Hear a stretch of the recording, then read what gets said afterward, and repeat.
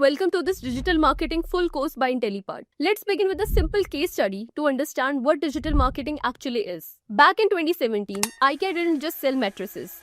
They invited people to win at sleeping. The campaign was simple and the idea was clear. What if sleep was treated like a sport? They showed through their campaigns everyday people stretching, adjusting pillows, and perfecting their sleeping postures, just like how athletes do before a big match. It was funny, relatable, and instantly memorable. They created interactive content, sharing sleep tips, and building real conversations around better sleep habits. This resulted in a significant increase in sales, massive growth in brand awareness, and a stronger connection with people's lives. It proved one thing: when you tell stories that connect, selling happens naturally. And that's exactly what digital marketing is all about. It's not about just posting online or running ads. It's about understanding how people think, what they search for, what makes them click, and what turns their attention into action. It's the balance of creativity, psychology, and data. In this course, you'll explore everything that makes brands grow: SEO and content strategy, social media marketing, paid ads, email campaigns, influencer marketing, analytics, and performance tracking. We'll guide you step by step using real tools, real examples, and practical insights. By the end, you'll be fully equipped to apply your skills to your own projects, business, or career. So if you want to know how brands grow online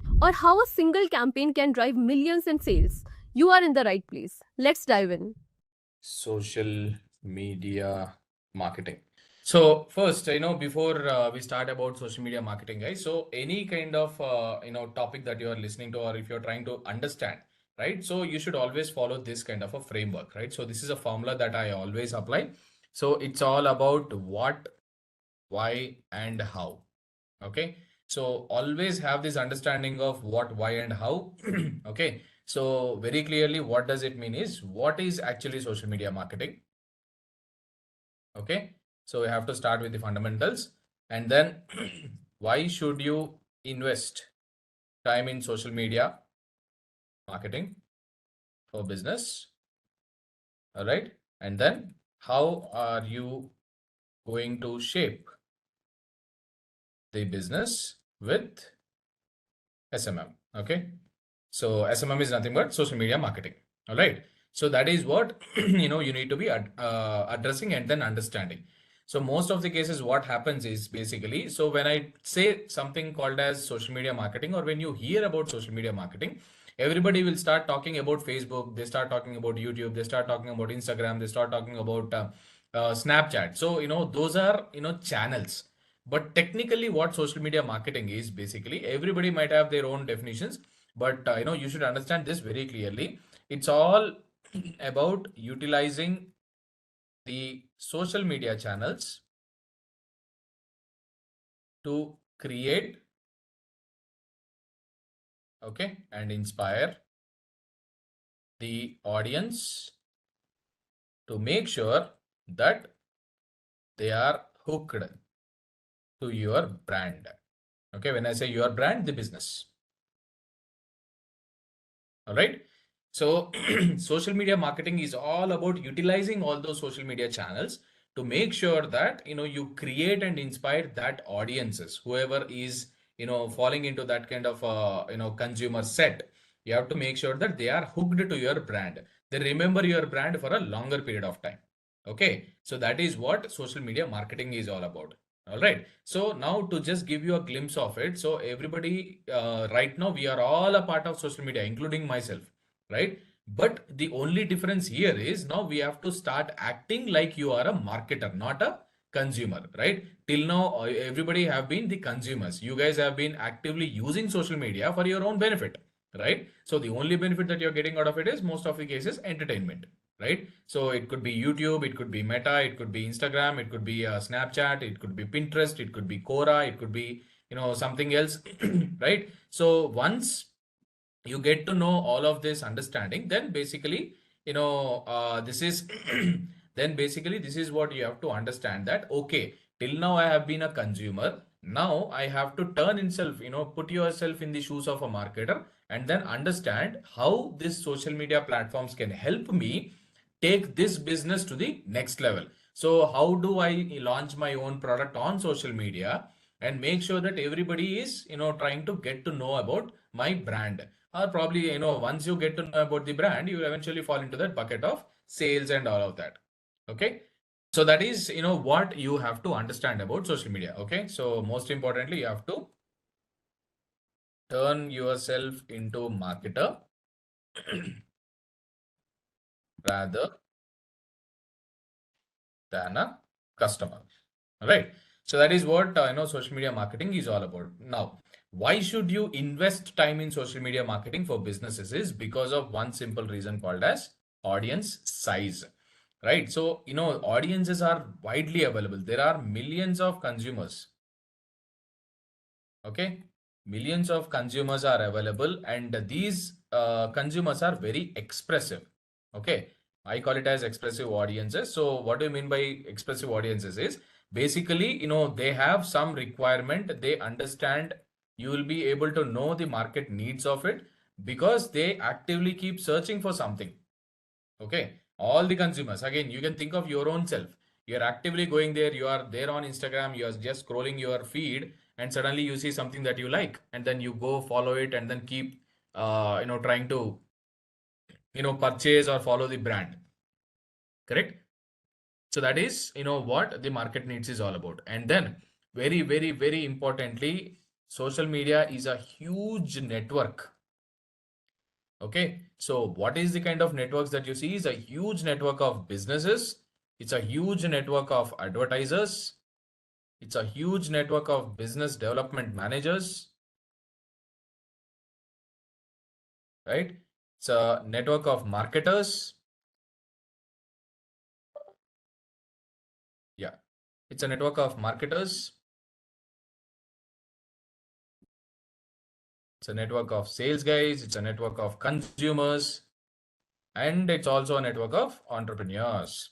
Okay. So when I say social media marketing, I'm saying all the platforms, right? So it could also include LinkedIn. It could also include, Facebook, all the platforms that we have discussed, right? So, all of these people are there. The business people are there. We have advertisers who are trying to promote their product. There are business development managers who are trying to, reach out to, this thing, right? And then there are marketers who are actively trying to promote their own brand. There are sales people who are trying to communicate with you saying that we have the product, sir, why don't you buy it? And then there are consumers who are actually a part of all of the who are actually the target for all of these people, right? And then there are entrepreneurs who are actively trying to understand how the social media works and probably see the space where they could launch their own product.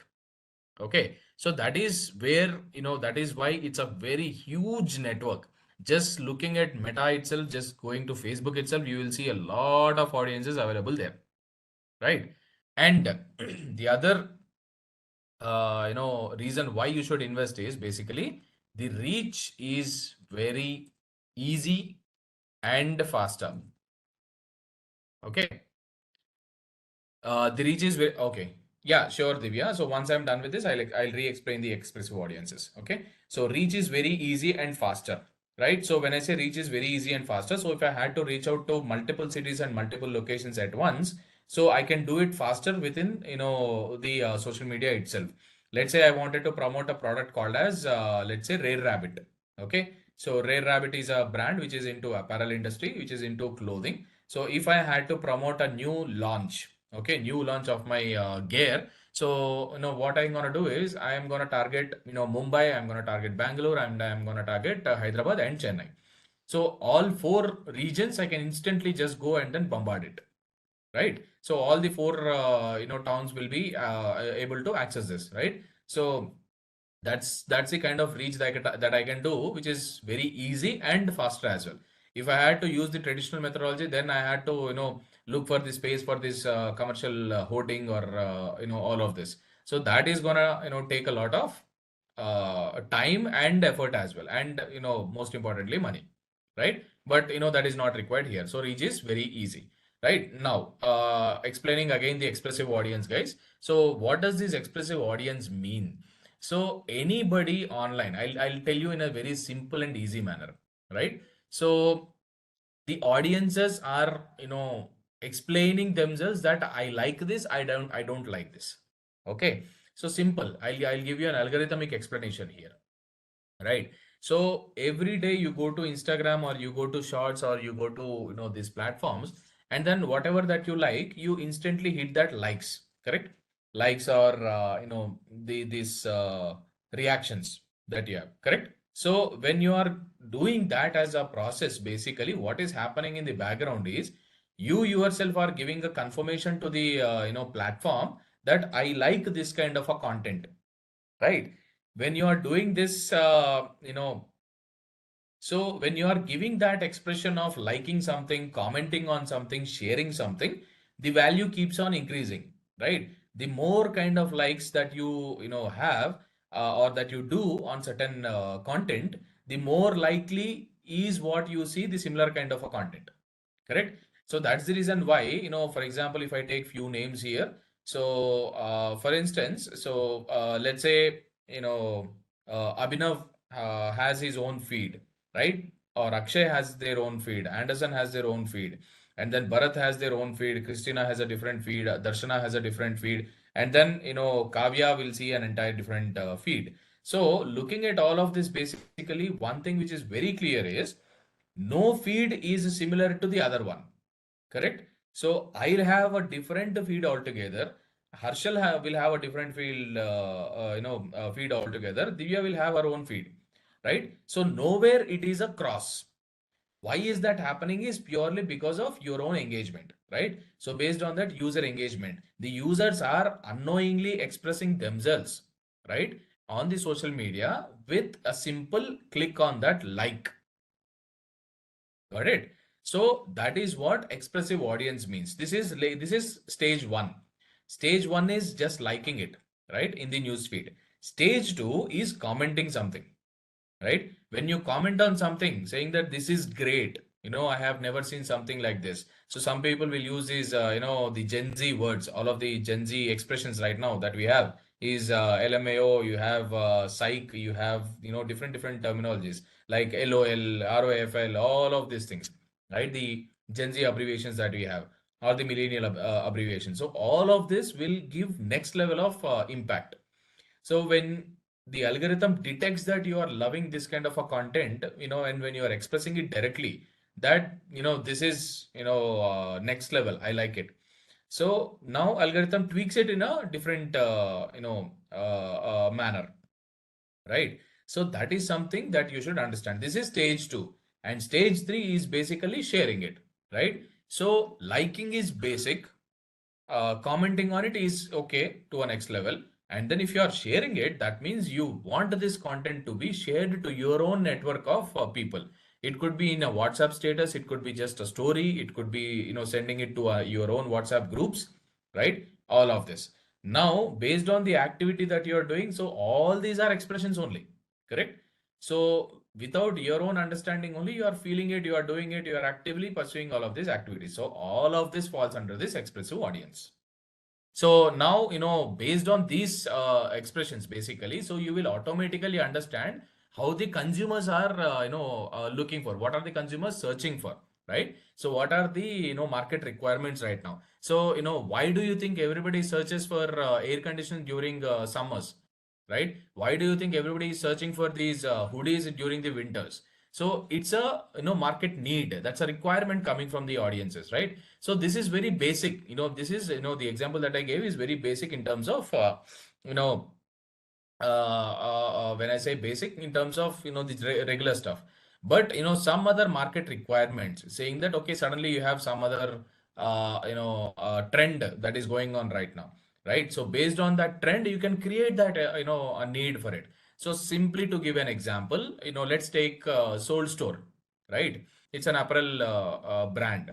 So which is purely into these fandom, right? So DC Comics, Marvel, all of that. They imprint Iron Man, Batman. They'll do, all this imprinting on the t-shirts and everything, and then they simply sell for it, right? So then people automatically, one or the other way, they start searching for similar kind of a this thing, right? So that is where you can tap into the market needs. But does anyone search for products on social media? Yeah, yeah, absolutely. So there is something called as marketplace, Avirup. So, if you go to Facebook, you will see something called as marketplace. So there are a lot of audiences who actively search for it, right? But I think probably you are comparing with Google search. Google search is dominant. Google search is the next level. So probably if Google search is 100, I am talking about social media searches, which is basically probably, 10 to 20% of what Google is doing. Okay. But still people go to that marketplace, look for, those kind of products or, anything. So because of only one reason, they might get something as an offer, right? And that is, what you get in the expressive audiences. I mean, get through the expressive audiences, right? How do we get to know which product that customer is searching on social media? So you will actually have all the insights, Deepti, right? So basically, you'll have insights coming from social media. So there are a lot of tools also which we'll be discussing on the go. I'll explain, very critically what are those things and what kind of tools we can use. How do we know what kind of products or what kind of searches are happening on social media? We'll get to see all of that in the upcoming sessions. Okay, so I'll explain that when the right time comes. Yeah. So, that is what, we have with the audience size. And then, basically other reason why you should invest time in social media is one of the reason. So basically, what happens is when you're trying to use this as a business, it is much more convenient compared to the actual marketing, the traditional marketing methodologies, right? So that is why you have to make sure that you are understanding this thing right, and you're understanding the audience, the type of audience that we are tapping into, the kind of audiences that we are tapping into. All of this is a part of the process, right? So that is where you need to keep an active, time in terms of understanding the consumers more and the product more, rather than the platform, right? So everybody does this in reverse. So what people are doing is basically they are simply starting away with all the social media channels and then starting to create content, and then they are trying to dump the content across social media, right? But what's the point of doing it? I'll just give you an example, right? Let's say there are male and female, who is a boyfriend and a girlfriend. Okay, so a boy and a girl who are in love, so they are I mean, who are actually falling in love. Probably, imagine that the boy has a crush on her, right? So now when they first try to go on a date. Okay, so the boy approaches the girl and then he is trying to, impress her in certain way. Now, when he is trying to impress her in a certain way, obviously there is certain, there are certain rules that, usually people follow, right? I don't know what Gen Z is following right now, but at least, when I was in college, so we had certain, decorum that we used to maintain when we are approaching girls, okay, in terms of asking for a date, right? So you go, you dress well, you talk well, you make sure that you are, putting your proposal right, you're trying to impress her, you're doing, as a boy you are trying to do that, right? At the same time, the other person is also trying to accept it based on the kind of proposal that you're putting, right? Now replicate the same concept here in business, here in social media, right? When it comes to social media as well, you cannot go as you wish, right? You need to follow certain rules, you need to understand what the other person likes, and based on that you have to make sure that you are giving your value in that, correct? So when I know that when I know that my crush likes these kind of things, I try to present her as gifts when I approach her, correct? So if I'm not doing that, I mean, that's a way of impressing the other person, correct? So now when you're trying to do that on social media also, you have to have a similar kind of an approach. You have to treat your consumer like your girlfriend or boyfriend, right? So at least you have to think like you have only a few chances available, and you have to take that chance in terms of proposing them right, right? So the only discussion that you have is, the limitation that you have is the product. You have to impress the consumer in all ways possible to make sure that the consumer is liking your product in the first place, right? So you cannot take chances later, right? So that's the biggest catch. So based on that, you have to start looking at a social media slowly and steadily, understanding the consumers, right? Understanding the kind of audience you want, and then start building everything from there. You are now actually looking at a different side of social media marketing altogether, which you must have never seen before. So, that this is the new way of approaching social media, and this is the only way that you have to start looking at it, right? Unless and until you see this kind of, direction, obviously you will go blind, right? This is just like, trying to win an Olympics with no practice at all, right? So that is why your approach towards social media marketing has to change. All right. So that is the reason why, we are discussing this in detail. And now we'll move on to the next phase, which is the how part, right? So how do we do it? It's all about the strategy. Okay. We have to figure out the strategic ways to ensure the business goals are met. Okay. So just by dumping the content, with all those pointers is not going to help, right? So we need to make sure that we are figuring out all the strategic ways possible to make sure that we are reaching that customer, we are trying to satisfy the customer, right? To a certain extent. Okay. So those goals usually will be, divided monthly. So you will have monthly goals. Some businesses will focus on quarterly goals. Right. Yeah. So monthly, quarterly, and then you will have half yearly goals. Okay. And then annual goals. All of this consistently you will have, together. So, these, particularly basically, absolutely. So, this is something that, we all should invest. We all should understand very clearly. So not just this, guys, not just in terms of social media, always apply this logic of what, why, and how. Okay. So, when it comes to, what, why, and how, so you need to make sure that you are understanding the logic of everything, right? So it could be an interview, right? It could be anything. Okay. Now, how are we gonna, shape? Basically, we will start with the annual goals, right? But at the same time, you also need to understand, there is something called as a marketing funnel. Okay. So you can use it for digital marketing funnel also. So, okay, let me put it in digital marketing funnel. Okay. So what is this funnel basically is, so, for any kind of a business, okay? So first and foremost, what has to happen for any kind of a business or any kind of a product, right? So you always need to have to create awareness about the brand, right? So what do you mean by brand awareness is basically letting the customer know that this is my product. Okay, so these are the benefits of the product. These are the reasons why you should use this product. Okay, and this is also, I mean, you can put all the reasons why you should use this product. That is where you have it.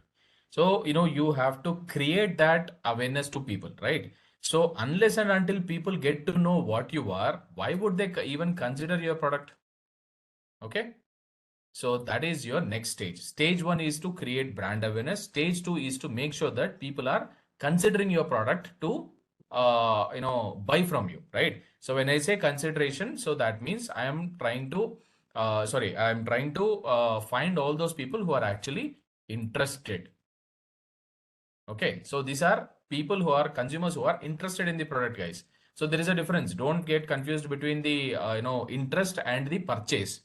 Purchase is different, interest is different. I like the product, but that doesn't mean that I buy the product. Got it? So the customers are interested in the product. So they want to, know more about the product. I'll give you an example, then you will understand it better. So they want to, get that detail. They want to know more about the product so that they make decision. Gets easier at this stage. Okay. So that is your consideration. So now once people get to know that, okay, now they are trusting the process, that is where your conversions happen. Okay. Conversions are nothing but a sale coming from the customer after they have thoroughly understood the product and the benefit they can get, right? So that is what, we call it as conversion, right? And after the conversion also, there is something called as post sale experience. Okay, post sales experience is basically they trusted you, they bought the product. Now they are going to give you the reviews about your product. Okay. They are going to become your testimonial. They are going to become your referrals, right? So that is your 4 stages. So this is what we call it as a funnel. So why do we call it as a funnel? Basically is, let me show you why that happens. So I'll give you a very simple example. All right. So let's say there is, a product. Okay. Okay. Let me write here itself.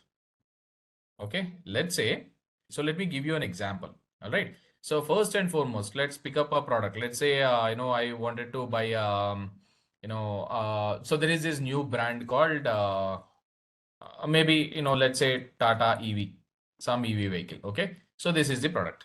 So this is a new product which is in town. So I had to create brand awareness about it. Right. So now what I'm going to do with this brand as a Tata, as a company is I'm going to create, social media post. Right. So now this social media post is seen by, all the audiences. Let's say this social media post is seen by 10,000 people. Okay. 10,000 have actually seen it. Right. Now, out of these 10,000 people, do you think all of those will be trying to consider my product? Absolutely not. Correct. So just by, showing this to 10,000 people, can I expect all the 10,000 people to like my product, to like Tata EV? Absolutely not. Correct. So everybody might not like it. Correct. So out of that, I am assuming that 30% of social media post might be considering, right? So that leaves me, what is 30% of 10,000? 30% of 10,000 is 3,000 people, right? So 3,000 people might consider, might, I am not 100% sure. I am assuming that 3,000 people might consider that, okay, this product is good, right? Now, out of 3,000 people, do you really think, these 3,000 people will become my consumers? I mean, get converted to buying it? Again, absolutely not. I'll take 10% of it. 10% of, this considered audiences, 10% of consideration, that becomes 300 people who have chances of buying, right? Now, out of these 300 people who have that chances of buying, there might be again 10% sale, 10% conversion rate, right? So 10% of it is 30. So finally, I might get 30 sales, correct? Look at the numbers. If 10,000 people see it, there is a chance of 30 sales. Again, 30% and 30%, 10%, these are all bigger numbers, right? So you see, basically this is a funnel. So the awareness has to be created to these 10,000 people. So that is, 30, that might lead you to 30 sales. But if my, conversion rate, if I have to make sure that I am selling 300 units, then this has to be at least 1 lakh people. Got it? So that is what you have to think about. That is exactly what this is. So now people will, come to you and then say that, no, no, I directly want sales. I want conversions directly. So which is very bad. You cannot do that. You cannot create conversions unless and until you create this brand awareness and consideration. Got it, guys? Clear, everybody? I repeat myself, simple. If there are 10,000 people who have seen your product, out of that 30% might, showcase interest in your product. And out of these 30% of it, 10% might consider your product. And out of 10% who has, considered your product, only 10% might convert. 10% of this one might convert into a sale. Might, again, this is also not 100%, right? So because of this only, you need to follow a funnel, right? So that funnel involves every kind of a product, any kind of a product, you has to go through these stages only, for sure. Without these kind of stages, there is no way that you can surpass the point of making sure that the sale or a product marketing happens, right? So all the thing that we are doing at these stages, these 2 stages, is all the social media marketing. Got it? So that's why we call it as a funnel. Clear, guys? Now I'll show you visually, so that you will understand much more easier. Okay. So digital marketing, I'll show you a visual explanation so that you will understand it much more easily. So this is how visually it will look like. So all the lead generation, stage that you're seeing right now, this is technically the sales part of it. Okay. Typically what happens is at this awareness stage, you are trying to use all this content marketing, social media, all the SEO, SEM and everything here at this point. Slowly, these guys will start getting, little bit of interest over a period of time. For them, you will use a different tactics. So you'll have decisions and then you have the action being taken. So it's a universal model called as IDA. So you create that awareness and then you drive them towards interest and then you try to ease their decision making process, and finally you let them take action in terms of buying a product, right? So all this process, I mean, all of you also will have to this kind of a you will go through this kind of a process at all stages, right? So everywhere you will see a similar kind of model working. Only thing is you as a consumer will never know that. Okay, so I'll give you one simple example. Everybody must have gone through Amazon, correct? You must have at least, at least recently also you must have gone to Amazon. So you must have done that a typical window kind of a shopping where you are just simply exploring a product, right? So when you check the product, you have gone to that product page, checked the pricing, checked the specifications and everything. Because of some reason, you exited the Amazon application at that point of time. You will exactly see the same product sometime later in a different website. Have you everybody gone through this? I'm sure everybody must have done this. Everybody must have gone through this kind of same product seeing or following you everywhere. They'll also follow you on YouTube, they'll follow you on websites, they'll follow you on Facebook, you'll get this kind of a following everywhere, right? So this concept of following you everywhere is basically a concept of marketing, remarketing. Okay, we call it as remarketing. Marketing again to the same person because I am assuming that this guy might like my product, right? So that remarketing happens at the interest stage, right? So this is at the second level, which is trying to create more interest on the users. Coming back to our mind map, and just to give you a little bit of heads up, so you have already learned this much till now. The next stage, the next bit that I'm going to explain is going to be much more interesting rather than this one. So which is understanding the consumer. Okay, so consumer day-to-day life. You yourself will be surprised. What are you doing on a day-to-day basis? Okay, so it's gonna be fun, right? So the one of the interesting aspect, why you should consider social media marketing is basically, let's take a day-to-day activity of a consumer, right? So day-to-day activity of a consumer. Think of your own self. Okay, so think of your own self, what you're doing on a day-to-day basis. Okay, starting with, on an average, I think people wake up at 7 a.m. in the morning. Yeah. So I think approximately 7 to 7:30 a.m. in the morning is what everybody wakes up. The moment you wake up, guys, the moment you wake up, what do? You unlock your phone, correct? That's what you do. You unlock your phone and then instantly what you do? You check the notifications, correct? You drag that this thing, right? So instantly check that notifications, and the first notification that you focus on is the WhatsApp, correct? So WhatsApp is always the first priority, correct? Yes. And then, you go to the WhatsApp and then you probably check your messages and, whatever that messages basically is, you try to do that, right? If you have nothing, then once you're done with WhatsApp, then you probably move on to Instagram, and slowly you maybe also look at Facebook or Snapchat, right? Or, you might go to YouTube as well. Correct. And I mean, you carry your phone everywhere.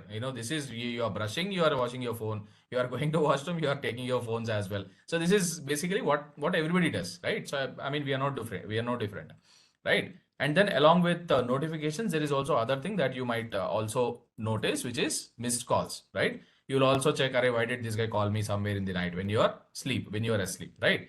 So now if you take the overall time that is getting invested here, so the average time, on an average, you will lose 30 to 45 minutes for sure.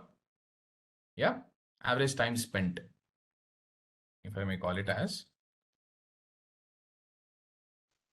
30 to 45 minutes, just like that. It's just flows. It just flows like, water, right? So once this is done, probably, you try to, get to your next level, which is the 9 a.m. zone. Right. So usually at 9 a.m., basically you travel, right? So either you travel to your office if you are a working individual, or you are probably getting some course like this, right? If you are going to office, then basically you are looking for Uber or Ola or Rapido, right? You are trying to do that, and in this process also basically you are checking the music apps, correct? You are either on Spotify, you are either on Ghana, yes, you are checking that Wink or maybe Geo 7. Yes. So at least if you are young, you will definitely have this, or else you will be on calls. If you are technically about 35 or 36, then, yeah, podcast, yes, anything, Spotify, any of it. So you will be on these things, right? So technically, again, here you will have that time zone that is there at 9 a.m., probably 9 or 10. All right. And then 11 a.m. What happens at 11 a.m.? You're trying to have that breakfast. Now we have gone to office. I checked in. Now I am happy. So nobody is gonna question me. So you are having your breakfast or a brunch, right? During this time also, you're not keeping your phone aside. No, you're having that reels or shorts, correct? You're checking those reels and shorts, right? Or you're actually checking your feed, right? You're going again to Instagram or to Facebook or to X or to LinkedIn. Correct. You are definitely taking, all of these things during, that breakfast and all of that. Correct. So this, technically you will have, yeah, match highlights, everything, all of that is gonna, consume that thing. And then, after this, probably if you are in office, you are working something, or you are actually, trying to be reach your friends or whatever acquaintances, right? And then if you take the next thing, which is 2 p.m., right? So, 2 p.m. is basically the lunchtime, right? Even during your lunch times also, what typically people do is they are checking the WhatsApp status, right? Or they are doing a chat, or they are doing that shopping thing, right? So they go to Mintra, right? They go to Amazon, they go to Flipkart, right? I mean, we all do this, no, on a regular basis. If there are any working professionals who are actually in the session right now, you will definitely relate to this.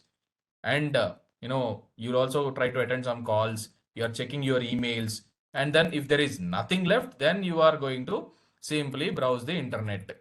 Okay, you are going to be basically you are just be trying to go to that internet zone. And there, now I'll tell you what people do, what people browse on internet. Okay, I'll just take an example of food. Okay, so since Indians are bookers basically, so we try to browse the internet.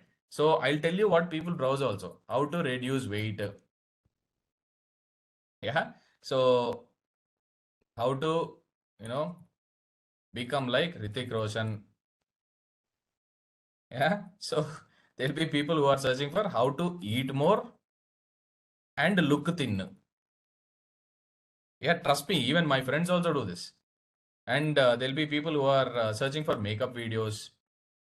Yeah, there are people who are searching for cooking videos, probably on YouTube, right? And then they are also trying to do that DIY, right? So this is what people do, and this is happening. This is definitely happening on that during the lunch times for sure, right? And all of this technically, easily it goes by 2 hours. 2 hours for sure. 2 hours is simply gone.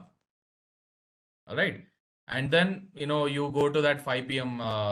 Section. So, I mean, after all of this done, you are basically tired, no? So you need a break, right? So everybody is now expecting this kind of a break. So you have that tea time. Now you are in a tea time mode. Yeah. Right. So the tea time mode basically is where you try to do, or, search for this workout, or, some kind of sport activities. You are trying to do the chit chat, right? So technically in the chit chat also you're trying to gossip something, right? Somebody or whatever is happening. You're trying to explore, travel or food order or sleep naps, right? So some people, who have, they also do the power naps, right? So they get little drowsy during those times, somewhere around 5 p.m. That's the reason why people go to that tea, right? They like to have a little walk. right? And then, obviously Googling if there is nothing left. Right. So this, if you see, all the activities that is happening on a day-to-day basis in any single individual life, right?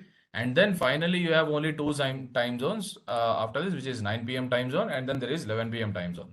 Okay. 9 p.m., we everybody will do, what is happening. So you are focused on that food ordering, right? Or you are looking for some party places, right? If it is Friday, right? Right now we are on the Saturday evening, right? People must have done that, right? They are looking for maps, they are looking for next day plans.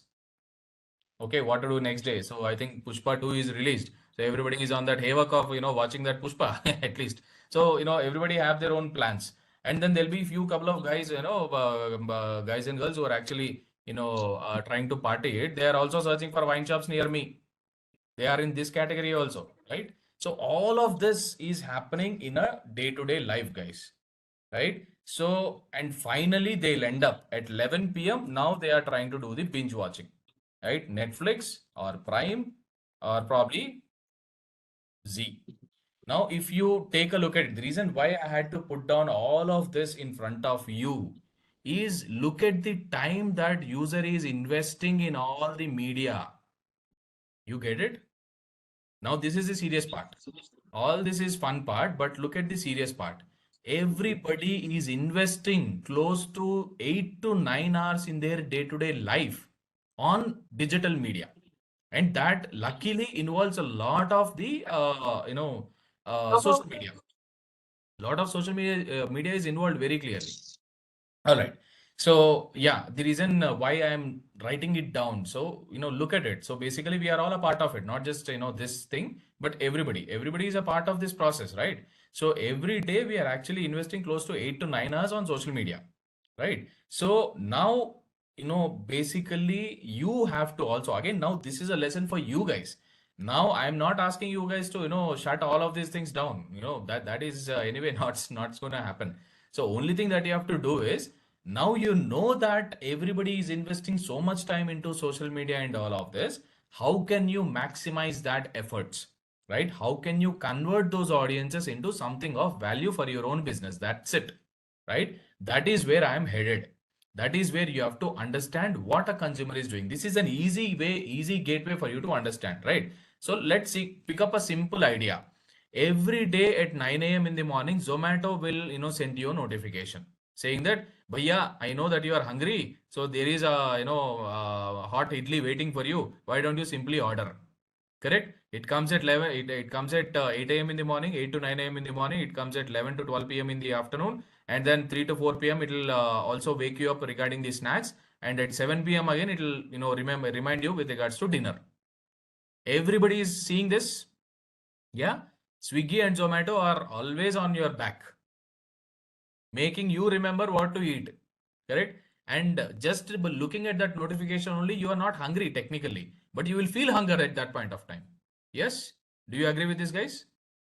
Zomato and Swiggy does that, right? And the moment you open YouTube during those times also, you will see that instant 5-second ad. Hungry, order now on Zomato. You will see that hot, smoky air coming in that, video. Correct? So you will have that craving for that McD. You will have craving for that biryani. You will have craving for that ice cream. You will have craving for that, chai in the evening. All of this is that only, right? Okay, how do they decide which food to promote? It's simple. I mean, when you are in the mornings, you will see the breakfast mode.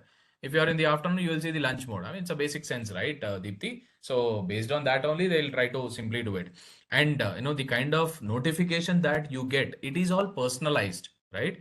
When I say personalized, they know what you have ordered recently, right? So, if Zomato can understand what, Hemant is ordering usually for breakfast. And the most ordered on breakfast is Hemant's favorite, no? Correct? You guys get it, guys? Whatever I order, multiple times, that indicates to Zomato, it's a simple data analysis. So that indicates to Zomato that Hemant like this. And so they'll, keep constantly sending me those kind of notifications only, right? Hot, sambar idli is waiting for you. Being in South India, you'll get to this. masala dosa is waiting for you. Ghee karam masala dosa will come, that as a notification, right? And when it is lunch, basically, since I am in Hyderabad right now, it will always prompt me to check for, biryani over there, right? So now, based on this, you need to understand the importance of what we can do with the social media very clearly, and then make sure that everybody is, catered to that business. All right. So yeah, so moving on to the next aspect of it. So knowing that we now clearly know that there are a lot of audiences on, the platforms. So we are now trying to understand the network. Okay. So what are the options available for us, right? So we call it as channels. So what are the channels that are available for us, right? One of the first and foremost important aspect of it is Facebook, like we already know, right? So few of you might be thinking that, sir, we no more use Facebook at all, right? But you have to look at Facebook as a very dynamic platform, because this is giving us very critically two major aspects of it, right? So though we might not actively use Facebook, there is a lot of potential still even today on Facebook as well. Okay, so Facebook is offering that personal profile first. Okay, and then it is also offering for us to have our own dedicated business page. First and foremost, I think, personal profile, pretty much everybody knows about it. I'm not going to take too much of, detail here. So where, every profile has a dedicated profile picture attached to it. You can add your bio to it. Okay. So basically everybody, doesn't write anything at all. So you have to now start acting as the representative of a business. You have to present yourself as a marketer, right? So you have to do little bit of, cleaning, right? So always try to write who you are and present about yourself. Okay. So I know what is there in your Facebook also. I can, understand and relate what is existing on your Facebook.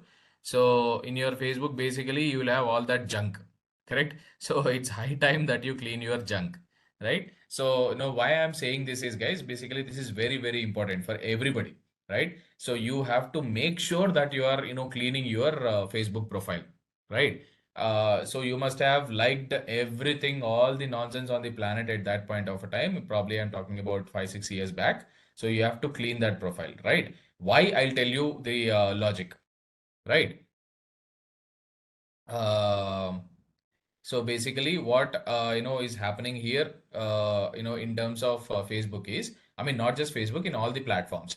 So very specifically, why I'm talking about Facebook more is you have to stop, following all that junk, following all that likes, shares, and comments and everything, whatever that you have been doing. You have to start putting yourself in a different zone altogether. Okay. Why is basically till now you have been a customer. You have been enjoying the entertainment, for your own self, but going forward, you will be under a scrutiny when you are representing a company. So technically, when you're digital marketing for some product or a business, so basically what's going to happen is they are going to come after you. They are going to look at your, Facebook profile. They are going to come to your LinkedIn profile. They are going to come to your Instagram. They are definitely going to get connected with you on these platforms. Correct? When they are trying to get connected with you on these platforms, and if they come to your profile and then they see that you have shared some love failure YouTube song on your Facebook. So, imagine how awkward it looks like, correct? So that is something that you should be very careful about, right? So never make yourself, put in that zone of vulnerability, right? So people are gonna instantly judge. This person, is not even looking like genuine. This person is not even, being professional. So he says all the professional things over, the other channel. But when I look at their Facebook profile, it's very dumb, right? So you should not look like that, basically. So you have to make sure that you are cleaning all of that junk from your social media, right? Even if it is hard, you have to do that. So there are two options, basically. Either you clean that junk, or you can simply, shut it down and then start creating a new one altogether, right? So that's really, really important, guys. You have to make sure that you're doing it. Okay. Sir, for SMM, an old account will give a good lead generation, or we can create a new account for SMM. No, old account will always have a better value, Shanmuga. Basically, that's the reason why I'm saying to clean it, right? So when I say clean it, basically Facebook always, puts older accounts into first preference, right? So I mean, the more older your account is, the more value your account has. That's it. So your account, ad account will be activated. Your profile also has some weight. I mean, when I say profile has weight, your constant engagement has to be there. Just being on Facebook is not going to create any value. Okay, so you have to mind that, right? Yeah. Now I'm coming to that point only, Deepthi. So now all the things that I'm writing right now, that is where you start cleaning your junk, right? So you start with your bio, right? And then after the bio, the details, right? So what kind of details you should be focused on. Okay, so try to put your study details, your academics, if it is comfortable with you. Okay, and then make sure that your relationship status is straight. Okay, so don't put into that in a depression mode. Okay, don't try to upload all of that content there, right? And then along with that, make sure that your photos, whatever that they are available, they are very decent enough. Okay, try to create a folder, and then to save all of that. And then whatever that you have liked or followed, you must have liked or followed some meme content or any of it back then, so that is still existing, right? Make sure that you are you know uh, only keeping those things which you prefer to have in your feed, right? And then start focusing more on business, celebrities, influencers. So try to like or follow. So basically you are just making sure that everything is right? So similarly in the profile, this is what you should be doing. Similarly for business also, you will have something called as logo or page created. So for this you will have a logo, you will have a cover picture.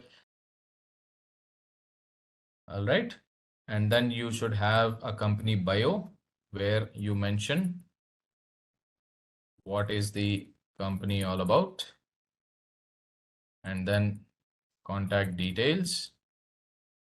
You have to mention the website, okay, and the email address. So these are mandatory things, guys. So if you already have run Facebook pages, then you must have known this by chance. But these are mandatory things: website, email, and mobile number.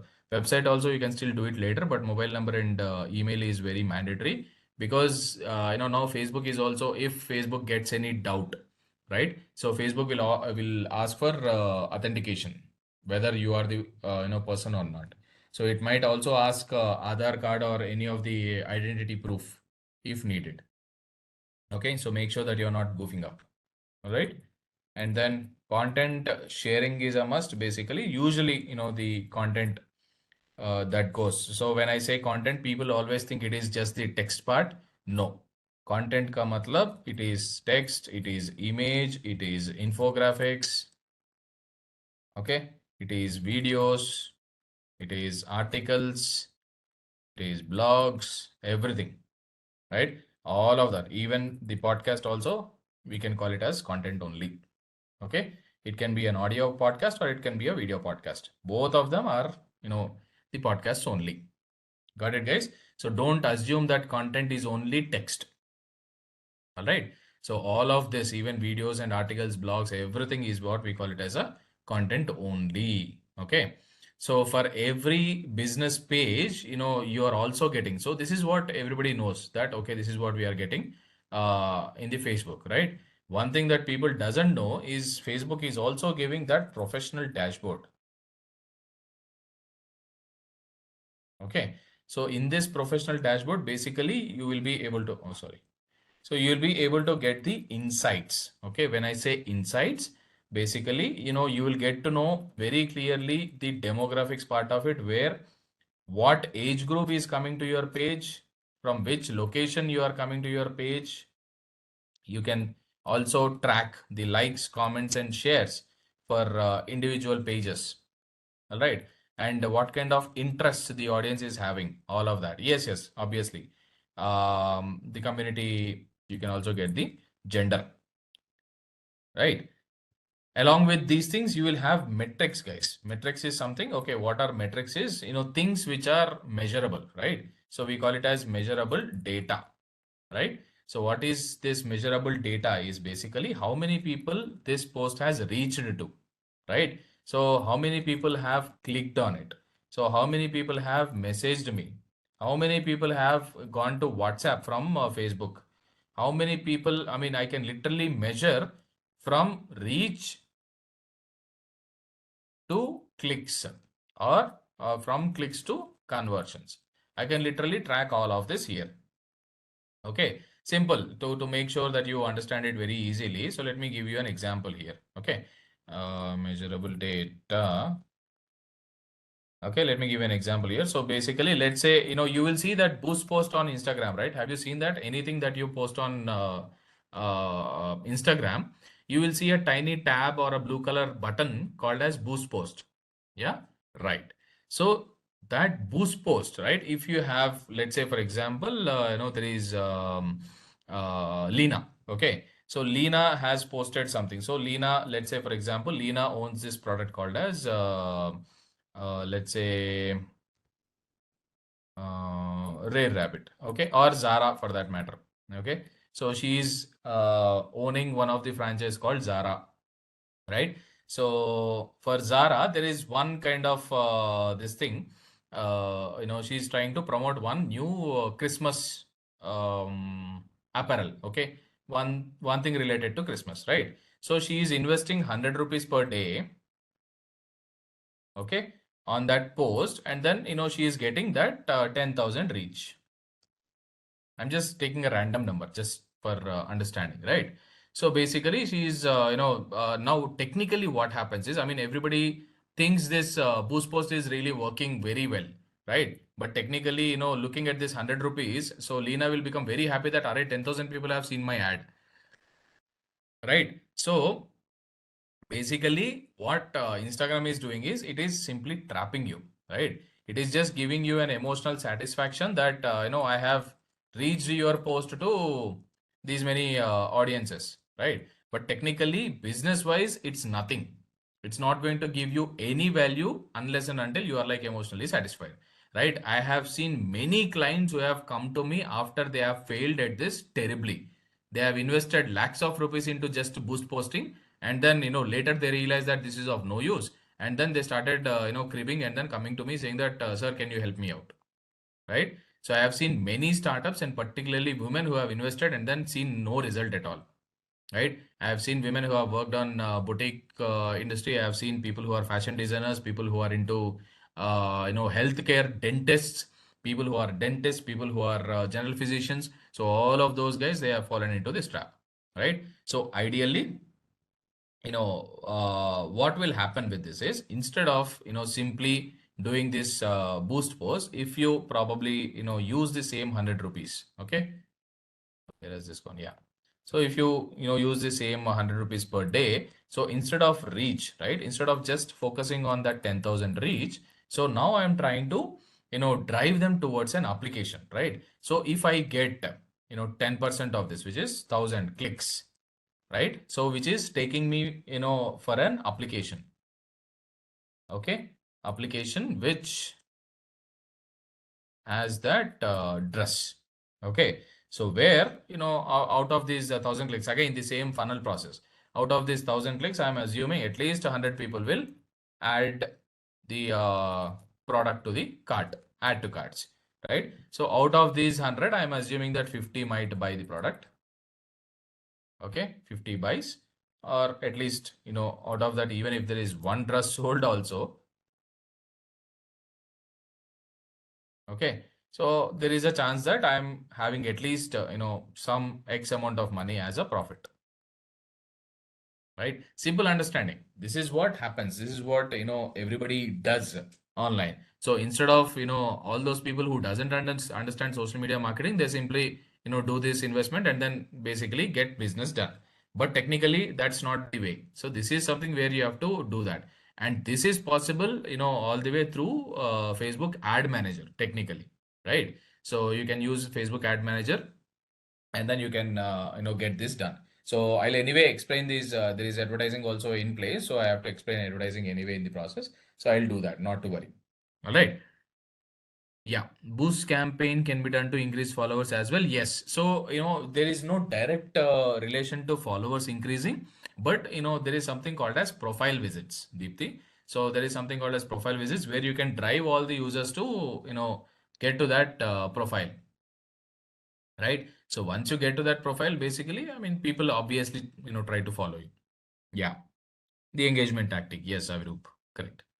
So that is what you have. And apart from these metrics, the next thing that you have along with the professional dashboard, in the professional dashboard only, you will have that settings and privacy options. Okay. And then you have security options where you can, you'll have that email verification, two-step verification, two-step authentication. Okay. Two-step authentication is basically, I mean, if anybody is trying to hack your uh, Facebook page or something, you can, do some activity there, right? And then apart from this, you have, something called as Ads Manager, which I was just saying. So where this Ads Manager will let you create those ad campaigns. Okay.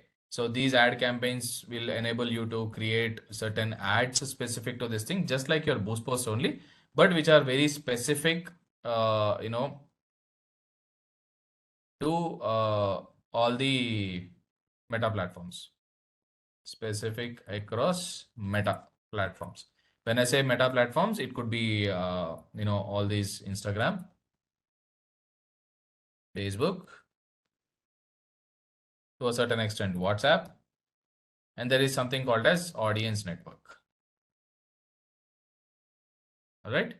So apart from these things, there is also Messenger. All right.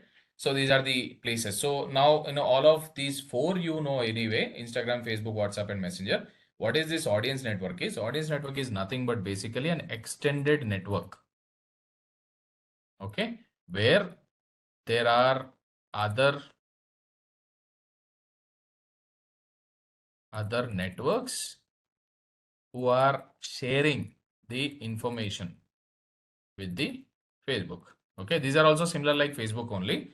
So these guys are running their own platforms in different channels, but they are also contributing, to Facebook, saying that, okay, boss, I am okay if you share, whatever that you want on my channel as well.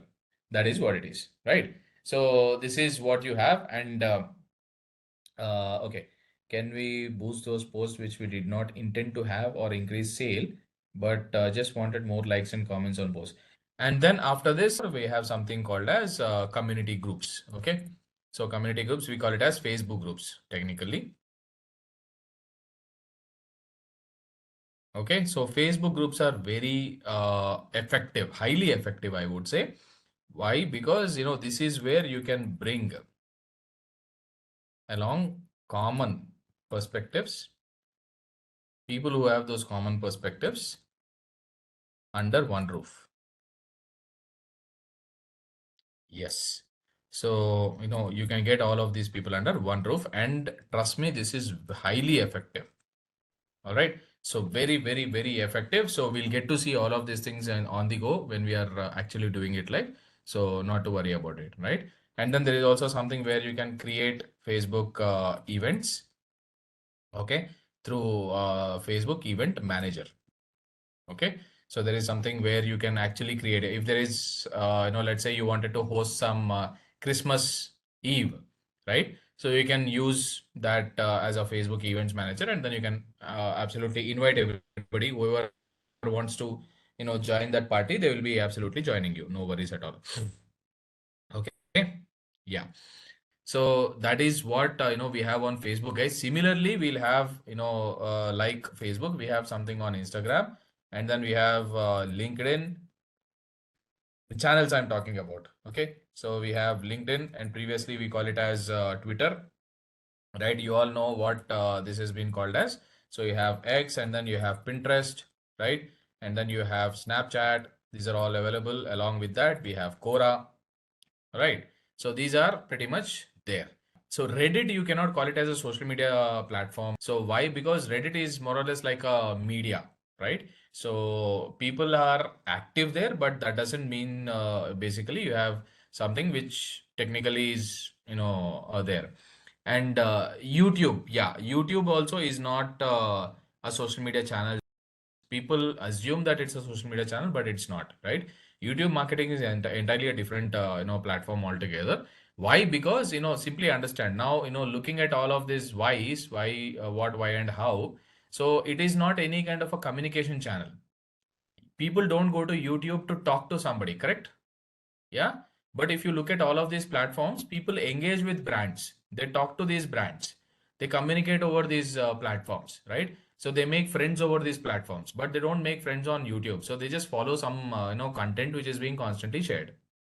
So never consider YouTube as a, social media channel, right? So there are certain people who, take it as a social media channel, but, my perspective is very clear. So never make sure that, never make YouTube as a social media marketing channel. WhatsApp for business is a, you can call, I mean, you cannot call it as a social media, but it's a communication channel again. That is also not a part of social media, because WhatsApp business is basically just for communication. You cannot dump the social media post like you are doing it on Facebook and all of that. And also it is very personalized, right? You cannot send it to everybody, correct? So if you see Instagram, whatever that you post, most of it is available for everybody. I mean, you can switch to be available for everybody. LinkedIn, you post something, it is for everybody. X for everybody. Pinterest for everyone. Snapchat for everyone. Quora for everyone. Except Instagram, there is certain setting that everybody cannot see it. If it is a personal profile, if it is a professional profile, everybody can see it. But WhatsApp business, unless and until somebody else will text you, they'll not know who you are. Correct? So it's absolute privacy. Got it? Yeah. So, yeah, WhatsApp channels, yes. WhatsApp channels, again, they have to subscribe to your channel like we are doing it for the regular Instagram stories and all of that.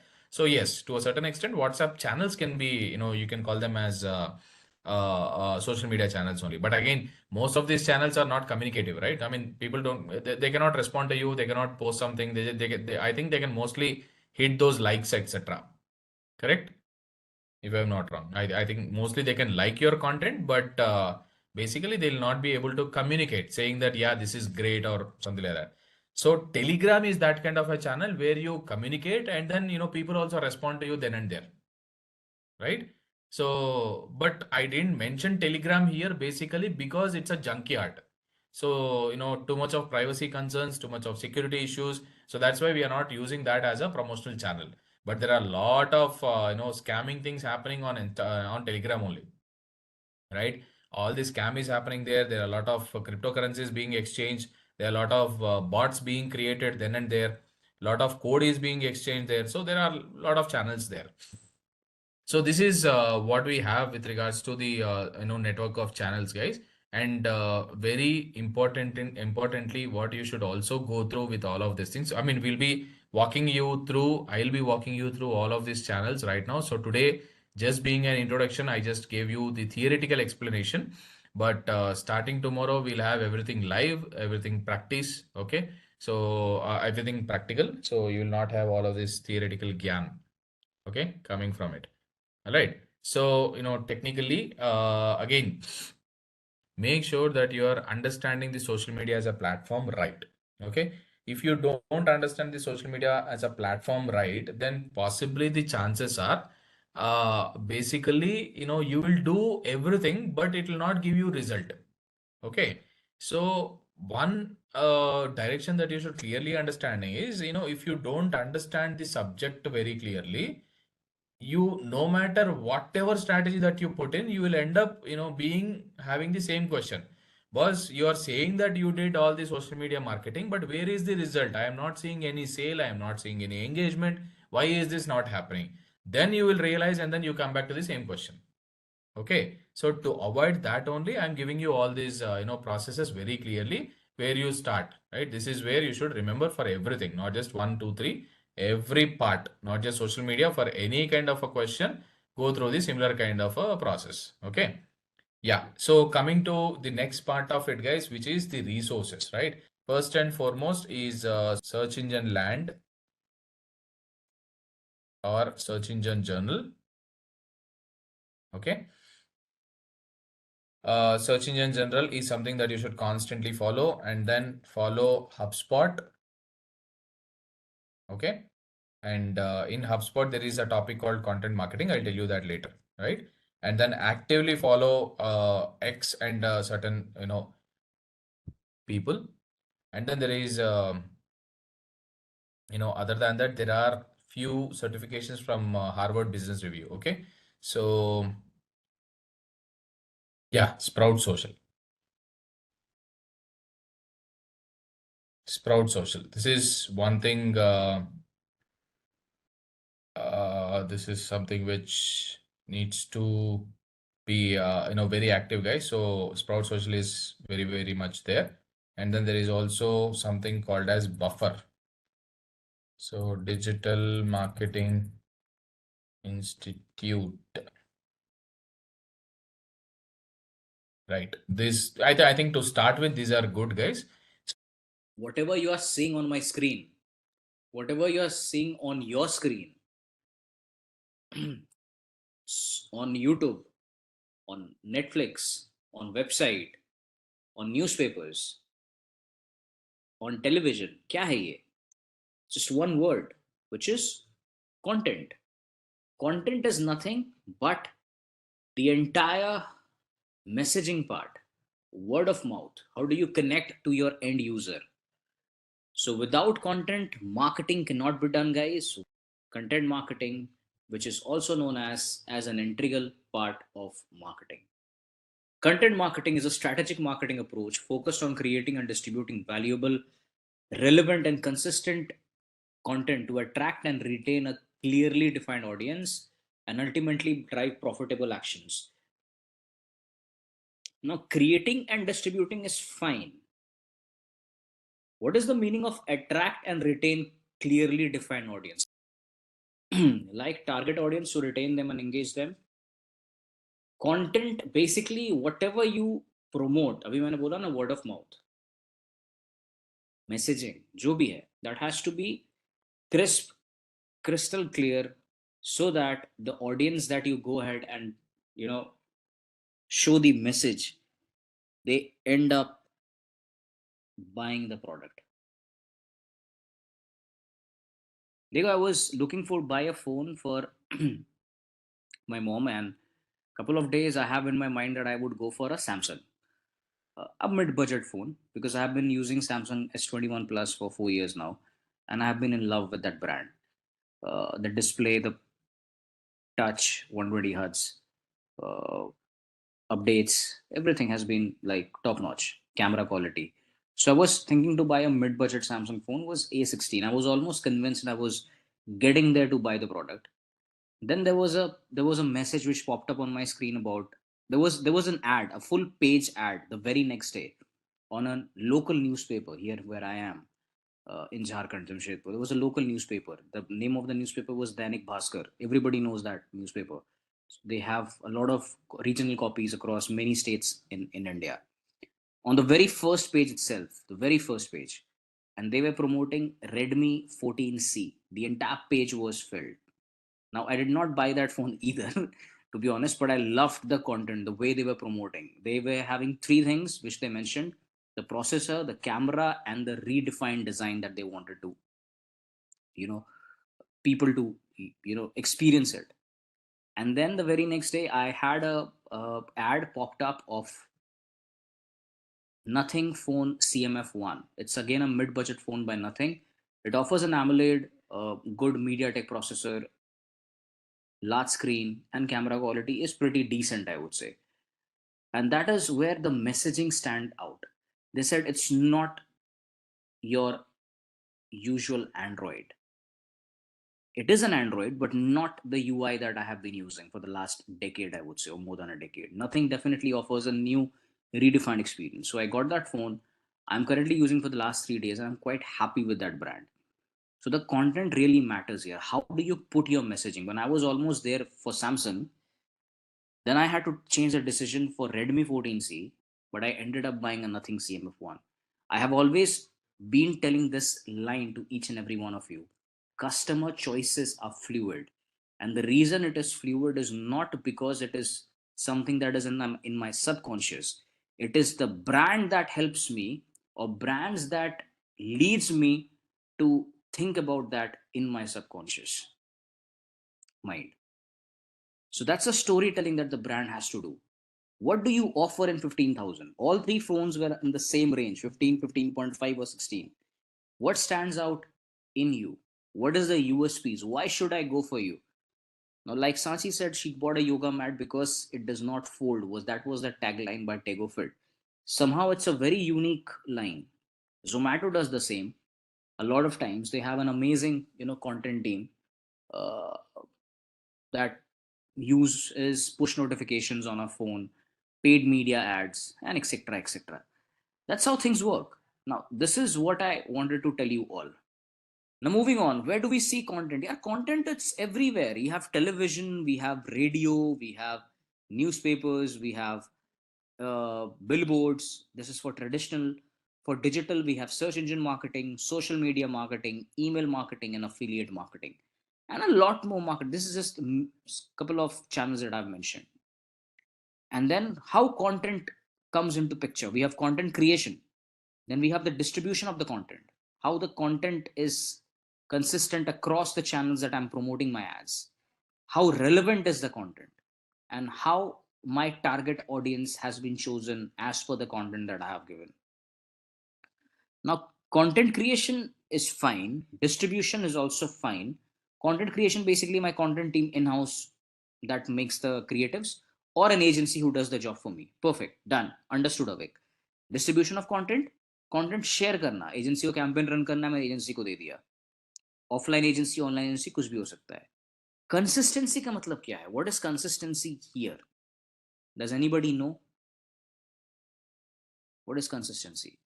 Loose interest, तो yes, उसके साथ अगर मेरे को और एक line जोड़ना है, you are losing out a potential user for your brand. And then किसके लिए अपॉर्चुनिटी एरिया बनेगा? For my competitors, for the affiliate networks, क्योंकि उनके पास पार्टनर्स ज़्यादा हैं. अभी हमने कहा था ना, हाई कंपटीशन है काफ़ी ज़्यादा. Affiliate will pitch in and they will start promoting your competitor का ad everywhere, and that's how things work. ये बस एक एग्जांपल है. So consistency, my friend, is very very important when it comes to content marketing. Relevancy, what is relevancy? चलो देखते हैं एक add.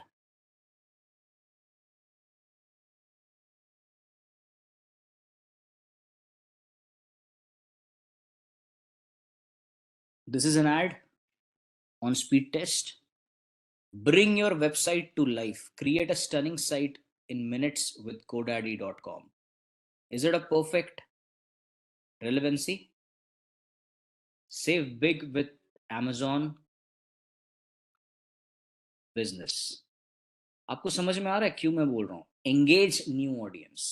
Save big. Save big को इन लोगों ने amber कर रखा है. Bold and amber. So that people understands that we have options where users can save. Bulk deals, get up to 20% GST savings, 15 crore products, plus products. Yes, no, maybe. So 3 ads we have from GoDaddy, 1 ad we have from Amazon. Coming back to the next part. Target audience is something that you choose, which kind of audiences you want to promote. Moving on to form of content. We have text, we have images, we have videos, we have audio. Now, we'll again get to that part थोड़ी देर में. Before that, एक काम करते हैं. Let's understand the form of content. Text. Let's go to google.com. Let's type cheap flight tickets. Is this a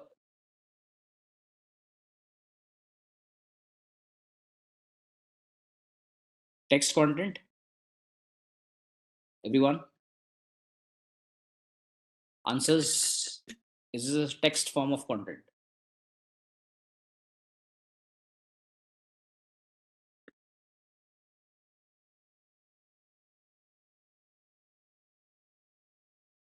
text ही है ना ये, पूरा तो टेक्स्ट है ये। एड्स की बात नहीं कर रहा, सिर्फ कंटेंट की बात कर रहा हूं मैं। And then images, this becomes your images.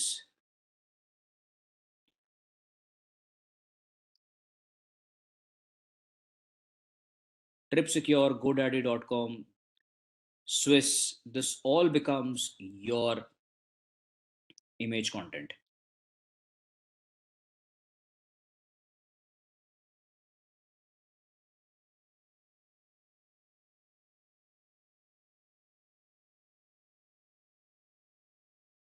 Then the content is videos.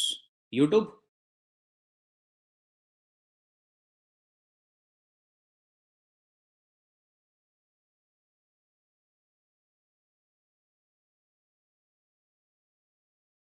What if I told you that the iPhone 17 Pro's camera system could completely change mobile? ये भी कंटेंट है वीडियो फॉर्मेट में। ऑडियो, ऑडियो में radio आ सकता है, कोई और आप चैनल पकड़ लो वो आ सकता है, पॉडकास्ट ऑडियो में अगर आप सुन रहे हो तो वो आ सकता है। सो या, different form of contents is something that comes up in text, images, videos, and audio. What are the benefits of content marketing? The benefit of content marketing is it creates brand awareness, it helps us in website traffic, it gives a competitive edge, it helps us in doing client engagement, our media visibility, and provides leads and conversion. All kinds of benefits content marketing gives, because from a top funnel to a mid funnel to a lower funnel, this particular marketing strategy helps us to drive actions at all levels. Now, I wanted to share an experience with you all. I was in Singapore in the month of November for a week.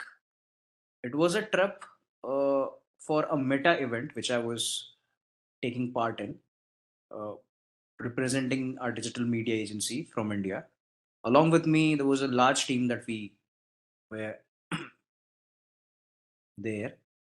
And across from 7 different countries from Asia Pacific, we had close to 250 participants attending an event of Meta Select program. Over there, we got a chance to do a good networking for 2 days, understanding a couple of meeting the co-founders and the people around who are actually involved in creating new features for Meta or Meta partners as well. Over there, I came across a software, two software basically. One is Sleek Flow, and the other is OmniChat. Now, what exactly are this?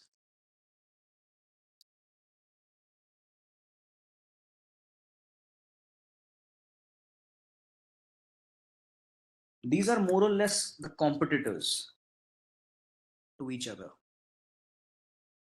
but providing something very unique.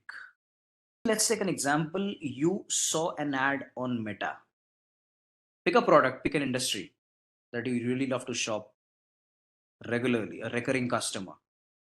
Not a brand, but a product. Then I'll tell you how exactly does it work. Face wash, coming under skincare. Now, how exactly does that work? So let's say the face wash that you have seen the ad on Meta, you go to the website, and the website, let's say,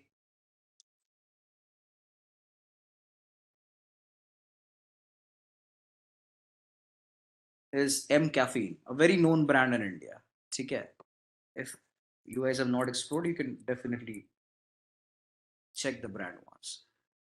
The moment you go to this page, there is a face wash, which is this. Let's pick this particular page. It says add to cart, and you go to add to cart and you place the order. Before you place the order, you exit the page. Kya hua? You exit the page. Now see how marketing takes to the next level. You have shared your email address there, you've shared your number there, but you did not buy the product. Immediately within 24 hours, this particular brand, OmniChat or SleekFlow, जो भी partner रहेगा Meta के साथ उस campaign के लिए, they will send you an automated message saying, hey, hi, we saw that you left your purchase in between. Do you want any help? We have certain offers for you. And they will send you this reminder after 24 hours. If you do not take any action, they will give you another reminder in 48 hours. Hey, why don't you check other combo offers with us? That will be a couple of 50% off that we can offer you right there. Then they'll give you a third attempt there. Not only that, let's say you have purchased the product after 15 days or 30 days or 1 month or 2 months, an automated message instantly pops up on your WhatsApp. So now the content marketing happens on WhatsApp itself. And you can actually, they'll ask you questions. Say, Sanchi, do you want us to suggest you certain other products related to this amazing face wash which you ordered? You might say yes, and they will give you a catalog within the WhatsApp page itself. Sare products ka in seconds. That is what OmniChat and SleekFlow does. And they have partnered almost like 5,000 plus brands worldwide. Now, this is pretty great. Now, why we have seen it all? Why is it important here? The reason why this is important here is now it not only connects to me on WhatsApp. If I'm a user as a digital marketer, hear me. Your data now can float on all the social media platforms. So I know Sachi as a user, as a cookie, she has started her ad interaction on Meta. I can retarget her on WhatsApp, Instagram, Messenger, Line app, Telegram. I'm not sure which logo is this, Snapchat or any other app as well, through one cookie itself. That's the power of AI. इसके ऊपर भी जानना चाहते हो? I can use that as an AI into my campaigns, and I can understand what has been the peak months for me, the locations, the average order value, which product should I push more during which week, which days, which hour. All of it through this particular app. This is what I was talking about, the future. In addition to this, I'm not sure whether you guys are using, we have Meta AI. This helps you draw creatives, get creatives from Meta directly. So there was a hackathon that we were part of where we were asked to create a presentation for Heineken liquor brand. Everybody is aware of Heineken brand? Yes, the alcoholic beer brand. Now, for Asia Pacific, there are a couple of dark markets for them, like India, Thailand, Indonesia, where they can't promote the ad. So we had to use surrogate advertising there, which means we'll be promoting Heineken brand, but not in the form of alcohol. We'll promote the brand in the form of merchandises, gifts, banners, but an actual advertisement will not be there for alcohol. Basically, जो हम Kingfisher करता है India में. And if you want to imagine, let's say, an image here by Meta. So let's say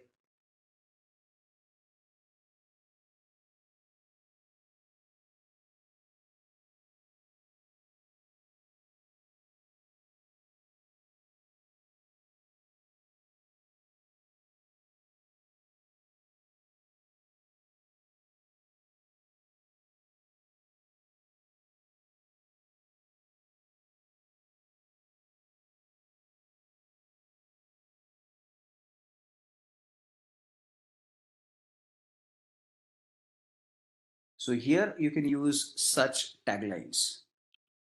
And if I want to use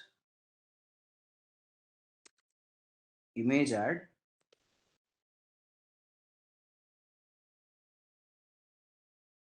it's not coming now, but usually यहाँ पे आ जाता है image ad भी आपके पास.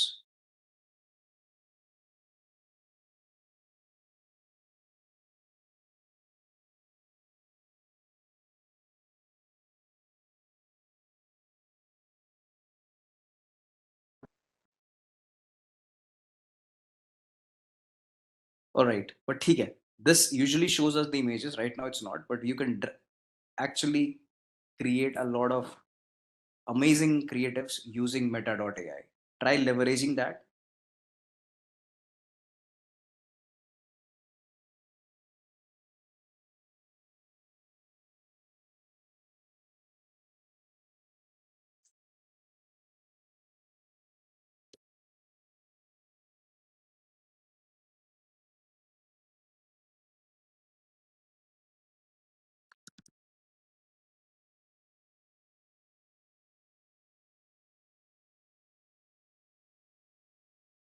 It's asking me to log in.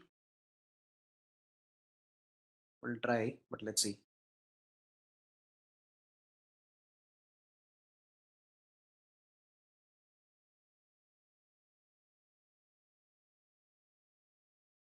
There you go.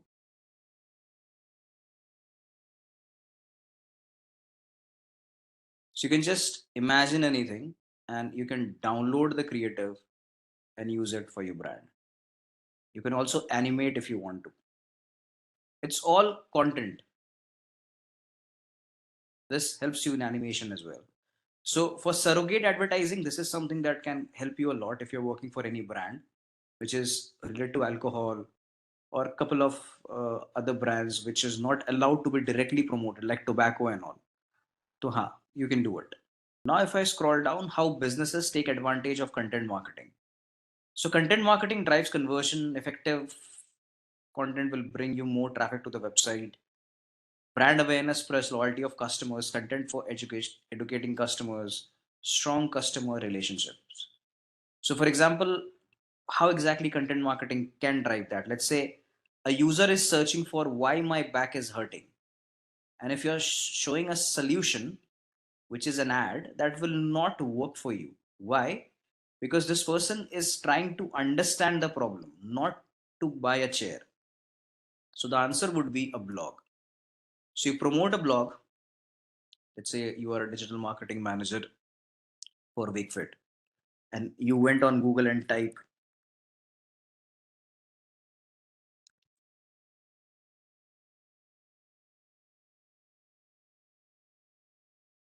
So if this is my search, I don't want an ad to pop up. Rather, I'll have a blog. If I scroll down, probably Wakefit ka blog is coming up here. Let's assume. And there you have understood the answer.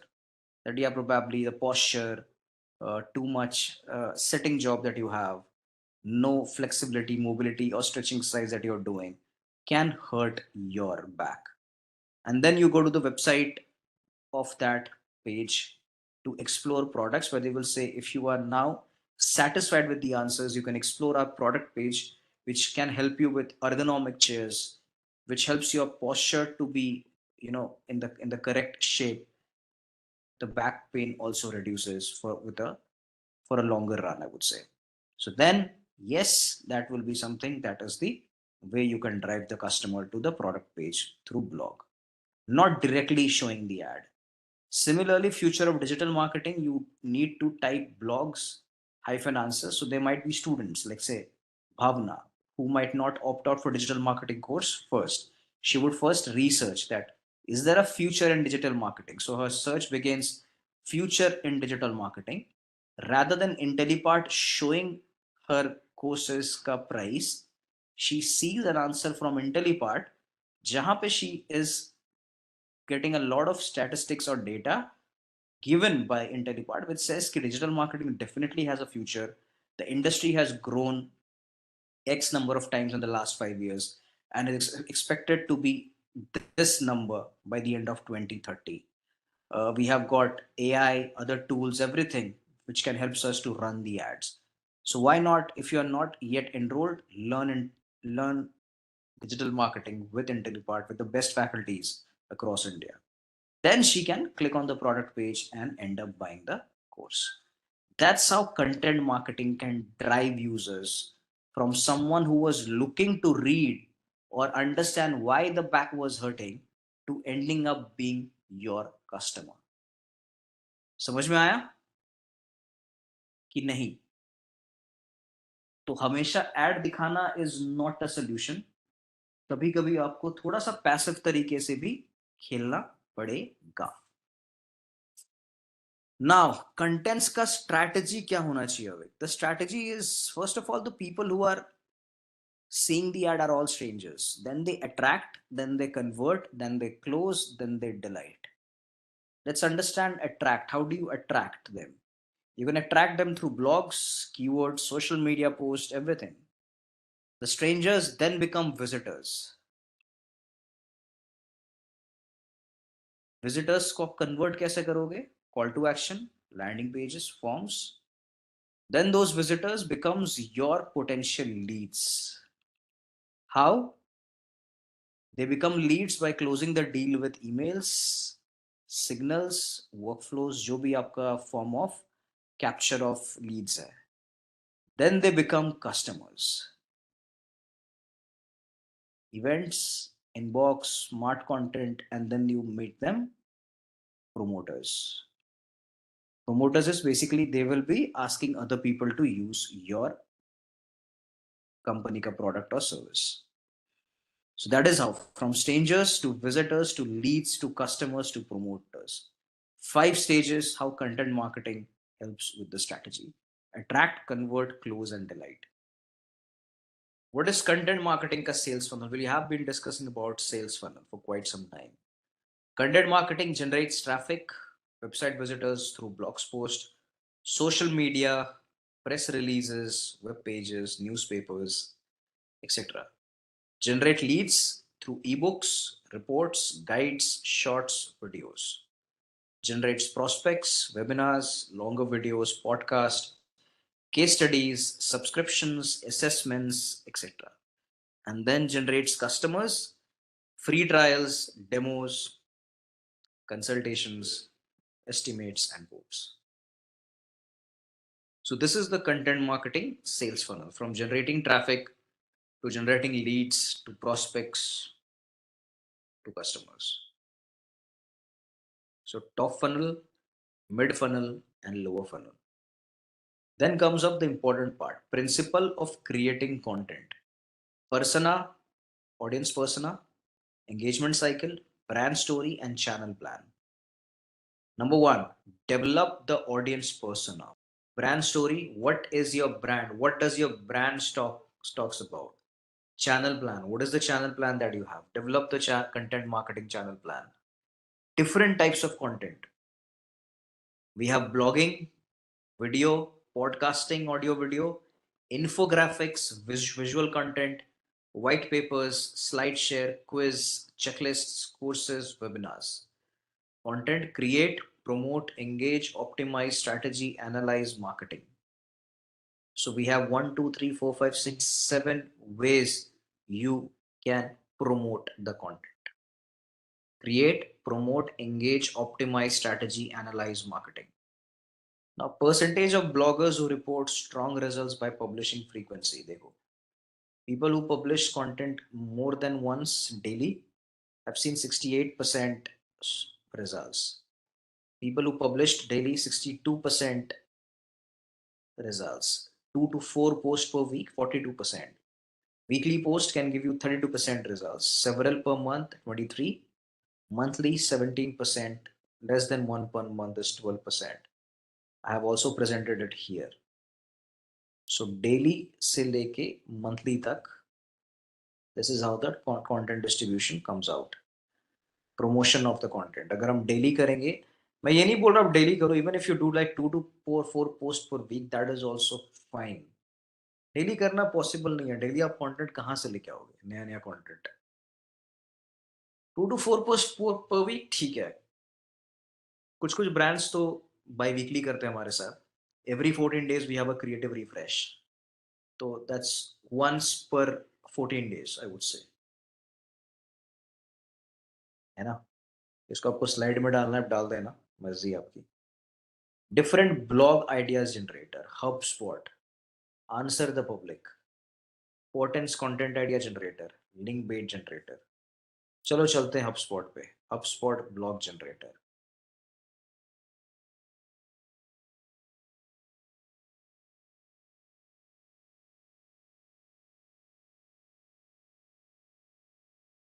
This website helps you generate topics for blogs.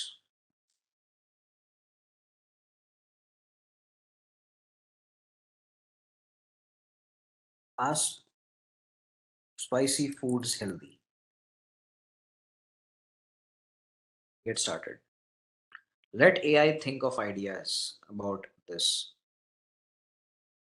So continue as just advertise at gmail.com.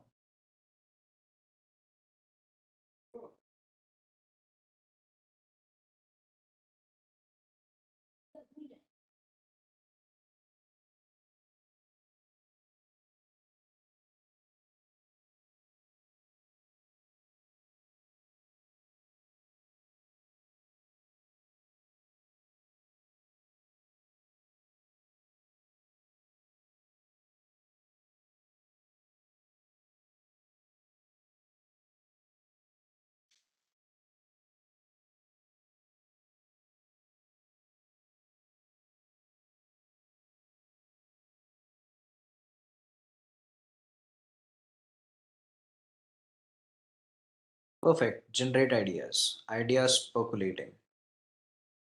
There you go. Here are some ideas for your next blog spot. The health benefits of spicy foods. Are they good for you? Spicy foods and your health. Exploring the benefits and risks. Are spicy foods healthy? The science behind capsaicin and wellness. Unpacking the myths. Spicy foods are a delicious way to boost your health and metabolism. Let's say if I want to pick this one. Generate your blog post. Drafting outline. Composing blog content.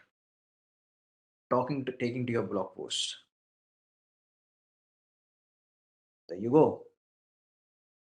बना बनाया blog is ready. है ना, ये काफी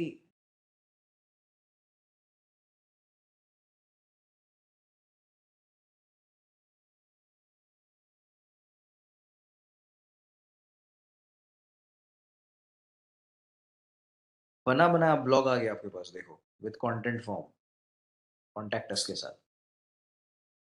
You can copy this, change the font if you want to, and you can paste it on your website.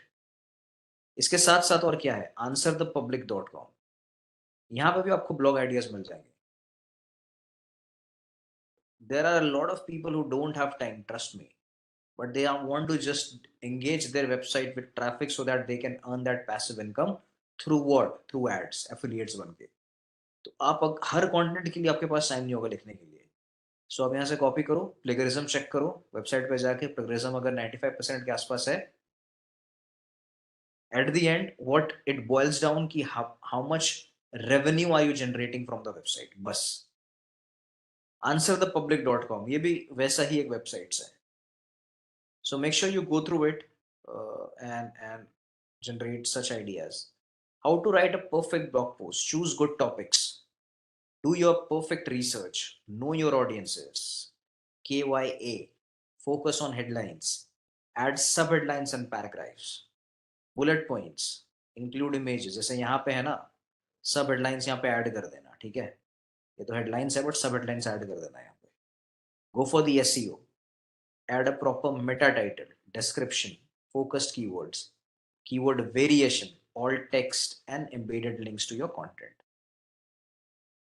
All of them have been added here. How can you do a perfect blog? Make sure that the SEO is done at the end. And different content according to platform.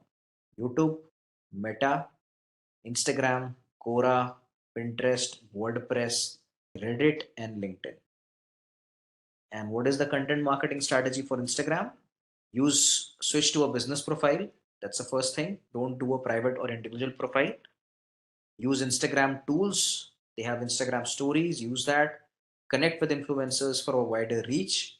Come up with interesting brand hashtag. ये तो बहुत basic मैंने strategy बताई है. इसके अलावा काफ़ी कुछ है. मेटा एआई का यूज़ करो. कंटेंट कैसे बना सकते हो आप मेटा पे वो देखो. But at the and things should be very crystal clear on Instagram. तो इतना ही है कंटेंट मार्केटिंग के ऊपर. इससे ज़्यादा कुछ नहीं है. मेजरली आपको समझाना था कि आप कैसे कंटेंट का यूटिलाइज और इफेक्टिव तरीके से कर सकते हो. And also start writing your own blog. The more you right, see if your page is making money for you. If your blog is not making money, तो फिर blog लिखने का फायदा नहीं. हाँ, बहुत सारे bloggers हैं जो they are not making any money. That's fine. But all I'm saying, अगर आप digital marketing कर रहे हो और आपको blogs बनाना है, आपको passive income करना है, then just make sure that you are effectively using all of those. Just a quick info, guys. Intellipaat offers digital marketing course in collaboration with iHub IIT Roorkee. Through this course, you will learn complete digital marketing from search engine optimization, search engine marketing to PPC, analytics, and social media marketing, and much more from the IIT faculty and industry experts. With this course, we have already helped thousands of professionals in successful career transition. You can check out their testimonials on our Achievers channel, whose link is given in the description below. Without a doubt, this course can set your career to new heights. So visit the course page link given below in the description and take the first step towards career growth in the field of digital marketing. So the topic for today is email marketing, guys. We'll try to understand what email marketing is, what is the current scenarios that we have, all right, and what are the situations where you need to understand, the current scenarios and everything. Okay, we'll have a very detailed understanding of, the scope of it. How did it all started? What are the benefits of, doing this email marketing? I mean, is it still working or not? Okay, and what are the career opportunities specifically inside email marketing? All the fundamentals aspect of it. We'll try to discuss in detail today and tomorrow, and also we'll try to create an email marketing campaign altogether using a tool, right? That is the whole point that we are trying to make here. Okay, so to start with, basically to just give a little bit of introduction about what it is. So let's try to understand what is email marketing first. Okay, so as we have discussed at length in terms of what are the different types of digital marketing activities, this is going to be a little different. Okay, so though the concepts and the objectives are the same, it's all marketing only. I mean, whatever that we do, we are doing it for a marketing reason only. But we will try to understand how this is going to help the entire system of marketing and the entire digital marketing as well. Okay, so that's the whole game. So now, by definition, right, so this email marketing is about sending messages to specific target audiences using an email. Okay, where we try to promote certain products or share our updates, or at least try to build relationships. Okay, so this, like I said, email marketing is a process of sending emails, okay, to targeted audiences, okay, which involves promotion of products or services, sharing updates, okay, or to build corporate relations.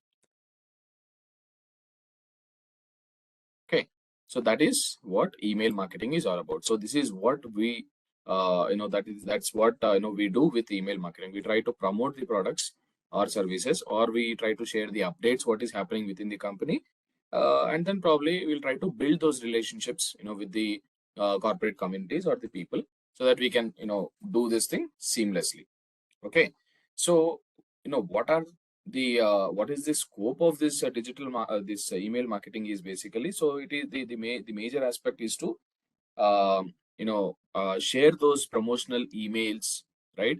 Send those custom newsletters or magazines, digital magazines I call it as, right? or anything related to transactions, right? So we usually get these OTPs, email verifications, and all of that. So we call it as transaction related communication, right? Or any your bank sends you an email saying that you have withdrawn an amount of so and so, right? You have withdrawn an amount of 5,000 rupees from your bank account. So it will send all these transaction related communications as well, right? So that is actually the scope of it. Okay, let me write that as well. Scope of email marketing, actually majorly to promote the business. Okay, so along with that, so not just promoting the business, along with that we'll be using emails, the promotional emails to do that. Along with that, send to share newsletters and magazines.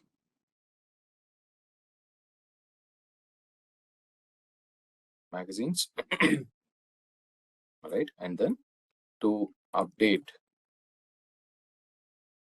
transactional detail.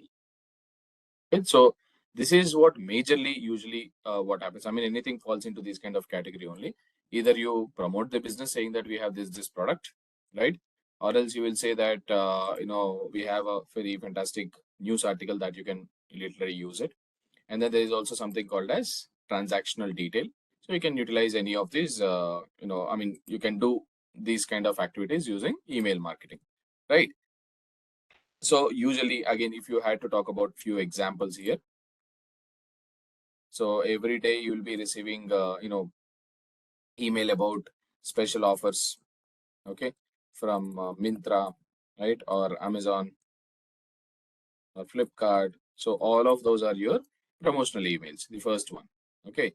Or you might be getting, newsletters from certain websites, okay. So usually the web blogs, correct. So these web blogs will help the customer stay connected with the brand. Okay, web blogs. So basically, web blogs.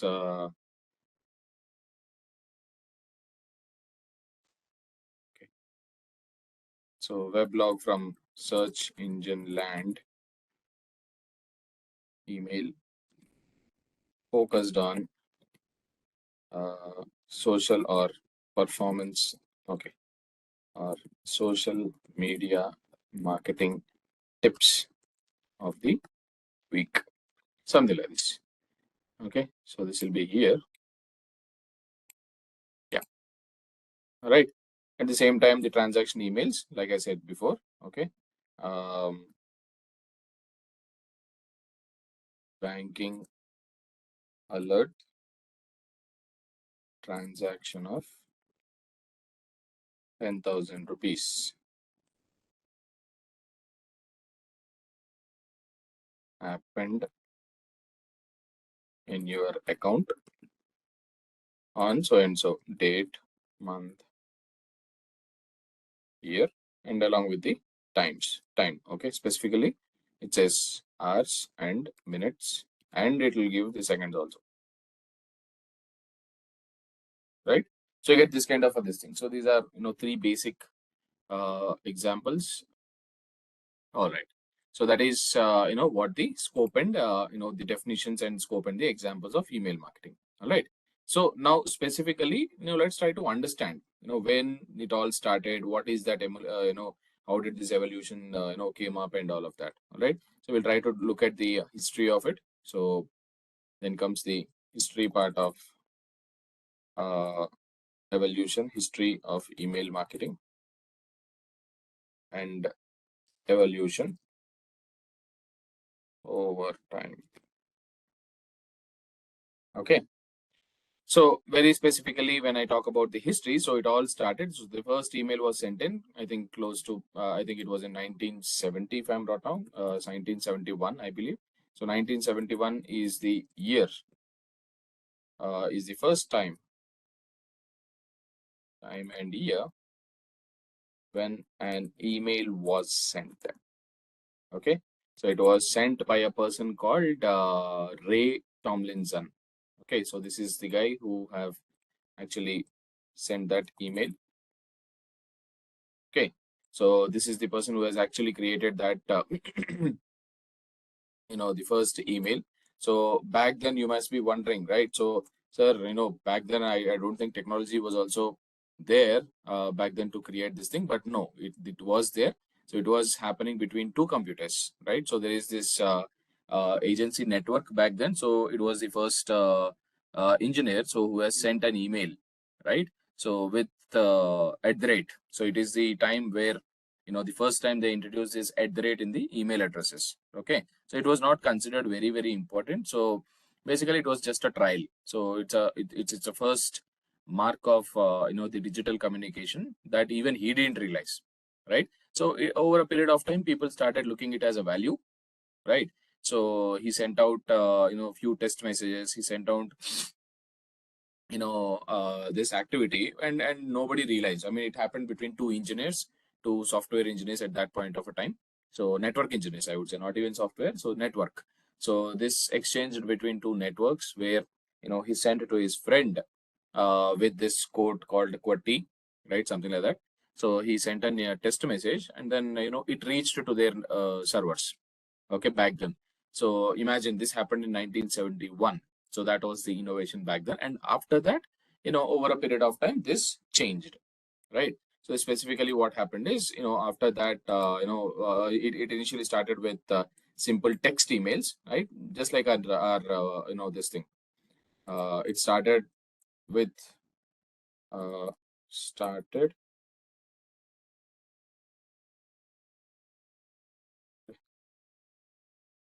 with a simple text email, right?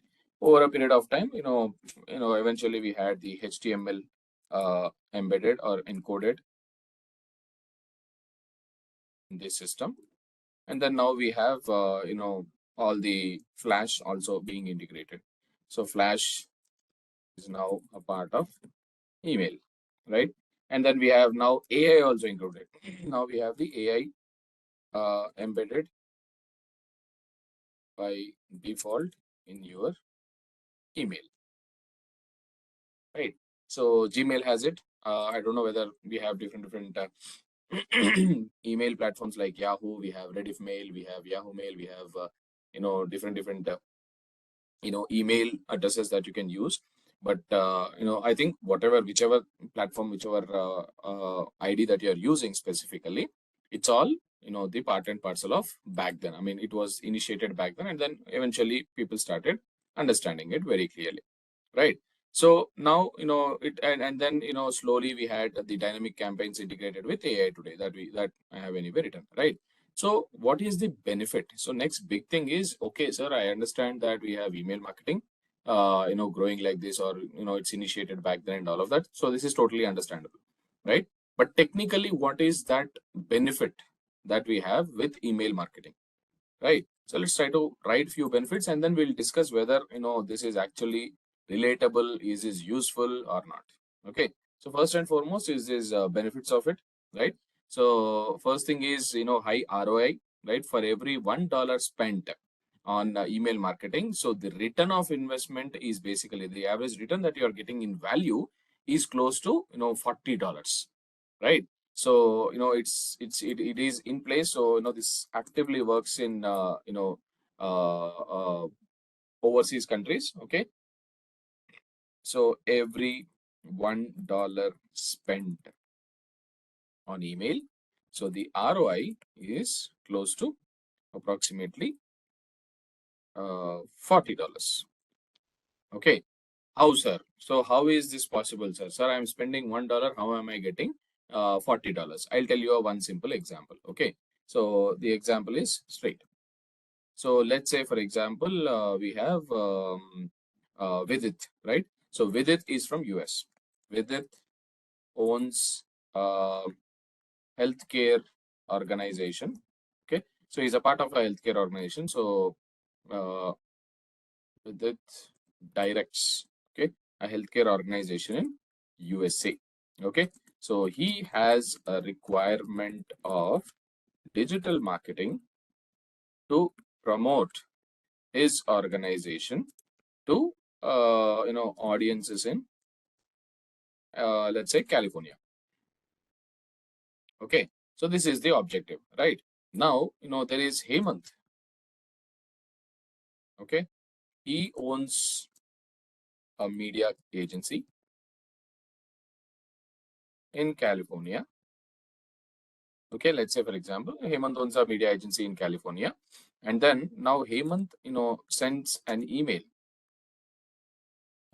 Sends an email that we do specialized services in and around California for healthcare organizations. Okay, so Hemant does this. Now, if these two guys can get connected, basically, right? So now Hemant sends an email to Vidit. Okay. So Hemant sends an email to Vidit. All right.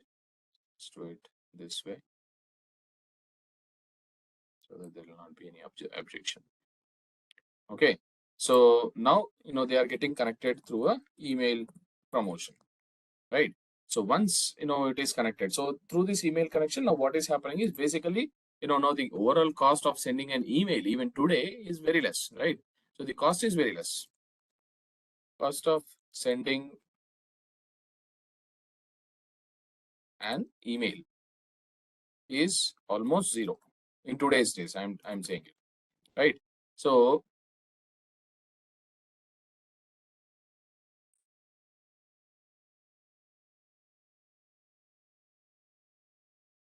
yeah, right. So cost of sending an email is almost zero. So now instead of zero, I just put $1, right? So let's say now Hemant sends these kind of emails, right? So sends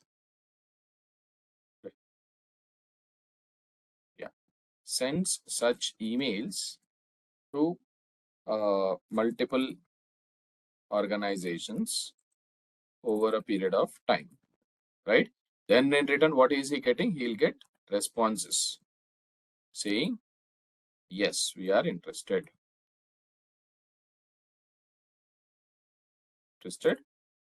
Let us know if we can talk in person and see how we can take it forward. Okay, so that is what it is. All right.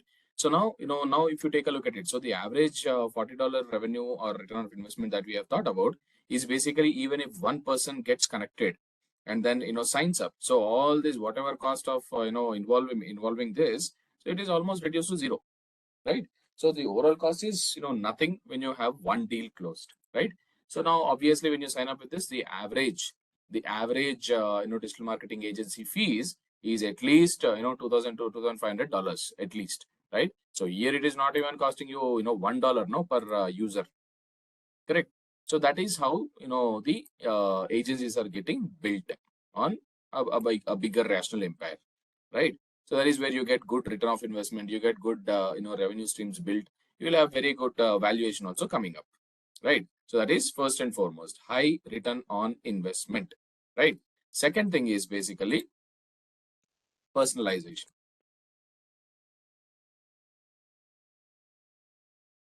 Okay.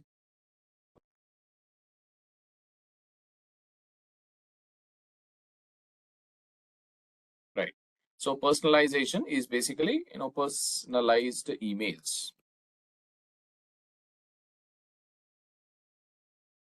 Personalized emails where you can share the emails to multiple users with their email addressed in a different way. Okay, so I can literally send one same email itself, right? But it will automatically change according to their name. You can change the designation, right? So you could use that designations, you could change their address and contacts. So the entire content remains the same, but it will be catered to personalization of the email, right? So emails can be tailored to those individual preferences, right? When I say individual preferences, basically you need to master the art of writing those emails to make sure that the other person likes it, right? So those kind of personalization will actually help a lot, right? So personalization of emails should happen. So I cannot say that hi sir and then start my content, right? I have to literally say hello Mr. Vidit. So I hope you are doing well. So I hope you are having a great time. So this is Hemant, from so and so, so and so. I would like to bring up, a little bit of info with regards to, your organization. I trust, the organization and the business is doing well, right? So, this kind of formal communication over an email obviously make people believe, forget about belief. At least it'll make them feel good, right? It should not be artificial. So you should never make it artificial. So you have to add that personalized tone, home, share that. I mean, it has to be felt like, okay, I'm really talking to that person, right? When you do that with empathy, when you do that with good tone, so automatically everything will come back, right? So that personalization has to happen, right? So how do you do that? How can you write those personalized emails, right? So one such essence of writing an email, right? I'll just share okay, instead of this, let's do this.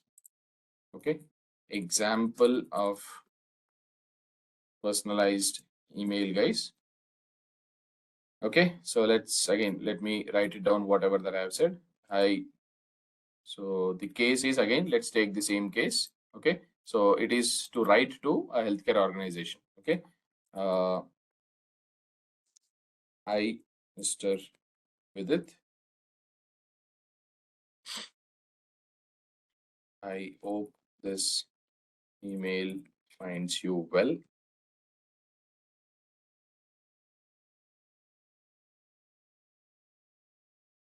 In good health. Okay, and then this email is in regards with a formal information about my agency, which is primarily into serving the healthcare business with technological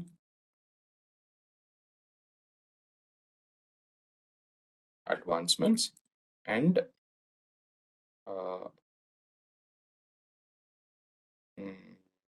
technological advancements and creating an ease of doing business. Okay, creating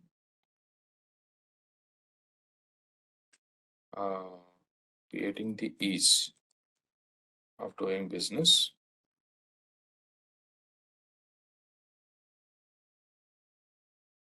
with seamless tech integration. Okay, so my name is Hemant. This is one way of doing it. I mean, you don't have to do the same thing. This is my way of doing it. I do the same thing. So my name is Hemant. I am the founder of SRAR Research and Analytics Private Limited.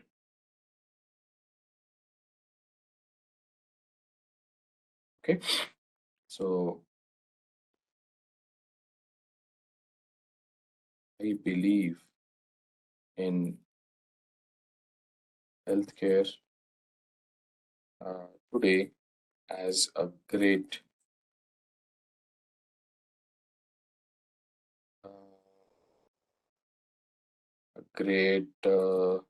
what do we call it? It's a great science. Okay, introducing the modern day medicine and preventive cure. Okay, so preventive healthcare That's more value, right? I personally have experienced in giving marketing solutions and increasing the valuation of the healthcare organizations, increasing the value of prestigious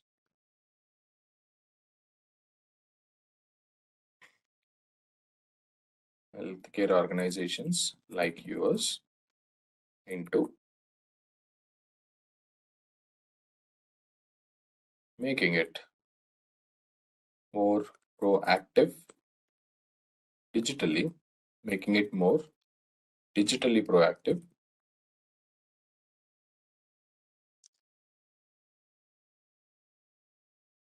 Right. So I have a custom solution which could ease your problem of patient consultations. Okay. So if you could allow me to have a formal meeting at your convenient time,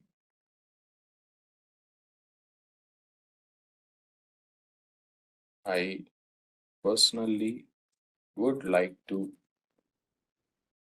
meet you in person and share how this solution could add value to your esteemed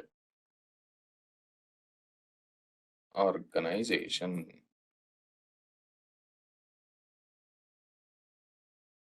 Looking for, I attached the portfolio of my work and what and how we have transformed the healthcare network into something more valuable. Okay.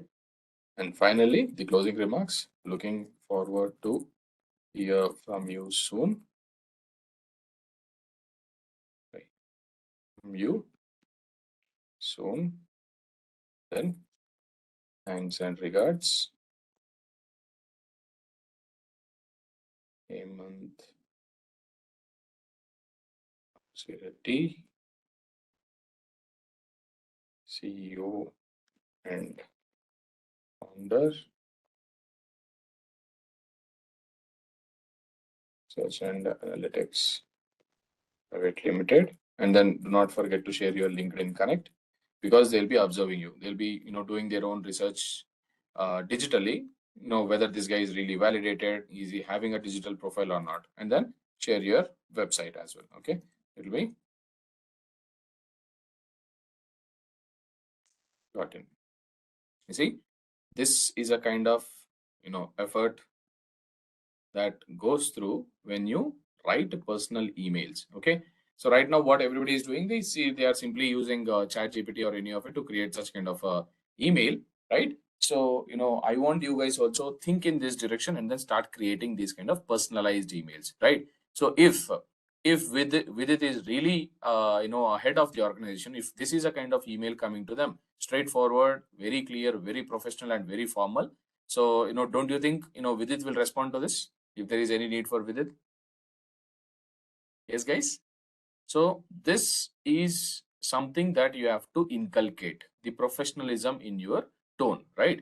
So when you are doing digital marketing, so remember that you are not just using technology, or you're not just learning something that is already there, right? So you are trying to understand the business and then you are trying to address it at a bigger concern. So email marketing has to go in a very professional way, and automatically when you try to copy paste some kind of random information, then people are going to understand it anyway. So you have to feel, you have to get that personal touch. Okay, since I have been writing emails personally to multiple organizations every now and then since the past 15 years, so I write it very easily, right? Because my brain work goes in a very clear manner, correct? So you have to also start inculcating this kind of a methodology. So for this, I'm going to give you a I would say maybe a cheat code. Okay, so a code writing principles, I would say. Okay, so again, it doesn't have to be the same thing, but these have worked for me, guys, and so I'm giving you the same thing. Okay, so always, first and foremost, when you are doing this, addressing the receiver is most important. It has to always start with addressing the receiver. Okay, always start with hi or hello. Okay, and then followed by Mr. or Miss. Okay, so don't write Mrs. It's very informal, so don't write MRS. Okay, Mr. or Mrs. Right? Or if you don't want to do any of it, you can simply say simply say with a name. Right? So hi with it. That's it. Right? No Mr. Nothing. So Mr. If it is, I mean, sometimes you could not understand whether it's a male or a female, particularly when you're dealing with overseas clients, right? So you don't know whether it is a him or a her. Okay, so in that case, try to simply address with this thing, right? So this is first thing, addressing the receiver, and then always greet. Okay, so greet and open the statements. Okay, so as you have seen here, so greetings for the day, right? Here you have to mention greetings of the day, or you can simply write greetings. Okay, greet and open the statements, and then once you start addressing the receiver, then give the reason why you sent this email. Okay, starting with the reason, right?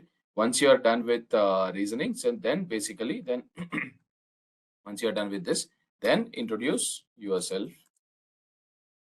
Okay, or you can do this like this as well, introduce yourself, and then secondly you can start putting this reason why you sent this email. Okay, so I put this first because people are not interested in who I am, people are interested in what I have sent. So that is my formula, this is my customized form, because people will cut to the information. So if they really want information, or if they really want something of valuable, they look for this. So I'll share it in the first instance, right? And then I'll introduce myself, who am I, right? So when you say yourself, don't write lengthy details. So write simple information, basically what you do, etc., etc. And then so tell them what are your products or services, product or service offerings, what do you have, right? And then explain how we can collaborate, okay, with that receiver,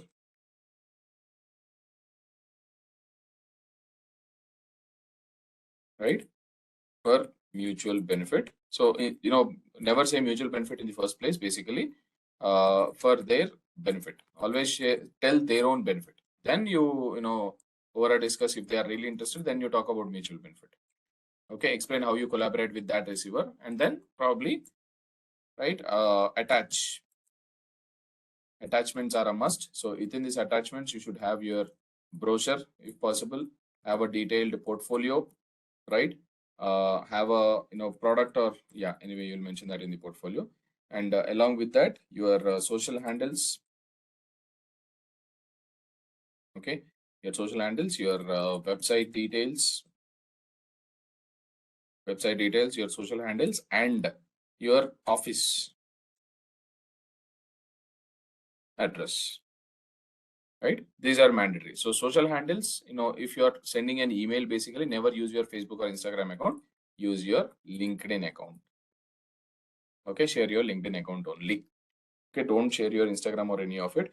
I mean, if it is relevant, then share it. I mean, if you're sending it to an influencer, then yes, it makes sense to share your email address and followers and all that count. But if you're not doing any of it, then simply a simple LinkedIn account would do. Okay. So once your attachments are done, the closing remarks. Okay, closing remarks is looking forward, something like this. Looking forward to, right? So you'll have something, whatever it is. And then finally your uh,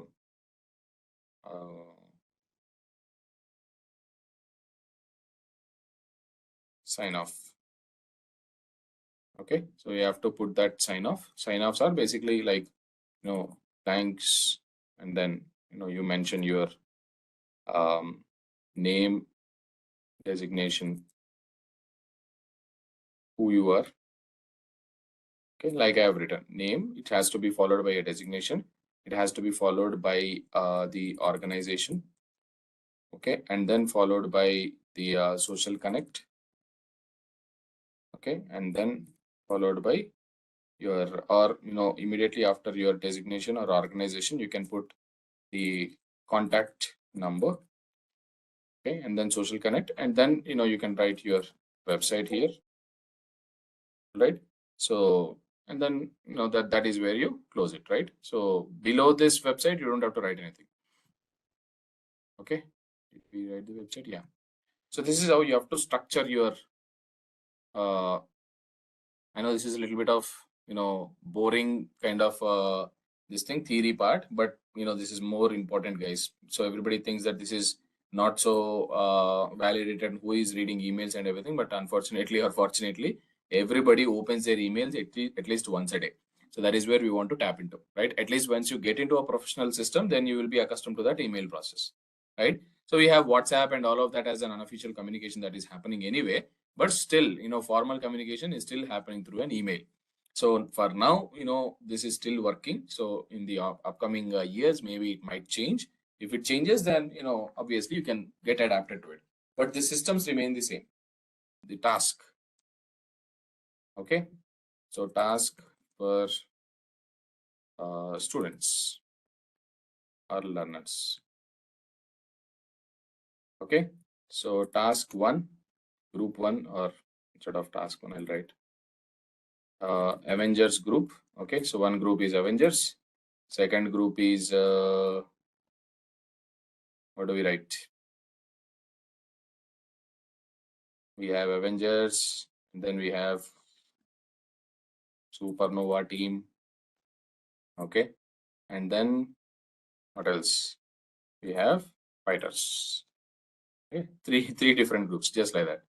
So the Avengers task 1. Okay, so is to create an email. Okay, addressing a CRM. Okay, so saying that you are the owner of a CRM. So you want to introduce this CRM tool to an edtech company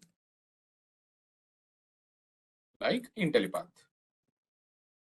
Okay, so you own a CRM tool, so you want to address this thing to an edtech company like Intellipaat, where you have to drop an email. Okay, so where you have to drop an introductory email.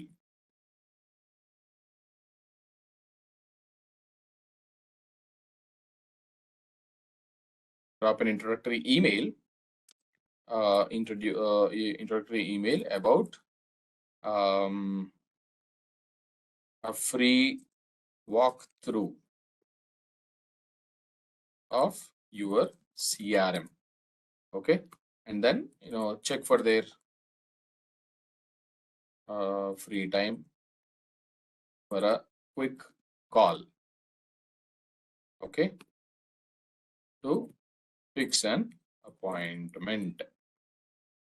So this is the task for Avengers team. Okay, same goes with Supernova. So for Supernova, the task is again create an email. Okay, introducing your own digital marketing agency. Okay, explaining your services to let's say to who will you do this? Let's say to retail brand. Okay, retail brand like, let's say, Reliance. What do you have? We have something in Reliance, no? Reliance, what is that? Electronics. Let's say Reliance Electronics. Okay, something like Bajaj Electronics. We have Reliance Electronics. So this is your task. Okay, so you have to, give them, tell them, you're sending an email to Reliance Electronics. Okay, and then you are trying to reach out to them saying that we have an this thing. So I want you guys to consider whatever it is. Okay, this is for Supernova. And then for fighters, so what are you supposed to work on is basically you will have to create an email. Okay, where email which is a support email, where your consumer, where your customer raised an issue with the smartwatch,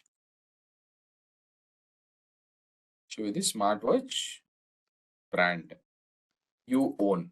Okay, so you own that smartwatch brand. So customer raised a request saying that, my watch is not working, so I want a replacement email from the customer. Okay, so how do you address that?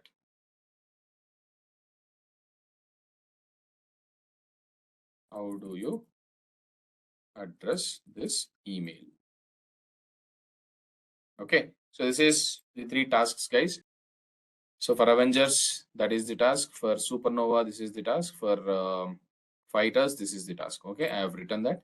Okay, so now, next thing basically, the other benefit, first is that high ROI that we discussed very clearly.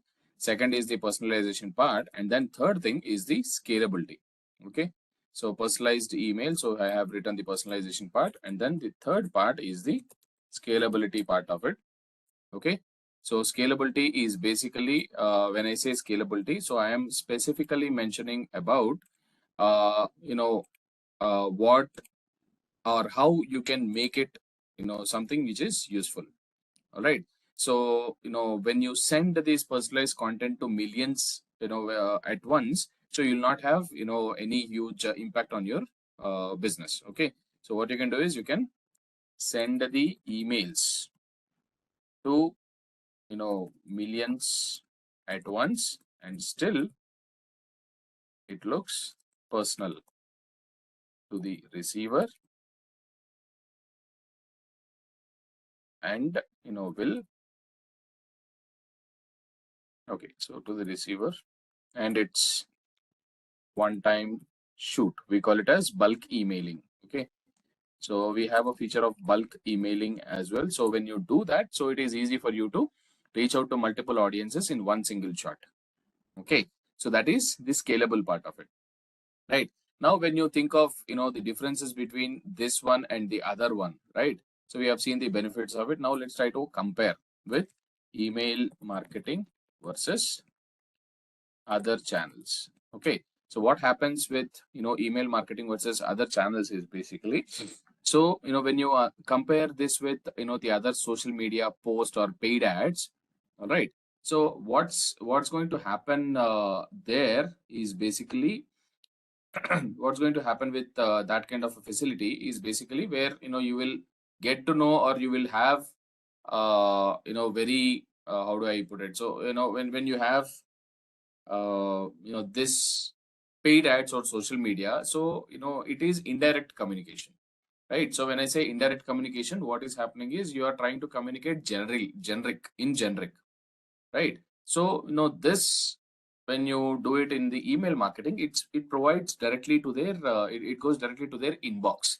It is, so other channels like social media, okay, social media or paid advertising, it could be YouTube ads, or it could be Google ads, or any of it. So you will not see, anything which is directly addressing, saying that, hey, Omkar, this post is for you, right? So it will be common. But this email marketing will give you that customization where, it will give you that personalized methodology where it can reach you directly with your own name, right? So that's a difference. So that is exactly where you need to, think of it. So compared to other social media, social media. So other media like social media on other media channels like social media or paid ads. Okay, so this email marketing is more personalized and the communication is direct with the customer. Okay, so interactions will be easy, and it is more direct with the customers, right? So it is basically, that is one of the major use with regards to this thing, right? And secondly, this is very cost effective in terms of nurturing the leads and converting them into customers. Proper emails, proper responses, proper communication, if you do it right, then automatically everything will fall in place. Everything will be under your control, right? So you keep on messaging, you keep on texting, you exchange your phone numbers, and then you talk unofficially outside. You do all of this communication in a different way through emails only, and then you start getting into the formal communication or informal communication sometimes, right? So that is where the business starts. So this is just a bridge where you initially establish, and then you make it stronger over the go, right?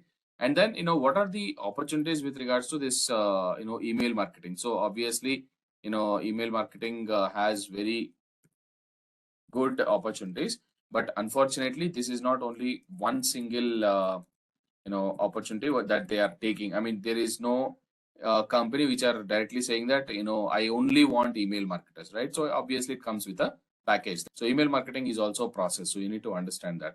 So where companies will hire email marketers, hire digital marketers with emailing capability. Okay, so specifically professional emailing capability. Okay, to lead gen or lead nurturing.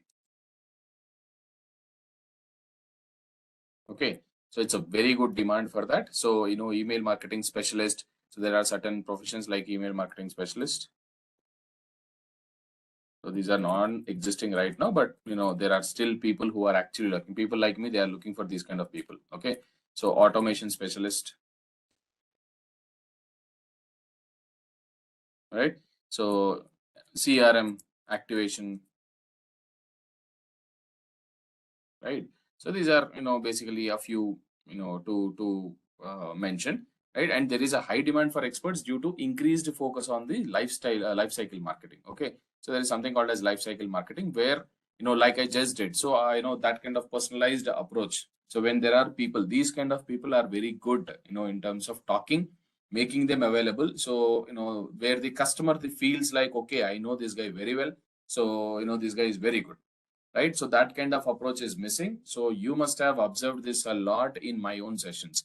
So when you compare my sessions with the other sessions or any other, any other person, as a person, when you give importance to the other person, automatically you will form that connect, right? So when you do that, it is very important for you guys to make sure that you establish that connect, even though you are doing it digitally.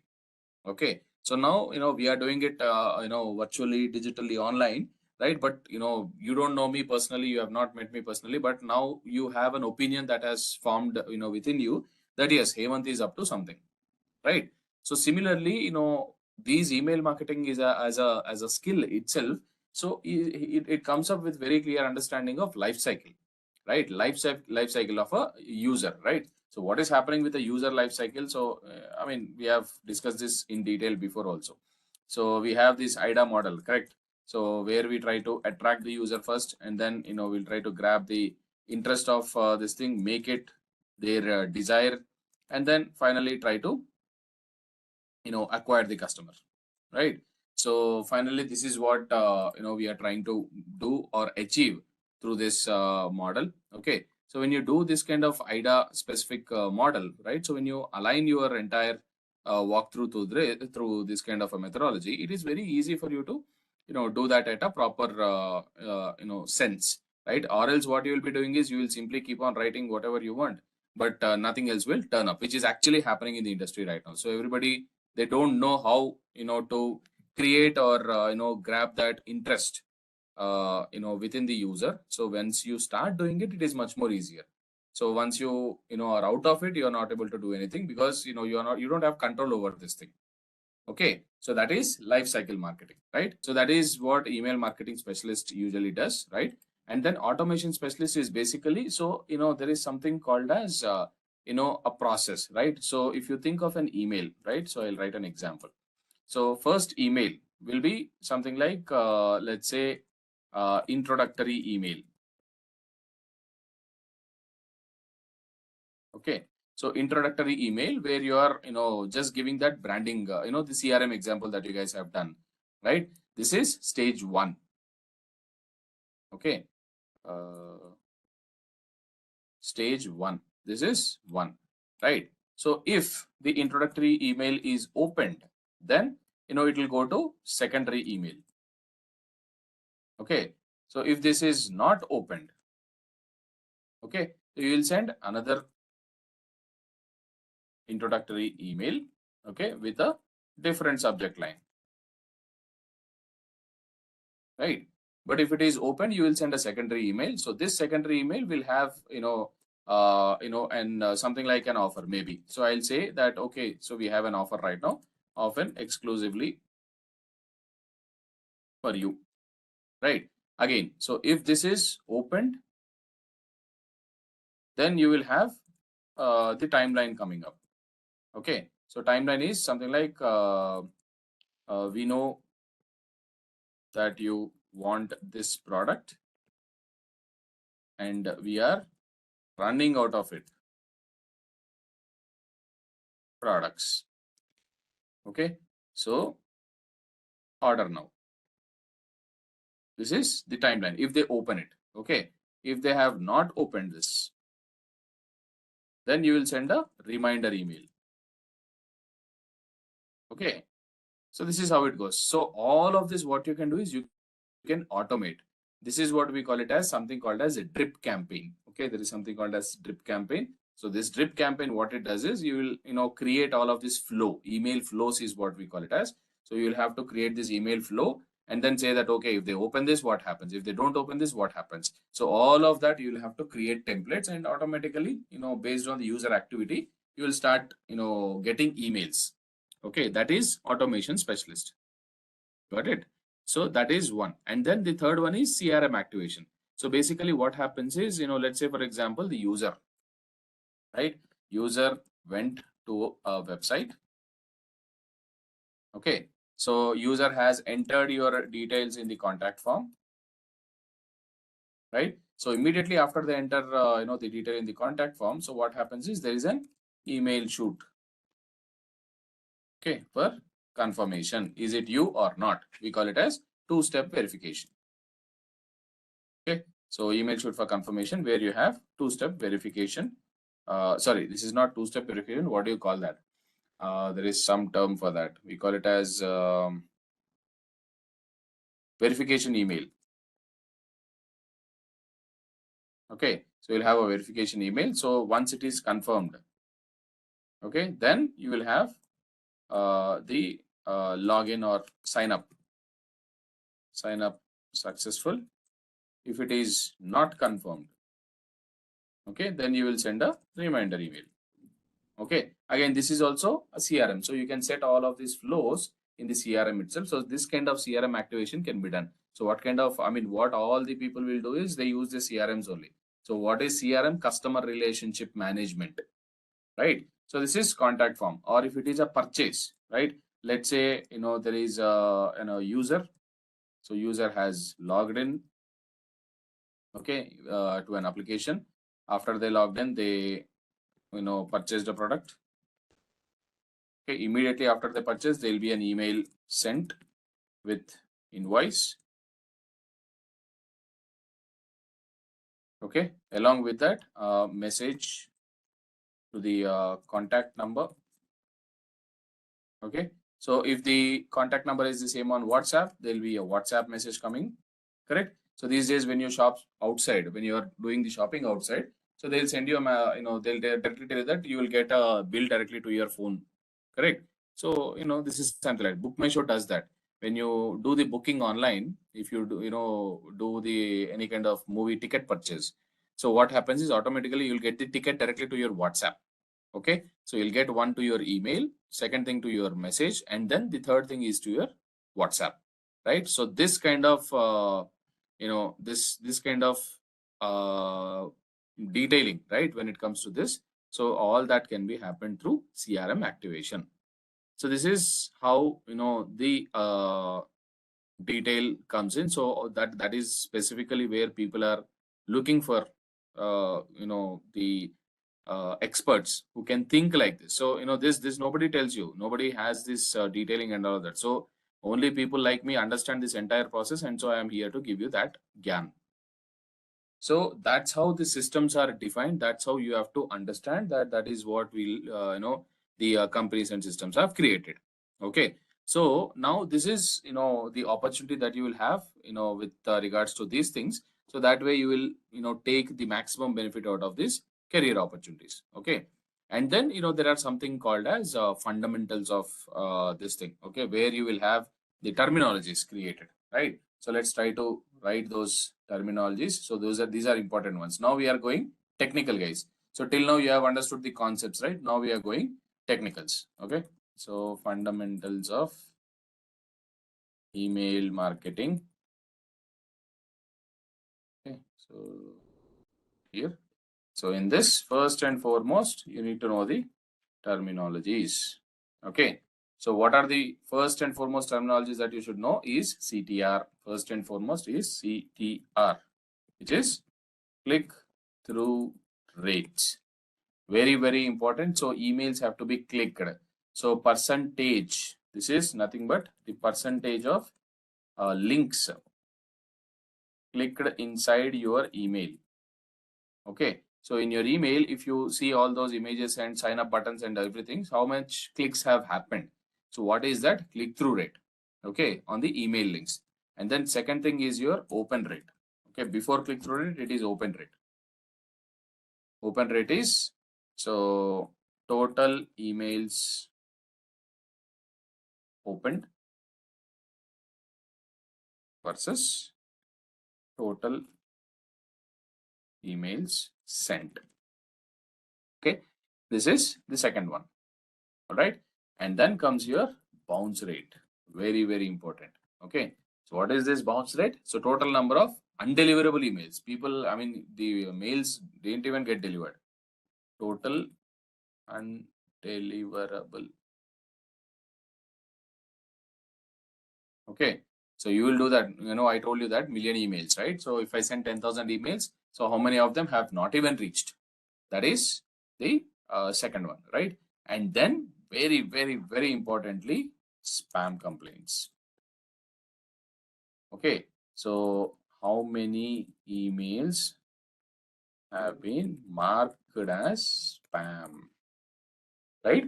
So this is what, very importantly, you should know, right? So these are basic email terminologies that you should, remember, right? And very, very importantly, you have to take care of the spam complaints, right? So now basically we have the fundamentals of ESPs that you should understand. Okay, so this is basically how email works, right? So this is the next thing, how ESPs work. Okay, so what is an ESP? Simple, email service provider. Okay, ESP is basically email service provider. Okay, so these email service providers are something like MailChimp, ActiveCampaign, Klaviyo. These are ones which will allow you to do those email automations, design them, and then you can also deliver them. Okay, so I'll give you email service provider examples like MailChimp. Will be doing this live tomorrow using MailChimp. Okay, along with that, there is something called Sendy by Amazon. Okay, and then there is something called as ActiveCampaign. and then there is something called as Clavio. There are a lot of tools, out of which I personally used all of these things, and most of them are paid tools, guys. MailChimp has one free version of it, so you can use that. Up to 2,000 contacts, you can use it for free. Okay. Sendy is a one-time payment of I think 100 euros or something. So once that is for lifetime, and per every SMS, per every message, I think it will cost you like 0.0001 euro or dollar, I think. Yeah. So it is pretty very less, right? So what is the use of this email service providers is like I gave you before, right? So these can be used for email automations. Okay, so email automations, bulk emailing, okay, list of senders. Okay, you can create the list of list of receivers, not senders. So list of receivers, you can put it. So here you can add the customer list. Okay, you can add the subscribers list. You can create list, basically subscribers list. You can add web users or email subscribers. I'll tell you tomorrow, Omkar. So there is this tool. I'll show you this tool live and then tell you how to do all of this activities tomorrow. Okay, so I'll show you completely live, so that way you'll understand how to do it. No problem. Okay, so how do you get these emails done? And then you can also design the email. Okay, all those beautiful images nicely put up in the email. How do you write those titles? How do you put all of that? How do you do all of that? You can do that. Along with this, the delivery of emails can be done with these email service providers. We call it as ESPs. Okay, so simply remember that. So this thing is basically how the ESPs work. And then there is something called as SMTP protocol. Okay, little technical, but you don't have to freak out here. I'll tell you what this thing is. So SMTP protocol is nothing but it is simply an understanding of how an email delivery works. Okay, what happens when you simply send an email? This is simply how email delivery works. Okay, so I'll tell you how this email delivery works, right? So basically, what SMTP is. So it is simply called as simple mail transfer protocol. Okay, so SMTP is nothing but simple mail transfer protocol. Okay, that is what SMTP literally means. Okay, so now what is this SMTP is? So this is simply like a post office, right? So this involves establishing that connection between the client and the receiving server. Okay, so for example, let's say we are writing an email in a Gmail, right? So what happens is when you initiate that send in your email, so it is going to the email server, right? So email server is this SMTP. Okay, when you go there, it receives certain commands like this, where did this email come from, who should it go to, right? What is the data inside this email content? So it will try to read it. Okay, so that is what we call it as sending command, right? And then comes your mail transfer agent. We call it as MTA, right? I'm going to write all of this, don't worry. So this is where this is not AI. So this is the backend work that happens. You will not be doing any of it. This is just information that you should know. So when you send an email, you are thinking that okay, I'm clicking it, it is going, but how is it going? Have you ever thought about it? You never thought. Every day you are receiving emails, you are sending emails, but have you any time thought that okay, if I'm doing this activity, actually what is happening in the background? So this is what it is happening, right? So you'll have the connection that you will initiate by simply clicking on send. When you send it, what is happening is with your internet, from the internet it is going to the servers.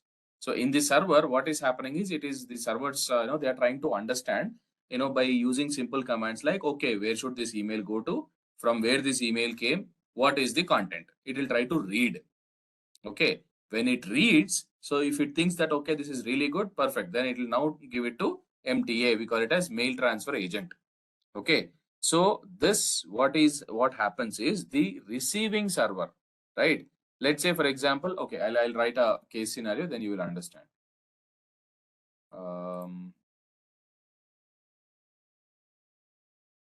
Okay, let's say, for example, we have Omkar sends an email to, let's say, Shweta, for example. Okay, so Omkar sends an email to Shweta, for instance. So when he sends it, so basically, when the moment he clicks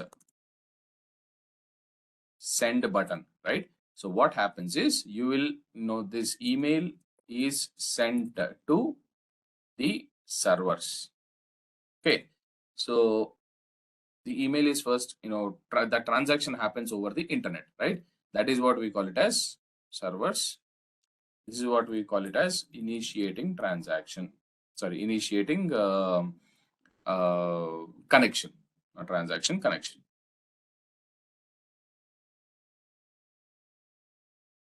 Okay, so once this is done, right? So then what happens is, it is going to the servers. There it sends commands. Okay, so in this commands, so it will try to understand who sent the email. Okay, who should receive this? What is the content? It will try to understand. Okay, so all this is happening within the server. Once that is done, then comes your MTA. This is your agent. Okay, so what does this MTA do basically? Okay, you'll get confused again with this. Mail transfer agent. Okay, so what does this MTA do? This MTA, is more or less that receiving person. Okay, receiving server. So now Omkar sent this to Shweta, right? So Shweta has her own server. So Shweta's email server is the MTA. Okay, so here Omkar's server is basically the initiation server, but Shweta's email server is the receiving server, right? So what it does now here is, so now the Shweta server runs a program, so that is the MTA, where it will check the recipient domain, right? So it will check whether whatever Omkar has sent, is it really good, bad, ugly, is it using any spam links, is it using any viral links, will this damage any my users information? So that is what we call it as mail transfer agent. So all this is done by those mail transfer agents, MTAs. Okay, once this is done, then it is now relayed to SMTP servers. So finally, after this, what happens is, it will now be delivered to the to the recipient after thorough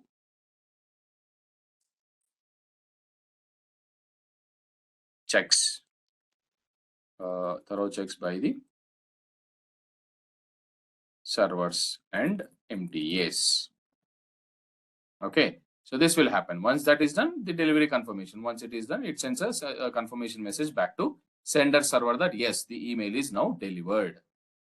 Okay, so all that happens within that 2-3 seconds where you send the message sent successfully. You will get a pop-up right in your Gmail. So all that is happening within that 2 to 3 seconds. All this, the entire thing is happening within that 2 to 3 seconds time. Now you understand the kind of speeds that we are working with. So previously, when you think of 1970s and 80s, or even 1990s and 2000s also, early 2000s also, the systems used to be very slow, right? So the transfer protocol has to, used to happen very, very, very slow because of the network capabilities. Okay, so right now we don't have that kind of issue, so it is really good. All right, understood, guys? Everybody clear with this? So you will not be doing any of this activity in terms of SMTP protocols and all of that. Okay, but you will have to know what is happening in the background. So next thing that we need to very clearly understand is, you have to make sure that you are building an email list first, right? So how do you create that email list building? So first and foremost, for you to send emails, you should have obviously the method to build that list, correct? So how do you do, or what are the methods that you can use to grow those email list? Okay, so methods to grow the email list, right? So what are those methods? So basically, first and foremost is the lead magnets. I call it as lead magnets. So I mean, most of the industry people use this term. So lead magnets are nothing but offering the users downloadable guides and exclusive discounts to encourage signups. Okay, so something like a free resource, free downloadable resources. Okay, free downloadable resources or discounts in signups. Okay, so when they sign up, you can give them a 10% off or 15% off or whatever it is. Okay, so you can do those kind of this thing. That is what we call it as lead magnets. Okay, and then you could embed the sign up forms. Okay, so embed sign up forms, right? So what are the signups is basically these will include those pop-ups that show up on the websites, blogs, or checkout pages. Okay, so these could be pop-up forms. Okay, so asking for email subscription. Okay, or it could be a simple chat window. Okay, where it is asking for any piece, I call it as, so which is name, email address, and contact numbers. Okay, so name, email, phone number, right? So this is what you do. So this is your chat window, right? So pop-up forms and chat windows, right? So this is one way to attract these things, right? So building or just an email list is not quite enough. So you have to segment your email list, right? So you have to divide. So this is the methods part. Now you have to segmenting the list.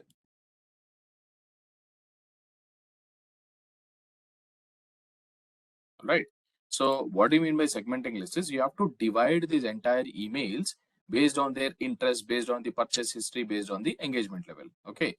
So let's say, for example, I have people like Sahil who have been actively contributing, who have been actively participating. Okay. So I'll keep all those top interest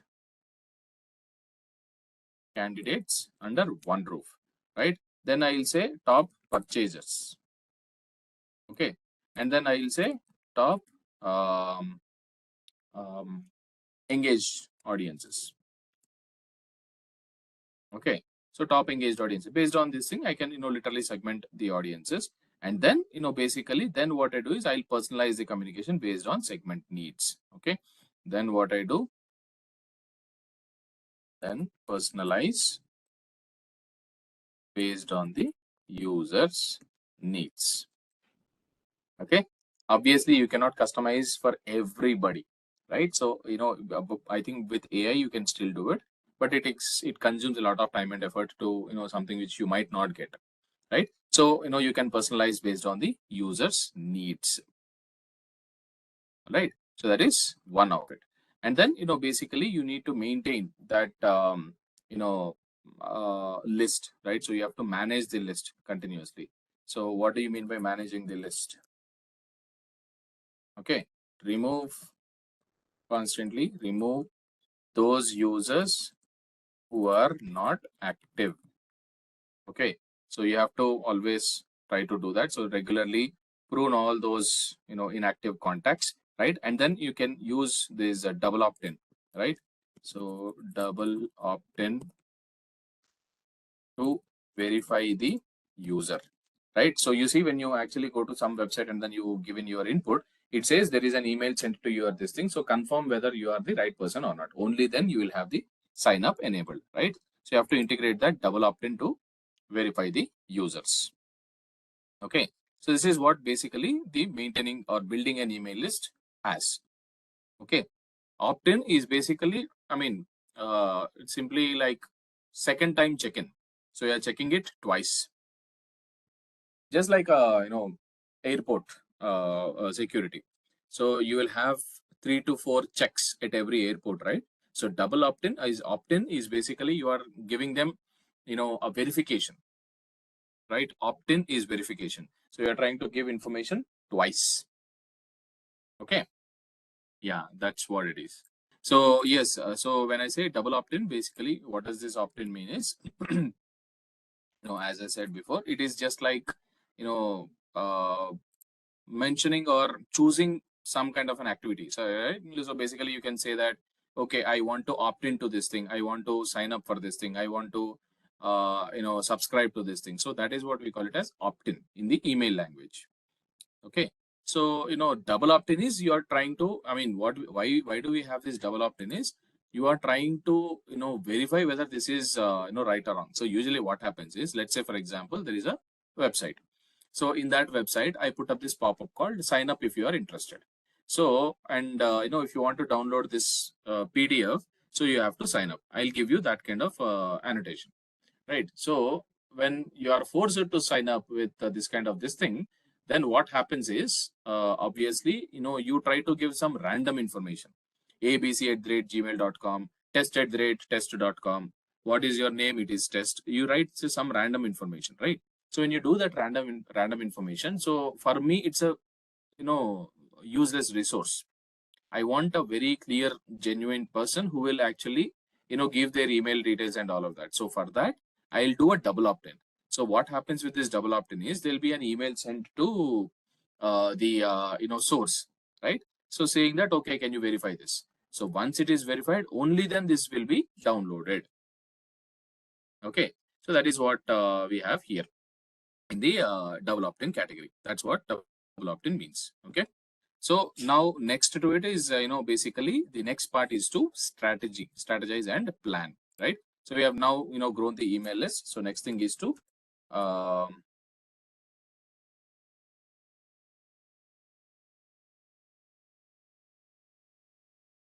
strategy and planning. Okay, this is next. Let's write the numbers, the order flow. That way it will be easy for us. Okay, so this is 1, scope of email marketing. This is 2, history and evolution. This is 3, and then benefits of this thing. This is 4.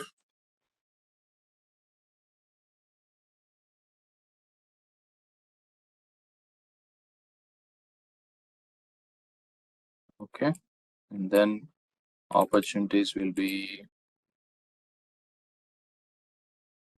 email marketing. This will be 5.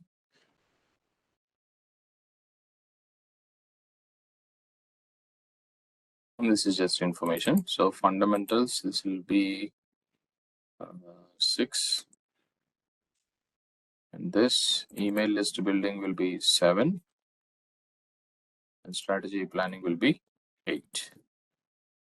Okay, so this is what we have, guys. And now once you have this strategy and planning in place, so how do you strategize this? So how do you make sure that you are creating these kind of strategies is basically, this is more importantly, how to, set your entire strategy and, plan accordingly, which will benefit you in the long run. Okay. So how do you do that is basically you have to, create your own goals. Okay. So how do you create that goals, right? So by defining specific timelines.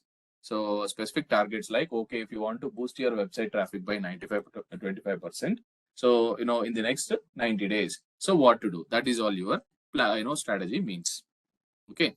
And then specifically you can align with your, those goals should be aligning with specific needs, right? So where, you want to, retain the customer, or you want to get the customer acquisition, or you want to promote your business. So you can do all of that thing with these goals, right? And then, you can also, what you can do is you can create that effective email, funnel. So like we always do, right? So we'll try to create that top of the funnel, middle of the funnel, tofu, bofu, and, mofu. So where we are trying to create that, awareness, and slowly we are trying to nurture the leads, and then slowly we are focused on conversions, right? So all of that kind of a, marketing funnel can be created, right? And finally, you create an email campaign. Okay. So that's what it is. So I just wanted to, walk you through first before I start off. Okay, so when it comes to strategy and planning, so the first and foremost thing is basically creating those goals and objectives. Okay, creating goals and objectives. Okay, so what is this creating goals and objectives? Is where, like I said before, we have to define specific targets. Okay, something like increase the website traffic by 5% every month. Okay, so or 5% uh, month on month. We call it as mom. Okay, so month on month within the next uh, 30 days maybe. Okay, so 5% is achievable number. So whatever that you are getting as a traffic today, so you will have to try to create that at a bigger scale. Okay, that is possible only through this one, right? So you can define those specific targets, right? Boosting traffic. And then second thing is you have to align with the and all those targets and goals or objectives should be aligning with the business objectives. Okay, so just because you are bringing traffic, you have to always check whether this is really implementable or not. I mean, if I implement this, is this adding value to the company or not? Right, that has to be in sync with the business objectives. Okay, so is it about acquisition of the customer? I mean, why am I doing this? Am I trying to acquire the customer, or I am trying to retain the customer, right? Or I am trying to simply promote my brand? Okay, so that is what you'll have to do here, right? So once you are done with that, creating, once you are done with that, creating, goals and objectives, then you will start creating that funnel. Okay, so you have to design your funnel, design the email marketing funnel. Okay, so here where we have top of the funnel, okay, in short, we call it as tofu. Okay, and then middle of the funnel, this is tofu, and bottom of the funnel, this is gofu. Okay, usually people use this terminologies, guys. You have to get accustomed to it because this is almost a mini MBA for you. Okay, so people from BBAs and MBA fraternity, you will understand all of this, but this is something little different. Okay, so what do we do with this top of the funnel is obviously awareness. Okay, create awareness with the email. Okay, so we'll send an email where we are trying to create the awareness, with engaging content or probably something on the value offering. Okay, that is what we have at the tofu. And then second thing is we have middle of the funnel where we are trying to nurture the leads with resources like, right? So we have the leads. So you will have to nurture the leads with probably ebooks or webinars, something like that, right? And then you'll have bottom of the funnel. So bottom of the funnel is basically the conversion focused emails, discounts or testimonials. So probably that is where we have this thing. Okay, so conversion focused. Okay, so it will be on testimonials or reviews, right? So something like that. All right, guys, so that is what we have with regards to the funnel.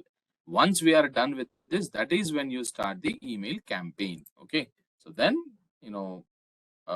email campaign plan.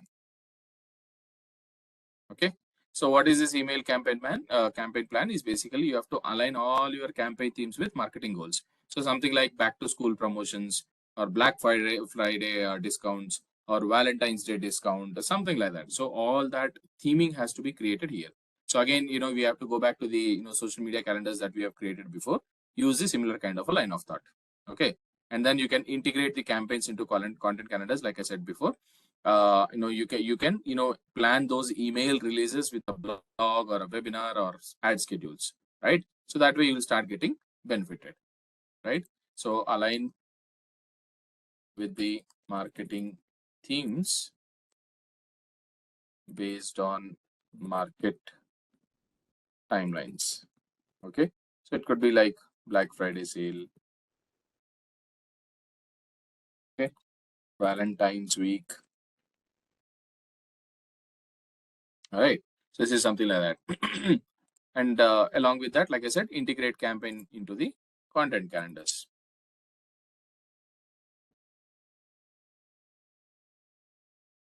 Okay, so this again, you will have to plan it, whether you want to do it weekly email with updates, okay, or tips or anything of value. Okay, so this is what it is, right? So no, this is where the strategic point of this thing comes in. And then next we have, in terms of creating those effective emails, right? So now, yesterday what you have done is properly a simple text email, right? So now we'll have different types of emails that we can use. Okay, so to use these different kind of emails, so we have different types of emails also, more or less like promotional email, we have welcome emails, we have engagement emails, right? So we have different methods of emails that you can literally think of, right? So now when it comes to the types of emails, so you'll have multiple dynamic content in place, right? Sometimes you will use different cart abandonment emails also. So you see, when you go to Amazon and then you leave your cart empty, I mean, if you forget to check out and then keeping your cart like that only, so you'll get an email from your from Amazon saying that, hey Hemant, you have left your cart like that, so you're in the middle of something, complete the transaction. So that is what we call it as cart abandonment emails, right?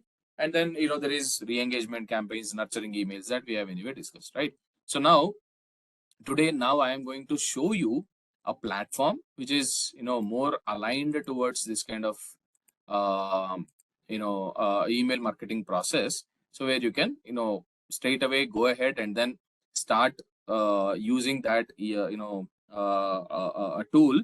It's a cloud based tool basically, where you can create an email, right? You can automate emails as well. You can compare it to the reporting.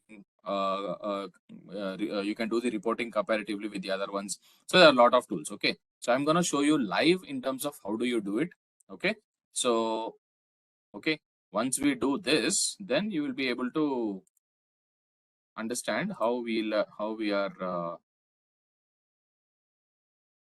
using email marketing as an effective tool for businesses. Okay, so this is what we have. There is a tool called MailerLite. Okay, so this is where you can create landing pages, sign up forms, everything, whatever you want. So you can create this, and then this has been very useful since a long period of time. For now, I'm creating it new. Okay, so I have used it long back and I'm seeing it again, and I heard that this is very much into this thing. So you can integrate your emails into any of these platforms like Stripe, Make, Zapier, Shopify, WooCommerce, WordPress, Canva, whatever it is. Okay, so let's try to do that. And the price of this, basically, I think it's free up to 12,000 emails. Yeah, so we have three methods available. We have advanced, growing business, and free. So for free, we have 12,000 monthly emails. So you can send 12,000 emails monthly to anybody, right? And then you'll have one user seat, and you will have 247 chat and email support. All right. So, and then sign up forms. So you'll have full pricing comparison that is here. So the seats are limited. I mean, for one email, we have only, one sign up that we can do. So user permissions, if you want to give access to somebody else, this is not possible for free. Then the one that we are seeing for free is this one. Okay. Unlimited audiences, and then Google Workspace, no access. Websites, you can add only one website. So you can create up to 10 landing pages. Embedded forms, you can create unlimited. Pop-ups, you can create unlimited. Promotion pop-ups, not available. Facebook custom audience, not available. Segmentation is available. Interest groups are there. Subscriber management is there. And then you have drag and drop newsletter editor, text newsletter editor, image library is there, mobile friendly newsletters. Newsletter templates are not available. Okay, you have to create your own newsletter template, that is also not available. So you have all of the limitations here. Okay, so and then you can create, you'll have only one website, you can't create landing page templates or access to any of it. So this is what we have. Okay, so let's try to sign up and then see where this will take us or how it will help us. Okay, I'm clicking on sign up. So it is asking for the company details and information. Okay, let me do it. Sorry, search and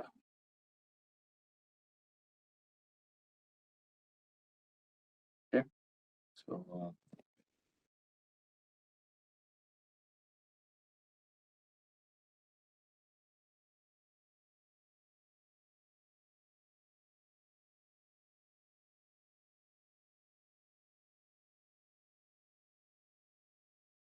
okay, create my account.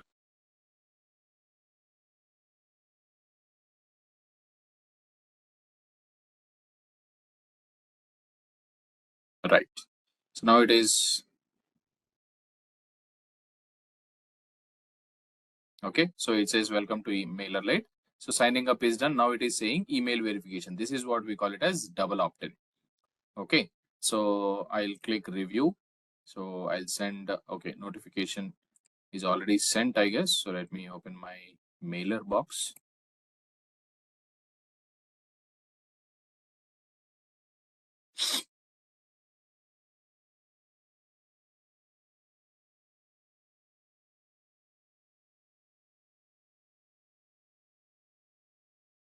Right.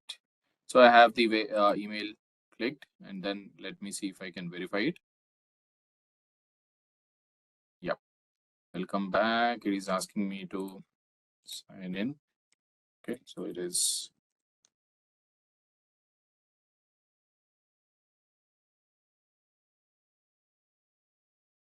Wait, remember me. Click on login. Yes. So email verification is done. Okay, completed. So I'll close this window and open the other window. Okay, and simply refresh this. This should be done. And then complete profile. So I'll now complete my profile. Okay, so first name, again, I'll change it. Month. The time zone is India. So it is not India, India.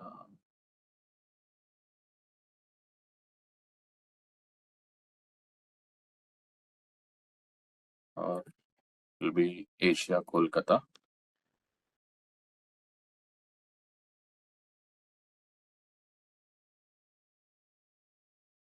Yeah, this is this one. Language is in English. Which industry are you in? This is into IT. Not education, job application, recruitment and staffing, politics, education, institution. No. IT.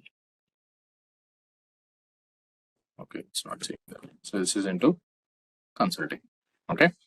So will be what tools you are interested in? Yes, we are interested. Okay, make it little zoom. So build professional newsletters using drag and drop. Yes, I am interested. Forms. Yes, I am interested. So to get more subscribers. Okay. So build a website or landing page using drag and drop editor. No, I'm not interested because I have my own website. And then automations to email to reach subscribers at the perfect time. Yes. Send a transaction emails with reliable infrastructure. Maybe in the near future, but not right now. Okay. So I would like to limit to only these three. And then next step.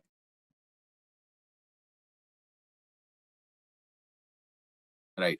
So SRA Research Analytics Private Limited, what is the address? Okay. So address is the same thing. Okay. This is the address. I'm gonna use it here. Okay, let me close this. Okay, city is Hyderabad, country is India. Okay, anti-spam policy, yes, I'll agree to this. Product updates, data insights, okay, I'll take it. Or if it gets too much, then yeah, that's a problem. So I will not do it. So I click confirm. Perfect. So confirm account complete. Subscribers, do you have any subscribers? No. Okay. What content will you share in your newsletters, landing pages, or website? So it will be digital marketing tips how to earn money online, okay, consistently, how to earn extra cash without losing your day job, okay, how to run effective digital advertising campaigns, okay, how to start your own company and lead by example. Okay, yeah. So to ensure business complies with the terms, you have to verify your website ownership or provide information on your business practices. Okay, enter your email address below. A confirmation email will be sent. Website URL. Okay, this is the website. Let's check if it is still in place, if it is working. Okay, it is working fine. Perfect. Your website is verified automatically. Next.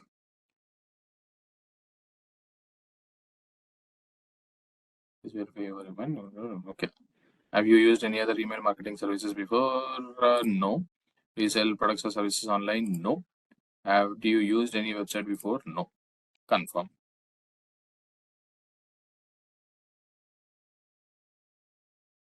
All right. So now, this is done. So we have, enabled everything. So the completion is clear. So now this is the dashboard that we have it, guys. So, where we are now in the free plan mode. Okay. So if you want to upgrade it anytime, you can do that. Okay. And yeah, this is the, okay. All right. So we have the profile details and all of that listed here. That is one. So new subscribers is basically, it is just showing one. It's me only, right? And then, as you go down, you will see the campaigns. Campaigns are that email campaigns. So how many emails sent, how many opened, how many clicked, how many, what is the CTR that happened in the last 30 days. Okay. So monthly, you will have the campaigns, the total emails sent, how many opened it, how many clicked on it, how many unsubscribed, so how many spam complaints happened. All of that can be created. Okay. So total automation workflows, if I had created anything, since I didn't, since I didn't do anything, you will see all empty. Okay. And then we'll go to the campaigns. So here is where you create the campaigns. Here is where you can, create your first campaign. So you can pick any editor, design a campaign, and enhance it to this advanced features. Okay. So let's try to create one. Okay. Regular campaign, A/B split campaign, RSS campaign, auto resend, or multivariate. So this is a regular campaign that we are trying to do. A/B split campaign is you will send 2 email variations to a sample group and see which performs better. This is regular email that you do, right? RSS is basically automatically you will send new content from your website. The moment you create a blog inside this website, automatically the email will be sent, right? And then auto resend. So, when a subscriber doesn't open your newsletter, so you will send again, maybe, thinking that they might have forgotten, right? Or else it will be multivariate campaign where you can check the email variations and then try to understand which is performing better. For now, we'll do regular campaign. Okay. So the campaign name, basically, authenticate your center before. Okay. Let's do that later. So the campaign name, basically, let's do it for this thing only. So Intellipaat students campaign. Okay. The subject will be test email, or let's create a newsletter only. 2025 tips to ensure consistent, okay, to ensure consistent performance in digital marketing. Okay, so let's say this is where, and then we'll try to see if it is able to. This is AI. The moment you see this one, this is AI. Okay. So email description. So we'll see what happens. Subject line generator. So this is what it is. Let's see if it generates. Yeah. So it is generating those subject lines. Subject lines are nothing but in your email, you will see the first line, right? That is what it is. Master digital marketing with 2025 expert tips, elevate your mastering game, transform your strategy, unlocking success, boost your performance, 2025 digital marketing tips. No, I think it's all, same thing. So it was there. So 5, it's not there. Okay. So better I write something on my own.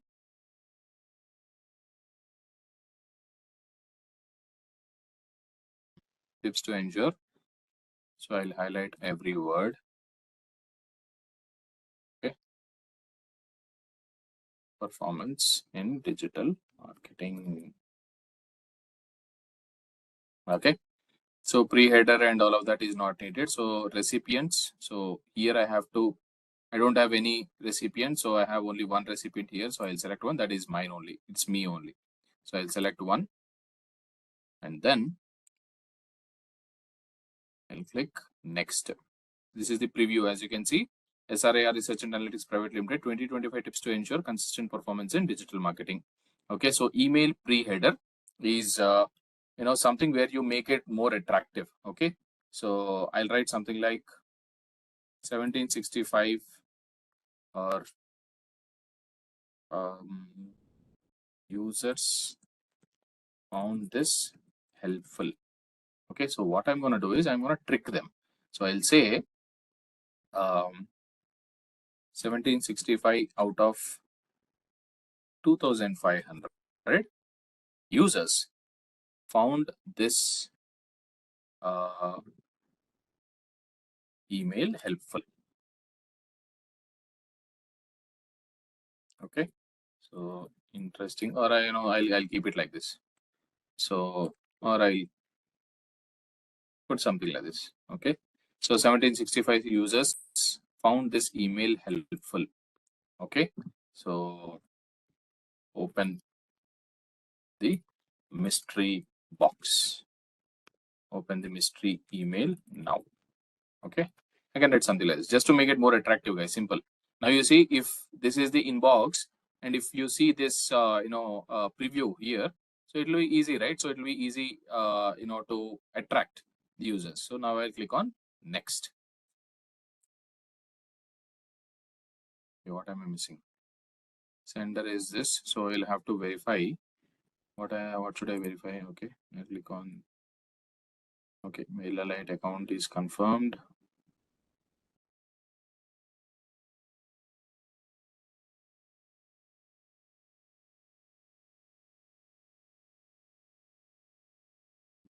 Okay, this is all invitations.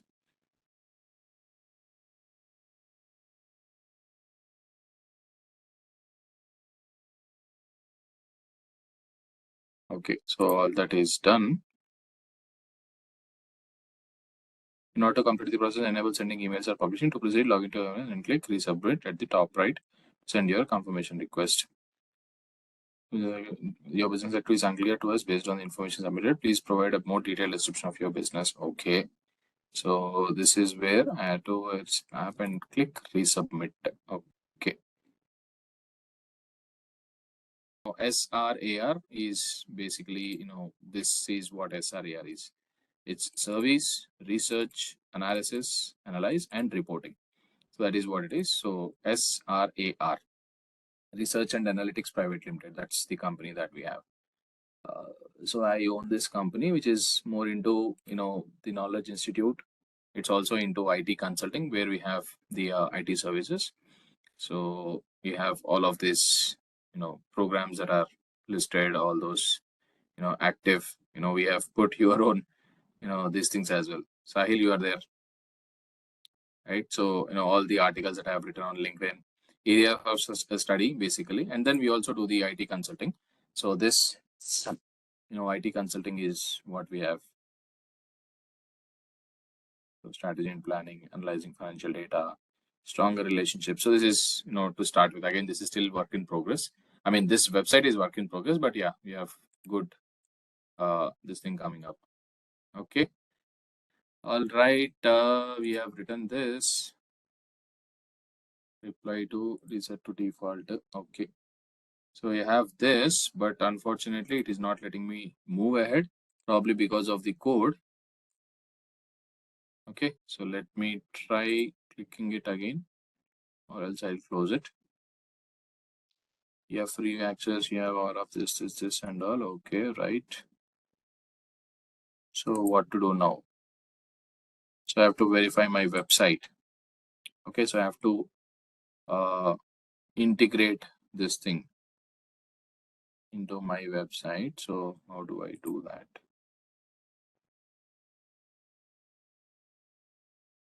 Go to the dashboard.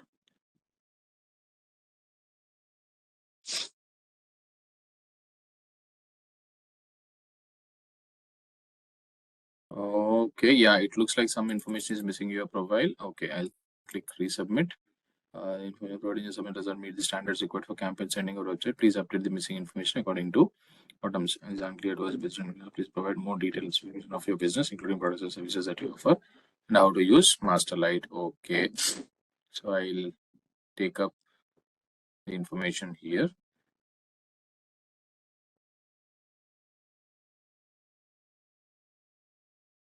Or I'll write it myself.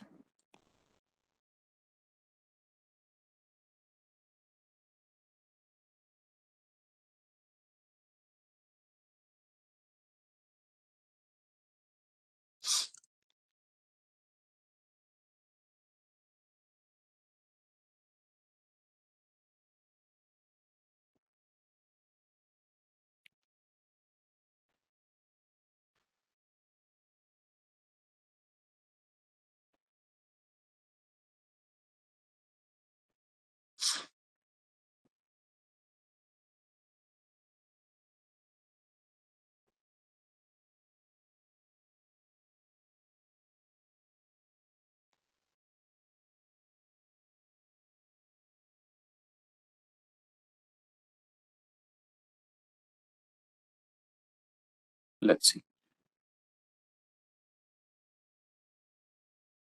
Okay, so this is going a little bit of this thing. So once that is done, I think we'll be good to use those kind of campaigns and everything. So since it is not done, okay, so let's hope things work better. You'll be notified via email within 24 hours once your confirmation has been reviewed. In the meantime, you can still have access to automation and website builders. Okay, so let's go ahead to campaigns, and then let's create one campaign like we did before. Okay, so again, the regular campaign, domain name authentication, authenticate email domain.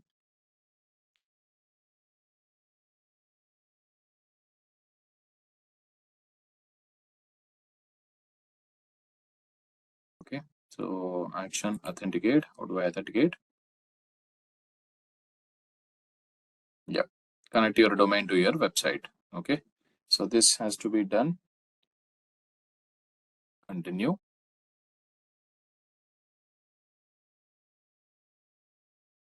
Okay, so I have to now integrate my GoDaddy to this. Okay, so this I don't remember, so maybe I'll do it later. Okay, I'll integrate this later. So for now, you can do that. So you have to integrate this, or you can simply do it as an automatic process. Okay, this has to be authenticated. Only then you will be able to do your campaigns. Got it, guys? So we'll create this campaigns. We'll try to do it again.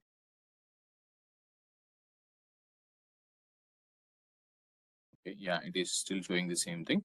So let's close this, and then yeah. So that is one part of this thing, guys. So probably I'll try to create this, record this, and then share it with you.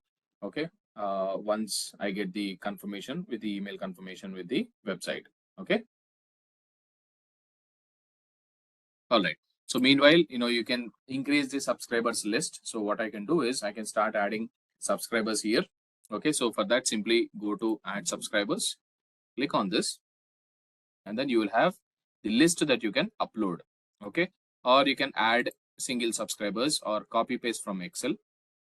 Okay. You can add or copy paste from Excel, or you can import from MailChimp, or you can import using API. Okay.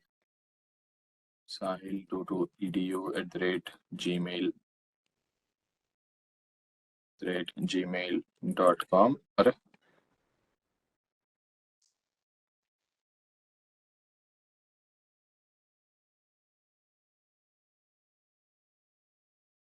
gmail.com. Okay. And then if you want to add more fields, you can do that. Okay. Or you can create a new group also. So I'll put digital marketing Intellipaat group.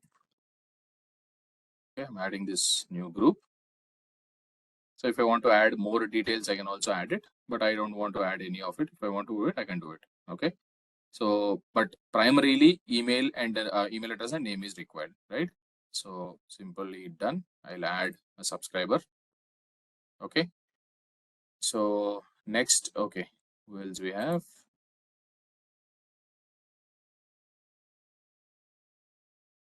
Right. So we have adding one after the other. Okay. Sanchi, adding to existing group, add subscriber. So you can add, if there are very limited, maybe there are very less audiences, less people, then you can choose this method. Okay. Keep the Intellipaat group, adding it. Darshana.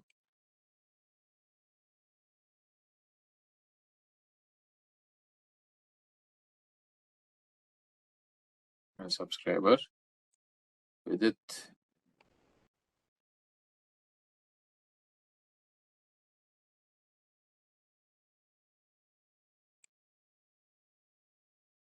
So now I have all the subscribers that I have added. Okay, let me go to the list and see if I have the list of subscribers that are added. Yes. So I see all the subscribers list here. Okay, clear? So this is what we have. And then we have something called as forms, right? So once you add these forms, or once you have these subscribers created, right? So what you can do is you can check this and then impart this groups or fields, segments, whatever that you want to do, you can do it here.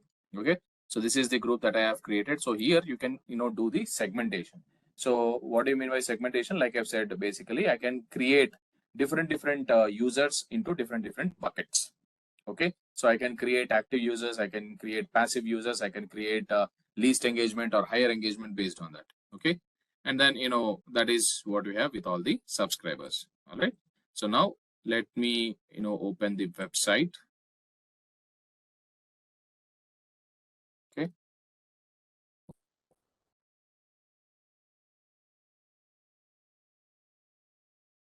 and then let's see if there is a plugin called MailerLite, so that we can integrate this and then link that with this. So this is a WordPress website, guys, basically.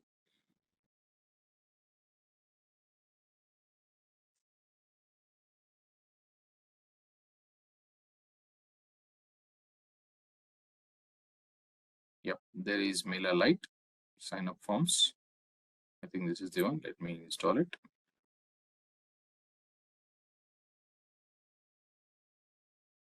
And then activate it. All right, we have the MailerLite now. So it shows enter an API key. Okay, so let's go there and then see if we can get any kind of API keys here. Okay, go to account settings and see. So we have added the subscribers. Now we'll see if there is any kind of API linking. We have all of this here: domains, plans, subscriber setting, preference, email notifications, account settings. We are at the account settings, e-commerce integration, domains.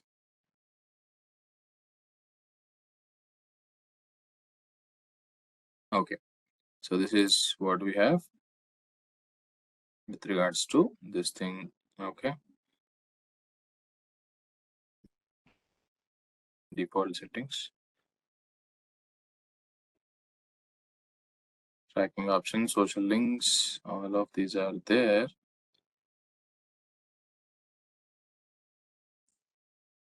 Let's see if we have the e-commerce integration. So integration center. Yeah. So here is the API, MailerLite API. So this is the API that we can use. So I'll simply click on this. I'll get an API. Okay. So this is what we call it as developer API. You have to generate a token.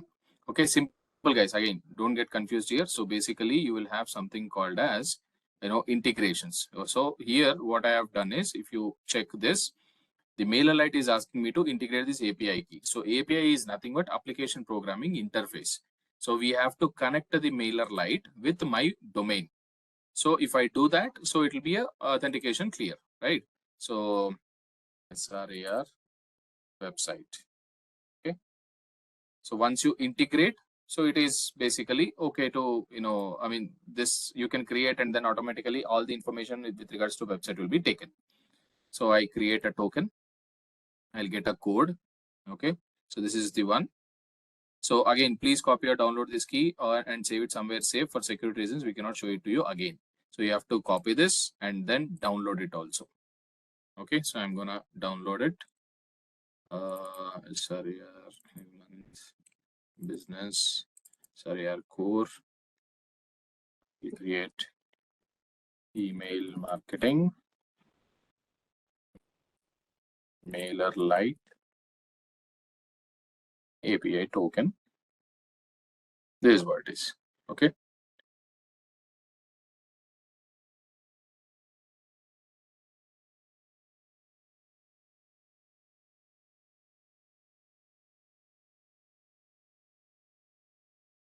Done. So this is enabled. Now we have everything. So you can enable the double opt-in. You can enable non-admin users to manage custom forms. No. MailerLite pop-ups. Yes, this is done. Now we have the sign up forms created. So here also we can close this, and then the API is now created and then used also. All right. Now comes the forms. We can create the pop-up forms or embed forms or whatever that you want to do. You can do that. Okay. Let's try to create.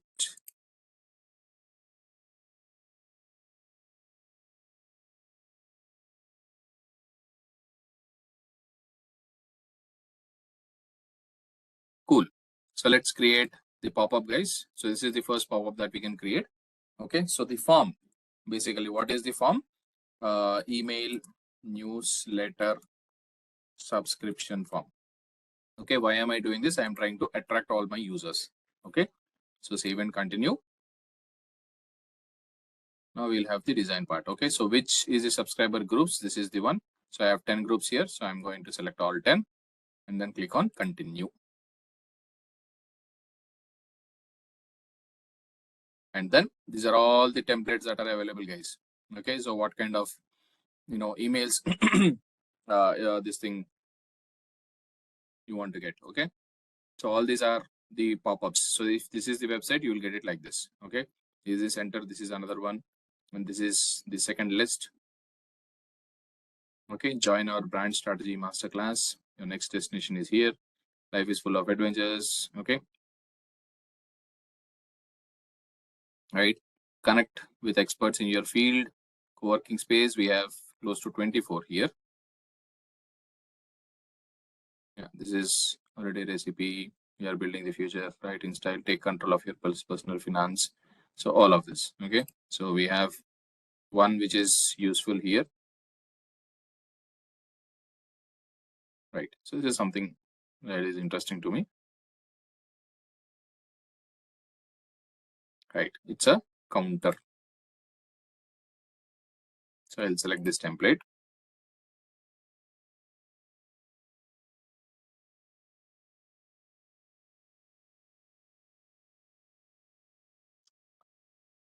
Nothing is happening actually.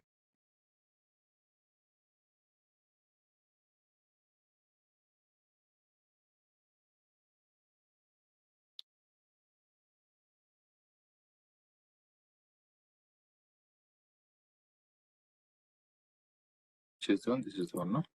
Yeah.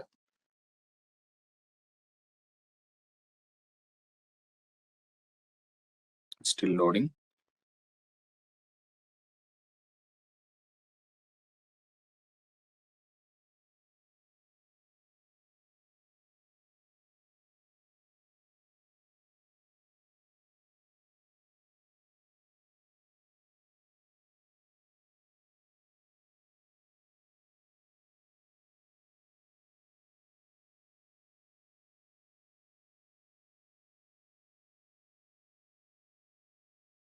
All right, guys. So now what we can do is we can change in and out if there is anything that we want to change. Okay, join our brand strategy masterclass, or yeah, something like this. Learn new ideas to inspire your branding, hurry your reserve spot. Okay, and then I want to change this. I'll change the timer and everything. So days, hours, minutes, and seconds. This is fine. Okay, expiry. So this is the expiry. So I can change it to probably second. Okay, this is what it is. Okay, you see immediately this changed to 6 days, right? So I'm saving it and I'll keep everything else, and then I'll click on, I'll use this reserve my spot. Okay, and then if I want to add anything, if I want to add any image or content or social links, I can do that. So I can click to add the social links. Okay, so I can start editing each and everything of it. So social, so Facebook I have, and then I have LinkedIn, and then I have Instagram. Okay, so I'll put LinkedIn first, Facebook and Instagram later. I just have to, add those links. LinkedIn, this is my profile. I'll keep it here. And then this is the link. And then Facebook, digital doc.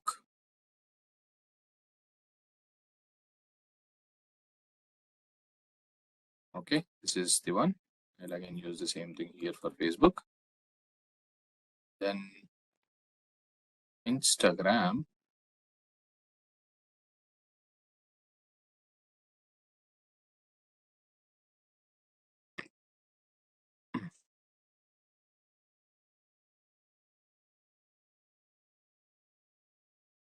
This is digital doc, copied, and then pasted it.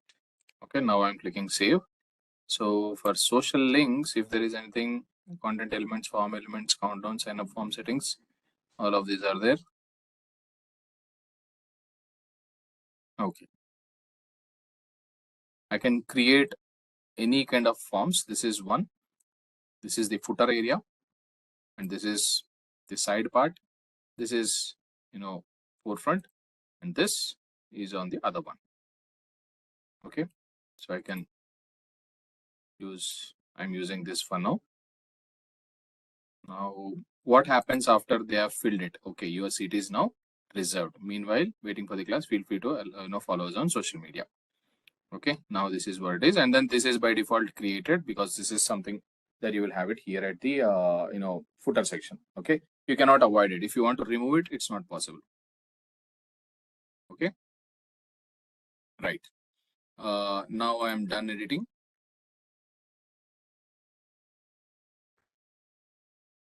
Done.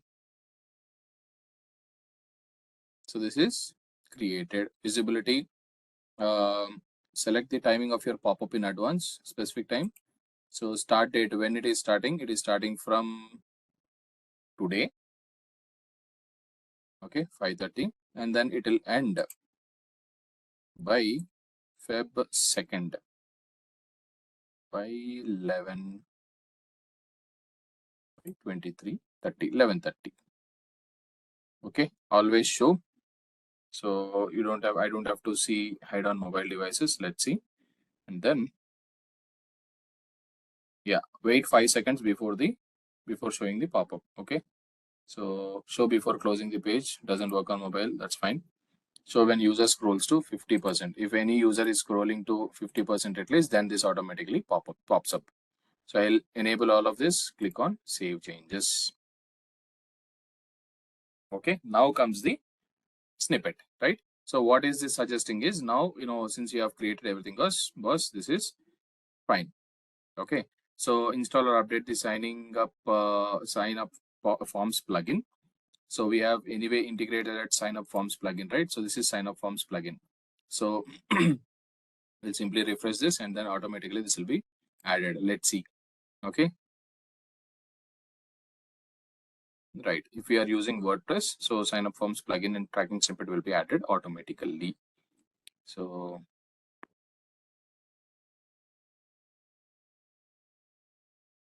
let's see. It is saying that the forms will be automatically integrated.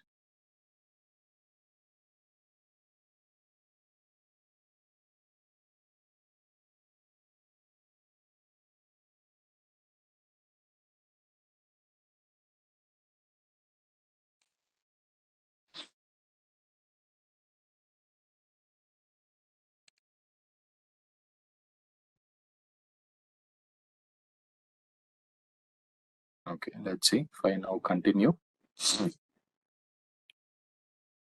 This is created, so you can't activate while your account is not approved. Okay, so now the account is not approved, right? So it is not able to do that. Okay, so subscribers will be added to the selected groups. So once the account is activated, you should be able to see this. Okay, meanwhile, let's see if this is connected to the website. Yeah, nothing is happening here. So I'll click on add new. Yeah, so embedded forms created in MailerLite. So there is already that you can pick up here. Okay, it says there are no embed type forms created because because the account is not activated, you are not able to see this. Okay, so this is what it is, guys. So basically I just have created and then this is now active. So I'll check the preview. So preview is like this. Okay, so the timer is active. So if I had to write something and then use it, I can simply do that. Probably within the next 24 hours this will be activated. So once the account is activated, I should be done. Okay, let's see if the account is activated. Yeah, you'll be notified is what it is saying. So I didn't get any email, nothing. All right, so it says it still have access to campaign automation and website. So I'll have all of this handy. Okay, so this is what the forms are. We have created the forms, and then comes your sites. If there are multiple websites that you want to add, you can create it. Okay, or you want to create your own landing page also, you can create that. Okay, so let me create a landing page. Site name will be SRAR student sign up for digital marketing course. Okay, let's say I wanted to create this. Okay, so create a landing page, simple landing page, one landing page. Yes, save and continue. So I'll select the subscriber groups, continue. Yeah, so I have all the landing page templates that are available. So if it is fitting, then yes, I can use it. If it is not fitting, I can create something on my own. Okay, something on, let's say, all templates are here. Business coming soon, health and wellness, marketing, non-profit, webinar, something on business. Let's see. Yeah, say swimming center, innovative design and development. It's a digital product, take team productivity to the next level. Innovative design. Okay. Okay, I don't like any of this. I like something. This is good. I'll choose this.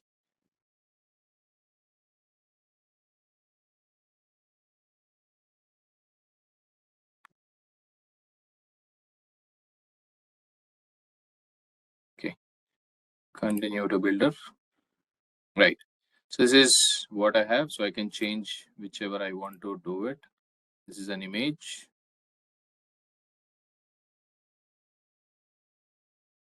Okay.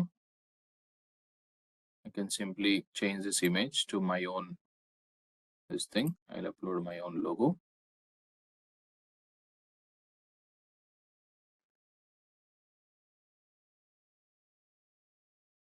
Designing logo, yes.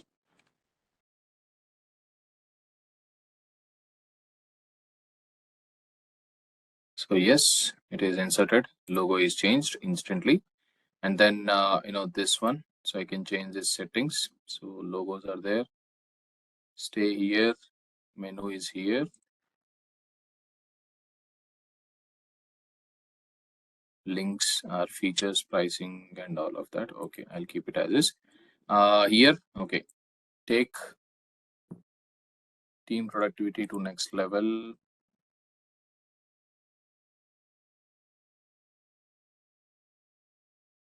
Your team with tactical digital marketing. Okay, I have written everything faster, so it is taking time to write it.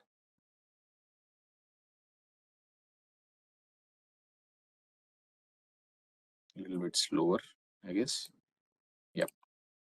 Make your dream come true with tactical digital marketing. Organize your team's work, prioritize work, tasks, nothing doing. So organize your day or learn to organize.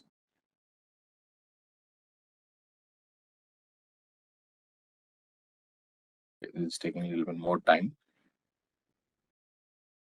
Learn to organize your day more effectively to earn more while working remotely. Okay, so I've written that. Too much of load on this website, guys, so it's not able to handle it. Right, and then we have explore features, request a demo, 98% satisfaction, 98. Okay, plus millions of no. So I'll write 17K plus learners have benefited.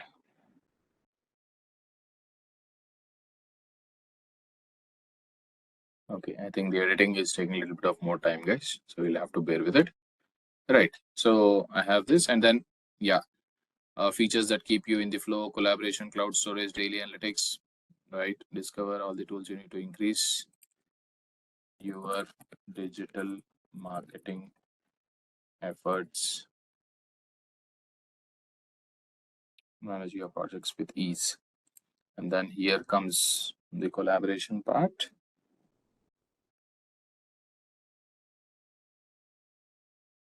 Okay, earn, consult,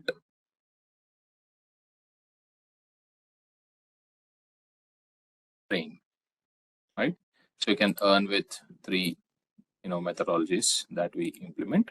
So you can choose any of it. If you want to become a trainer, you can do that. If you want to consult, you can do that. If you want to earn, you can do that. I'm just writing randomly, guys. I mean, there is nothing tactical here. Okay, so virtually earn money by implementing the digital marketing services to clients. Consult. Okay, now it has to take time.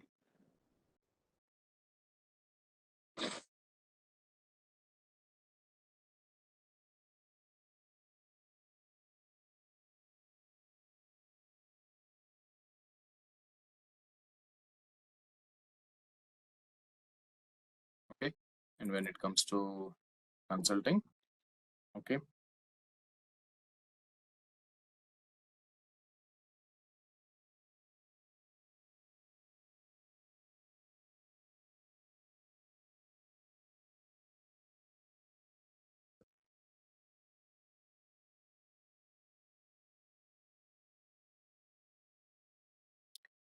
give your time to something more productive, and then that way you can solve complex problems is what I have written. I am not still seeing on screen. Let's see.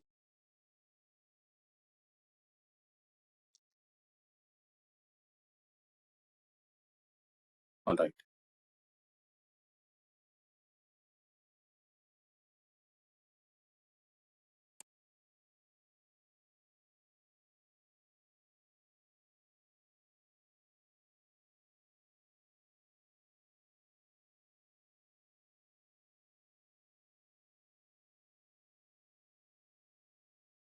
train the learners with your skills, and then make sure that you are,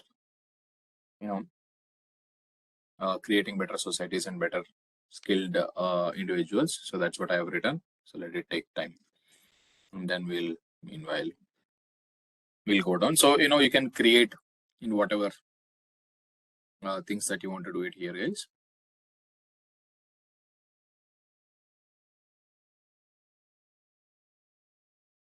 Okay, this is a little bit slower.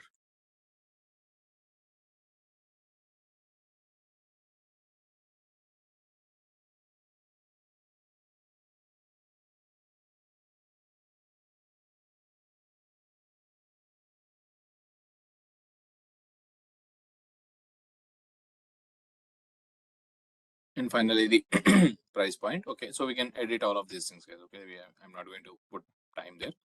So here I can put the pricing chart and all of that. Okay, so I want to simply change this dollar to maybe rupee symbol. Okay, so I will simply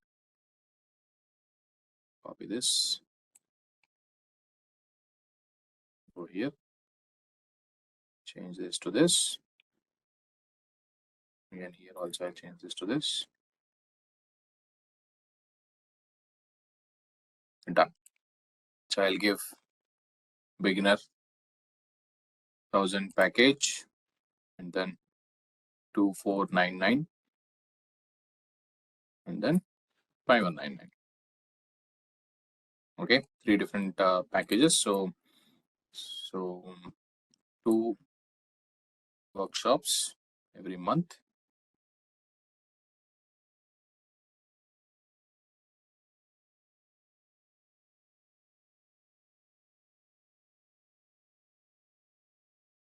My news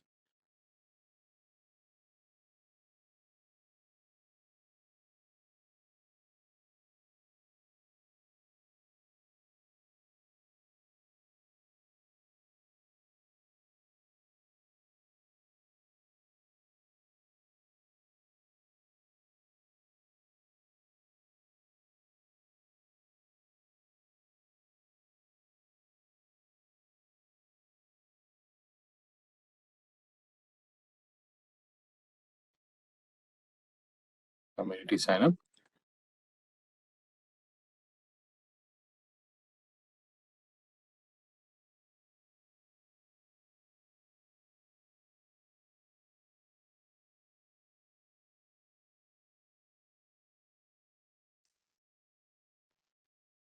Access to premium content.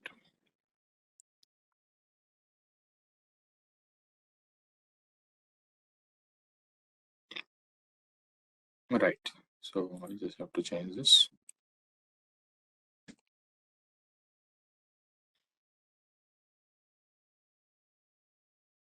So again, 4 workshops per month.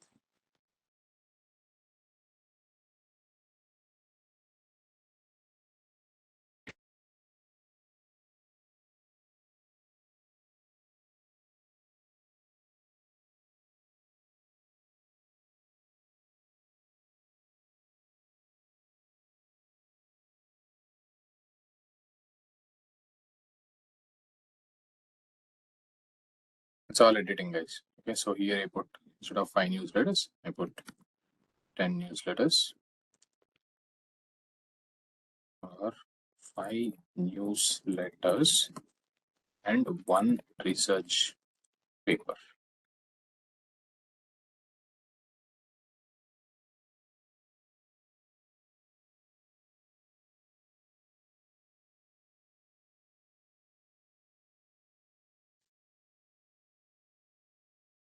Club membership, live chat support. Yeah, that should do.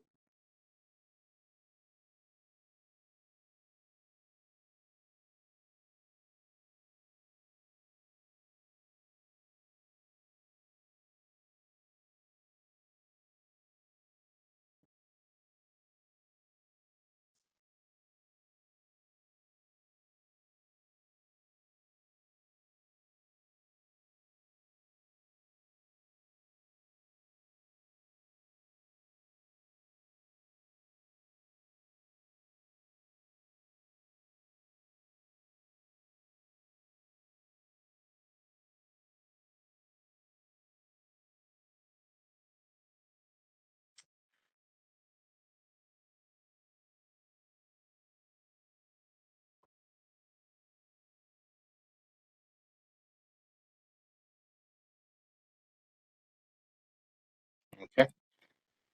Then the membership.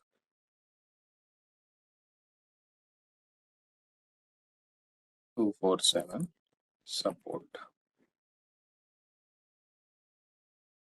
Okay, likewise, you can choose the plans and then write whatever you want to do it.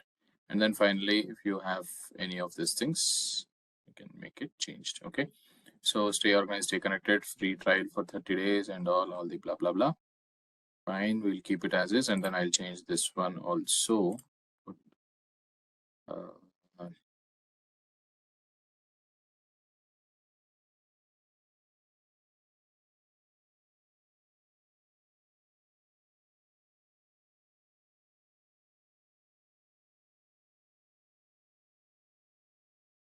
Yep, I'll use the same thing. I'm done editing. Okay, so I have not edited many of it. So I'm keeping as is only without changing too much this thing. Okay, so landing page URL is this. Okay, fav icon, I can use whatever fav icon I want, I'll use this. Okay, select this. Sorry, settings, SEO and all of that, it's not needed. Site indexing, okay, that's an SEO part. You don't have to. Custom domain is not available in free plan, so we'll use this thing SRAR or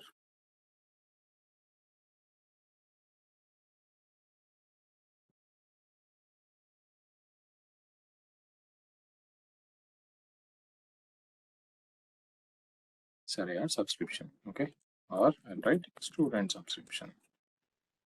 Okay, and then click save and continue. Let's see what happens after this.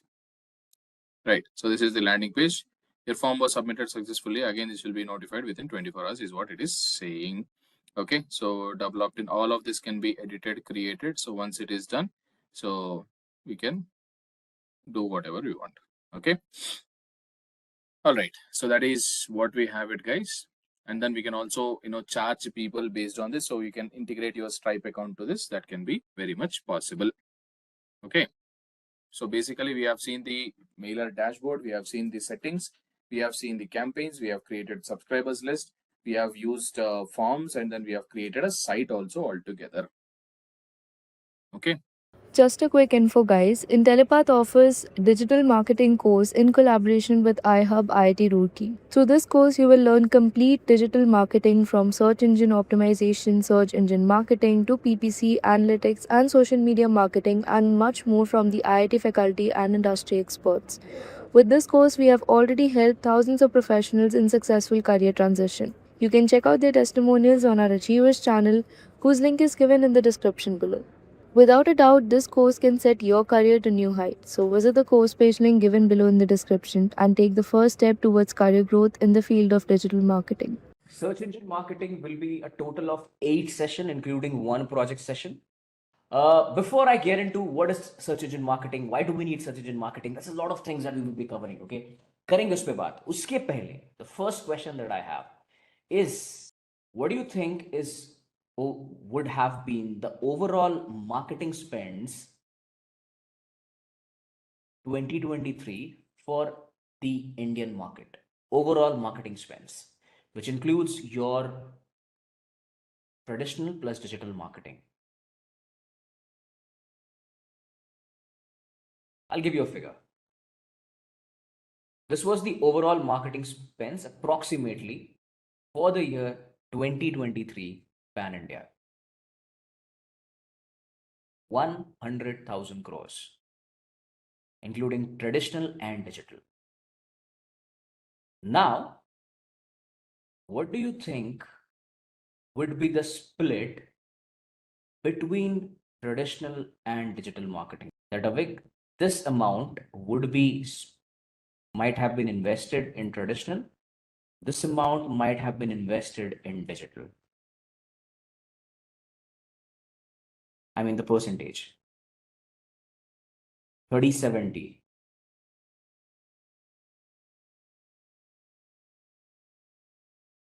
So the number is 45% and 55%. 55% was utilized on digital marketing in 2023. Is that a huge number? Can you guess what was this percentage split in 2018? Will not take the COVID era here.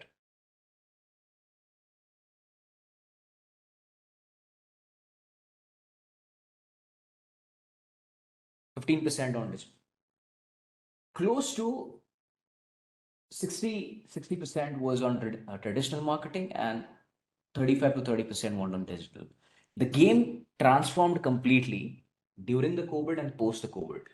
This number, 100,000 crores, is expected to go around 1.20, 1,20,000 crores this year. And by 2030, this number is expected to reach 200,000 crores, where digital alone will consume close to 75% and traditional will come down to 25%.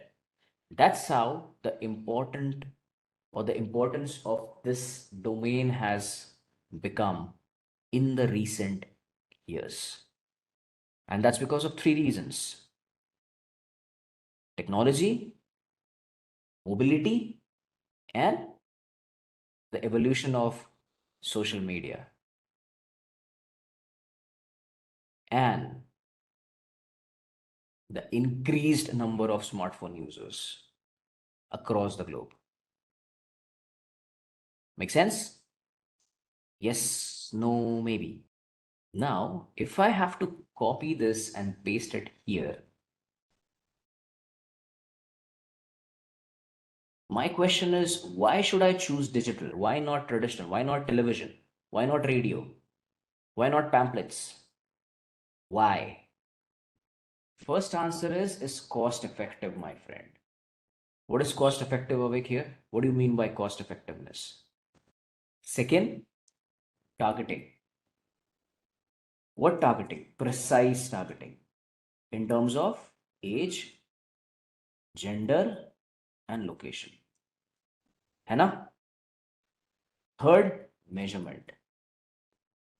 What is measurement? What is measurement? Let's start with cost effective first. If a reaches out to any television, any radio, any pamphlet, they would have a predefined cost where they want to play your ad, but they would be charging as per their own predefined budget. When you opt for a digital channel, be it Meta, Google, Bing, Snapchat, LinkedIn, Twitter, anything, you have an option to choose your own budget.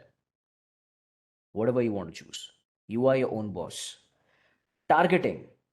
In targeting, Pramila and Sudhanshu can actually target their product basis the age, gender, location they want to show, which is not possible on traditional media. Can I show my ad on, let's say, a television channel which is 10 sports, and I want to show an ad of Dream 11 only to people between the age group of 18 to 44 and only in Delhi, Mumbai, Kolkata, and Chennai? Can I do that? I can't. It's not possible. When it comes to digital, Sudhanshu, you can actually create a campaign for Dream 11 targeting between 18 to 44 for only 4 cities. And last but not the least is measurement. What is measurement? Basically, if a person has seen your ad on television and has walked onto the store and then bought the product, can I measure that that person has seen the ad on television? I can't. On digital, Sudhanshu, we can. From the time the person has interacted with the ad till the time the person gets converted on the website as a consumer, I can track each and every step of that customer. How many people have visited? How many people, let's start with this. How many people have interacted with my ad? How many people have been to the website after clicking on the ad? How many people have gone to the product display page? How many people have gone to add to cart page? How many people have gone to checkout page? And then finally order confirm page. Each and every funnel measurement journey is something that I can track. Now, my question is, if there are so many channels, why should you go for search engine marketing only? We have social media, we have Meta, we have Snapchat, we have Instagram. Why should you, and Twitter as well, why should you advertise using search engine marketing channels?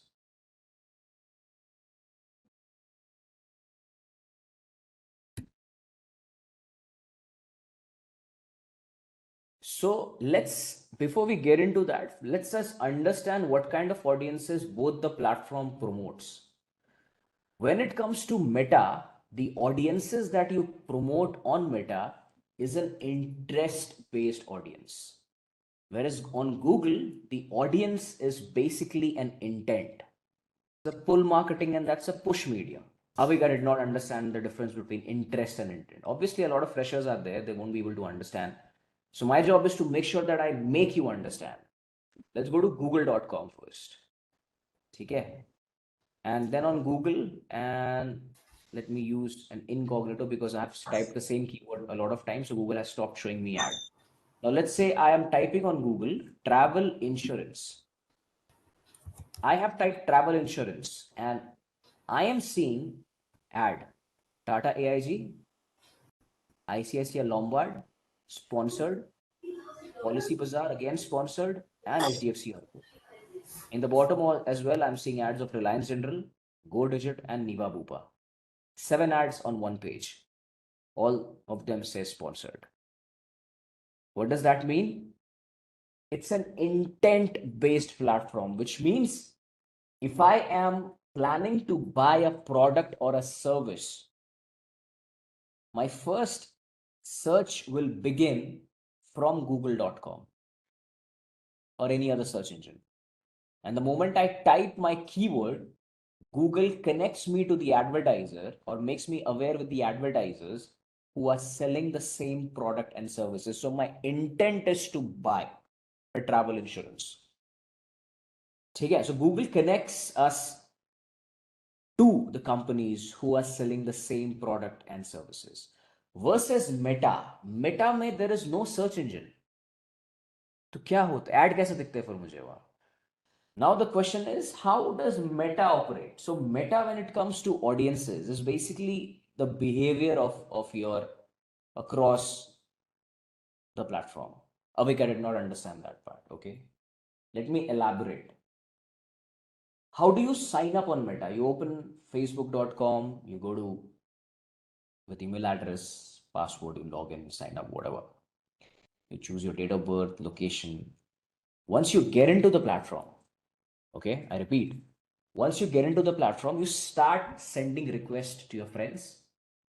Once that's done, you start following pages for the topics that you take interest on. For example, sports, politics, travel, shopping, OTT channels, etc., etc., etc. So you have shown your interest across these topics, and you have friends who have different topics as well. Might be an overlap, might not be an overlap. And all of these suggestions are part of your feed now. I can see a status update from my friends. I have liked that, shared that, or commented on that. Similarly, I have liked a status on an organic post by any brand that I'm following. So Meta understands my algorithm on the platform. This is what Avik does. Avik loves to, follow sports topic. Avik loves to follow politics topic. I love to also follow, let's say, food and dining, something like that. So Meta understands my behavior. Meta understands my interest and automatically shows me ad related to that brand, product, or services. I might not be interested to buy, but I have an interest in that topic. Interest and intent. Let's close this. Let's go back to Google Sheet. So now we have Google and or any other platform, okay? Or I should write it here as social media. I should write here as SEM. Now my question is, why Google? When it comes to search engine marketing, I have good three giants as well. One is Google. Then I have Bing. I have Yahoo. Why Google? Bing is also global. Do you want me to go to bing.com? Let me go to bing.com. This is a search engine. I typed cheap flight tickets. What did I type? Cheap flight tickets. Can you see ads? Skyscanner.co.in. Google dominates the market of SEM. So why Google mein? It has close to 85% market share in SEM. 3 million plus website partners, apps, Gmail, YouTube, Play Store, Discover feed, where your ads can show up. Last but not the least, advertise with any amount. That's it. If there are 100 people who are searching, 85 plus would be using google.com as their search engine. There are 3 million website partners. Apart from seeing ads on google.com, my friends, guys, you can see ads on partner websites as well. How many of you are aware of this website, speedtest.net? That's just one classic example I can give you. यहाँ पे अगर आप जाओगे, internet का speed check मत करो अभी, just go to the website and stay there for a couple of seconds. Once you do that, you can see ads coming up of Tata AIG. That's an image ad. And it says Tata AIG travel insurance check price. And it's a Google ad. icon पे click करोगे, ads by Google. Similarly, your ads can appear on 3 million plus websites as such. There are NDTV Sports, Aaj Tak, other blogs websites, which actually says Google has a good reach here. Last, advertise with any amount. You can literally advertise with any amount. Let's move on to understanding the Google page layout. So Google page layout, if you type anything on the top, you see an ad. Anything which says sponsored is a text ad or a search ad. Anything which you search on Google, Rahul, I'll come back to that again in some time. Anything that you search on Google, on the top, very top, it comes up ads. It's a search ad or a text ad. If it says sponsored, it says search ad or a text ad because it's in a text format and it's on a search engine, so it's known as search ad. So I'll write it here. ठीक है, उसके बाद क्या है?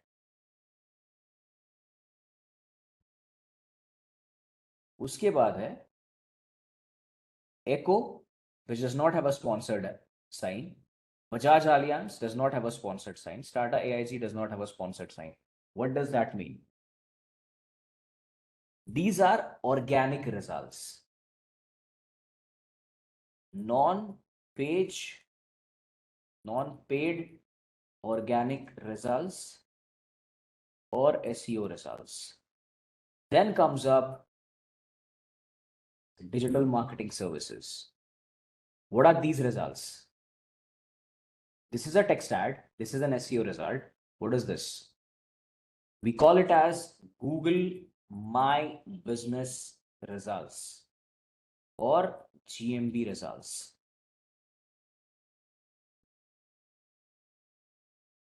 And if you scroll down, it's a lot of organic as well. And then let's go to page 2. In the bottom also you can see ads. So same thing, your ad can come up in the top or in the bottom. We just call it as bottom search ads or text ads. Similarly, text search ad or text ad, anything is fine. But wait a second. What if I type something related to an e-commerce? Then what? Let's say I typed on Google Sofa set. Then it says sponsored, but it's not a text ad because it's in a different format. Which ad types are this?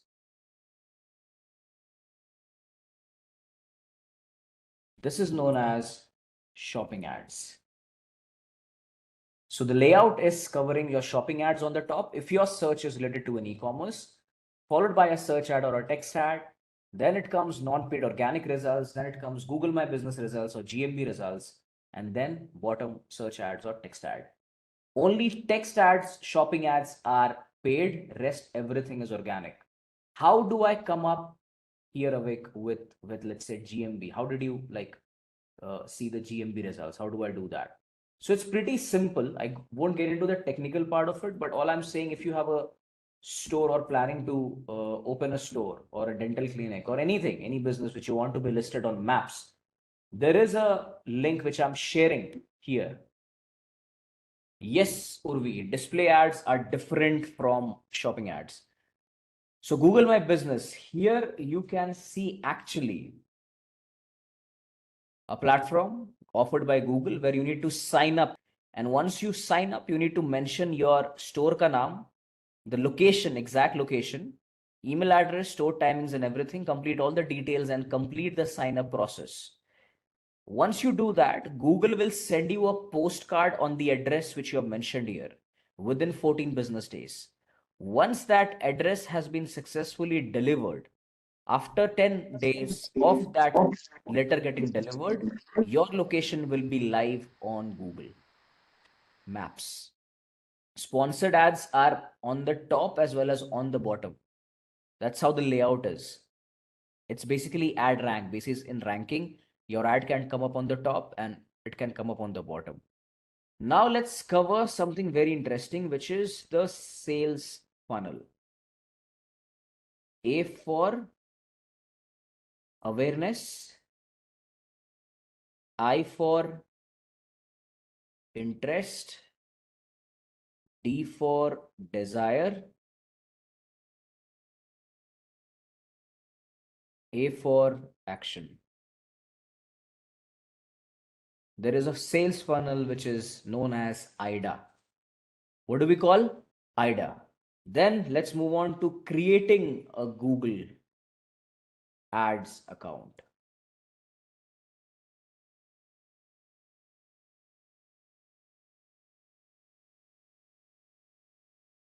The hierarchy of Google Ads account. There are 4 levels: account level, campaign level, ad level, and keywords, ad group level, keywords, and extensions level. So each hierarchy has different set of settings. We follow a certain set of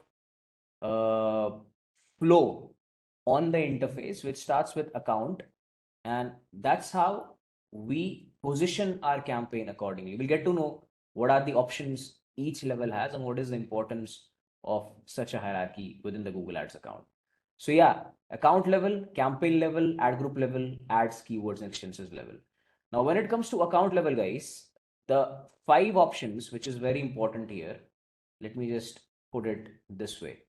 On account level, we have 5 options: email address, billing country, time zone, currency, and payment details. थोड़ा सा scroll up करो. 4 level मैंने बताया था. Account level is the parent level here. Email address is already that you have used to sign up. Billing country, time zone, and currency is something that we will enter now. Payment details is something that we will enter later as well. So the one that I've kept in green, I can change it anytime going forward in the future. बाकी तीनों चीज जो है, billing country, time zone, and currency, whatever I have selected now, I can't change it later on the account level. ये options आपको बाद में change करने के लिए नहीं मिलेगा. Account level पे यही 5 options हैं. So keep it in mind. Okay, so now the definition of budget: advertise amount invested per day on your campaign. It's a daily budget, and budget is added at a campaign level. Okay, always remember it's added at a campaign level. Let's say you're starting a campaign and on 1st of December, and the advertiser is asking, hey, great, you're starting the campaign with a daily budget of 100. What will be my monthly maximum? After 30 days, how much can Google charge me Uh, what do you think? If my daily budget is 100, how much can Google charge you after 30 days? See the screen. 3040. How 3040? So its daily budget into 30.4 is 3040. Now your question should be, what is 30.4? 30.4 is nothing but total number of days in a year divided by the total number of months, which means that every month has different number of days, 30, 31, 28. So Google decides that we will take an average कि हर महीने में 30.4 days तो होता है. So irrespective of whichever month you're advertising, the daily budget into 30.4 will be monthly maximum amount. That is the amount that up to Google can charge. Uske साथ साथ remember the statement as well. Scroll down. Monthly maximum always gets calculated from first calendar day of that month. Always calculated from first calendar date. Scenario 1, okay, where my campaign is starting BAU on 1st of any month, let's say, with a daily budget of 100. BAU is business as usual. So scenario 1, first is 100 is my daily budget. Every day, this 100 is getting exhausted. 100, 100, 100, 100. The first 4 days, my ads have exhausted the daily budget, which means my campaign is performing really great. So if Google sees good potential in your ad on certain days where Google expects the traffic to be on the higher side, Google can charge you twice of your daily budget, which we call as budget over delivery. If Google thinks that the expected traffic for certain days will be on the higher side, Google can charge you up to 2 times of your daily budget, but it will not surpass your monthly maximum, which is 3040. Because let's say there are certain days where the traffic is good, Google is charging you 200. But even if it's a weekend, let's say where the traffic is really less, Google might charge you lesser, 50, 40. So by the end of 30th or 31st, you will see that you have been compensated with that particular amount. Now your question will be here that Avik, if my daily budget is 100, my monthly maximum is 3040. That's great. But is it like Google will charge me 3040, it will not charge me less? That's a pro rata basis, guys. It does not mean that Google will charge you exactly 3040. It depends on your campaign performance. If your campaign is not even performing, Google won't charge you. It will only charge you the amount that your ad has served across the Google Ads network. One is the monthly maximum, second is the budget over delivery, and third is the pro rata basis charges. Now let's move on to scenario 2. किसी ने question पूछा था, Avik, what if I run my campaign or start my campaign on the mid of the month? तो मेरे पास same आपके लिए एक scenario है. Scenario 2, I'm starting my campaign on 15th. Every day my campaign is getting charged 100. My campaign performance is great. So it is working amazing. Now Google is seeing good traffic on certain days. Google is charging me budget over delivery. By the end of 30th, the total bill that I have got is, let's say, 2,100. And my campaign only ran 15 days only, correct? Or 16 days to be precise.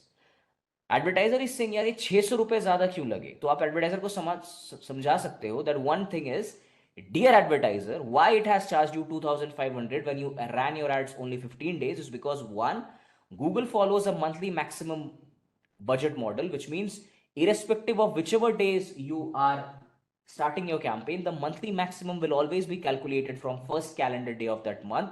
Number two, on certain days I could see after 15th your ad has ran and has given you good traffic, so Google has charged you twice on those days. which is known as budget over delivery, but it is still within 3040 amount. Now, what is bidding? There are basically 3 B's which I follow, guys. 3 B's: budget, bidding strategy, and bid. Budget we have covered already, the amount you invest per day on the campaign. Bidding strategy. What is bidding strategy? Bidding strategy is a strategy that you choose how you want to tailor your ads on Google. Bidding strategy is a strategy that lets you choose how you want to tailor your ads on Google. Under bidding strategy, there are 3 metrics: focus on clicks, focus on impressions, and focus on conversions. In simple terms, Avik, can you explain bidding strategy? Yes, I can. So, for example, there is a car which is parked outside your house and you want to drive that car. It's unlocked, the door is unlocked. You get into the car, you close the door. The fuel is full. Fuel is equal to budget. Now you want to drive that car, but you don't have the key. Bidding strategy is that key that decides how you want to exhaust that budget, that fuel. Do you want to drive in eco mode? Do you want to drive in city mode? Do you want to drive it in sport mode? Similarly, there are 3 pillars. How do I want to exhaust my budget? Do I want to focus on clicks? Do I want to focus on impressions? Or do I want to focus on conversions? Each pillar has a couple of bidding strategy aligned to it. One is focus on clicks, which is manual CPC. Second is maximize clicks. We will cover only these two under focus on clicks. Now comes ad group. What is an ad group? Ad group is nothing but segmentation of a product or service. I repeat, segmentation of a product or service is known as ad group. So let me create a structure for you. Account is equal to Flipkart. I'm creating a Flipkart account. The campaign is furnitures. The campaign is furnitures. Ad group number 1 is sofas.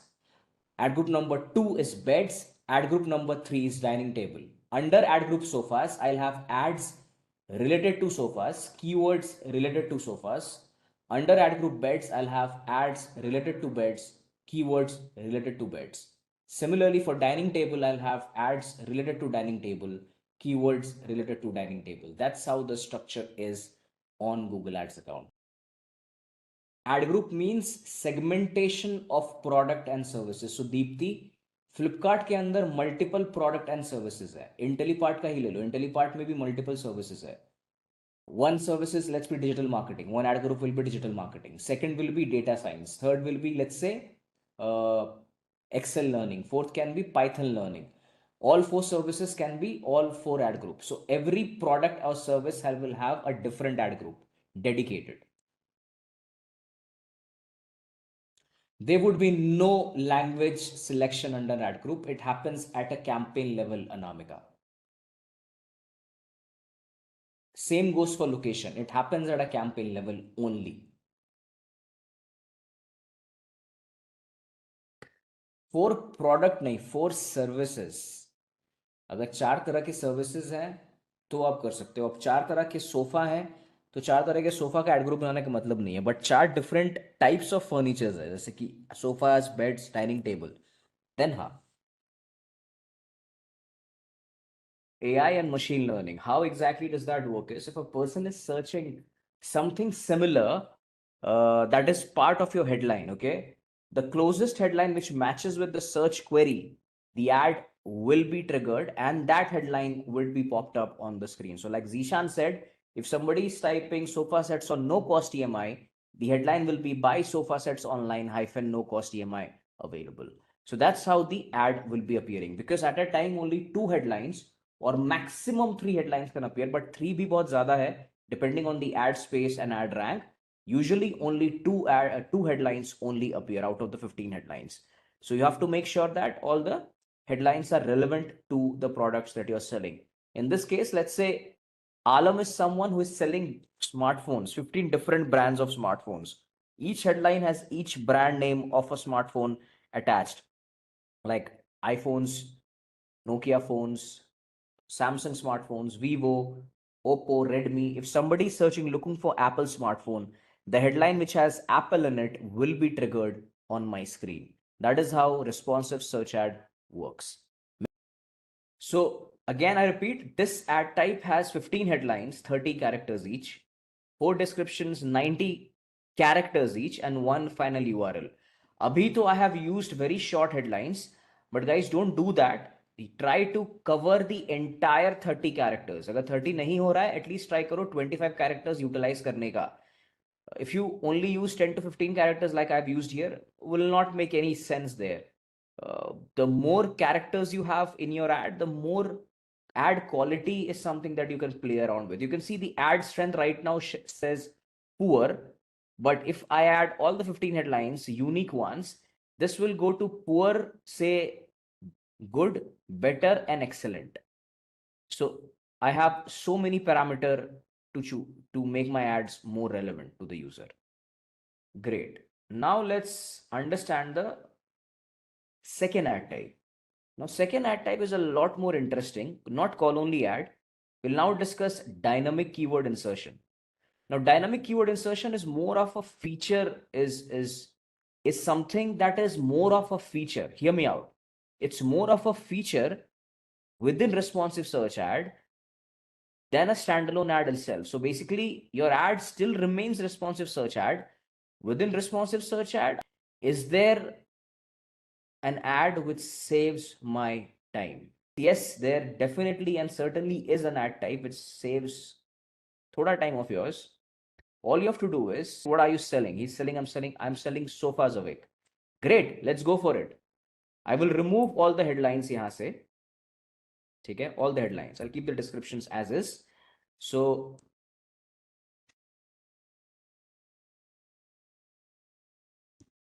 now what I'm going to do is I'm going to type buy, BUY, shift curly bracket. I repeat again myself, shift and curly bracket on the keyboard, and you get 3 options, my friend Ankit. Keyword insertion, countdown, and location insertion.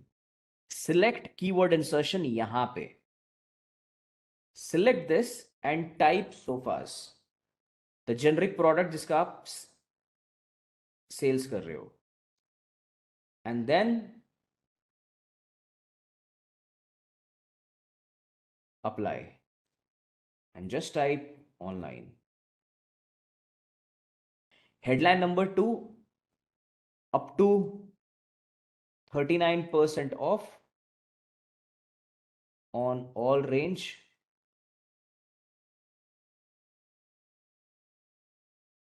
No cost EMI available. That's it. I only need 3 headlines. Responsive search ad ka. 3 headlines only. My 3 headlines are done. Ab let's see my final ad.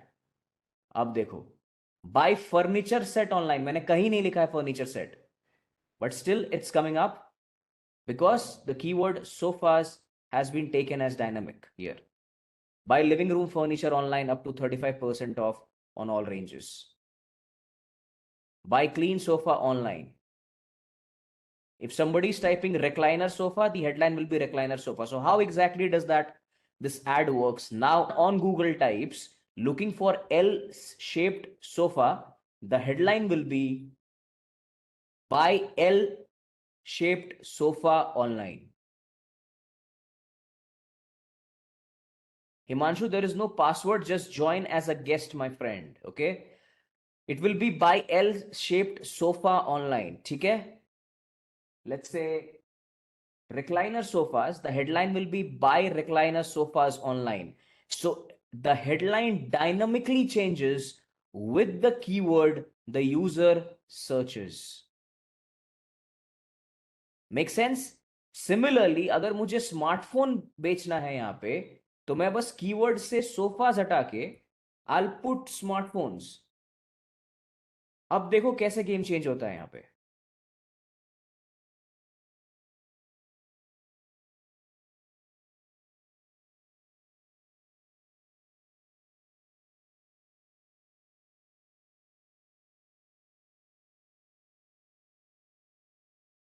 will take thoda time, but yeah, it will give you, like, if somebody is typing Redmi smartphones or Xiaomi smartphone, the headline will be buy Xiaomi smartphones online, buy Redmi smartphones online. Somebody is typing Apple smartphone, it will be buy Apple smartphones online. Now let me give you an example here, dynamic keyword insertion ka. Another example, a link which can make your life a lot easier. Here is the link. I'm attaching the link here as well. Now have a look. The headline is buy keyword chocolate. If Himanshu is typing dark chocolate bar on Google, the headline will be buy dark chocolate. If Monisha is typing sugar free chocolate, the headline will be buy sugar free chocolate. If some Zishan is typing gourmet chocolate truffles, the headline will be just buy chocolate. Why? Because gourmet chocolate truffles along with buy is exceeding 30 characters. इसलिए system has picked only the generic term वहां से. My campaign is published. Chalega? Let's go and let's see the recent campaign types.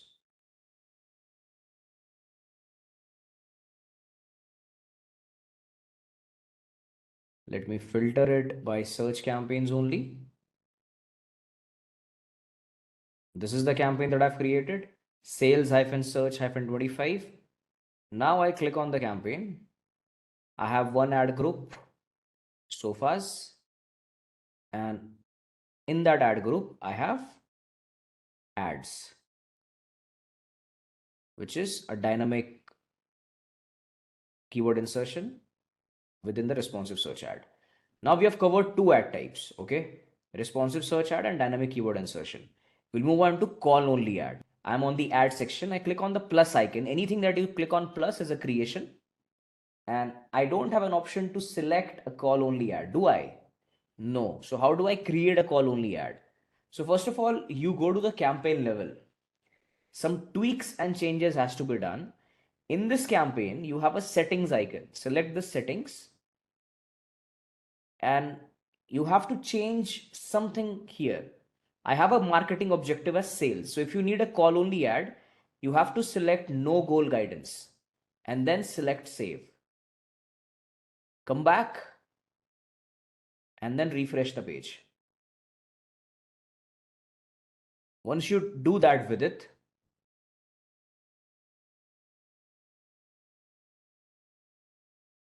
click on the campaign type.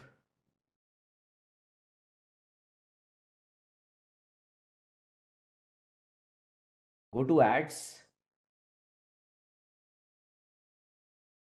Click on the plus icon and my call only ad option is available. Okay? Then what do?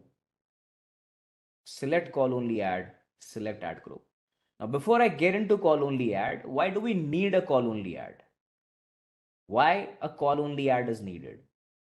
हर एक ad पे जो click होगा वो मेरे business phone number पे आएगा, ना कि website पे जाएंगे लोग.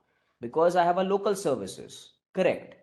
For example, let's say if somebody has a garage, somebody has an AC repair, pesticide cleaning, deep cleaning services for homes, packers and movers, हाँ पे आप वेबसाइट पे नहीं जाओगे यार, आप डायरेक्टली उस बंदे को फोन करोगे, ठीक है? And that's where call only ad plays a very important role. Cool. So when you need phone calls to the business, that's when you choose a call only ad. Within a call only ad, first you select the country where your business is operating out of Urbi. ठीक है? So which country do we select? We select India here.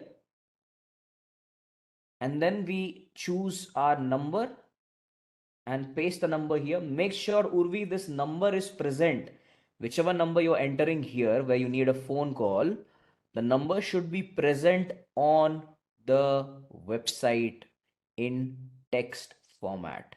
System will verify the number. If the number is not present, your ad will be disapproved. Does that sound good?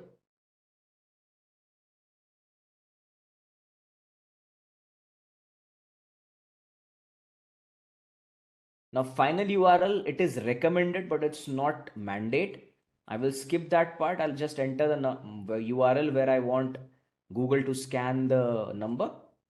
and then buy sofas. Now headline 1, let's say get your home furnished with us.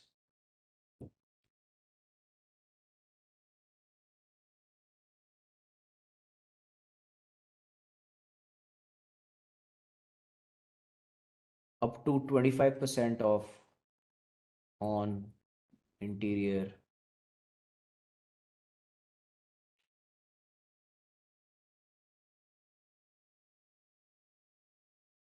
wake fit. Description may I can pick, let's say,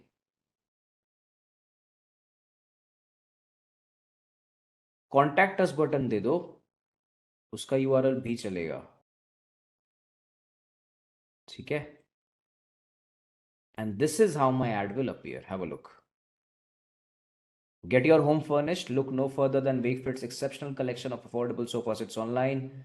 Call now. This is only callable this is only visible on callable devices. It will not be visible on desktop. It's only visible on callable devices. Can you see a live ad right now? If you have a smartphone, go to google.com, type any local services keyword. Let's say type roadside assistance or roadside repair. Check if you're getting a call ad where a number is visible, and if you click on the number, let me know where it takes to. This ad is expensive. The CPC would be around 30-40% more than the normal responsive search ad and dynamic keyword insertion, because it leads to phone calls only. The conversion rate is quite high. Great that you have helped us covered 3 ad types, okay? But you know what? The 3 ad types again has something in common. What is it? You have to create an ad. You have to enter headlines. You have to enter descriptions. You have to enter a URL. Then you have to add keywords, because without keywords, search ad will not function. The primary targeting of a search campaign is keywords only. So first of all, let's go to the discussions between the commonality of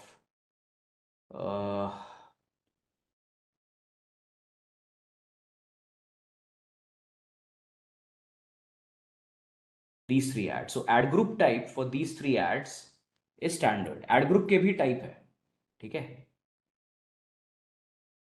And then you have to add keywords. Excuse me. Now what I'm trying to say,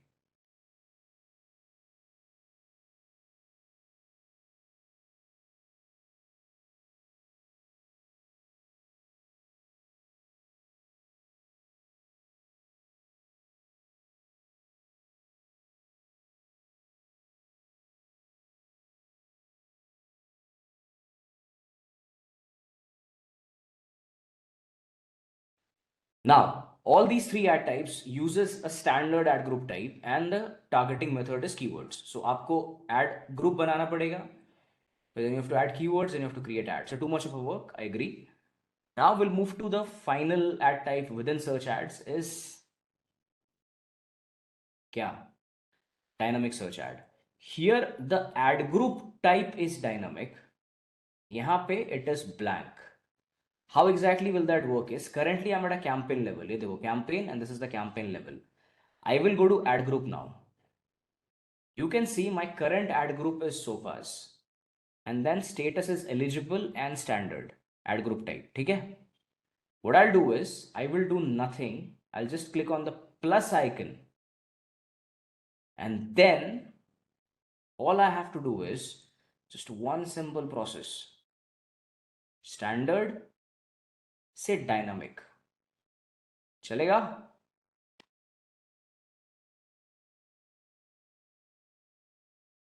अब there is a domain requirement which has come by Google कि कौन से domain के लिए ये add बन रहा है. ये है मेरा डोमेन wakefit.co. डोमेन मांगा है मैंने, सब डोमेन नहीं अभी. I'll go with wakefit.co entirely. Then I'll scroll down. I have to name this ad group, Disha, dynamic _ ad group.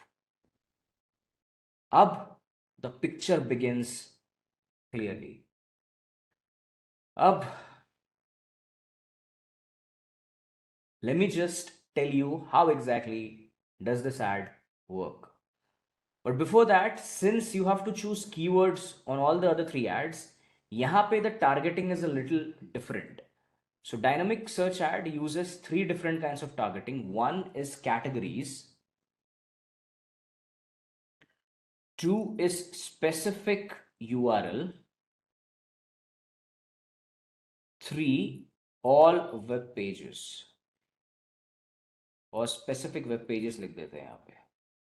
इसका मतलब तो simple है. So now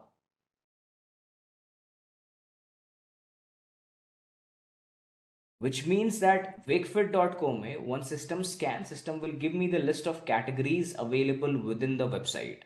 I can choose that. I can go ahead and understand which one do I need to target. For example, let's say I want to target only sofas. So right now it's not showing. I'll show you in a minute. And I click on save and continue for now. I'll come back. And then scroll down.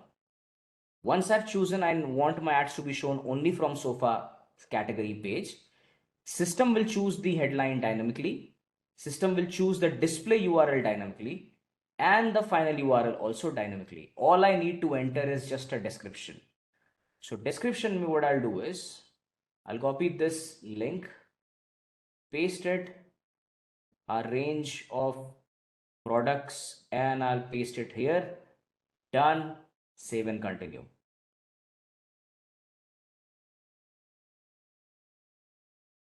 Okay, policy violation is dots, that is not needed. Done, save and continue. Now I'll show you how exactly does it work. So go to dynamic ad group yahan pe. On the left hand side, there is dynamic ad target. Select the plus icon. And now here it is. That is what I was telling. अब यहाँ पे system has scanned my website और मुझे बताया है कि there are 39 categories available within the website. Number 1 is furniture. ये रहा furniture. Number 2 decor. Number 3 bed. Number 4 mattress, and the list goes on. Now if I go to sofa यहाँ पे within furniture, you can see there is a preview and there is a search volume available for my sofa set. Close to 7 million plus. And see the preview.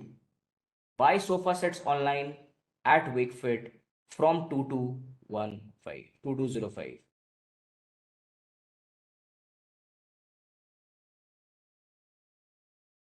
And then second sofa set, etc, etc. So now if I choose sofa, how exactly does that work is system will only create ads from this page, which is sofa set. So if it goes on Google and types sofa sets online, system will create ads from the content of my website. I repeat again in capitals, system will create ads only from sofa set category pages within the content of your own website. Why should we use it? और सबसे पहला question freshers के दिमाग में भी आ रहा होगा कि then तो it's great Avik, I will never use the other three ads, I'll only go with dynamic search ad. नहीं, this is not the correct way strategizing your campaign. I'll tell you when to use it and when not to use a dynamic search ad. First of all, when should you use dynamic search ad? Abhi Zishan ne kaha there's a too much keyword brainstorming that happens in an agency, at a brand, or even if I'm a freelancer. Once I create these three ads, I have to understand which keyword do I choose. Now let's say, again going back, if I have sofa set as a product which I want to sell to the people, I might have shortlisted 30 keywords and those 30 keywords will be triggering my ads. कभी कभी ऐसा होता है, कभी कभी हमेशा ऐसा होता है, I might have missed certain keywords. For example, I am selling recliner sofas, but कहीं मैंने वो recliner sofa का keyword add नहीं किया. So what happens? That product gets no visibility, no searches, and only the rest of the products gets into the ad lineups, correct? Dynamic search ad gets you into action with that because you've already selected sofa set. Now you have recliner sofas, you have L-shaped sofas, you have 3-seater sofas or 4-seater. I am rest assured that dynamic search ad will cover up those missing search volume which I failed to enter in my previous 3 ads. Now, second reason, when should you use it? Again, second is, let's say for example you have a 100 rupee budget to be invested in a campaign. Go for 75-25 का ratio. 75 में आप ये दोनों ad चला लो, responsive and dynamic keyword, because call only के लिए आप अलग ही ऐड ग्रुप बनाओगे. You don't want to overlap that. The remaining 25 rupees you invest on dynamic search ad. तो 75-25 का रेशियो रखो. Run it for 2 to 4 weeks. See how the performance is.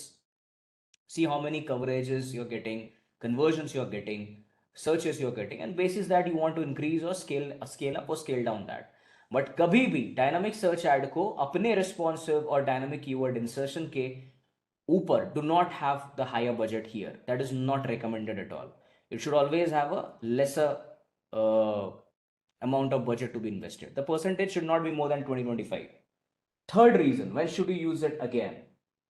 Now, first reason was keyword. Second reason was, let's say when I want to test it out something. Third is basically when you want really to do an automation kind of a thing. Basically, if I have to sum it up, both the pointers in the last statement is, I just wanted to leverage every option that is available within a search campaign. Why not? That's an option available. That's a lever which is available. Why not? I should go for it. Now coming back to the statement, when should you not use it? Let's say now you are running an offer which is 50% off, and आपको पता है कि आपने इन दोनों add पे 50% of लिखा हुआ है, और आप हर एक every search that happens, that headline 50% off should appear. There is a possibility that dynamic search ad might miss it out. Might miss it out. So वहां पे you lose again that opportunity to convert that customer because you have no control on the headline. So that is when the bitter part of it has to be swallowed with a pinch of salt. How do I play around with that? Those time you can scale up the remaining through ads and only run the ads which does not have any offer. That's it. You can't run 2 types of ad at the same. You can, but only one ad will trigger.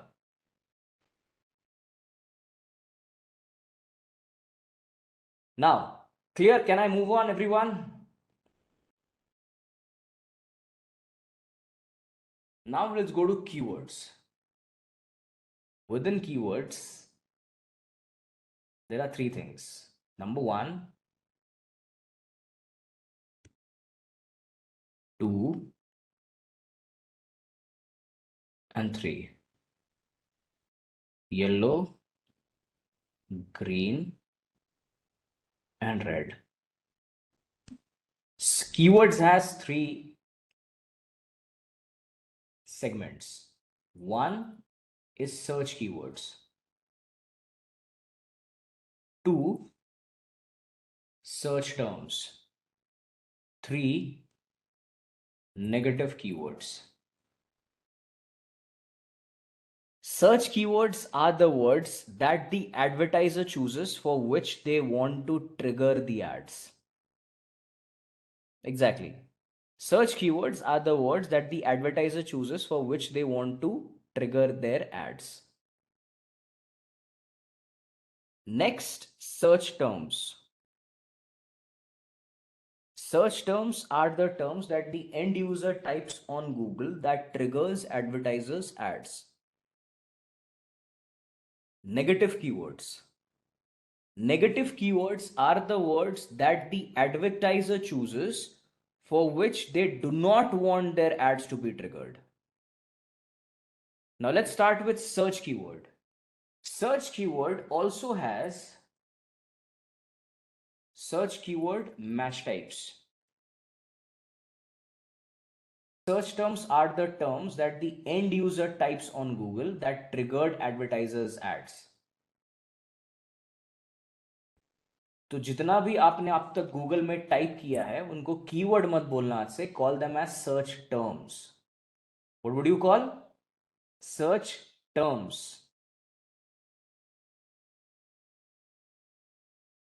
Now, search keyword also has match types. The first is broad match. Now let's say in broad match my keyword which I have chosen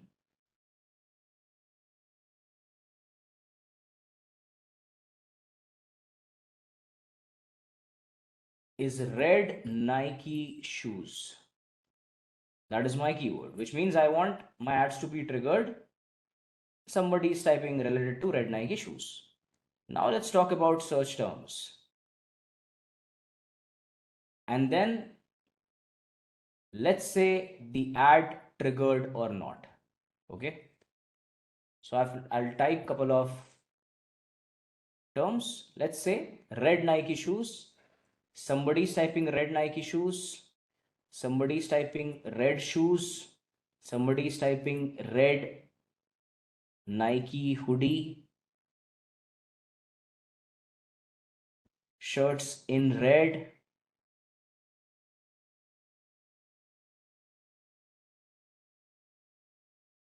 Training gears.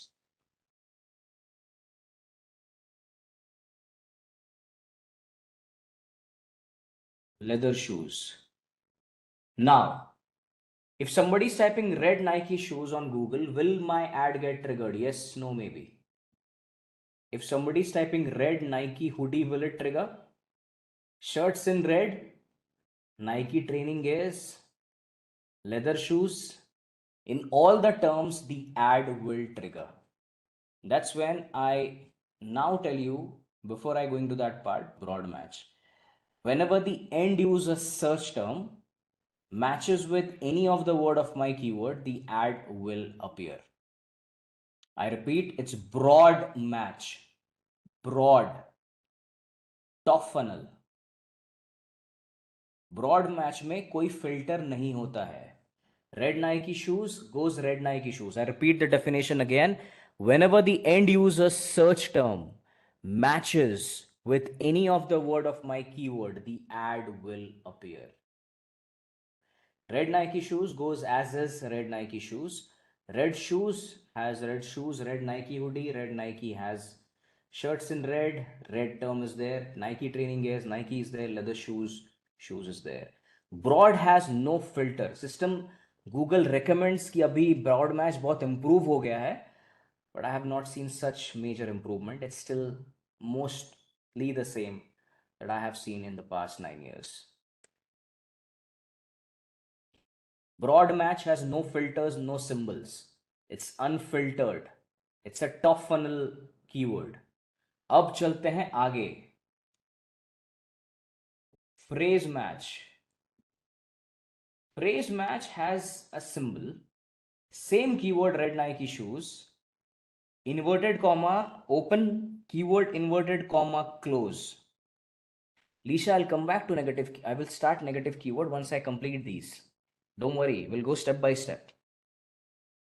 Red Nike shoes in phrase match. Same thing.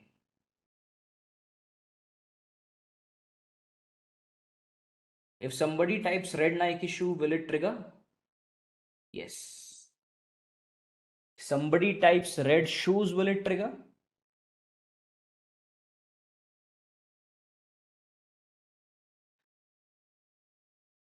Red Nike hoodie. Shirts in red. Nike training gears. Leather shoes. Let's change the term. Sneakers in red by Nike.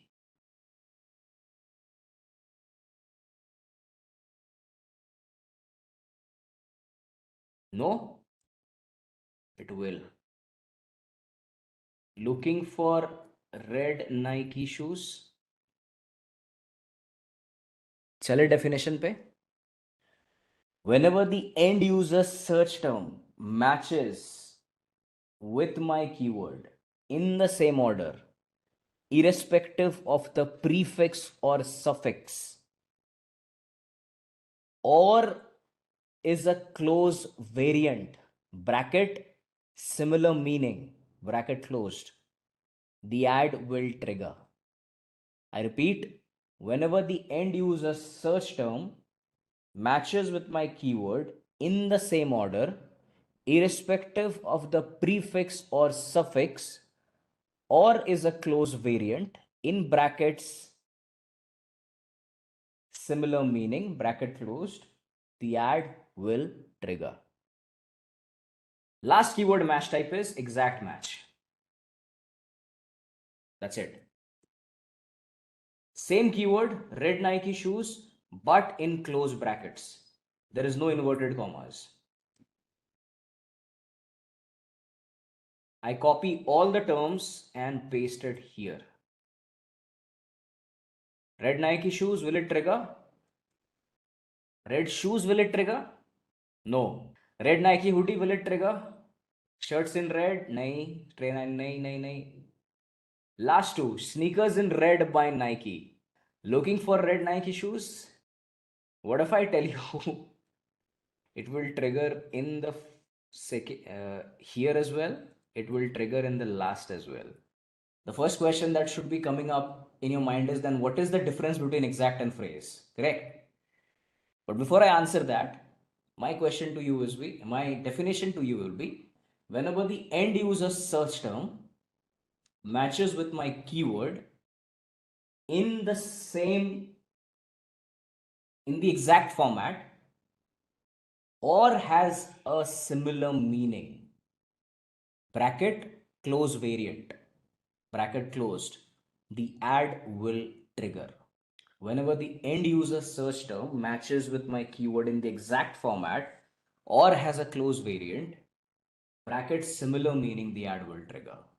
Now, let me just explain you. Before 2019, exact match used to operate as is exact match. Only it will trigger red Nike shoes only. Other than that, kisi mein bhi it will not trigger. Phrase match mein, it used to trigger in the same order, long tail keywords basically. No close variant was there. Google tried close variant with phrase match first as a pilot for 6 months across the globe. Why? Because let's say Ankit, Sahil, Darshana, they are 3 people who typed on Google red Nike shoes, looking for Nike shoes and West Nike shoes. The ad was getting triggered for them. Now I had Sahil, I had Smita, and I had, let's say, Ramakrishna, who typed red Nike sneakers, looking to shop Nike sneakers. Best Nike sneakers in red, under 3000. ये भी तो same है ना, it's just the keywords are long tail, correct? But these people are searching for the same thing as the other 3 people were doing. And Google went back and saw their search term history using machine learning and AI, and they thought, ki boss, Nike as a company is missing out on 6 potential customers. 3 to they are already targeting, the other 3 they are not. So they introduced cross variant, and that was a boom for all the advertisers across the globe because they saw a good spike in conversion ratio for them. And hence, this was implemented. Now, what made the other set of advertisers go into disappointment is because they thought, yeah, if this has been introduced on phrase match, should we now go to phrase match by changing all our keyword match types?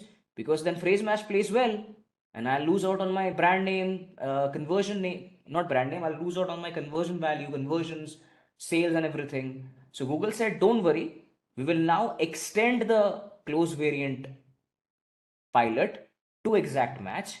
And from 2020 January, close variant is applicable for both and phrase and exact. It's just that exact is a little more tighter in the match types, like red shoes mein nahi trigger karega. Phrase match mein it still will try to trigger at some point of time.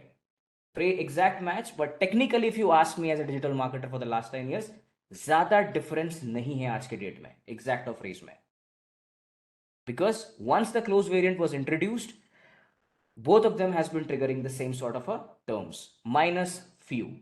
Like for example, if I go here, keyword match types, I'll go to this article, I'll copy the same and I'll paste it here and I'll share it on the chat as well. Come back again. So broad is comprehensive, phrase is moderate, and exact match is tight matching. Let's go with broad match. My keyword is low carb diet plan. Somebody searching carb free foods, the ads triggers. Low carb diet, the ad triggers. Mediterranean diet books, yes. How to cut carbs for beginners, yes. Carb free meals, yes. All of them triggers for broad match. Pretty easy to understand. Let's go to phrase match now. Tennis shoes, shoes for tennis, buy tennis shoes on sale, red tennis shoes, comfortable tennis sneakers. Tennis store, shop for sneakers, it will not show. Now let's go to exact match. Shoes for men, shoes men, men's shoes, men's shoe, shoes for a man. It triggers singular as well.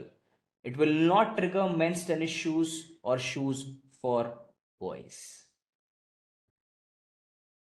Now let's move on to negative keyword match types.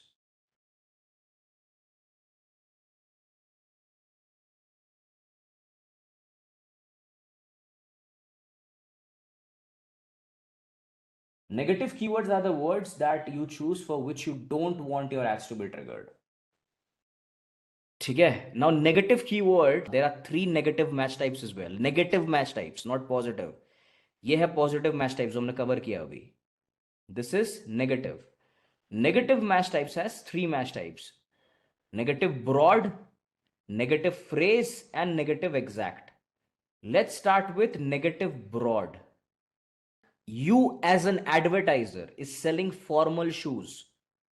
ठीक है? Clear यहाँ पे? Somebody is typing running shoes and your ad is getting triggered क्योंकि shoes match हो रहा है.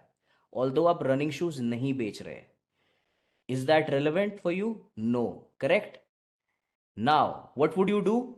You would choose a negative keyword for which you don't want your ads to be shown. You choose a negative keyword in broad match, which is running shoes, which means anybody who types running shoes on Google, your ad should not show to that user. When will your ad show? If somebody will type blue tennis shoes, the ad will trigger. Somebody is typing running shoe in singular format, the ad will trigger. The other last 3 search terms, blue running shoes, it will not trigger. Shoes running, it will not trigger. Running shoes, it will not trigger. So now the definition of negative broad is just it is running as per opposite positive broad match. Your ad won't show if the search contains all the negative terms. Positive broad match क्या था? Any of the term. यहाँ पे both the terms should be present in the user's query, irrespective of the order. So first he added running shoes as a negative keyword. So anybody who types running shoes on Google, his ad should not show. So somebody who typed blue running shoes, the ad will not show. Shoes running, the ad will not show. Running shoes, the ad will not show. You might have a question of एक running shoe भी तो same है ना? Same नहीं है. Negative broad में singular form is not captured. You have to add running shoe also again as a negative keyword in singular form for this to be refrained from showing. That's certainly true that a lot of advertisers are not using broad match anymore. And that is the reason Google, if you're working for any brand or an agency, Google is now pushing broad match for all the advertisers across the globe. They said that we have improved our broad match a lot, but there is a clause that broad match has to be used with a bidding strategy, which is smart bidding. Now, what is smart bidding? That's not get into that. That's something that I will be covering next week. So yeah, broad match ka utilization is very less these days. But when should you use it? You use it when you want to capture any terms, any misspellings, any short tail keywords where you think I'm missing out on phrase match and exact match, because not every time you will be able to do or capture all the keyword search terms via exact or phrase, and broad plays a very vital role there. In terms of capturing those searches. I understand that irrelevant searches will also be on the higher side, but again, you have to parallelly check those terms and negate those as a negative keyword. That has to be done like twice in a week, thrice in a week to avoid such searches in the future. But if you regularly do such search term negations thrice a week, मतलब negative keywords आप add कर रहे हो basis your analysis on search terms, slowly आप देखोगे आपका broad match is getting on the improved side. Now let's go to negative phrase match. Negative phrase match. Here I have a very interesting way of telling you the answer. So now you are adding running shoes in negative phrase match. I repeat, negative phrase, not broad. Now let's see how will your ad trigger and when will your ad not trigger. If somebody types blue tennis shoes, your ad will trigger. Running shoe, your ad will trigger. Singular form, like I said, is not getting captured. Blue running shoes, this ad will not trigger. Running shoes, this ad will not trigger. Shoes running, this ad will trigger now, which was not getting triggered under negative broad. So the definition here is your ad won't show if the search contains the exact terms in the same order. In the same order. So running shoes has to be present in the user search query, Sashank, in the same order, irrespective of the prefix or suffix. Shoes running is there, but it's not in the same order.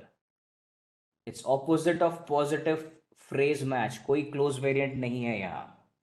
Now let's move on to the next one. Negative exact match, the easiest one.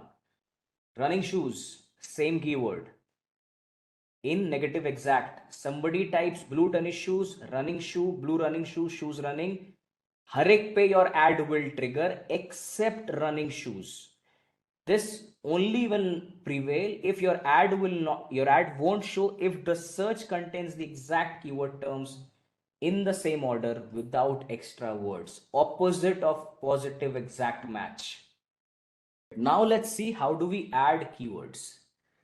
Now you click on campaign, go to your ad group so fast, which is in standard, because only standard will help you add keywords, not dynamic. So now there are a couple of keywords which I have. Have a look. Living room furniture, living room sets, clean sofa, comfortable furniture, furniture sets, and the keywords are 1 to 5 keywords.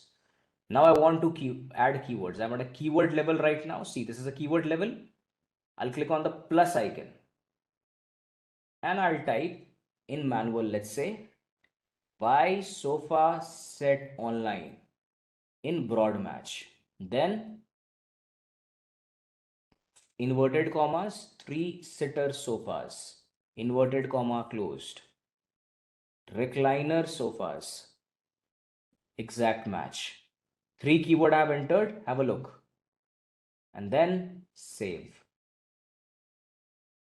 All my 3 keywords are added. Recliner sofas, exact match, 3-sitter sofas, phrase match, buy sofa set online, broad match. Avik, what if I want to change all the match types to exact match or phrase match? Can you all see this checkmark box here? Either you can select this or you can select one by one. Beside buy sofa set online, there is a broad match drop down. You select that and you go to phrase match. This will be changed to phrase match. What about if I want to do it for all the keywords at one go? Select the keywords, edit, change keyword match types, change all match types, and then change to phrase match. Before you apply, click on preview. एक बार check कर लो preview पे क्या होता है.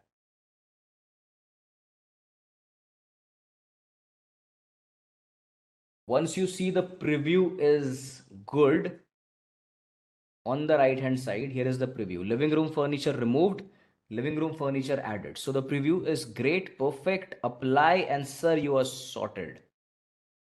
At one shot, one go, you are sorted.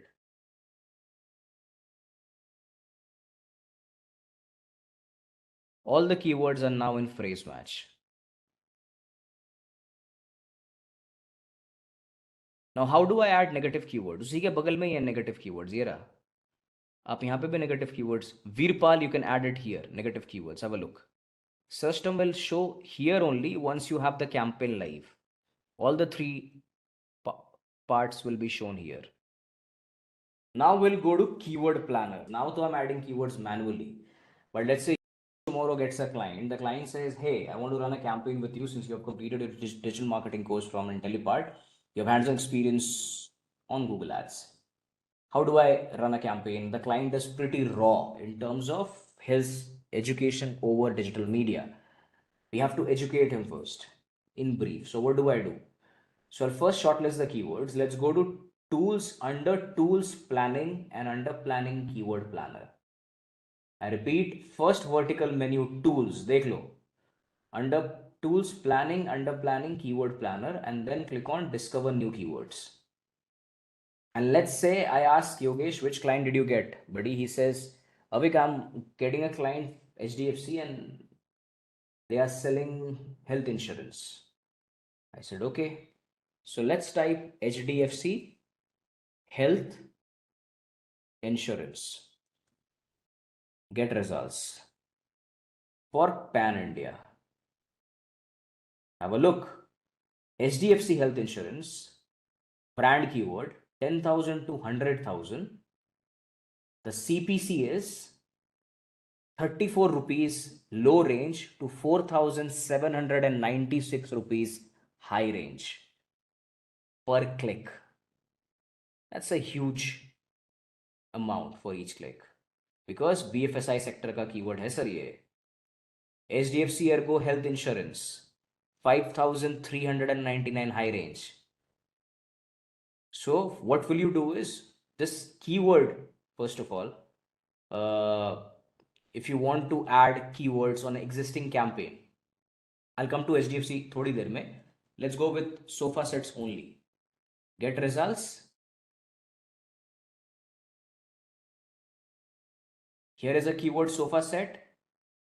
L-shaped sofa, U-shaped sofa. I've selected 5. Plan.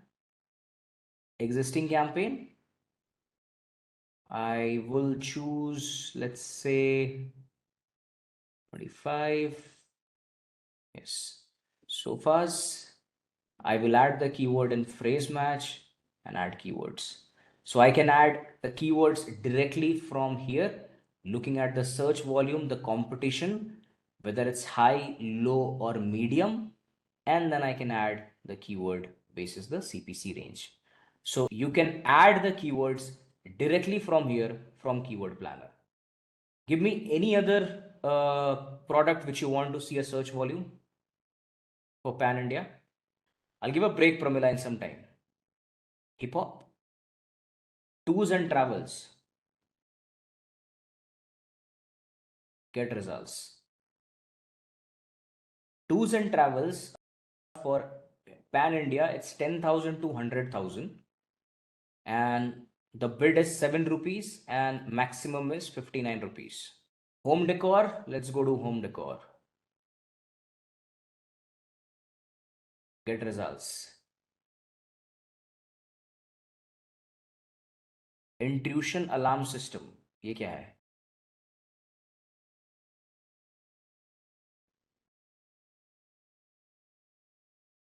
Nice. 100,000 to 1,000 searches pan India monthly. The competition is medium. The CPC is 1 rupee to 46 rupee. Let's hover around campaign, or let's say ideal campaign structure. So ideally what the agencies follows is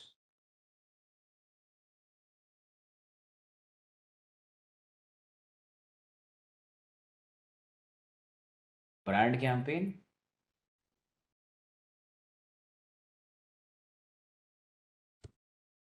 generic campaigns,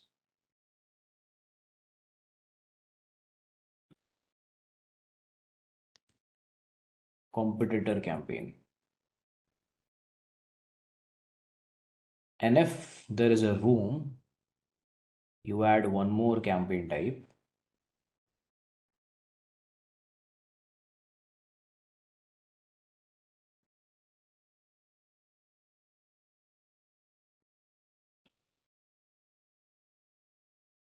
Which is aggregator campaigns.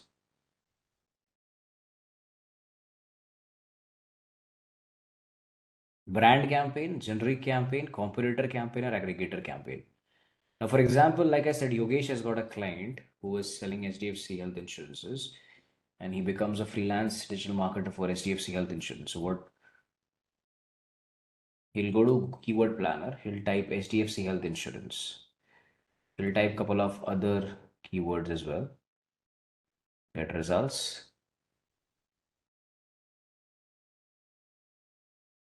That's it. Now, what will you do is, you can see there are 1073 keywords. What you need to do is, you need to come back and click on download keyword ideas. Click on CSV.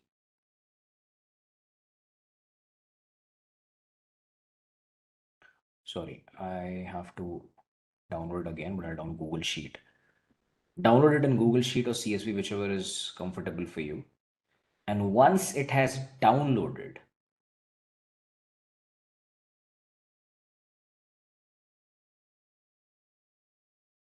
open the sheet. Here is the sheet that you have. And then remove the first and the second row. Put a filter now. Then drag the column C here. Go to average monthly searches and remove 0, remove 50, 500, 5,000 and 5 lakh, 50,000 and 5 lakhs. Keep it here, it is as it is. And then see what is the list of keyword that you have got. The list of keywords that you have got is 164.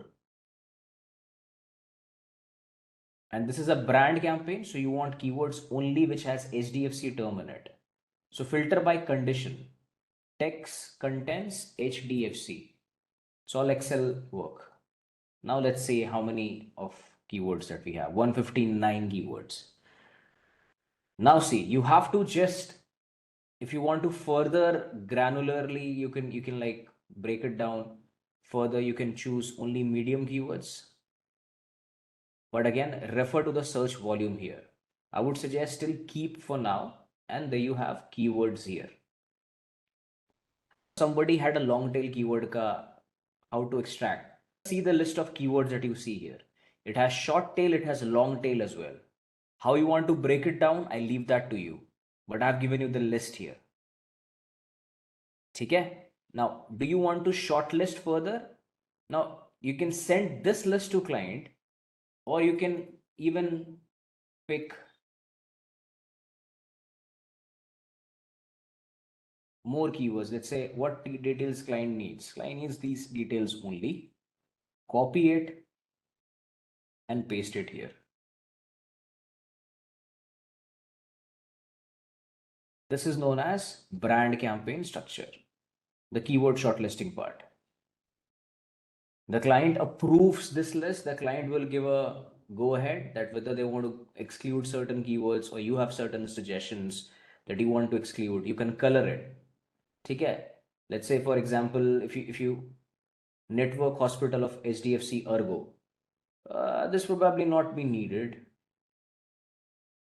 This can be from someone who already has a policy.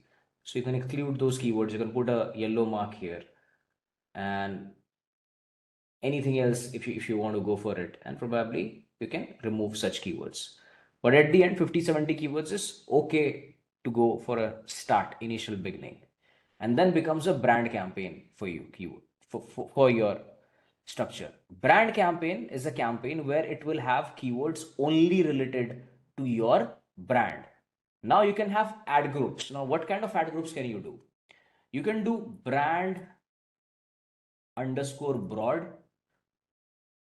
okay, which will have only broad keywords. You can have brand underscore phrase, and you can have brand underscore exact. Just saying, I'm not telling you that this should be exactly like this. You can move around, you can keep broad, you can remove broad, up to you. But I'm just saying, you can keep broad match, you can keep phrase match, you can keep exact match. Now what happens here is,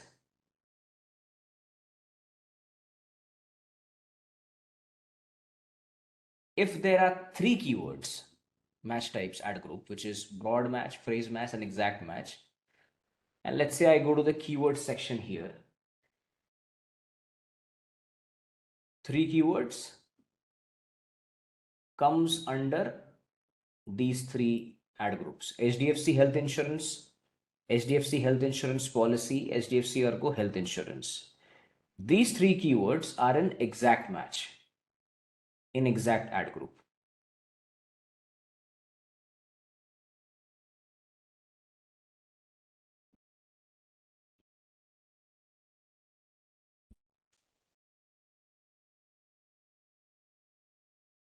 Let me just increase the font size here. Sorry. In exact ad group, you will have keywords in exact match type. So I've added, for example, three keywords: HDFC Health Insurance, HDFC Health Policy, HDFC Ergo Health Insurance. Now my only question to you here will be, if I add the same set of keywords in phrase match, let's say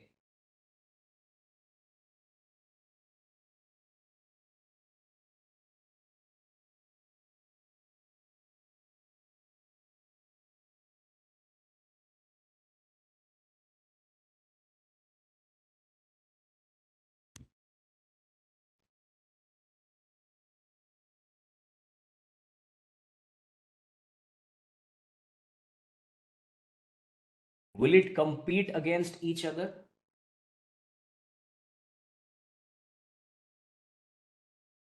Yes, no, or maybe. Will it compete against each other? Then what should you do here? Because if somebody types HDFC Ergo Health Insurance, it can trigger from phrase, it can trigger from exact. So it can compete against each other, right? How do I stop the competition? Question is, which keyword will you negate in which ad group? So what I'm trying to say is, you will negate the exact keywords from phrase ad group. What that will happen is, if somebody types HDFC Health Insurance, earlier it was getting competition between these two. Now phrase will not trigger those terms. It will be triggered only from exact match. Anything addition to HDFC Health Insurance, like a long tail keyword, it will be getting triggered from phrase match. So if somebody types looking for HDFC Health Insurance by Ergo, that will be triggered by phrase. And if somebody types HDFC Ergo Health Insurance, that will be triggered by exact. So that competition will not happen anymore. Now, coming to generic campaigns, which keyword will you have in generic campaigns? Generic campaigns में you type health insurance और आप जाओगे get results पे. ठीक है, मैं दोबारा बोल रहा हूं, कहां जाओगे? हेल्थ इंश्योरेंस पे, कीवर्ड पे. All these are generic keywords. Generic keyword are those keywords jahan pe there is no brand term available, not HDFC, not any other brand. And then you will download the list, add one more tab as generic underscore keyword. And which term will you negate from generic? Which terms? The brand ones. Because the brand ones I don't want to be triggered from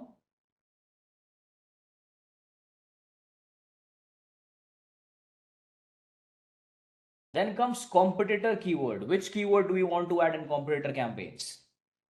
ICICI, SBI, Kotak. What else? Which banks? Axis, Life Insurance, Tata AIG, Care Health Insurance, Star Health Insurance. कितने सारे हैं यार, कितने सारे. And which terms to be negated from there? Brand terms. And which keyword would you have in aggregator campaigns? Competitor campaign में, let's start with generic. Generic में buy health insurance. Okay. Best health insurance. Competitor में ICICI health insurance.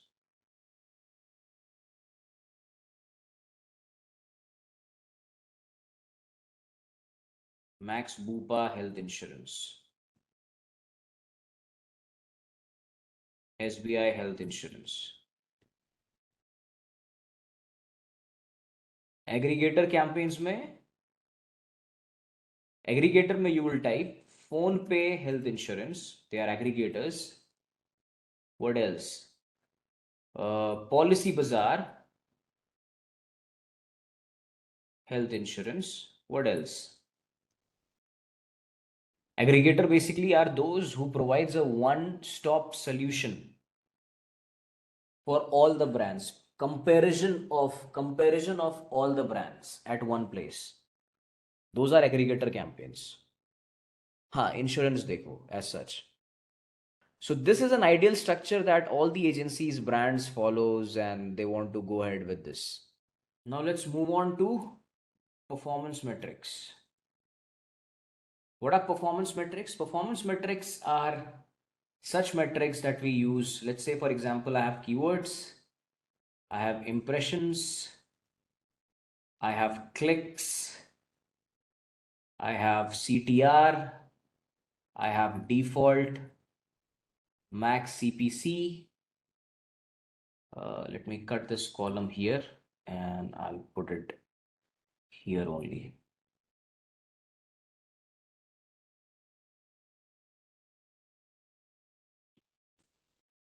Average CPC, and then you have cost.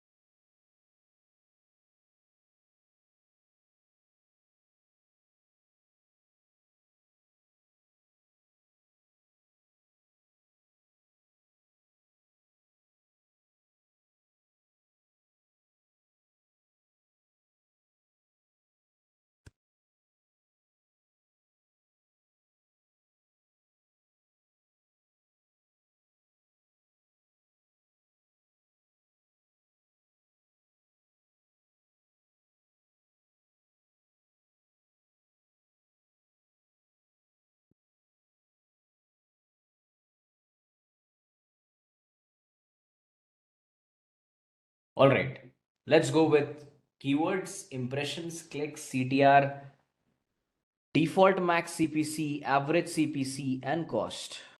I have 4 keywords. What is the definition of the term impression? The definition of impression is every time your ad is being shown is known as impression. Number of times the ad is being shown is known as impression. This is an impression.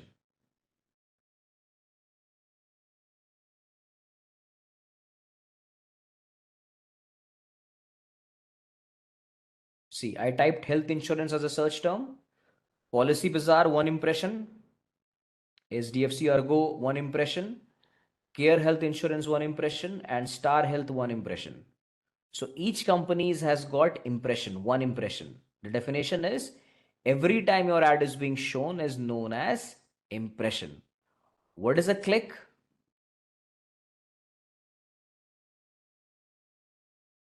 Every time your ad is getting clicked against the number of impression is known as a click.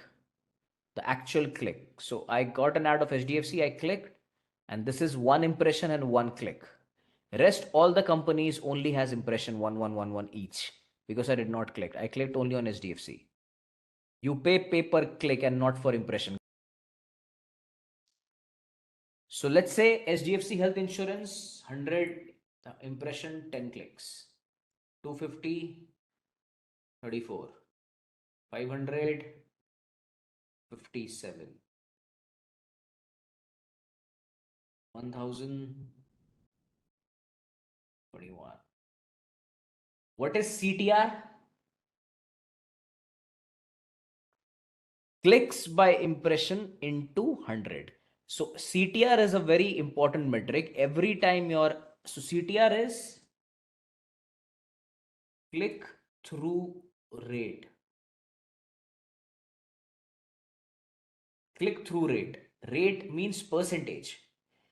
Every time your ad is getting clicked against the number of times your ad is being shown is known as CTR. You just wanted to know how relevant your ad is. So the formula is clicks divided by impression into 100. So the first CTR of keyword HDFC Health Insurance is 10%. What is the CTR for the second keyword? HDFC Health policy.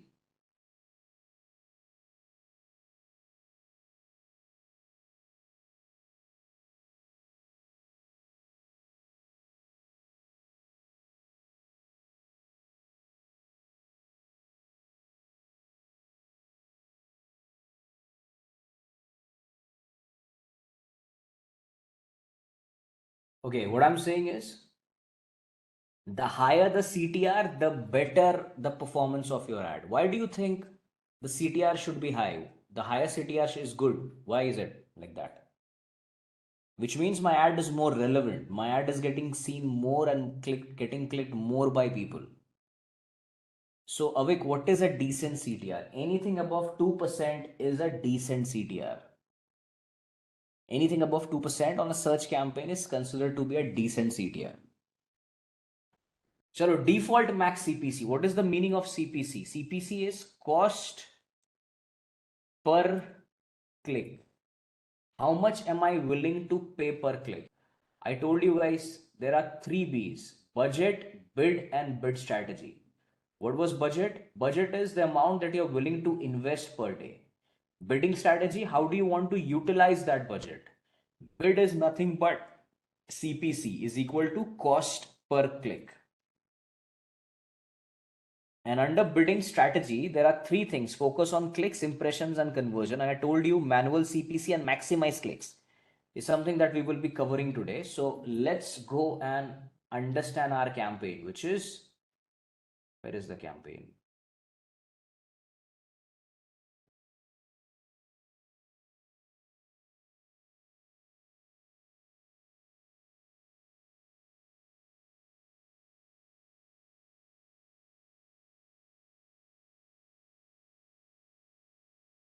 Yeah, you click on settings. I told you we'll learn now bidding strategy. This is where bidding strategy is maximize clicks. Let's start with manual CPC. Manual cost per click. What is manual cost per click? You choose how much you want to pay per click. You want to choose how much you want to get charged for each click that happens on your ad to Google. Okay? How much you want to pay per click. So your bidding strategy is manual CPC. Now, similarly, what I'll do is I'll come to session 2 ka tab. I'll copy this X, and let's say your campaign is equal to sofas. Sorry, campaign is furniture. Ad group is equal to sofas. Now,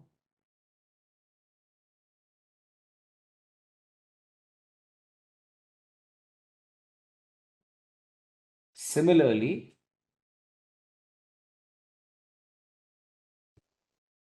bidding is equal to manual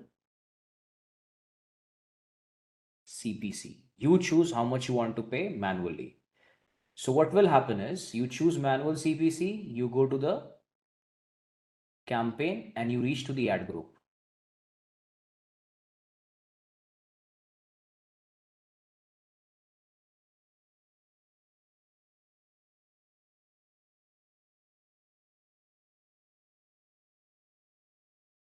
This column, I'll change it. Let's say CPC. I want to choose 10 for each click that happens on an average. So I click on the ad group and you will see all the keywords under that ad group is having a default max CPC of 10. Which means if my budget, wait a minute, okay? If my budget is equal to 100, is equal to daily, and if my bid is equal to 10, on an average, how many clicks can I expect to get on a daily basis? 10 clicks? Exactly. That is what manual CPC is. So basically each keyword will have a bid of 10. You can apply the bid at an ad group level. That bid is needed, Deepthi. If you're choosing manual CPC as a bidding strategy, then yes, you have to choose the bid either at an ad group level or you can choose at a keyword level later on, but that bid has to be set. So now I'm adding 10 rupees here for each click that I want to pay. Now, which keyword is the best performing keyword and why? HDFC health insurance policy. CTR is good, CTR is high. This one is also pretty good. Sad. Now, average CPC. What is average CPC? Average cost per click. You have set 10 rupees each on for each key click. That does not mean that system will charge you 10. It depends on your ad rank and ad auction. Let's say your average CPC for the first one is floating around 7. Second one is floating around 8. Third one is floating around 9. And last one is floating around 10 because of a low ad rank. So you have a possibility you want to decrease the CPC here. So in manual CPC, if your keyword is performing poor, you can decrease the bid from 10 to 9. That will not override the other keyword bids. That will only be applicable to that specific keyword. But if you think that your keyword is performing great, you can increase the bid as well as per your choice, just because you want to capture that impression share. So manual CPC is good if the keywords that you have selected are less. If let's say you have 100 keywords, that much time to increase and decrease the keyword every day, every hour, or let's say once or twice in a day, just to make sure that the ad shows up. So what can you do next? Basically, it follows a PPC model, pay per click. For every click, Google charges you, and then Google gives you the, let's do a scenario 2. I copy the same table here and put it just below. This time the bidding is maximize clicks. System will try to give you as many clicks as possible within the set budget. System will try to give you as many clicks as possible within the set budget, and it's an automated bidding strategy. I repeat, it's an automated bidding strategy. So similarly, go to bidding under campaign settings, change bid strategy, choose maximize clicks. And here you can see set a maximum cost per limit within the campaign settings itself. Once you do that, click on save, you're sorted. अब आप देखोगे, once you go to the ad group level, my friend, that default max CPC column is now grayed out. I can't edit anymore. So जो काम आप manually कर रहे थे ऊपर नीचे करने का बिड, वो सिस्टम अभी automatically it will be done basis the performance of the keyword. जिस performance पे सिस्टम को लगेगा the keyword volume is good, system might charge up to 10. If it's really bad, might not show. That is how maximize works. Maximize is fully automated, manual is fully manual. So maximize click, system will try to give you as many clicks as possible within the set budget. CPC cost per click. Now we'll go for cost. How do we calculate cost? Cost is calculated multiplying average number of clicks into average CPC. That's it. That is how cost is calculated. Number of clicks into average CPC is cost. Now let's understand quality score.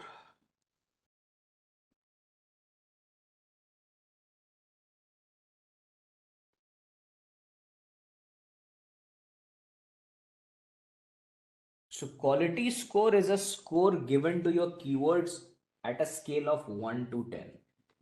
I repeat, quality score is a score given to your keywords at a scale of 1 to 10. So beside each keyword, you will have a column which will say quality score at a keyword level only. Now your question should be, what affects quality score?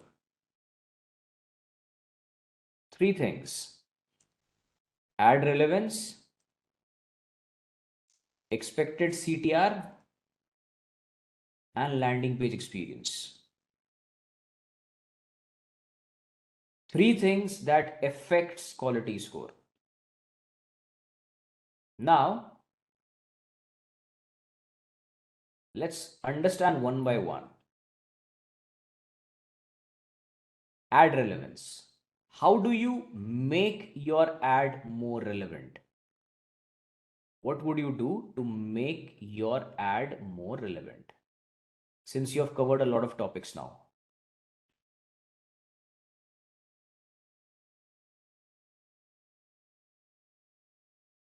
By choosing relevant headlines, choosing relevant keyword match types,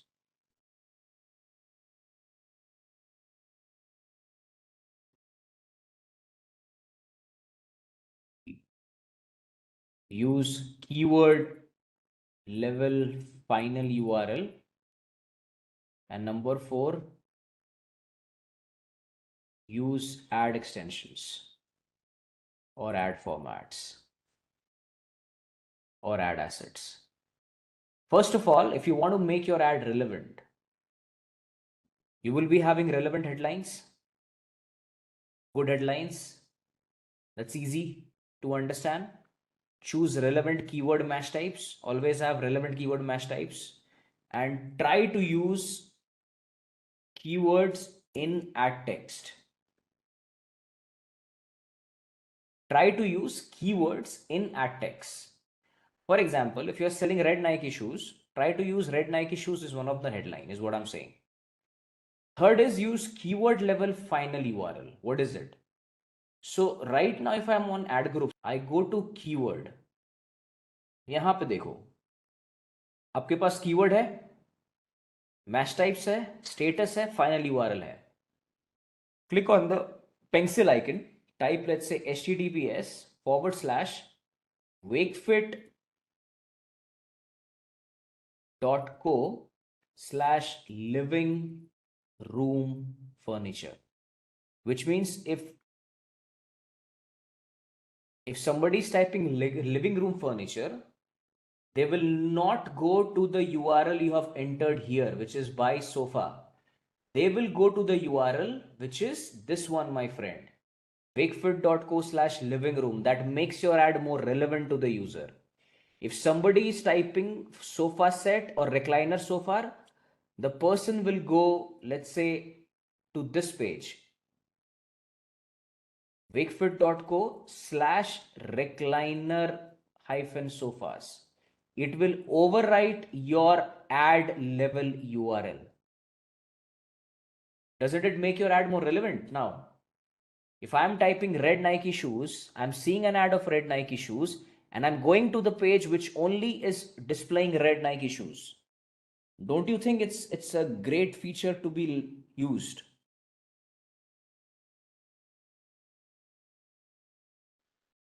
So by using all of these, don't you think your ad relevance will be much higher? Now, similarly, how do you improve your landing page experience?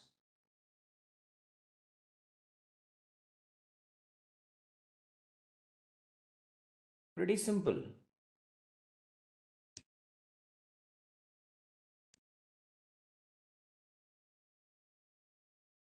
By having sufficient and original content,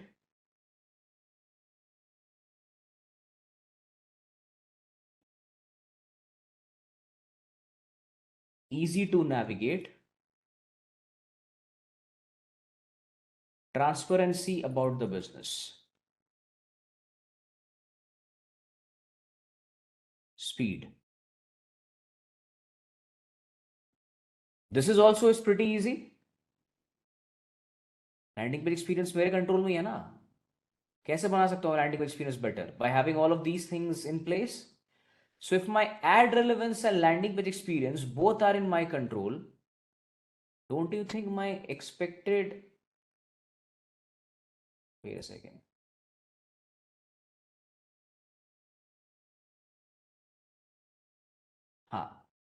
So don't you think my expected CTR is also in green? Will always also be in green automatically. If my ad relevance and expected landing page experience I have already made in control, my expected CTR always been green. But if my ad relevance is poor, my landing page is poor, my CTR expected to also be go in red.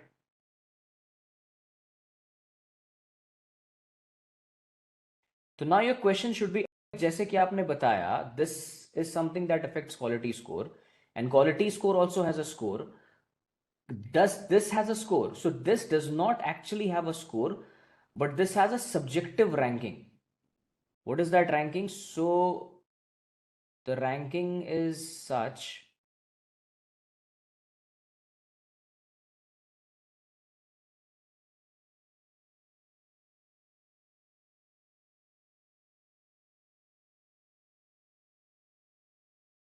It's below average, average, and above average.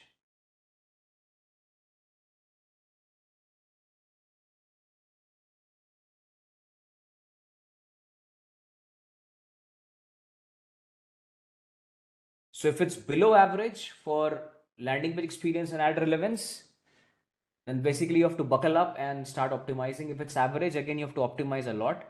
If it's above average, minor tweaks is needed and you can see it. So basically, if I go to the keyword level, you can see my columns are already added. You can see here, quality score is added, expected CTR is added, landing page experience is added, and ad relevance is added. In your account, it will not be added now. You can add it manually. So go to columns here. Once you go to columns, go to modify columns. Under modify columns, there is in the bottom, there is an option all columns. Scroll down, keep scrolling down.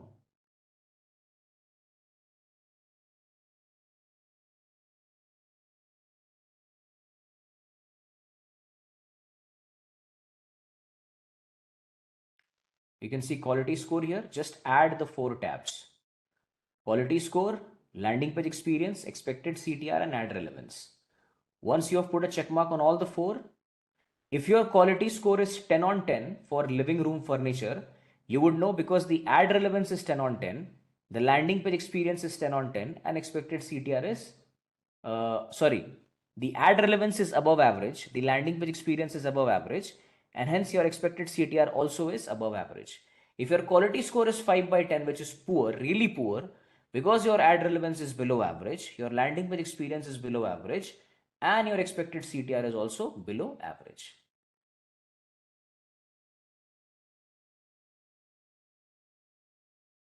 Now, the last part, ad rank. Ad rank is the rank which determines the position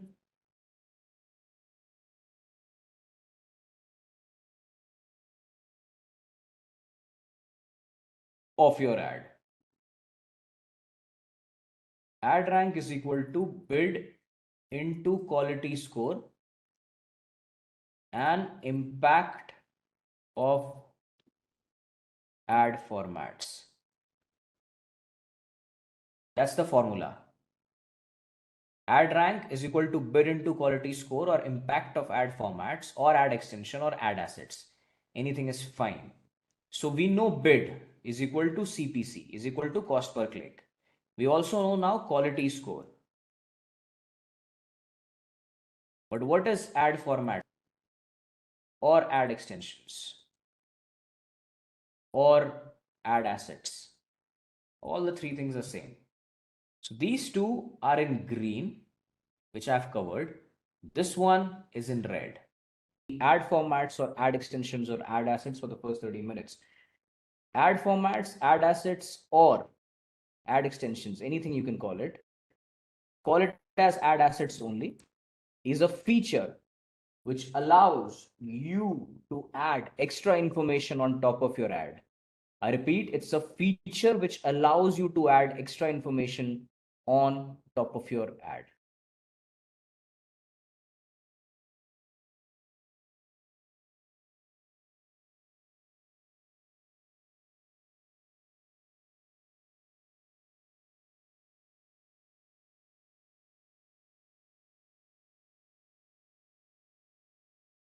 Now, how exactly can we differentiate between ad headline, description, and ad formats? So, for example, if I go to google.com right now and I type, let's say, health insurance, I will see a lot of ads here. First, from Policy Bazaar, an aggregator. Second, a brand which is Care Health Insurance. And there are two ads on the top. And then in the bottom as well, I have two ads, which is HDFC and ICICI Lombard. You can see this is a headline, okay? The one in blue. We have created many ads. We understood how exactly the headline is created. And this, my friend, is a description in gray. That's it. And this becomes your final URL. But sir, ये क्या है? Term insurance hyperlink, car insurance hyperlink, mediclaim policy hyperlink, other insurance hyperlink, health insurance hyperlink, and deal up to 25% off. Exactly. So we call that as an ad format. We call that as an ad extension, or you can call it as an ad assets. How do you create that? On the left, go to the ad section. Below that, यहाँ पे assets का option आएगा.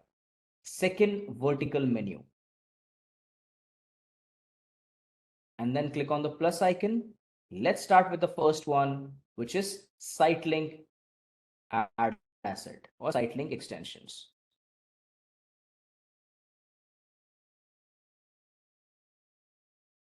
It allows users to land on specific pages of the website.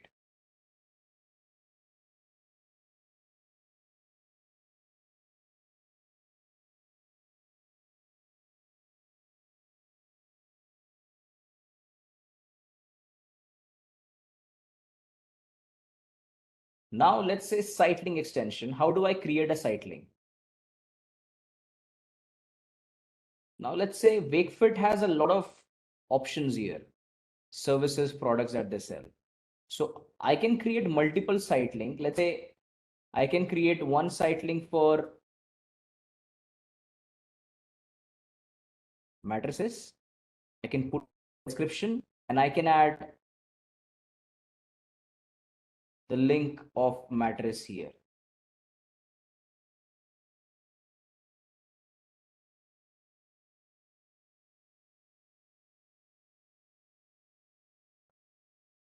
Final URL, this. Site link number 2, I can use, let's say,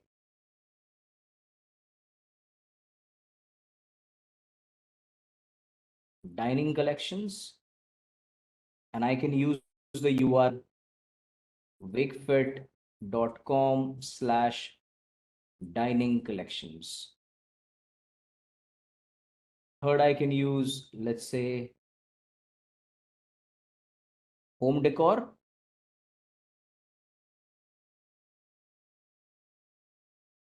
And the URL can be https://wakefit.com/home-decor. Last but not the least, let's say kitchen, and then wakefit.com/kitchen. And this is how my site link will appear. On the top, my ad will come up for sofas. And in the bottom, if somebody is interested in checking out the dining collections, they can click and directly go to the dining collections page. If Ashwag is interested in home decor, he can click on home decor and go to the home decor page directly. If somebody is interested in kitchen, they can click on kitchen. So basically, this allows users to land on specific pages of the website. यहाँ पे मैंने keyword search किया है health insurance, मेरे पास term insurance आ रहा है, car insurance आ रहा है, अदर इंश्योरेंस आ रहा है, मेडिक्लेम पॉलिसी भी आ रहा है, हेल्थ इंश्योरेंस भी आ रहा है. सो अगर आप कार इंश्योरेंस के साइट लिंक पे क्लिक करोगे, you will land to motor insurance page. देखो, however, I searched for car insurance only, health insurance, sorry. So that is what the benefit of site link is. It allows you to land on specific pages of the website. Now let's move on to the next extension, which is call out extension. What is a call out extension? It allows you to add unique selling points of your business. I repeat, it allows you to add unique selling point of your business.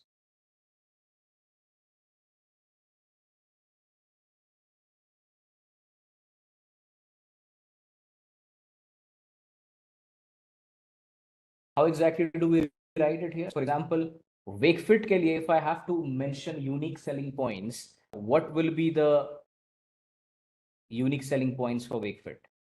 In 25 characters, same day delivery, unique collections, budget friendly, 24/2 support. So that becomes my call out extension. I can add more by clicking on add call out.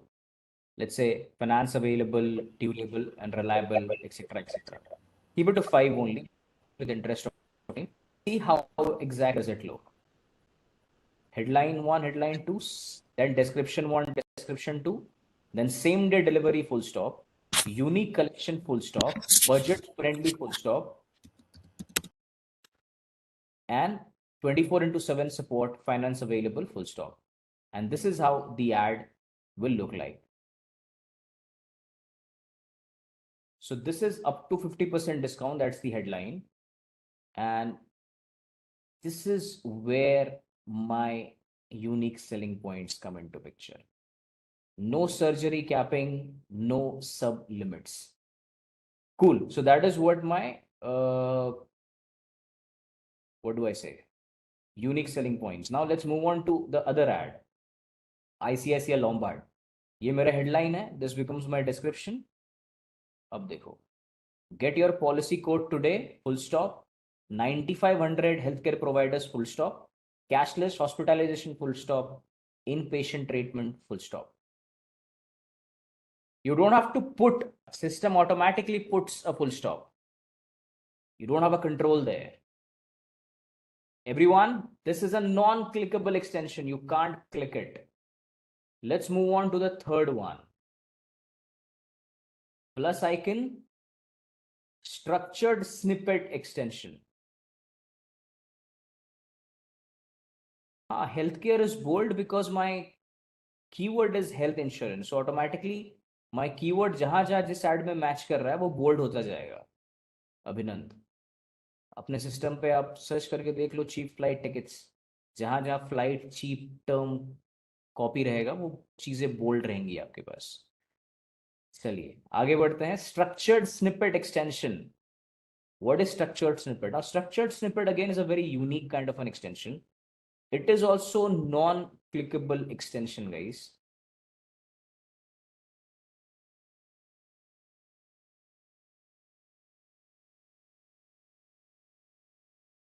And then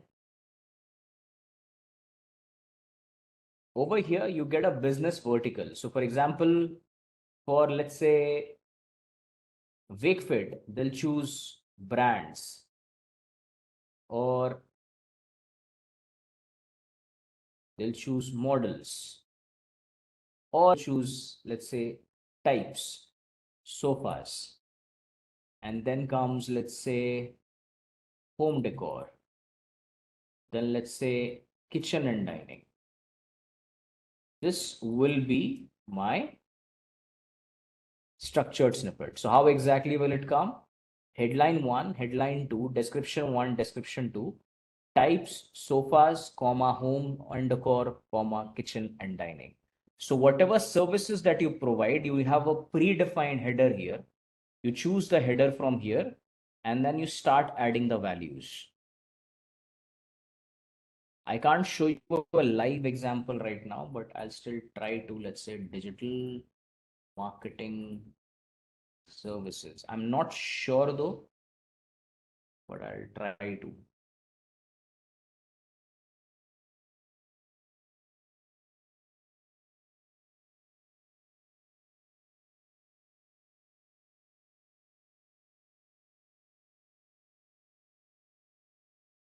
देखो ये साइटलिंक extension है. This is also site-link.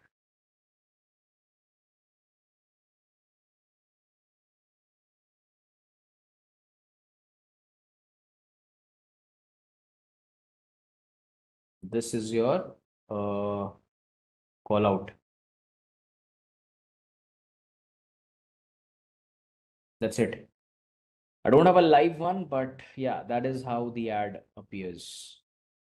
Ad extension का overall definition क्या था? It is a feature which allows you to add extra information on top of your ad. अब extension clickable हो या नहीं उससे क्या ही फर्क पड़ता है? If I'm getting that part to add more information, I can add it. How this helps the ad quality? It improves your ad quality. See the ad here. Such a beautifully designed ad here. It has almost all the extensions here. Follow Akash. देखो यहाँ पे. इसमें headline है बड़ा बढ़िया सा. Description is there. Fallout is there. Rating is there. Location extension is there. Site link is there. क्या चाहिए और? This improves your ad quality. Structured snippet is nothing but a defined header, predefined header that you get, and you need to add values over there. Now, let's move on to the fourth extension. The fourth extension is the easiest in the lineup. Now, call extension. Call extension is also a very unique kind of an extension. So now call extension is also clickable extension, but only on callable devices. Okay, what I'm trying to say here is, over here, first you enter the business country where it is getting operated out of. Over here, I'll choose India, and this is my phone number. And this is how the ad will appear. Headline 1, headline 2, number. Now, this particular number is callable only from callable devices. However, it is visible on all the devices. For example, data science courses may, this is a call extension, guys. I can click, but I can't call. It says either I have to dial the number manually or I need to scan the QR code to call. But agar aap same ad, if you see it on a mobile phone or a tablet which has a callable feature, sir, you can directly land up to the dialer pad. Don't confuse this extension with the ad. This will show on all the devices, but is clickable only on callable devices. This only and only shows up on callable devices. This has no relation with the extension whatsoever here. Make sense? If I move on to the next plus icon, and let's go to the fifth extension, which is a lead form extension.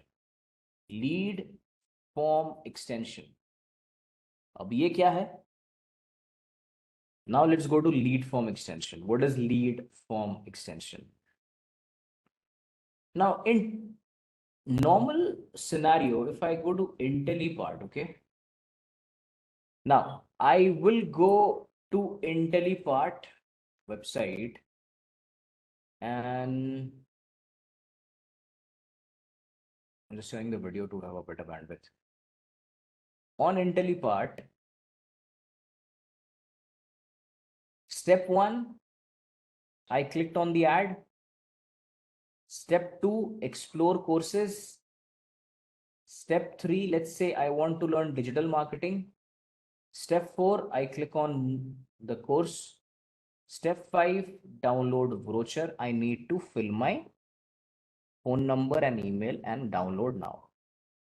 Correct? How many steps did I follow? 5. From my ad interaction to the final lead submission. Google has made that portion pretty easy. Now within the ad itself, I can select and fill out my lead. Have a look. Data science courses, Ethan's data analytics training in Pune. Ethan's tech data analytics course with IIT Guwahati, etc., etc. Apply now. Once I apply, and yeah, This is where the background image of their company. This is the name. This is the description, and click on submit. The form gets submitted within the ad itself. Now I don't need to go to the website. Within the ad, my lead gets submitted. Well, I can submit it, but that does not make any sense here. Let's say abc@gmail.com. Let's say it says, thank you for your inquiry. Our carrier advertiser will contact you soon.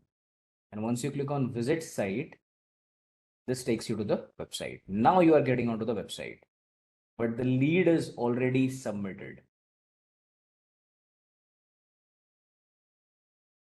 How do I do that? It's pretty simple. Plus icon, lead form, then click on create new. Let's say I'm doing it for Intellipaat. Headline will be digital marketing courses. Business name Intellipaat. Description, I can add it from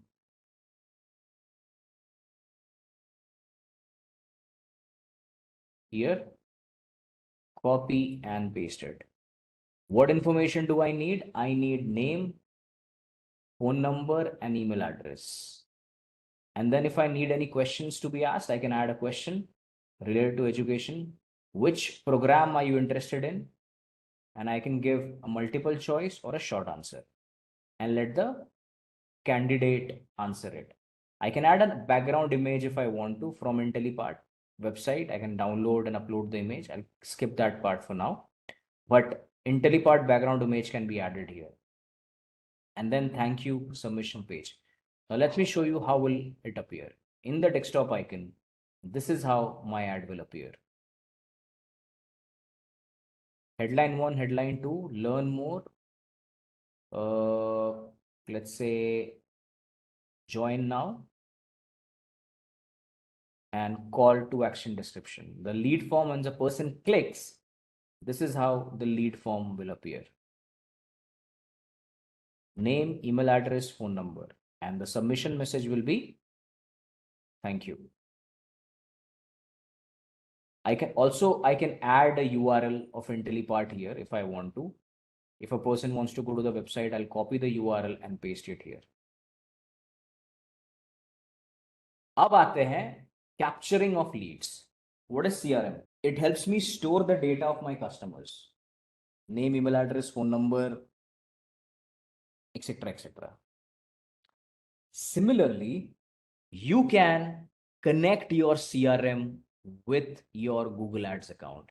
There are close to 4,300 plus CRMs available.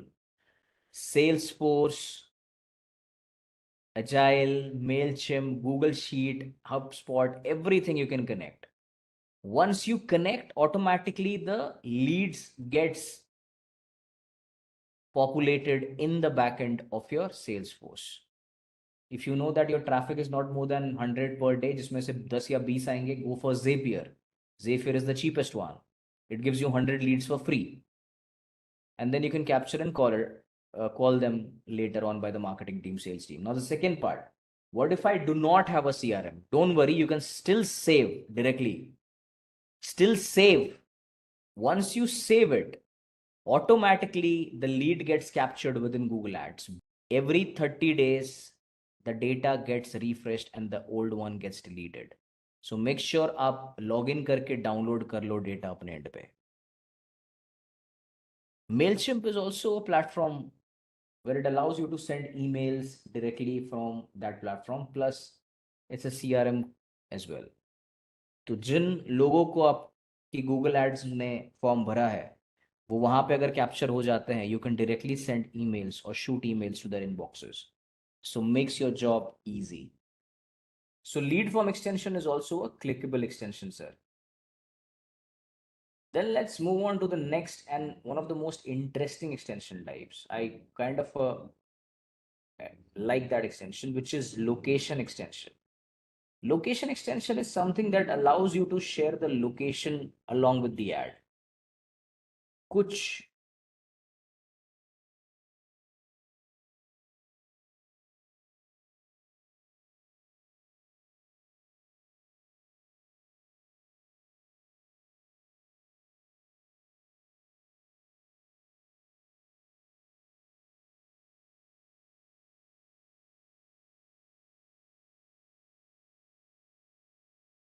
there you go.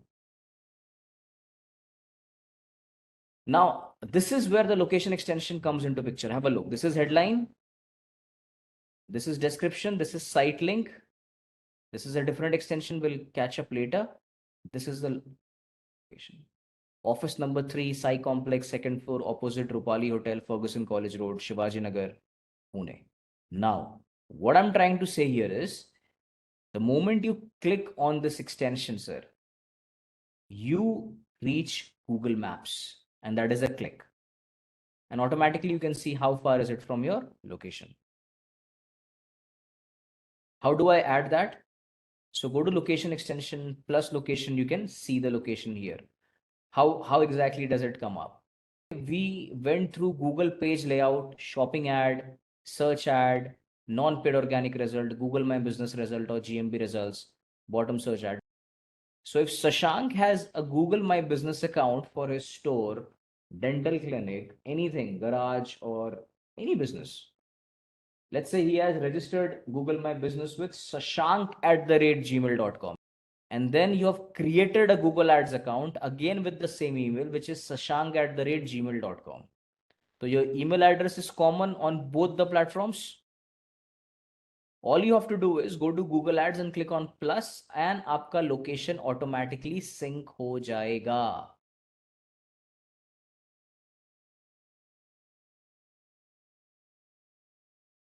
ठीक है? Affiliate location extension. Now, what is affiliate location extension?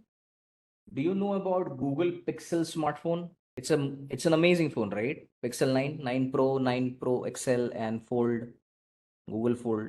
It's a pretty good phone. If you want to buy that phone today, how would you buy that phone? Flipkart? Amazon? These are the only two platforms that I have.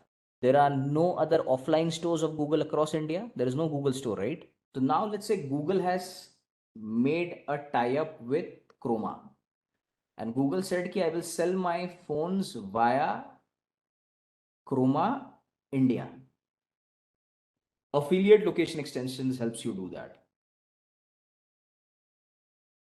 Click on plus new location group and select by chain if you want to. Let's say Chroma and click on create. Say new. Automatically your ad will come up here.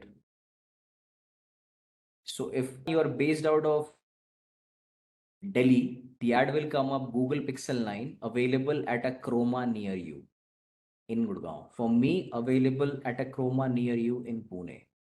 That is how the ad will show up.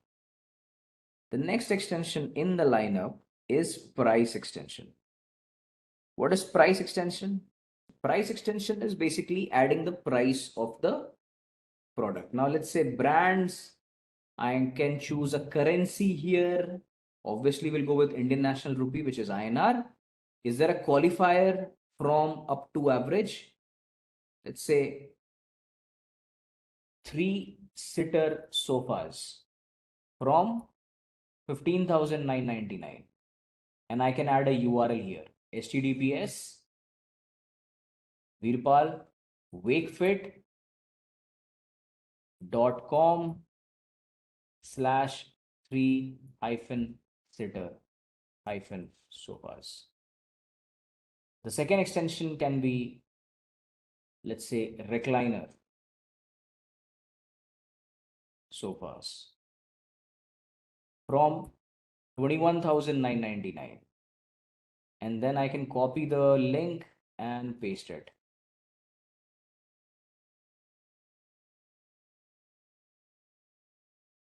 Third, let's say L-shaped sofas from 25,999.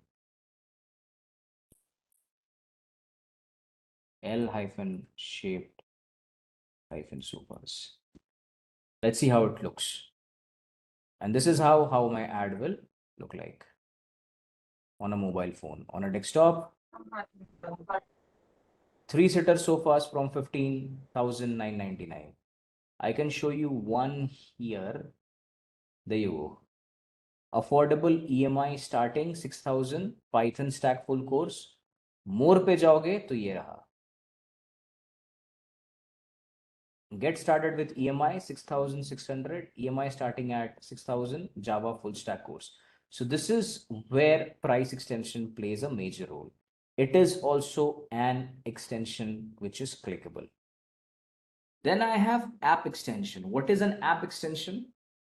It allows install of my app. So I can choose Android. Let's say Wakefit hai mera app. Let's see Wakefit. This is the app. Link test, install now. That's my ad. And this is how the ad will come up. Wakefit, install app. It is only and only available on Android and iOS devices. It will not be shown on laptop or desktop, just telling you that. It promotes app installs. Now let's go to promotion extension. Let's say Black Friday sale is coming up. Language English, currency is INR. Monetary discount, let's say 5,000 off. Item, let's say recliner sofas. Final URL,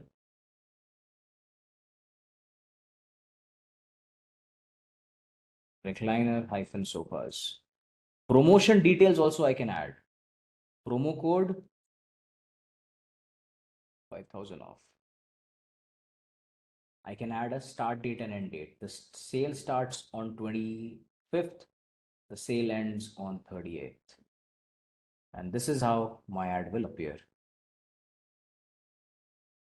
Black Friday sale, 5,000 off on recliner sofas, code 5,000 off, valid 25 to 30 November. I can change this monetary discount to up to monetary discount. Here, up to 5,000 off. ये भी पसंद नहीं आया तो I can change it to flat % discount, which is flat 20% off. ये देखो 20% off on recliner sofas. I can also add up to % discount, which is up to 20% off on recliner sofas. That concludes the extension type, and we have completed all the extension. Now I'll create a table. The table would have 4 advertisers.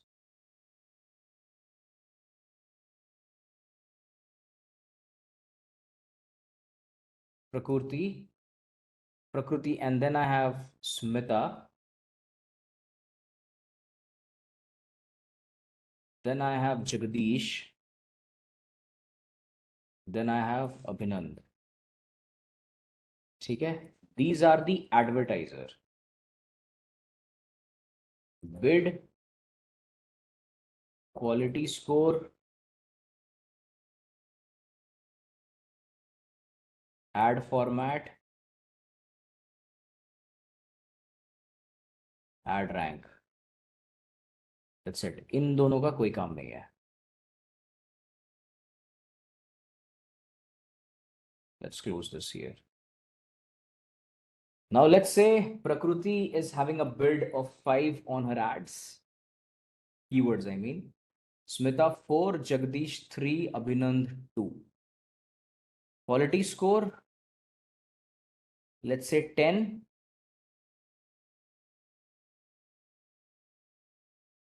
9, 8, 3. Ad formats low, high, high, medium. Ad rank, build into quality score. And that's how my ad rank is decided. Number one, how does Google ad auction works? Google ad auction works. Before that, let's understand in a typical auction mein kya hota hai. The person who pays the highest price gets the product, right? The person who bids high gets the product, like IPL auction and everything. Google follows a second price auction, which means Google takes into consideration your bid, your quality score, your ad format, and then decides the ad rank. In this case, if I sort this in terms of ad rank, the person who is leading the ad rank right now is Smita, followed by Jagdish, followed by Abhinand, and Prakriti's ad is at the bottom of the page. Now, like I said, Google follows a second price auction. So Smita's ad is coming up on the top because she's bidding 4. She has a good quality score. She's using almost all the ad formats and her ad rank is very high. Now, what I'm trying to say is Smita has to follow, not follow, basically, Google does this job on behalf of all the advertiser, a second price auction. So, Smita, how will Google incentivize you is you're currently bidding 4, you have to just bid minimum to the advertiser below you, and you can still rank high enough than the second advertiser, which is Jagdish. So, earlier you were bidding 4, even if you bid like 3.5, you can still rank high enough than Jagdish. Similarly, for Jagdish, you are paying 3. Google will charge you, let's say, 2.5 or 2.3, and you can still rank high enough than Abhinand. Abhinand, you're bidding 2. Google will charge you 1.6. And Prakriti, since you have a low quality score of your ads and ad format is low, probably your ad might not show up. So once this is done, this makes why Google does that, because Smita, Jagdish, and Abhinanda are showing relevant ads to the users. So users are happy. Google at the end is trying to build an ecosystem which makes advertisers happy. So if users and advertisers both are happy because they are showing relevant ads and users are getting relevant exposure to the ads, Google ultimately is also happy here. That is how ad rank works for Google.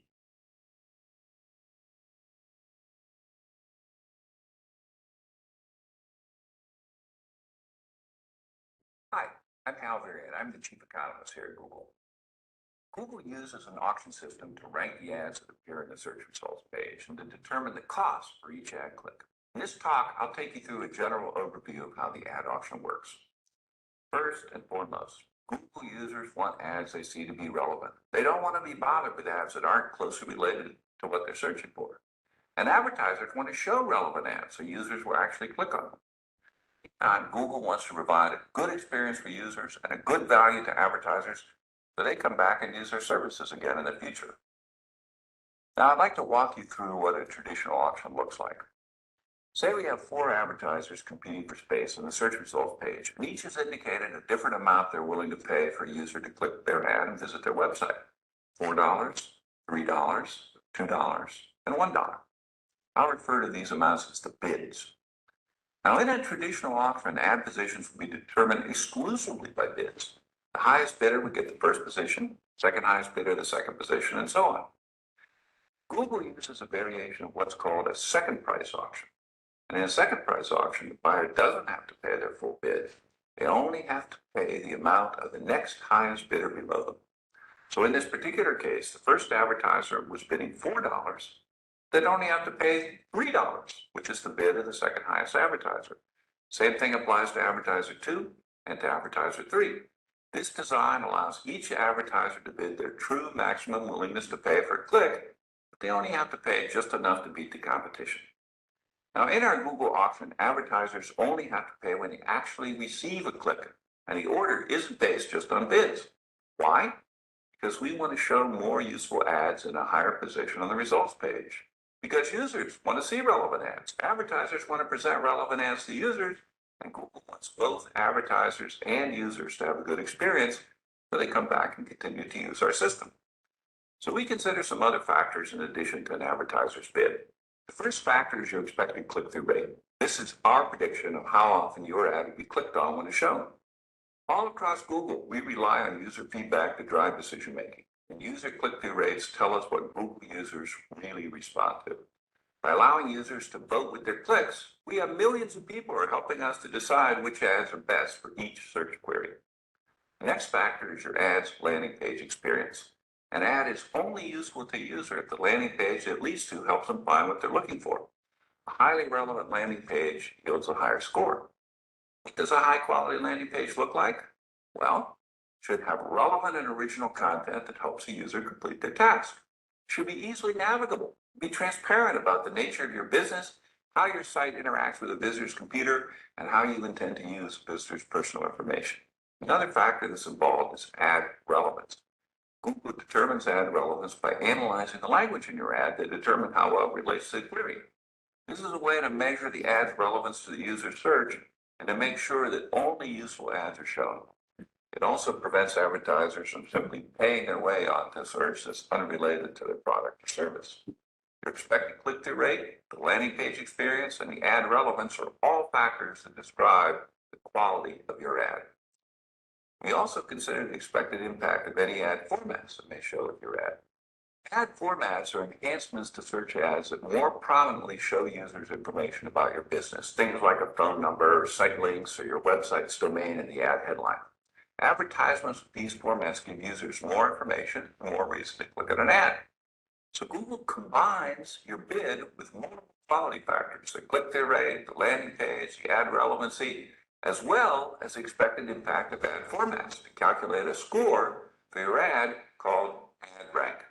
Let's go back to our 4 sample ad buyers and see how their ad rank compares. Here are 4 advertisers. They're bidding $4, $3, $2, and $1.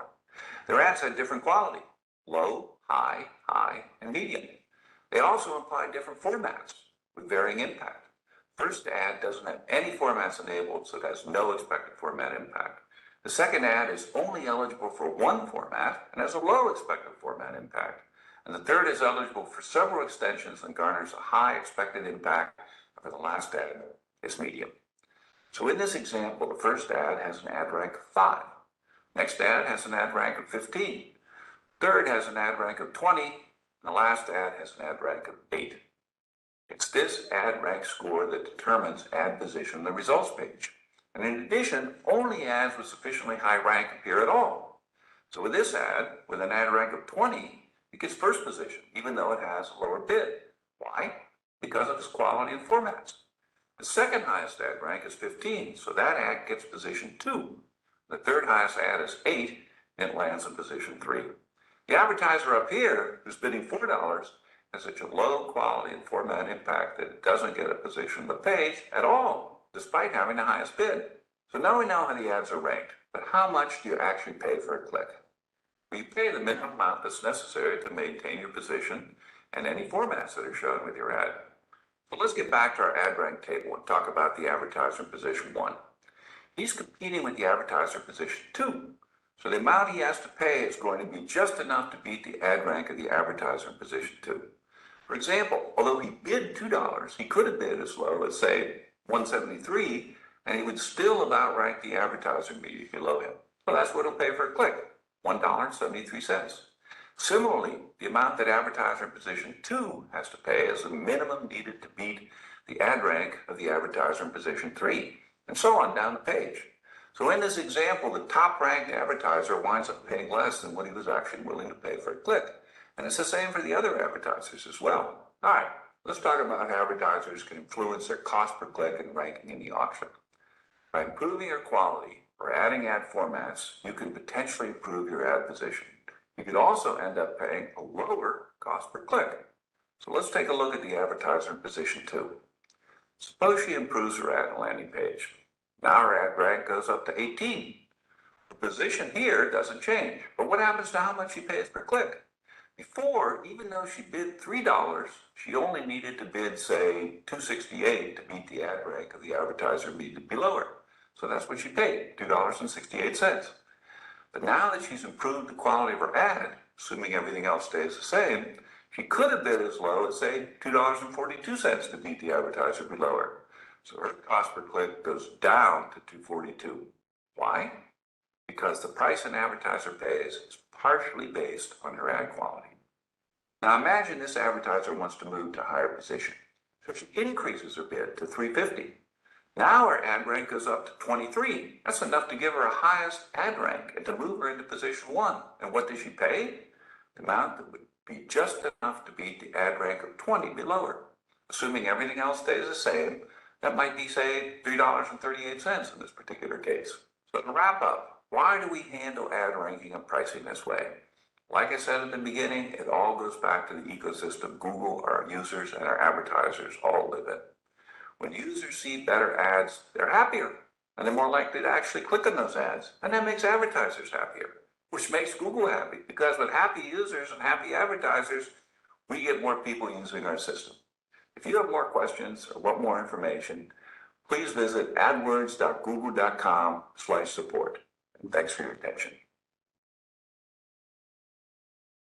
So with that, we are now concluding search campaign. Search campaign is over. We are now moving to display campaigns.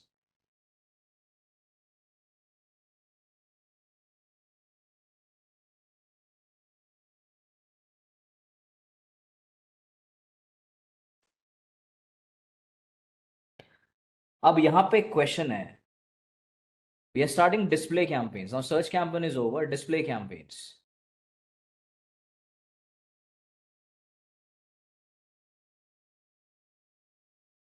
What are display ads?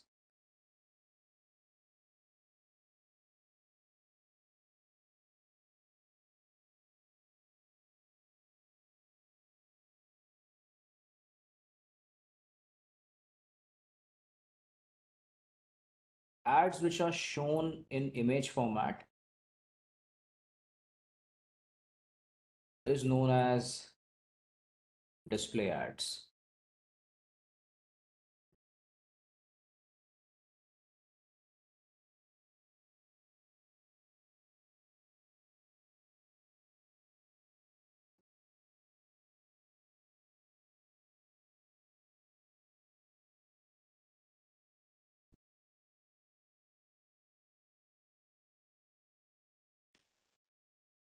Where does display ad shows up?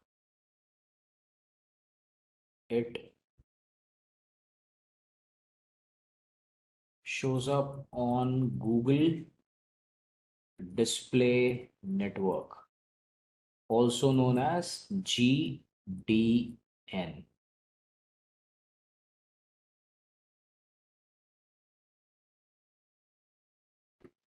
What is GDN? It is a collection of over 3 million plus websites, apps, Gmail, YouTube, Play Store, where the ad shows up. So yeah, it is a collection of over 3 million plus website, apps, Gmail, YouTube, Play Store, where the ad shows up.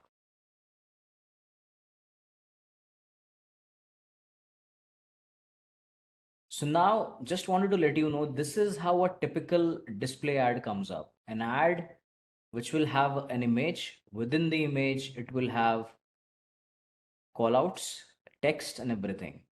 So this is an ad of a hotel, save up to 15% in Asia Pacific.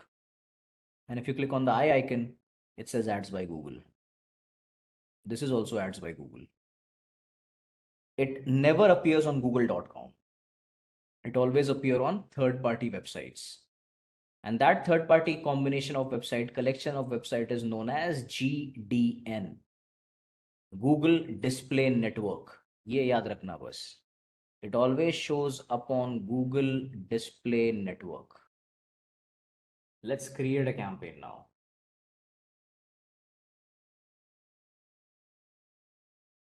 Click on the plus icon. New campaign.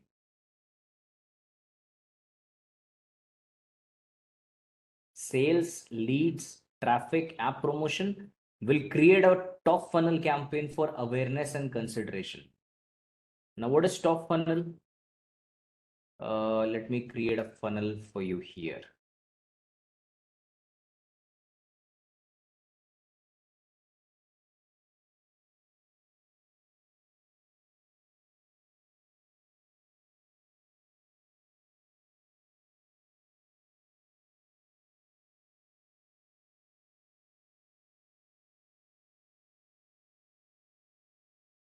This is a typical funnel that I've created. Copy the same and paste it here. Top funnel, mid funnel, lower funnel. Cold audiences, warm audiences, and hot audiences.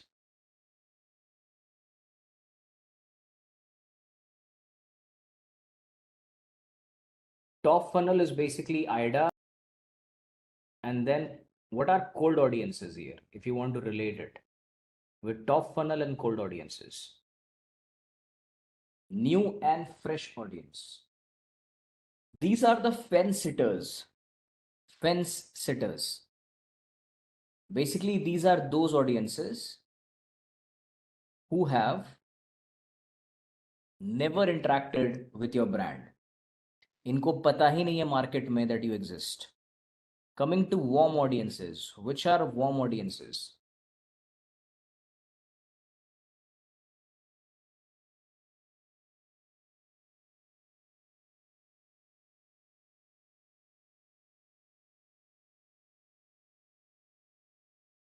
These are those audiences who have interacted with your brand but never purchased.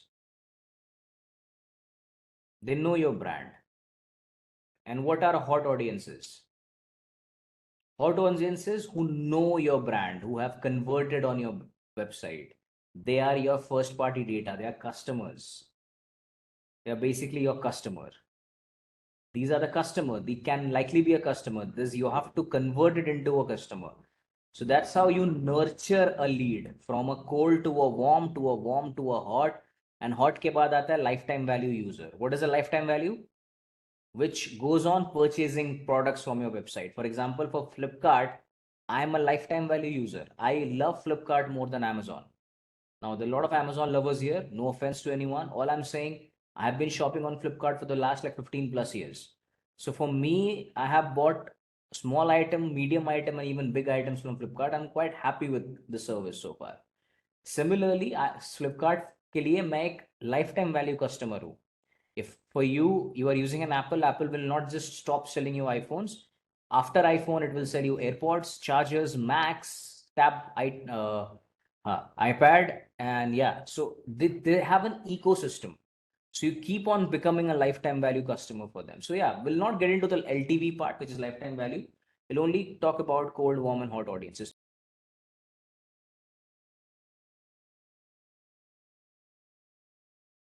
Now we'll create a top funnel campaign, awareness campaign for a brand which is a very good brand in India,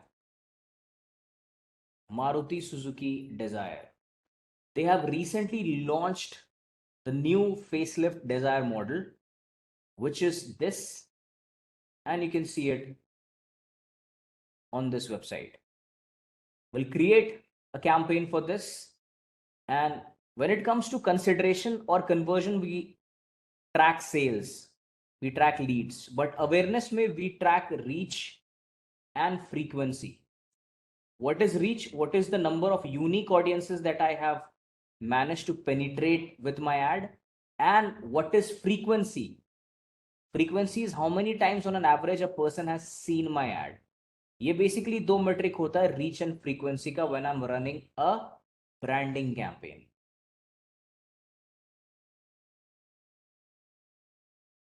Now let's create one campaign. Let's go to awareness and consideration. Scroll down, select display, scroll down again, click on continue. Campaign name can be Intellipaat का short form IP underscore display underscore branding continue. Start new. Location is India here. Location options में जाके I'll choose the second option. People physically present in my targeted location. Then more settings. No changes here. However, there is one feature which I would like to show you, which is devices. I can show my ads on multiple devices or all devices. Have a look. By default, it's coming Bhavana, show on all devices. You can select you want to uncheck computers and tablets. By default, your ad shows up on mobile. You want to show your ads only on tablets, your ad gets unchecked from computers and mobile phones. You want to show it only on computers, you can only select computers. That's it. Further, you can choose target in terms of operating systems, device models, and networks. So if you want to choose operating system, there is Android, there is BlackBerry, there is Windows, there is iOS, there is WebOS. Uske alawa, under device model, you can choose Android devices, iOS devices. Android mein you can go by brand. Let's say you want to target Samsung. Where is Samsung? And under Samsung, there is so many brand phones here.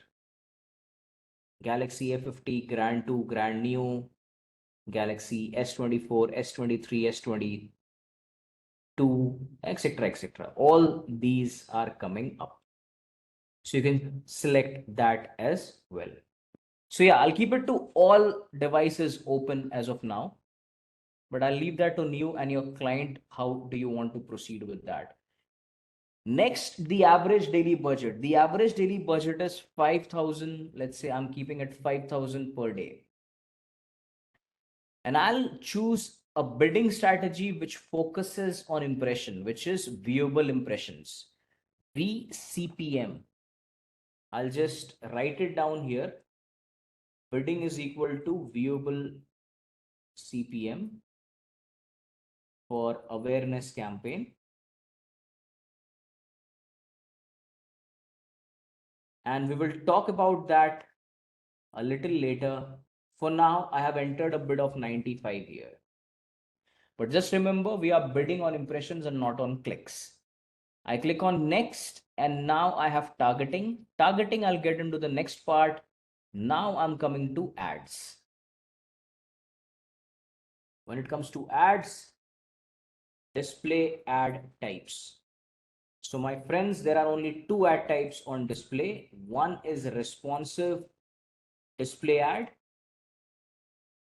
The other one is upload display ad or standard display ad. These are the only two ad types when it comes to advertising on display campaigns. Let's start with responsive display ad. Under responsive display ad, the first thing that I have is a URL. Now let's go to Maruti Suzuki website and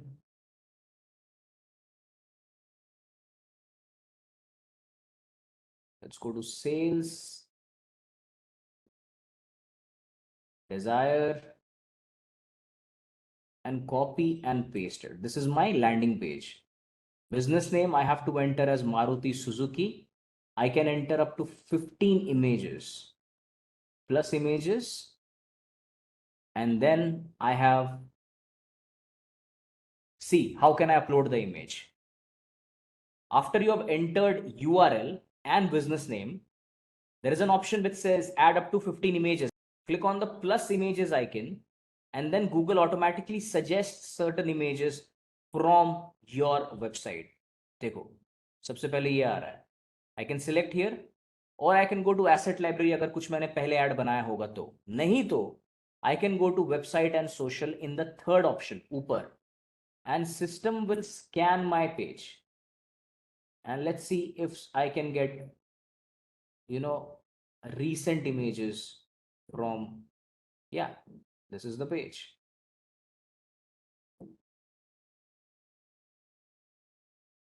There is one image as well, a vertical image, and this is one image as well. So you can ask system to scan your page as well.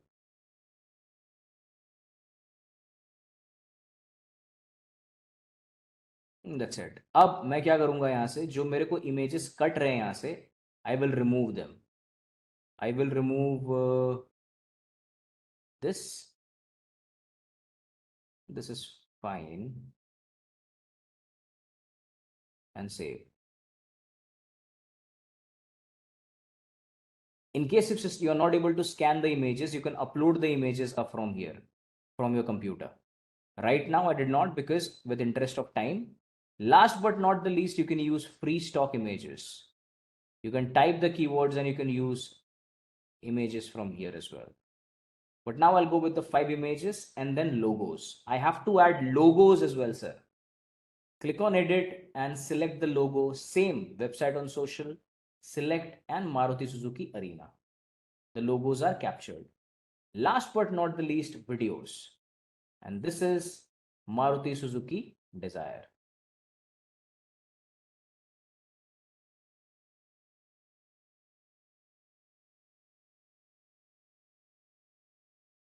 And there you go. I can add up to 5 videos.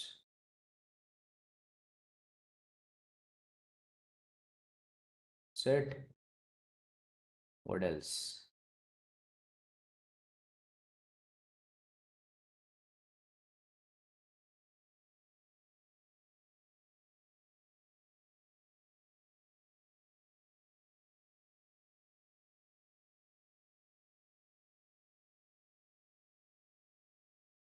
That's it. चलो save कर लेते हैं.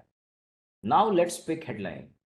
Maruti Suzuki Desire pre-launch from Maruti Suzuki India Limited. Book now. Register your interest. And then I have a long headline. I have 5 headlines of 30 characters each. Then I have a long headline. Long headline is of 90 characters. 1, 2, 3.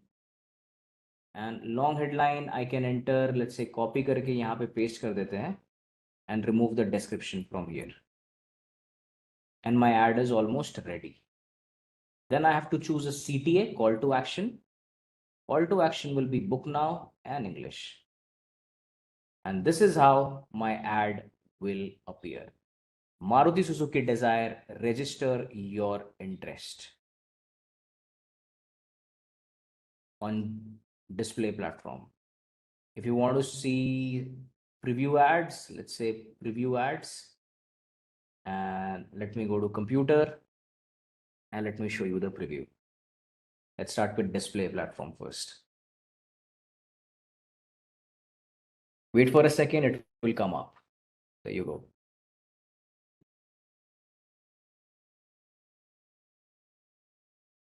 So here are the previews on display for a responsive display ad. This is how the ad will appear on a Gmail. And this is how the ad will appear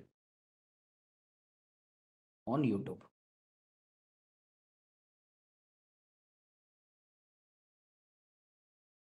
Now, once I close the previews and I go to create ad, now I have an option to do the targeting. Now, there are 5 targeting options on a display campaign.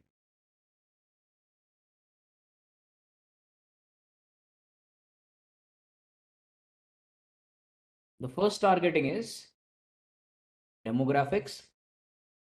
ठीक है? Second, display keywords. Third, topics. fourth placement, and fifth audiences. ये 5 targeting option है on a display campaign. Let's start with demographics first. Demographics is pretty easy. Gender, age, parental status, and household income. So my campaign is of Maruti Swift Desire. I want to target female, yes. Male, yes. Unknown. Now what are unknown? Unknown are those users who are basically browsing in guest mode or incognito mode. जहां पे Google के पास मेरा sign in capture नहीं है, like I'm signed in with justadvertise@gmail.com. This is not signed in there. Do I want to target unknown? I would remove unknown from here. Then age group. Which age group do you think is suitable for branding for Maruti Swift Desire? Should I keep 18 to 24, everybody? Or should I remove it? Remove 25 to 34, 35 to 44, 45 to 54, 55 to 64, 65 plus and unknown. Why do you ask me to remove 18 24? Because it's a branding campaign. Branding campaign में ठीक है ना, मुझे Leeds नहीं चाहिए, मुझे sales नहीं चाहिए, मुझे तो बस मार्केट पेनिट्रेशन चाहिए. Now let's go to parental status. Not a parent, yes. Parent, yes. Unknown. And then comes household income. Household income is not accurate for India right now. You keep it all open, okay? It's accurate for US, but not for India right now. ठीक है, अब यहाँ पे देखो, on the right hand side, there's a small estimate that I'm getting. The available impression size of overall display campaign is 10 billion plus available overall, out of which basis my 5,000 ka bid, I'm eligible to get 5,000 ka budget and a bid of 95. I'm eligible to get 9,80,000 impressions daily to 2 million impressions daily with a CPM range of 35 to 95. Now this will further go down because I've only selected one targeting, which is demographics. Optimized targeting, अभी के लिए इसको exclude करते हैं, इस पे बाद में discuss करेंगे. Let's go with the second targeting option, which is display keyword. This is also pretty simple. I copy this landing page, Maruti Suzuki Desire, and paste it here and enter. These are some of the keywords that Google has suggested. Scrolling my website, we know that display ad does not shows up on google.com. It shows up where? Partner website. So how will these keywords help trigger the ad on the partner website?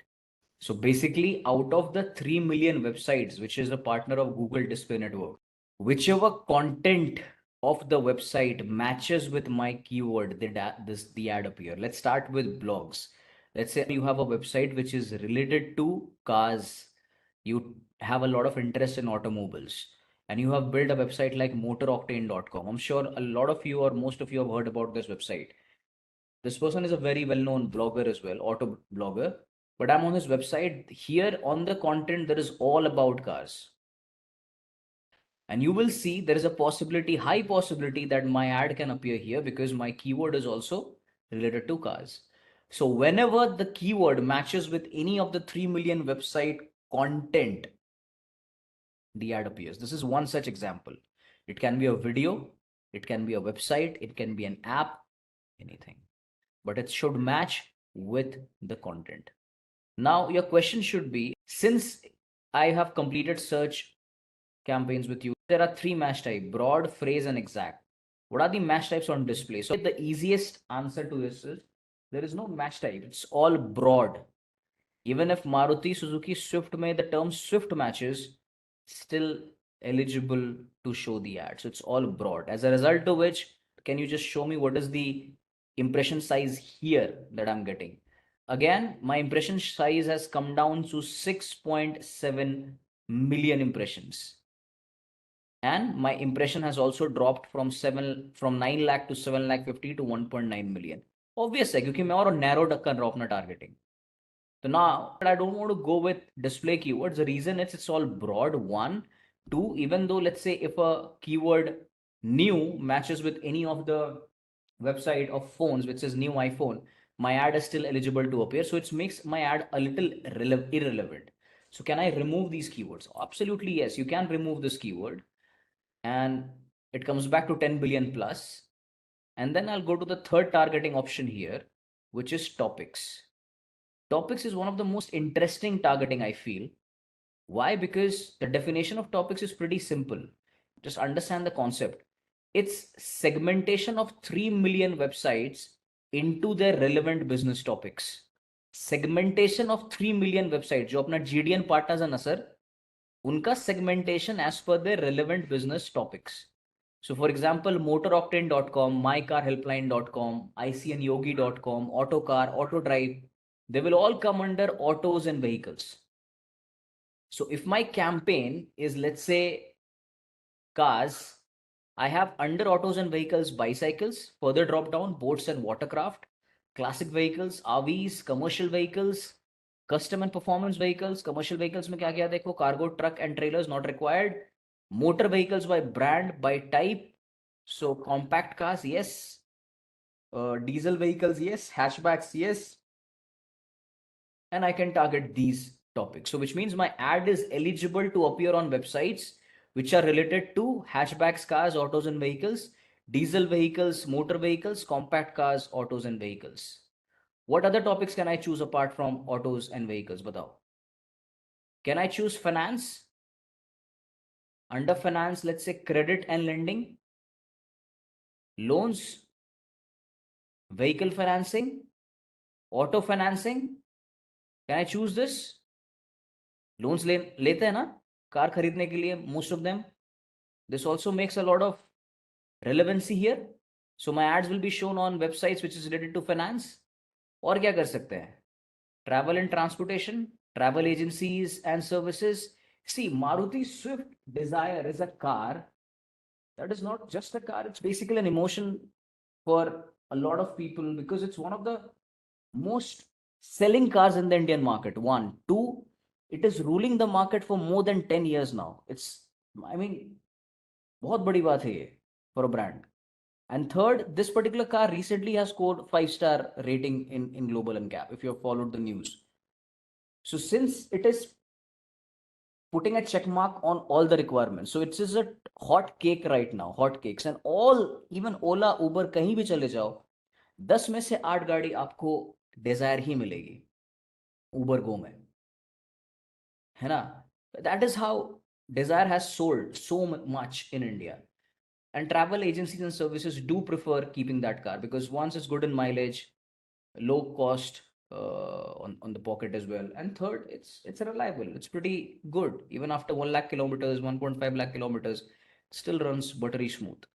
So yeah, now travel agencies and services, yes, I can pick couple of यहाँ पे भी transportation पे भी मैं यहाँ पे choose कर सकता हूँ if I want to. So in short, topics is something that your ads will show up on websites which is related to the relevant business topics. Placement is the fourth targeting in the lineup, which allows you to show ads on the places where, or website or apps or YouTube channels which you choose. For example, I want to show my ads on motoroctane.com. So I copy this website, Motor Octane, Control C and Control V, enter. And Google gives me a result of websites here. 123. First is motoroctane.com. Under motoroctane.com, my ad is eligible to show, and my ads will not appear outside Motor Octane. Have a look. My impression has gone down to 7.4 million, and the impression, overall impression size is 7.4 million, and I will get 2,70,000 to 2.1 million from a drop of close to 80%. Because I'm only selected one placement. Your ad will not show outside Motor Octane. Let's see if HT Media is there as an option.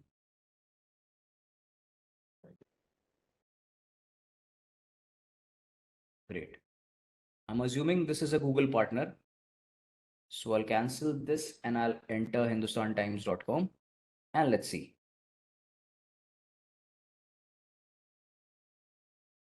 So I'm getting a couple of other websites here: Telangana Today, businesstoday.in, indiatoday.in, and dnext.in. And if I scroll down further,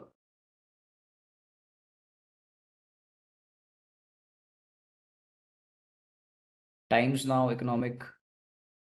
I don't see that as Hindustan Times, but let's say if I want to target businesstoday.in, my ad will show up on Business Today as well. So your ad will not appear outside these two websites. That is the power of placement. Apart from website, I can also choose, let's say, YouTube channels. Your ad can appear on Hindustan Times YouTube channel. Okay? Your ad, yeah, even I also feel the same. It's not monetized. But even if it's monetized, I can still see ads yahan pe. So they're not monetized with Google, I guess, a different partner that they are. Yeah, they are partnered with Facebook. They are a Facebook partner. Okay. So now you can also choose videos as well. Any particular video which has got good views, you can select that video and your ad will not appear outside these three websites and that video only. Last targeting option is audiences. We'll spend almost half an hour on audiences. We'll go slow, don't need to worry. This demographic, display, keyword, topics, placement, we covered all the four. And pretty much it was easy. Demographics, age, gender, parental status, household income. Display keyword showing the ads which match the content. Topic, segmentation of website in the relevant business topics. Placement is something where I want to show the ads in a website, YouTube channel, YouTube video, app, or app categories. Quick recap. Coming to audiences, in one word, if you have to define audiences, what will be audiences here? It's is equal to users. What users? Unique users is equal to cookies. In digital marketing term, audiences are known as unique users, or in short, cookies. So now if I go to audience segment, under audience segment, there are, have a look how many audience. The first, who they are.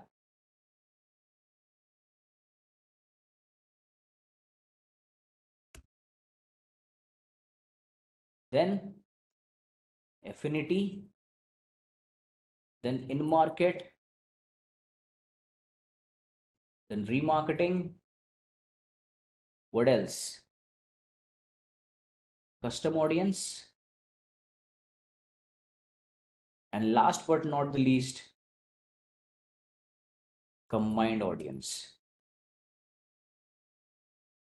1, 2, 3, 4, 5, 6 different categories of audiences under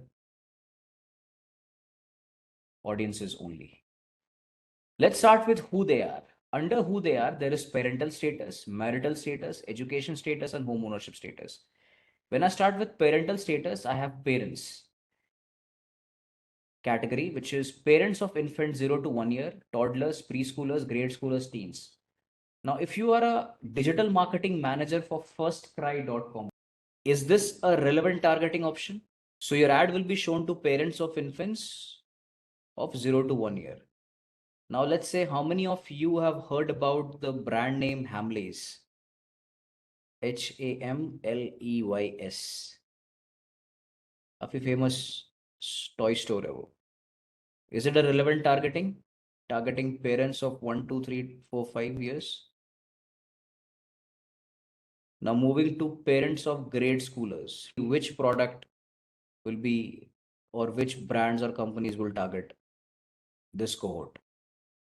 Bicycle, Decathlon, laptops, Camlin, ITC, classmates, parents of teens, bikes. I mean, bicycle I'm talking about here, not bikes. The legal age is still 18. Trainings, couple of JE trainings as well, educational courses, yes. Moving to marital status, for single, Jeevan Sathi, Bharat Matrimony, Tinder, Bumble, etc., you can target. Those companies can target as well. In a relationship, Ferns and Petals, any gifts related websites, packages, and then let's say wedding banquet halls, etc. Married properties, jewelries, again travel packages. And now let's go to education. What is education or which companies would target current college students? Intellipaat, I can further break it down in terms of high school graduate, bachelor's degree, advanced degree. Intellipaat fits in perfectly here. Then comes up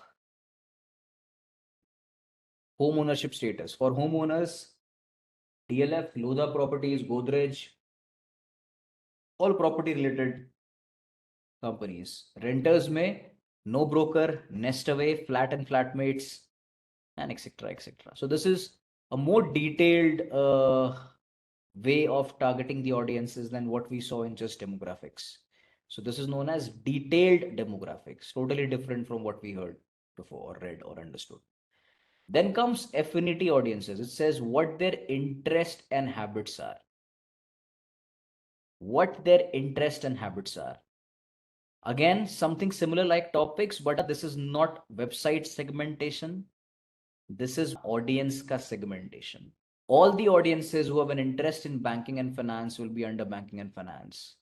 Beauty and wellness, beauty and wellness. Food and dining, food and dining. So I'll give a line here, just write it down or memorize it, whatever you want to. Customer choices are fluid. You can be in one category, you can be in multiple category. So let's say, for example, if I pick any one of you, which categories do you think you fall into as an affinity audience?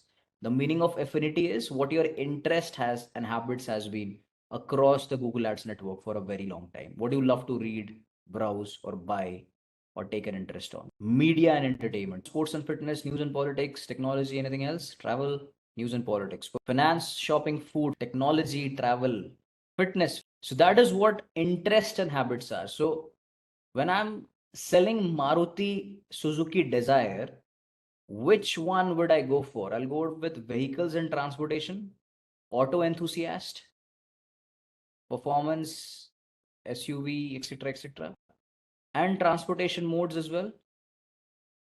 Public transit users, taxi service users, etc., etc., as well. So my ads will be shown to audiences who have an interest in these topics. Google knows everything about me, my activity on my phone, whatever am I doing. I'm having a Gmail, okay? I'm having a Chrome, I'm having a YouTube. What else? तीनों जगह तो Google ने घेर रखा है ना मुझे. Browser भी उनका, ऐप स्टोर भी उनका, OTT भी उनका. बचा क्या मेरे पास? There is no freedom for me to browse anywhere. अब आप कहोगे नहीं नेटफ्लिक्स है. नेटफ्लिक्स में कहाँ देख रहा हूँ? फोन पे तो देख रहा हूँ. Android, correct? हॉटस्टार भी तो एंड्रॉयड के अंदर ही है ना. तो all I am saying we are all caged in this Android or let's say digital ecosystem. So all I'm saying is my phone knows me better than anybody else can. As a result, I can follow in multiple categories as per affinity. Imagine how long you have been using your phone, and if you have a Gmail account, imagine how long you have been associated to that Gmail account. How many emails have you received so far on your Gmail account?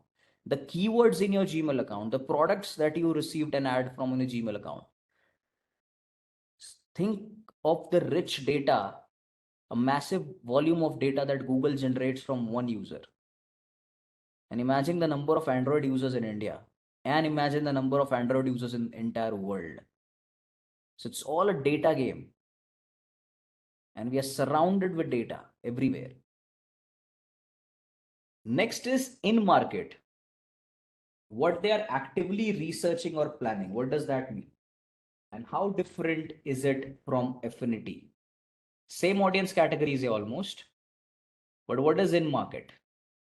Affinity is more of my choices, my histories of searches or the content that I love to consume, versus intent based search, which is in market, is what I'm currently. अब चलते हैं 1, 2, 3, 4 category. Remarketing पे. Remarketing. Now, remarketing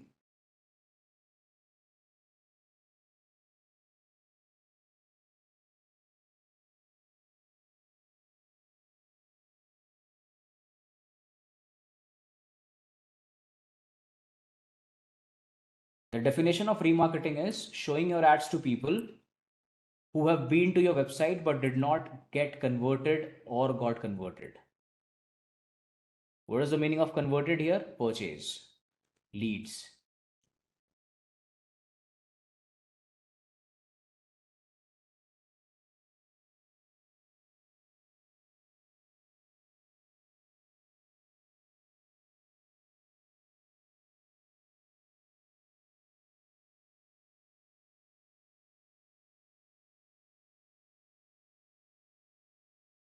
Create a remarketing list, install the remarketing tag on each and every page of the website, wait for the list to populate.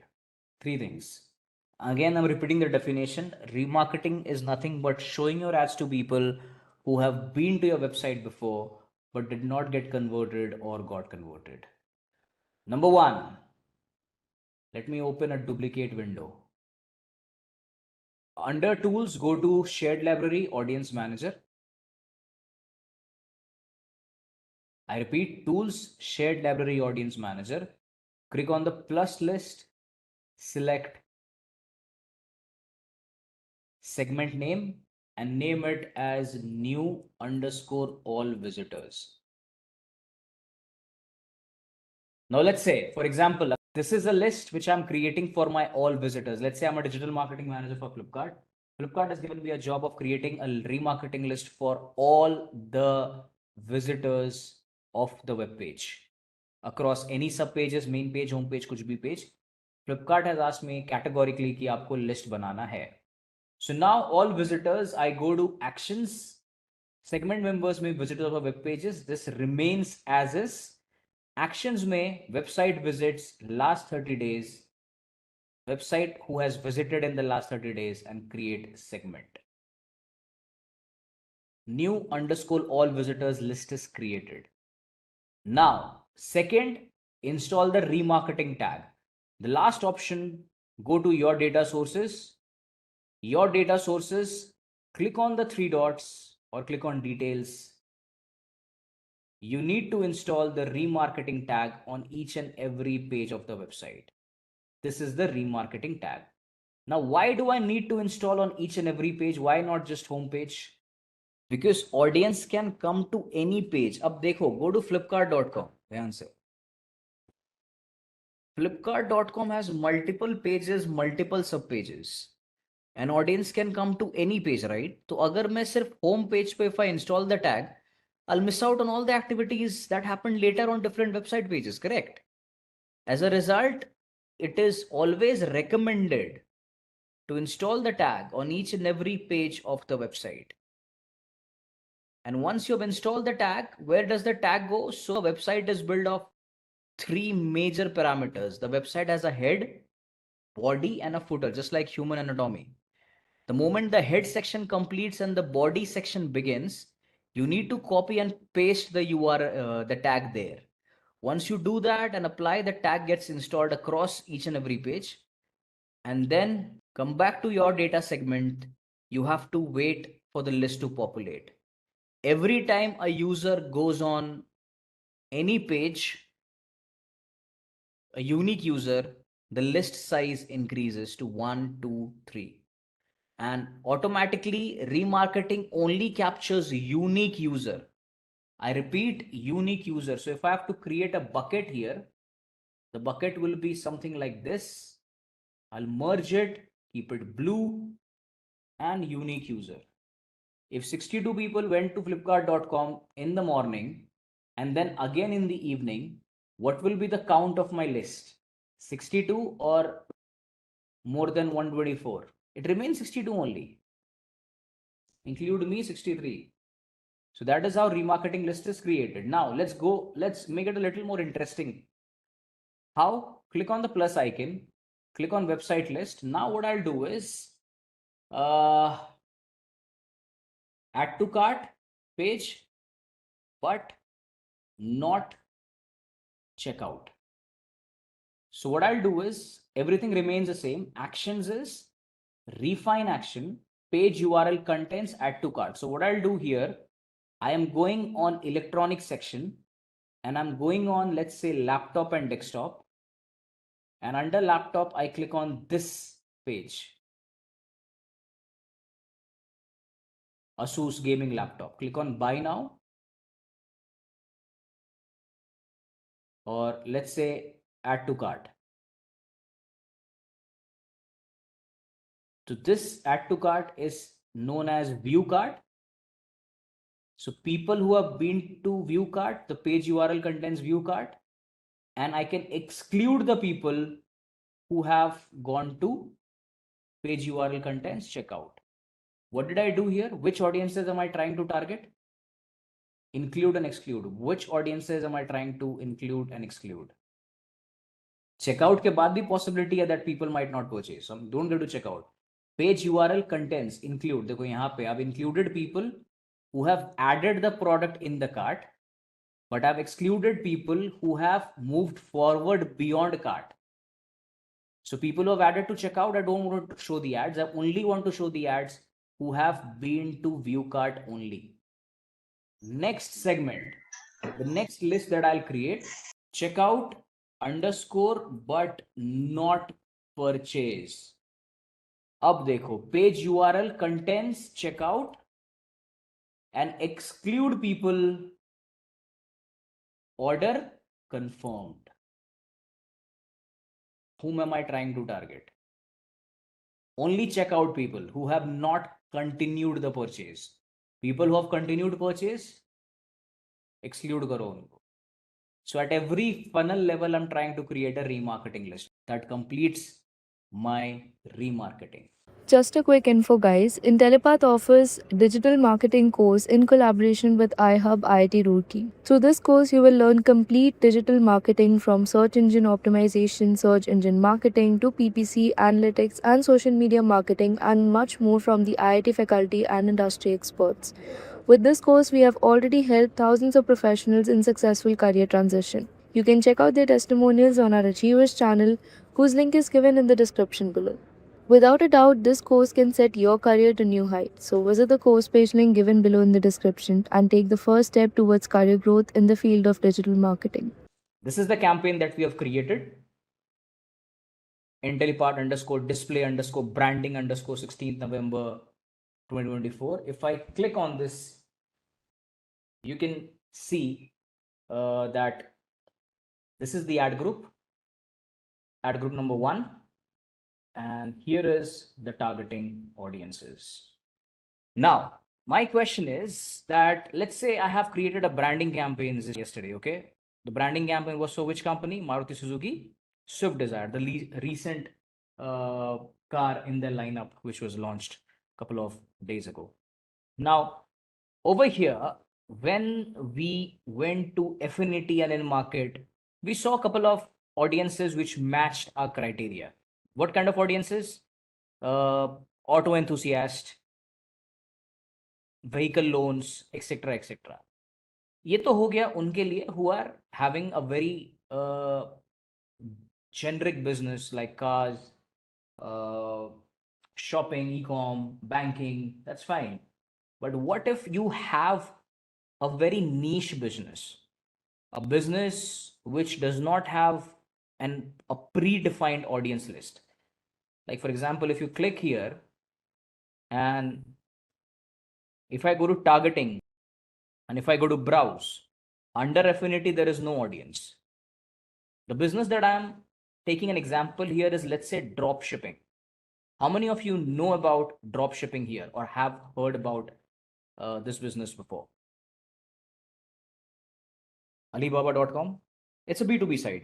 It sells anything and everything almost. Now, what is drop shipping? Let's say you want to create a website, an e-com website, but you don't want a headache of inventory. मतलब आपको warehouse नहीं चाहिए, आपको product अपने warehouse में नहीं चाहिए, आपको चीजें आसान चाहिए, but still you want to do it as an e-com. So what you want to do is you will launch your own e-com website. You'll pick a category. Let's say आपको clothing में जाना है और आपको clothing में सिर्फ 3 चीजें बेचनी है: t-shirts, track pants, and let's say sneakers. 3 things only, with an inventory size of, let's say, 1,000 products combined, all 3 of them. You don't want a headache of printing, manufacturing, everything. You just need peace of mind. So what you do is you go to Alibaba.com. You check the list of products that aligns with your idea. You can get everything here: t-shirts, shoes, sneakers, everything. and then you list the same product on your website which you just launched, and then you start your own business. How do you do that? You run your ads using the same website. So if a person is searching looking for sneakers, your ad will pop up and a person will go on your website. That person will order from your website the same shoe. You just have to make sure that the moment you get the order on your phone, you log into Alibaba, courier the same to the user by keeping a profit margin. So on website, let's say of Alibaba, if the product is listed at 500, you probably will keep a margin of 200 and sell it at 700 or 800. That's how drop shipping works. Basically, you are not taking responsibility of the inventory. Inventory is something that is coming directly from a third party website. You only list the product on your website, and at the end, the payment comes to you directly. Now that business was pretty booming. अभी भी है, but अभी उतना ज़्यादा नहीं है. अभी तो लोग Amazon पे ज़्यादा सेल कर रहे हैं rather than creating their own website, क्योंकि उनको वेबसाइट का भी headache नहीं चाहिए. They want everything Amazon to be taking care of. So yeah, now what I'm trying to say is I will not discuss about more into affiliate this marketing, which is drop shipping. We wanted to create an audience list for drop shipping, because if Zishan has decided to run ads for drop shipping, let's say Zishan is someone who provides a platform. Let's say he's a digital marketing manager for Shopify. You all know Shopify. It's a platform where you can create your own website. So now Zishan is a digital marketing manager. He is trying to find audiences on Affinity and in market. कौन सा audience मैं लूँ who is interested in building a website and an e-com website? We'll go to tools. Under tools, we'll go to shared library.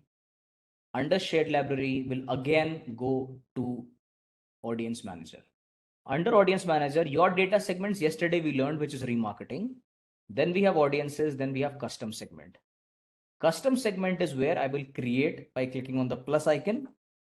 I'll type drop shipping underscore new underscore list. Great. Now what do I need? You can create two kinds of custom audience list. One, custom affinity, a person who has interest on making or creating websites on dropshipping or e-com websites. Or custom intent, people who has recently searched on Google. Intent का बन गया custom intent, affinity का बन गया custom affinity. Clear? Now what is step one? Step one you need to do is you need to go to tools underscore planning underscore keyword planner. Pehla step. So now you go to keyword planner. The first thing that you do is start your research with keywords. What you'll do is you'll type drop shipping. That's your business. Location is pan India, and then get results.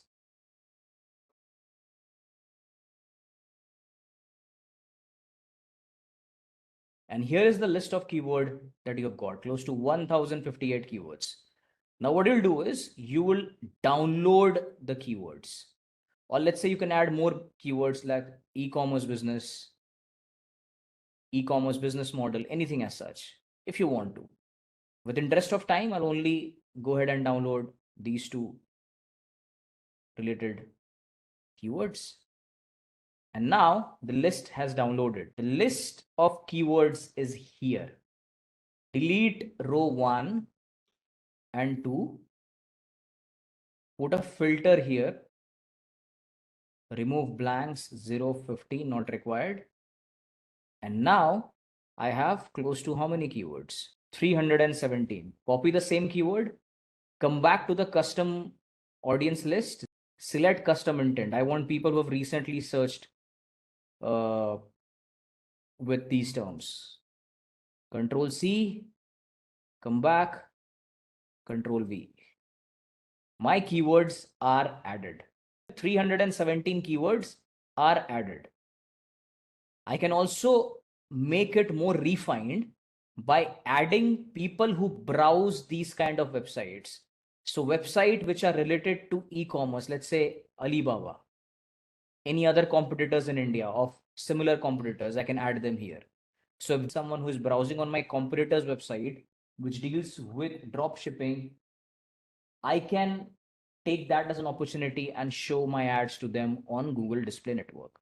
Third, you can add apps as well, which are related to drop shipping.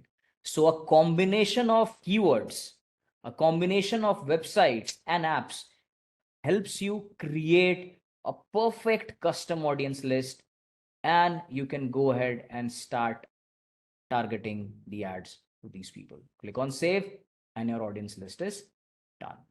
There is no limit as such, but if you're adding like 1,000 plus keywords, it will take time to get pasted, is what I'm saying. And you come back here, scroll down, go to custom segment, and then dropshipping new you can select, and you need to go to save. That's it. You need to go to audience, you need to go to tools, shared library, and audiences. That's it.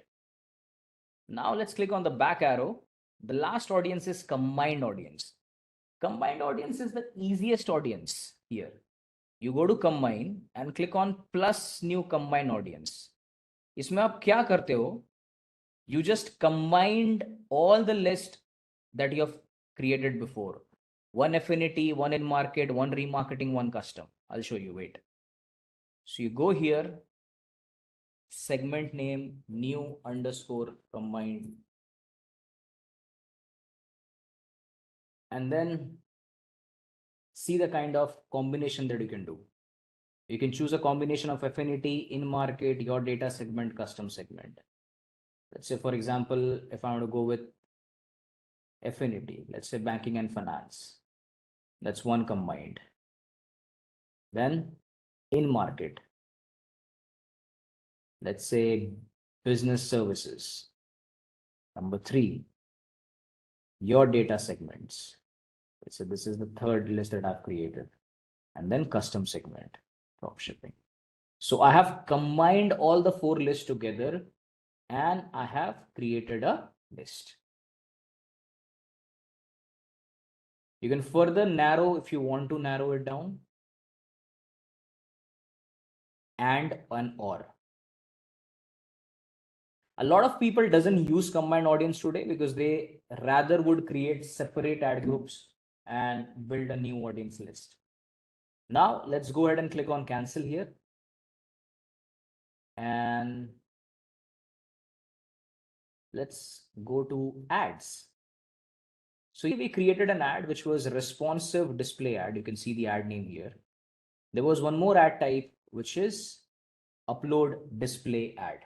This ad type is absolutely manual. You have to enter a landing page, which is, let's say,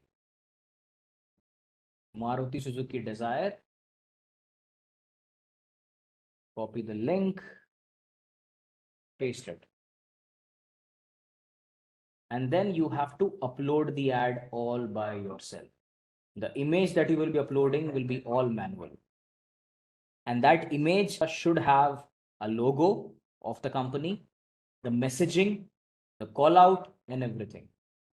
If you want to see the supported sizes and format, guys, here is a screenshot that you can take. Okay? There's an option of square, rectangle, leaderboard, mobile, skyscraper. Let's cancel this. Now we'll move on understanding the bidding strategy. In the campaign settings, the bidding strategy that we have used is viewable CPM. Now, what is viewable CPM? Let's understand that in detail. Viewable cost per 1,000 impressions. CPM का formula है viewable cost per 1,000 impressions. VCPM.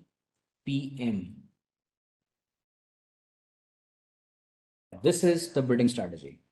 Now, let's go ahead and understand what exactly is this. What is the definition of impression? Every time your ad is shown is known as impression. What is viewable impression? Viewable impression is उससे थोड़ा एक level ऊपर. Whenever 50% of the ad is shown on your screen for 2 seconds, or 50% of the ad is visible to you for 2 seconds on your screen, is known as a viewable impression. I repeat, when 50% of the ad is visible to you, at least 50% of the ad is visible on your screen for 2 seconds, that is known as viewable impression. For example, ध्यान से देखो, I am on speedtest.net. This is an impression because ad पूरा दिख रहा है मुझे. This is an impression of Wakefit. On the right also I'm seeing ads. But sir, if I scroll down, can you see LG का ad आ रहा है? ध्यान से देखो, आ रहा है ना? अब LG का this is an impression, but the moment I scroll up, the ad is gone. I was here only, I could not see LG ka ad, but LG ka impression was there. So impression was count as 1, but viewable impression was 0. But the moment I scroll down, if 50% of the ad is visible on my screen, currently have a look, for 2 seconds, that is known as viewable impression. And Google will charge you or the advertiser when you have 1,000 such viewable impression.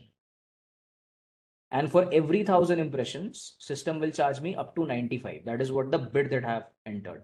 Now 95 is the industry average, I would say 60, 70 is something.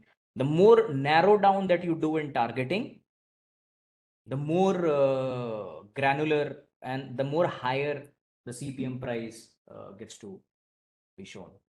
Can I club multiple targeting? See, demographics will be there by default. Along with demographics, can I club 2 more targeting? If yes, how will the ad work? Now, let's say, for example, there is a topic which I wanted to mention here is targeting versus observation. This is also a very interesting topic. Just hear me out. Now, let's say under demographics, let's first understand what is targeting. ठीक है? Under targeting, my first targeting option is demographics. Under demographics, my age group is 18 to 44 or 18 to 54. With demographics, I have added, let's say, display keywords. Display keyword is Maruti, Suzuki, Desire. Cars, sedan cars. How will my ad be shown to the end user? If this is my targeting, demographics and display keyword, how will the ad show? Let's say a blog पढ़ रहे हो car से related, and on the car blog, first you are in the bracket of 18 to 54, and in the car blog, there is a content which says Maruti or cars or sedan, and the ad pops up there. Now, with display keyword and demographics, I have added one more targeting, which is topics. And under topics, it's autos and vehicles. So plus, plus, plus. Now, how will my ad appear? Placement. Plus, plus, plus, plus. And the placement is motoroctane.com. Ads will only show on motoroctane.com because it is falling under autos and vehicles awake, because it definitely has keywords related to sedan cars. The only condition that I wanted to call out is the person should fall under 18 to 54 age group. That's it. Yes. So plus, plus, plus, plus. तो ये feature का आप लोग उठा सकते हो, मतलब leverage this particular targeting. But the only problem is, let's say with demographics and display keyword, if the impression size is, let's say 10 lakh, after combining 4 targeting, it might narrow down to 1 lakh because you are putting a lot of conditions. 10th standard में हमने पढ़ा था ना Venn diagram, set and subset. तो ये वही है, सिर्फ उतना ही है, उससे ज्यादा कुछ नहीं है. Now, what is the benefit of using this? This makes your campaign more refined. The reach is lower, but your CPM, sir, will go high in this case. Where you were giving room to Google earlier with a 10 lakh impression size for only 2 targeting, Google had more room to make money. Now you have only given 1 lakh impression size by including these 4 targeting. So your CPM is bound to go high. The narrower your targeting, the higher the CPM that you pay. Just keep that in mind. Now let's move on to observation. What is observation? Observation is something that does not affect your primary targeting. It will majorly give you a understanding whether you are getting any sort of a movement under that observation which you have chosen. Now tell me here one thing. Let's say I have 3 targeting here. जैसा अजीत ने मुझे बोला, your ad will only show on topics, autos and vehicles. Display keyword Maruti Suzuki Desire. The content should match and 18 to 54. Now what happened in observation? Observation में क्या होता है कि I'm giving you an answer here, I'm not asking a question. Observation में यहाँ पे ये होता है that system will see that whether it is getting any movement or impressions on motoroctane.com. If at all your motoroctane.com is getting impressions along with these 3, because any which ways it's falling in the same bracket, right? And motoroctane is a very huge known brand in India, huge fan following, I would say, millions of subscribers they have. So what I'm trying to say is, if there is good movement, like in a week you're getting, let's say 1000 2000 impression size here on Motor Octane, you can come back and create a separate ad group and put it in the positive targeting, basically an A/B testing that you're doing. I'm going to give you an example, one more, before we jump onto the options of targeting and observation within Google Ads interface. So now I will just zoom in a little bit and read this example for you. Let's say Abby, there is a advertiser Abby or a shop owner Abby who owns a store that sells motorcycle jackets for women. She has an ad group. The ad group name is Female Motorcyclist. She has chosen the targeting as demographic female as gender. Perfect. Convinced. And then she has an affinity audience of motorcycle enthusiast. I repeat, she has a gender female under demographics and the affinity audience of motorcycle enthusiast, which means she is showing ads to female gender who has an interest in motorcycles. It has also been written here, these targeting selections will narrow the reach of her ad group. Her ads will only show to women who have an interest in motorcycles. Yeah, I get that. It's very easy. Now, what is an observation? Now, the same shop owner, Abby, wonders whether many of her customers are interested in buying activewear. She just wants to know. However, she does not want to restrict her ad group's reach.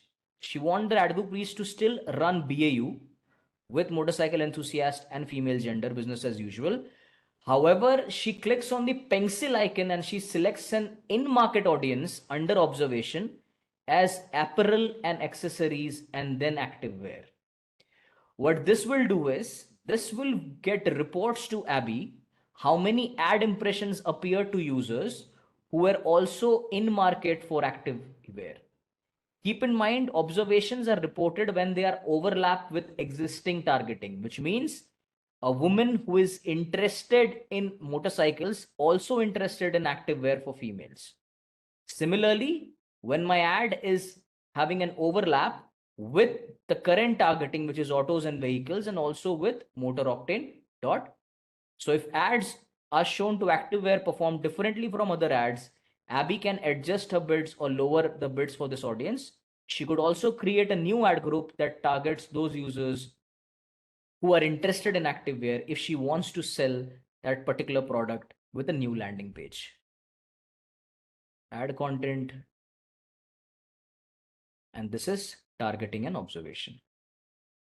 So if my targeting is, let's say, 10 billion plus impression size, autos and vehicles I'll select with demographics. It has come down to 2 billion. Now, along with topics, let's say I choose a website which is Motor Octane. So my ads is now on targeting and observation. Then I can choose observation for Motor Octane. My impression size has come back to 2.6 billion. So you can go ahead with targeting and observation if you want to do that test. This is a table which I've created, guys. Have a look on the table. Campaign 1, campaign 2, campaign 3. Daily budget 5,000. Impressions, clicks, CTR, average CPC, and cost.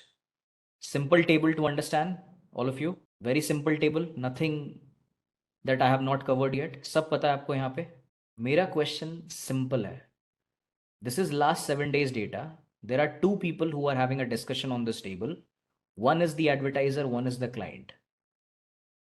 The advertiser is Jagdish, I mean the client, and the digital marketer here is Zishan. Jagdish and Zishan, digital marketer and client. And they are having a weekly business review discussion. क्या हुआ है? Weekly business review, WBR. In WBR, Zishan presents this data and says, hey, hi Jagdish, this is the daily budget that we had on the campaign. This is the impressions. CTR is amazing. Cost is great. I mean, it's a good campaign that we had in the last campaign run. Why do you think Jagdish as a client is not happy with this data? Let's say the third one is a competitor campaign. Chalo.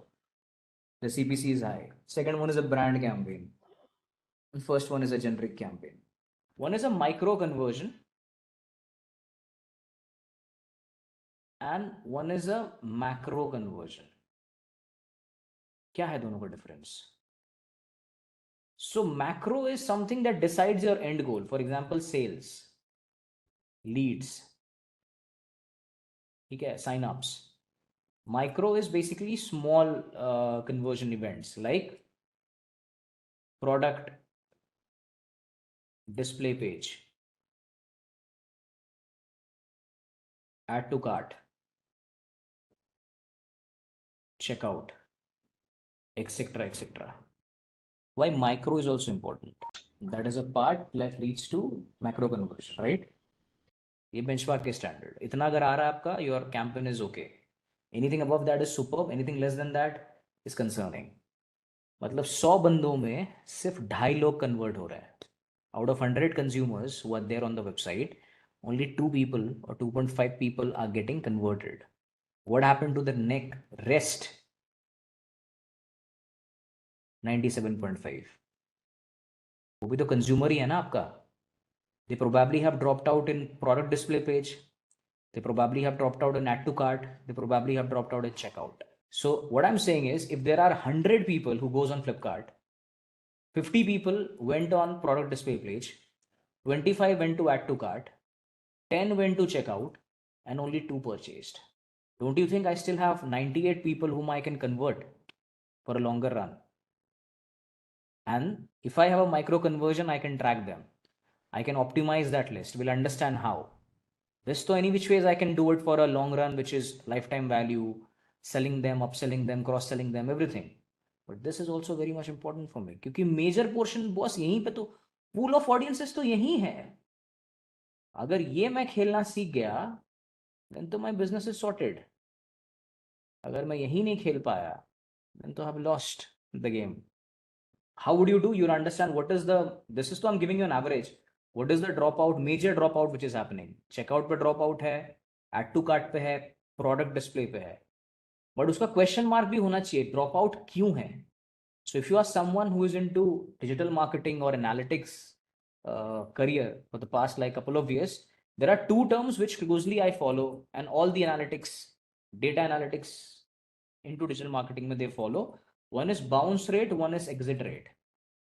What is bounce rate? मतलब अगर मैं फ्लिपकार्ट पे हूँ, 100 बंदे फ्लिपकार्ट पे आए, the moment I click on mobile took time to open, I exited the page. Mobile time लिया खुलने में, I exited, मतलब I bounced off that page.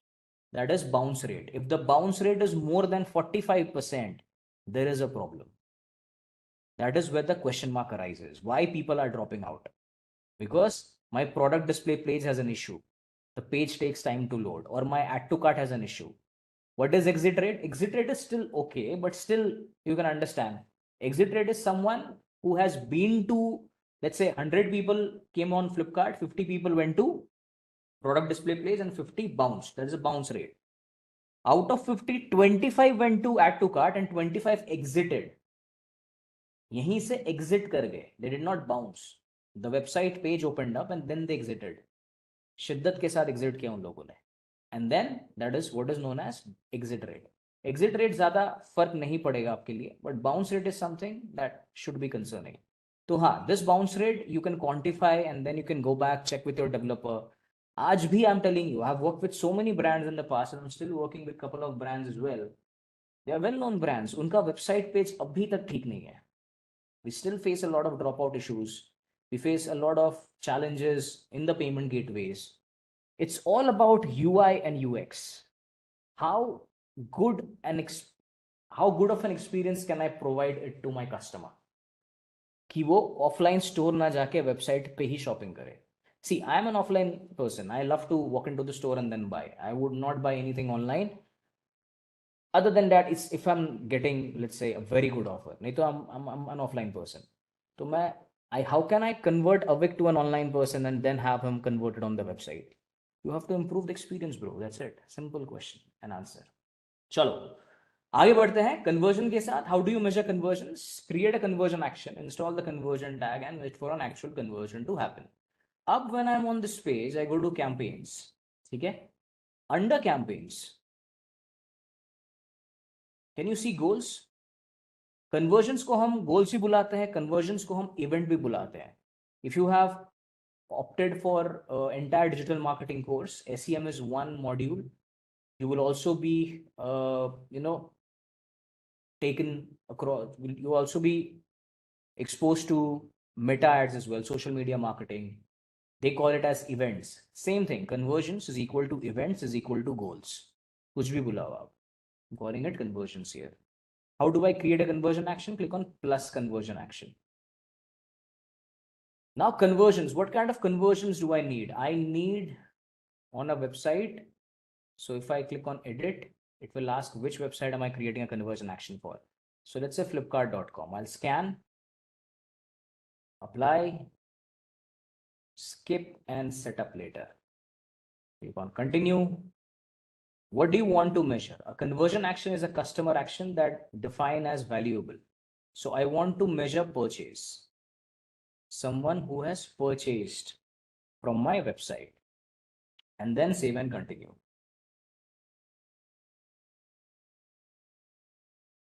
Once you do that and submit, this particular conversion action comes into play. And now I'll tell you what all things do we need to do. So click on edit. Conversion name is Flipkart_new. Action optimization is purchase. I want to optimize it on purchases. And now value. What is conversion value here? What is conversion value now? So one column that I have added, there are 4 columns which gets added here. Let me conversion, ठीक है? Conversion value,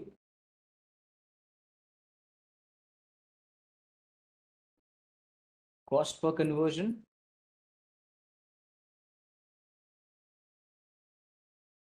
conversion rate.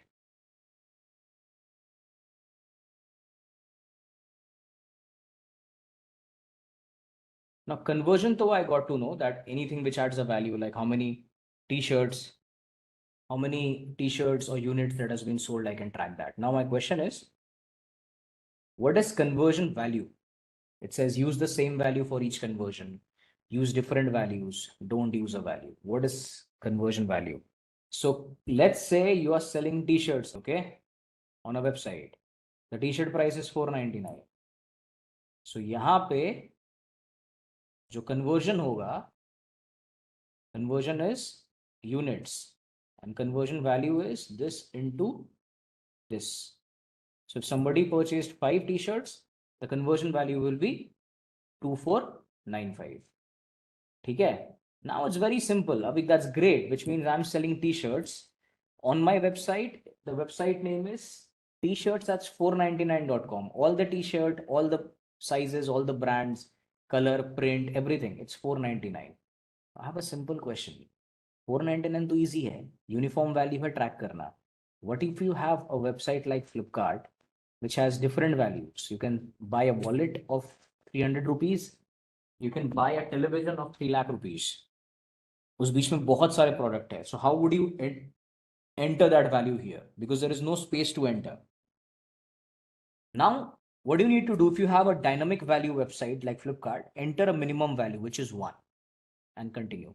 If you are someone who is tracking only leads, then choose the third option, don't use a value. That's it. If there is no purchase happening. Now, if I'm using different values, I'll go with 1 and then source is website count. What is conversion count? It says select how many conversions to count per click or interaction. Every or 1. In every, it's recommended for purchases because every purchase is valuable. 1 recommended for lead sign up and other conversion because only the first interaction is valuable. Conversion count basically is something known as unique and repeated, which means if my friend Ramakrishna has gone to Ajit's website and Ajit's website pay, he has bought a t-shirt as one unique user, and on an e-com website I've chosen 1, so it will show as 1 and 499. Now what I'm trying to do is, if the same Ramakrishna goes and buys 5 t-shirt and the conversion count is 1, the unit will show 1 but the price will go as 2495. So I'm losing on 4 additional units. Why? Because Ramakrishna is the same cookie. On an e-commerce, it's always recommended to go for purchase because every product is valuable for me. Second, 1. When should you choose 1? If Ramakrishna has gone to Intellipaat.com and he has filled his lead in the morning with Ramakrishna at gmail.com, the conversion is 1 unique user. That's great. If Ramakrishna has gone again in the evening, has filled the lead as Ramakrishna at gmail.com, then it will be a duplicate lead. To avoid that, we choose 1. So conversion count, you choose 1 when it's lead signups. You choose every when it's an e-com. Now let's move on to click-through conversion window. What is click-through conversion window? Conversions can happen days after someone interacts with your ad. Select how much time after someone interacts with an ad you want to use it to count conversions. So for example, the window that I have is 30 days. I can start with 2 days, I can end with 90 days. Now, if I go ahead and choose conversion, let's do this way. Ad interaction happened. What is the date? 17th November. And conversion happened, let's say 10th December. Now what I'm saying is ad interaction happened on 17th November. The t-shirt, Ramakrishna has seen the ad on 17th. He has purchased the t-shirt on 10th December. As per conversion count, how long do you want system to report that conversion? So 1 conversion happened, 499. Within 30 days? Yes. Great. Now my question to you is, on which date will system attribute this conversion? 17th or 10th? This conversion will be attributed to 17th or 10th on Google dashboard. Why 17th? Why 10th? The conversion will be attributed to 17th November and not 10th. Why? First, if Ramakrishna have not seen the ad on 17th, he would not have converted on 10th. First. Second, Google Ads attributes the conversion on the day of the ad interaction and not on the day of the actual conversion happened. Engage view to conversion will skip it. We'll go to view through conversion window. What is view through conversion window? Let's go to speedtest.net again. पहले definition पढ़ो. Select the maximum time after a person views your ad that you want to count as view through conversion. Views your ad. What does that mean? impression. Now I'm seeing an impression of Tata AIG car of Google. Then I'm seeing an ad of speed test on speed test itself. ठीक है, चलेगा. So now I saw an ad of Tata AIG car insurance. I did not take any action. I just saw the ad. Then I have exited the page. Later on, I got to know, यार मेरे को ना car insurance खरीदना था. And I went to google.com and I typed car insurance. And I saw an ad of Tata AIG. कहाँ गया Tata AIG? कहीं तो था Tata AIG का ad.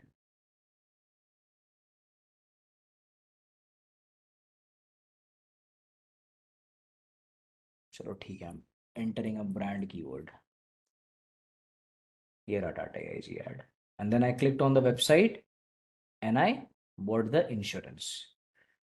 So now how the table will work is, was that a conversion on Tata AIG? Yes. Was that a view through conversion? Yes, sir. And what was the conversion value? The insurance price. So view through conversion gets attributed to users who have seen the ad and later got converted after the days within the view through conversion window. In this case, it's 1 day. I can choose up to 30 days. Now, last but not the least, attribution model. Let's go to attribution model. What is attribution model? Let's understand it in detail. Keyword, URL, last click, first click, linear, position based,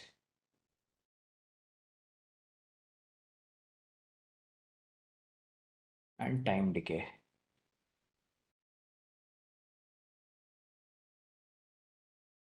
Before that, write down the definition of attribution model. Giving credits to keywords which amounted to the conversion. I repeat, giving credits to keywords which amounted to the conversion. Let's go to google.com. Let's understand how attribution model works.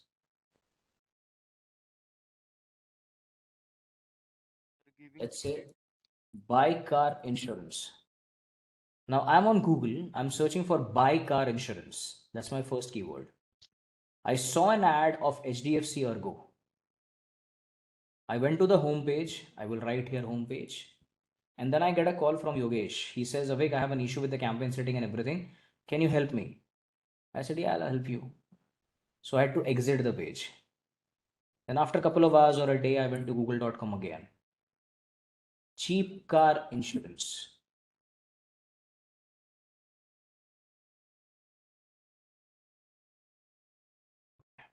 It's the best car insurance.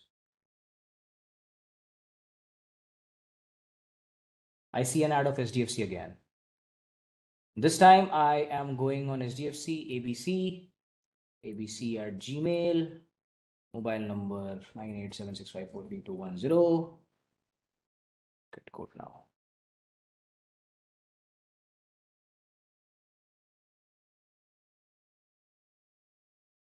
Comprehensive. And now I am getting a call from Smita. She says, Avik, I have an issue with the, keywords. Can you help me? I said, yes. Okay. I exited the page and this time I went on to the quote page.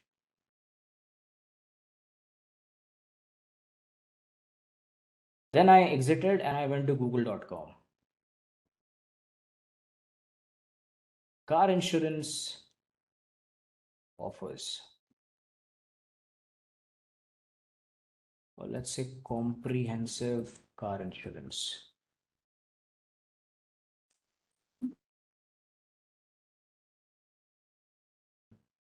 हाँ, आ गया HDFC का ad. Comprehensive car insurance. And now Finally, I have gone to the thank you page and I've bought the insurance. Great, perfect, superb. Now, what I'm trying to say is comprehensive car insurance, best car insurance, buy car insurance. As a user, how many keywords did I use to get converted on the website as a consumer? 3 keywords. What is the definition of attribution model? Giving credits to the keyword which amounted to the conversion. The first attribution model is last click, giving 100% credit to the last keyword which amounted to the conversion. First click is just the opposite, giving 100% credits to the first keyword, the remaining gets nothing. Linear is average. 33.33, 33.33, 33.33. Time decay, giving the highest credit to the keyword which was closest to the conversion, the second highest, and the third highest.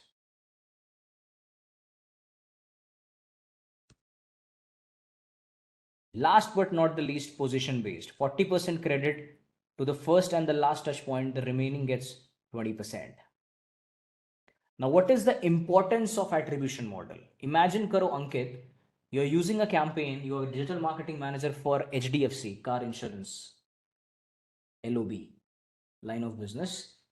And then you have used last click as an attribution model, which means that the keyword will only give credits to the last keyword which amounted to the conversion.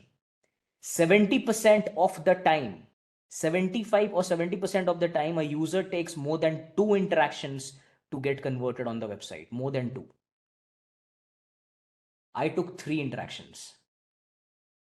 Now, if you use last click, you will never get to know in the report that these 2 keywords are also important in the journey. However, what you will do is you will eventually increase the bids on comprehensive car insurance. But these 2 were the keywords which moved me to the last search. Isn't it? Similarly, Alam, if you use first click as an attribution model, you will never get to know that the last 2 keywords were also in the journey which gave you that conversion. A person using linear can leverage all the 3 keywords in the attribution data, which he or she will get on the Google Ads dashboard. Time decay also will give me importance, 60% to the last, 30% to the second last, 10% to the third last. Position based gives me 40% each on the first and the last keyword, 20% in between. Attribution model is so important, guys. It actually runs entire machine learning and AI and gives me importance understanding my conversion history and which keywords has been in the process of giving me conversion. अगर मैं first click last click use करूँ, if these 2 keywords are not there, then I would not be able to increase the bids or even add them as a positive keyword. If I use linear, time decay and position based, I can always come back and add them in my keywords and optimize my campaign even further. All the 4 doesn't exist anymore. They all are a sunset now. Now you might have a question, है तो पढ़ाया क्यों? सबका ही question है ना, पढ़ाया क्यों जब है ही नहीं सिलेबस में? तो सिलेबस में नहीं है, बट समझना जरूरी है, क्योंकि इसके बाद जो मैं पढ़ाने वाला हूं, that is known as data driven attribution model. तो अगर ये 5 नहीं समझोगे तो डेटा ड्रिवन समझ में नहीं आएगा. Google Ad has done a sunset of all the attribution model above except last click, and they have elevated data driven attribution model and is asking all the advertisers across the globe to use this model. Why? Earlier I mentioned the definition as giving credits to keywords which amounted to the conversion. Now the game has changed completely. Let's say you have an account which has 100 campaigns, 1,000 ad groups, 10,000 ads, 30,000 keywords. This is the kind of volume that your campaign has. Now, what I'm trying to say is, if somebody has searched buy car insurance, it triggered the ad from campaign number 1, ad group number 2, ad number 3, and then keyword. And then best car insurance and then comprehensive car insurance. And Google sees that 70% of the conversion happens through this journey. And the remaining 30% journey happens from campaign number 2 or campaign number 3. Which means Google now will go back and understand the entire journey of majority of the conversion which happened. And Google Ads distributes the credits and gives importance to campaign number 1, ad group number 2, ad 3 and keyword 4, because that is getting you 70% of the conversion जो पहले खाली आप keyword पे ही खेलते थे, अब पूरे account में आपको equal weightage मिलता है, and whichever journey of the user is getting visible more, which means whichever campaign is getting more conversions versus and ad groups and ads and keywords, Google at the end gives credit to that particular journey rather than only keyword. So now again, I will rephrase the definition of attribution model. It is giving credits to touch points which amounted to the conversion. Let me give you one more example here before you open the room for questions. Here is, let's say Archana owns a tour company in New York City, and she uses conversion tracking to track customers when they purchase on the website. In particular, she has one conversion action only to track purchases of a bike tour, a bicycle tour in New York, Brooklyn. Customers often click few of the ads before deciding to purchase a ticket. Like I said, it takes more than 2 interactions for a consumer to purchase. Archana finds out that after she has used data-driven attribution model, that customers who clicked bike tour New York ad first and then later clicked on bike tour Brooklyn waterfront ad are more likely to purchase a ticket than customers who only clicked on bike tour Brooklyn waterfront ad. So the model redistributes the credit in favor of Archana's bike tour New York ad and its associated keywords, ad groups, and campaigns. Now, when you look at the reports, Archana has more concrete information, which ads are more valuable to the business. We've completed attribution model. Now we'll proceed towards focus on conversions, bidding strategies, or smart bidding. I told you 3 B's: budget, bidding strategy, and bid. Within bidding strategy, I told you there are 3 pillars: focus on clicks, impressions, and conversions. And focus on conversion is something that we will be covering. Bidding strategies under focus on conversions who are aligned to give more conversions. One is maximize conversion. Second is target CPA. Third is maximize conversion value. Fourth is target ROAS, return on ad spend.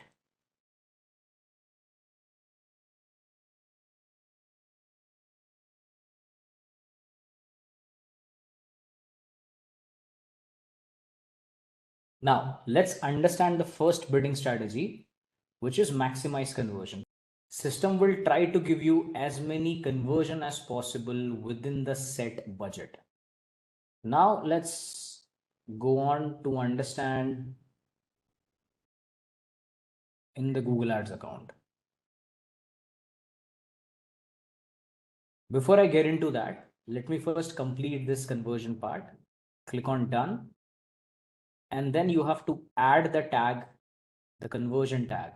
So the first tag which is here, it is the same remarketing tag, gtag.js. ये अगर आपने install कर रखा है already, you don't need to install it again. This tag, which is conversion snippet, this is something that you have to install on the thank you page of the website, which drives value and currency. Have a look. Transaction ka value and currency. Where I can't enter dynamic values, what do? So I told you guys that enter a minimum value here. The minimum value is 1. Now what do I need to do? So you need to forward this tag to your web developer. He will replace this value 1 with a dynamic value parameter. and that dynamic value parameter will drive conversions as per the real-time product purchase across the website. A bit of a coding is required. He will change this snippet and send it over back to you. You go and install it on the thank you page of the website. And then the conversion portion is done. That's it. Now, conversion-based bidding strategy. Once I come back to my campaigns, let me pull my campaigns here. Let's say this is my campaign, sales-search-16. Over here, there are a couple of bidding strategies. If you can see, here is the current bidding strategy is maximize clicks. I'll change here, select a bid strategy directly, and I'll go with maximize conversion. System will try to give me as many conversion as possible within the set budget. System will try to give me as many conversion as possible within the set budget. Now, your question should be how? Now, first of all, there is a requirement to use this bidding strategy, guys. Number one requirement, and there is only one requirement. You need to have the conversion tracking on. The conversion tracking has to be turned on. And now input. So for example, once the conversion tracking is turned on, system will see your campaign structure, 2 keywords, targeting, landing pages, conversion history, if any, and then system will give you an output. We'll try to show the ad on the right user, right device, right location, and time. System will also check your existing audience history.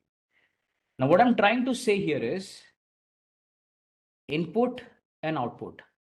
This basically bidding strategy is aligned, keeping in mind getting more conversions using AI and machine learning. Let's pick the same example of Ajit, who was selling t-shirts on his website. Now imagine the searches related to t-shirts that might be happening on Google right now, correct? Every day, every hour, cheap t-shirts, buy t-shirt, best t-shirts, cotton t-shirt, party t-shirts. These are some of the terms that user might be using on Google. So don't you think Google will have a repository of all these searches in their database somewhere? And Google will then check my campaign structure, my set of keywords, my targeting, my landing pages, my conversion history and audiences. And system will try to find the potential customer using AI and machine learning by showing my ads to the right user on the right device on the right time as to which user is more likely to get converted on the website, which was not the case with manual CPC or maximize clicks, which we covered here or here. Manual CPC or maximize clicks, this was not possible. With maximize clicks, system uses definitely, that is the reason we call it as smart bidding. That is the reason we call it as smart bidding, and system will try to give you as many conversion within the set budget. Now, you don't have control on the bids, just FYI. आपके पास bids पे कोई control नहीं है. System can decide the CPC all by itself. You also do not have conversion control, which is cost per conversion. So system can give you 1 conversion also, 100 as well. Now, what I'm trying to say over here is, let's say, if you are selling t-shirt, the selling price of the t-shirt is $4.99. The manufacturing price along with shipping and everything is $1.99. Now you're making a gross profit of, let's say, this minus this. Okay. Now, if system gives you 100 conversion, and let's say conversion value is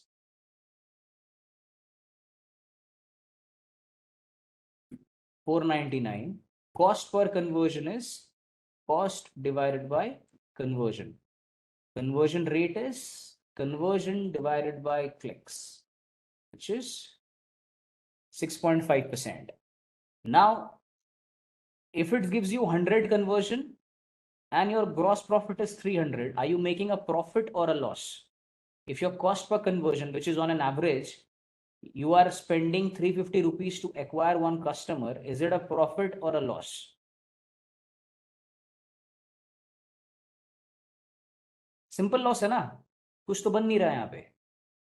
So now what I'm trying to say is, with maximize conversion, it's good to get conversions. But like I said, you do not have control on the CPA.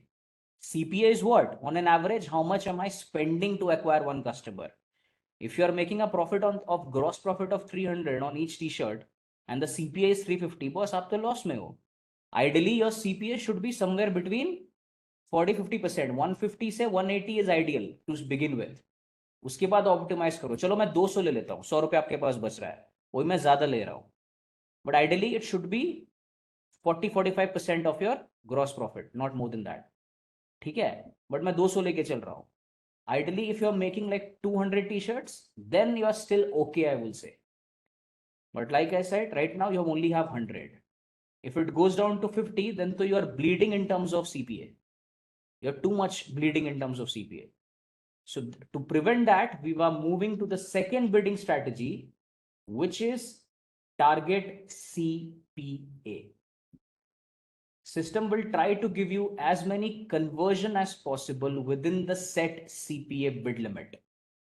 System will try to give you as many conversion as possible within the set CPA bid limit. What does that mean is, now let's say if I'm using maximize conversion, within maximize conversion only I have a CPA का button. CPA is not bid. CPC नहीं है, ये CPA है. On an average, how much am I spending to acquire one customer? So I'll enter a bid of, let's say 200. So earlier जहां system मुझे conversion लाके दे रहा था at a CPA of 350, now system will try to give me conversion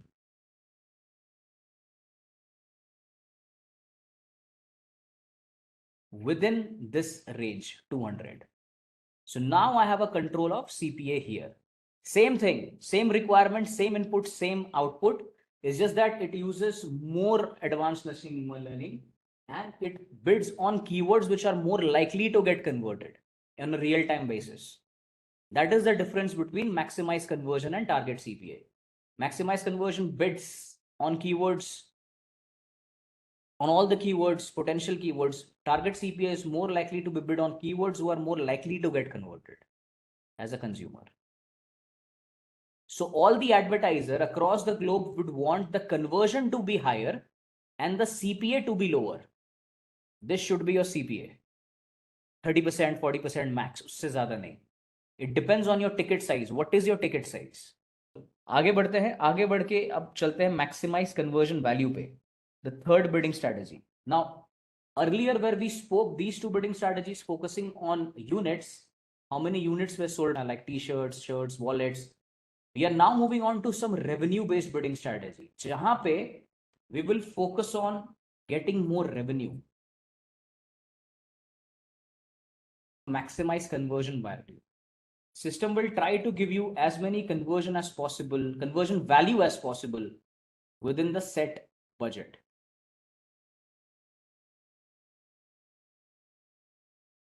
Now let's say you are selling two products. Okay? One is backpack, one is handbags. The price of backpack is $9.99, the price of handbags is $4.99. Using maximize conversion value, the requirement is still the same. Just one thing that I'll add here, you need to have the conversion tracking on. Two is conversion value has to be turned on. System will now use real-time bidding and auction and will try to see which product is more likely to get converted and will bid on that product. Agar in the day our handbags is selling more, system will bid more on handbags. If in the night backpacks are selling more, system will bid backpacks. Ideally, system will try to generate as many conversion value as possible. System will not focus here, system will focus here, value pay, because it's a revenue based bidding strategy. So if I change the bidding strategy here again, maximize conversion value, and you can see system will try to give you, sets your bids to help you get conversion value. Again, you don't have any control on the bids. You don't have any control on how much conversion value do you need. Last but not the least is target ROAS, which is return on ad spent. System will try to give you, okay, I'll get to the definition later on. पहले ROAS समझो. ROAS का ही पूरा खेल है digital marketing का, especially e-com. If I'm spending 1 rupee on ad and I'm seeking a return of 5, what is the ROAS percentage that I'm looking forward to? For every 1 rupee that has been spent, I'm looking a return of 5. What is the ROAS that I'm looking forward to?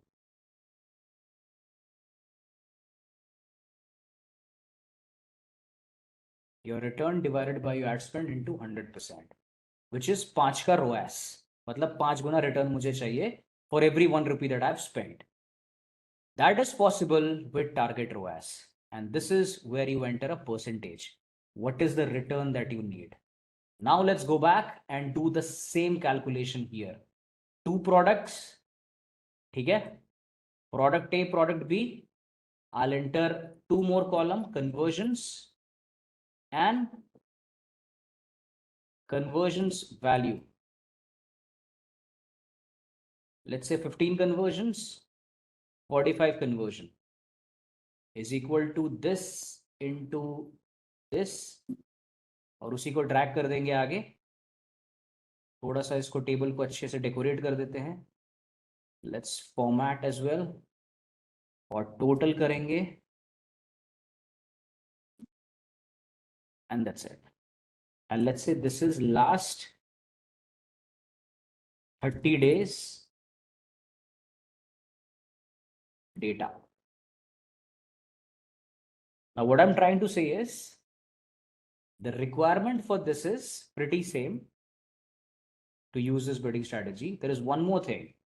You need to have 15 conversions in the last 30 days. That's it. And system will try to give you as many conversion value as possible. But उस पर रुक जाओ, बताता हूँ मैं कैसे होता है. So now what has happened is system will go back and check in the last 30 days which product has given you more revenue. Is it handbags or it is backpacks? It's handbags. And you have mentioned a return of 500%. So system will go back and bid more on handbags and less on backpacks to give you 500% ka return every day. So target ROAS tries to give you as much percentage as you have mentioned there if you have 15 conversions in the last 30 days and the data is healthy. If it's a profit-based bidding strategy, that's amazing. I can enter 1000%. नहीं, ऐसे नहीं calculate करते. So for example, if your conversion value is 37,440 and the cost advertising spent is let's say 15,000, then आप calculate करो आपका ROAS कितना हुआ है. Your ROAS is this divided by 15,000, 2.4, which is 249%. So 15-20% का delta is fine. Anything above that campaign आपका नहीं चलेगा. So you calculate, you understand, and then put a value here. ऐसा नहीं है कि आप अंधाधुन जाके you put 1,000% and then you expect system to give you 1,000%. That is not how system works. System goes as per the learning that you give it to the system. So ये चारों bidding strategy को कहा जाता है smart bidding, because they focus more on units and revenue to give you more and more conversions. और Google के almost 50% से ज्यादा एडवर्टाइजर ग्लोबली आज के डेट में यही यूज कर रहे हैं, इन चारों में से कोई एक. अगर आप ई-कॉम में हो तो आप रोएस पे जाना चाहोगे. हाँ, once you have met this condition. Otherwise, you will still float around target CPA or maximize conversion value. If you are on lead gen, heavy lead gen like BFSI, banking, finance, insurance sector, you will more likely to float around maximize conversion and target CPA. Now let's go to youtube.com. Everybody can see my YouTube screen, the home page. Correct? Now let's say I am on YouTube search box. Let's forget everything, every tech update. Let's type Thar Rocks review. What did I type? Thar Rocks review. I want to see a review of Thar Rocks, Mahindra Thar Rocks, the car which was launched this year. This is a video by Autocar India, which says Mahindra Thar Rocks review, one SUV to rule them all. The moment I click on this car video, I'm seeing an ad of a Google Ads account. Have a look. The ad is of 25 seconds. This is an ad of Google Ads and it's a 25-second ad. I am having a skippable option after 5 seconds. But मैं जो content देख रहा हूँ, that is a Mahindra Thar Rocks का content. And I'm seeing an ad before the start of the content. How many of you has got such experiences in the past on YouTube where you're trying to view a content and the ad pops up? Always, correct? And अभी तो एक ad आ रहा है, कभी कभी 2-3 ads भी आते हैं back to back. My question to you is, if I come back to the Google sheet again, we have covered search campaigns, we have covered display campaign. Why do you think there is a need of a video campaign? Why Google needed a video campaign? Number one, it is the second most visited website after Google. So it has 2 billion monthly active users globally. Second, 30 million visitors per day. Number three, 300 hours of videos are uploaded on YouTube every day.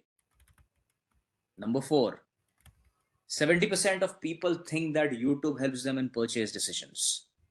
Number five, higher conversion rates on YouTube. And number six, multiple video types. Why do you think YouTube ad is better than search and display ad? What I feel is, now if I go back to the same ad, see, an ad of Google ads. आप वही नजर आओ with Google Ads. ये आपका ad interested खरीदारों को दिखाए ताकि बिजनेस की गाड़ी चलती जाए. Google Ads, interested खरीदार लाए हर बार. Second ad. Get ready for Vietnam. Insurance, no compulsion. More fun on vacation. And Tata AIG, it says get quote.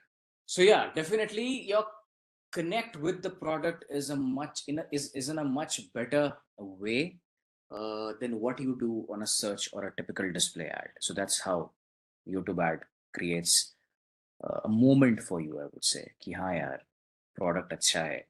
And it all comes out to be within the content, like how good the content is for the user. Now, moving on to the next part, which is creating a video campaign. Now, why did Google come up with this solution? Because Google thought that YouTube we can leverage as a platform for ads. Because if a person is not on google.com, that person is definitely on display. And if the person is moving from display, that person will go on YouTube. YouTube हमेशा हर इंसान का एक second preference रहता है. My daily screen time on YouTube is probably 1.5 hours to 2 hours. Depends on what kind of content I'm watching, songs I'm listening, if I'm, let's say, following up any live videos, etc., etc. So that's how my screen time has been. So Google understand and shows me content related to that. I do have a premium subscription, but yeah, this ID does not have a premium, so I'm seeing ads, but my personal ID definitely does. What I'm trying to say is, whatever content that you're viewing at the beginning, in the middle, or at the end, YouTube tries to populate ads on your screen, so that you're able to connect with the companies better. Now, moving on to the next part, which is creating an ad, a video ad. So agenda will be video campaigns. Very interesting topic, very amazing topic, I would say, guys. Don't go anywhere. We will cover a lot of ad types and understand how YouTube is a better platform here. Moving on to the next part, which is video ad type, campaign objective, duration, targeting, and bidding strategy. This is nothing but a cheat sheet that I've created for all of you. In this cheat sheet, you can see which video ad type I'm covering, what is the campaign objective, what is the duration of the ad that is recommended, what is the targeting, and the end, what is the bidding strategy. This is something that will help you in your interviews, when you're pitching something to the client, or you're in a discussion with any of the agency partners. Now, what I'm going to do is I am going to create one campaign for all of you here. GC on the keyboard. And then if I scroll down, I click on the plus icon and click on new campaign. Then I have goals, sales, leads, website traffic, app promotion, awareness and consideration, local store, and create a campaign without a goals guidance. If you go back to the sheet and go to, I'll try to give you a benchmark, not a benchmark here, but something that can help you. This is top funnel. This is mid funnel. And this is lower funnel. The same thing, I'll copy and paste it here. Cold audiences, warm audiences, and hot audiences.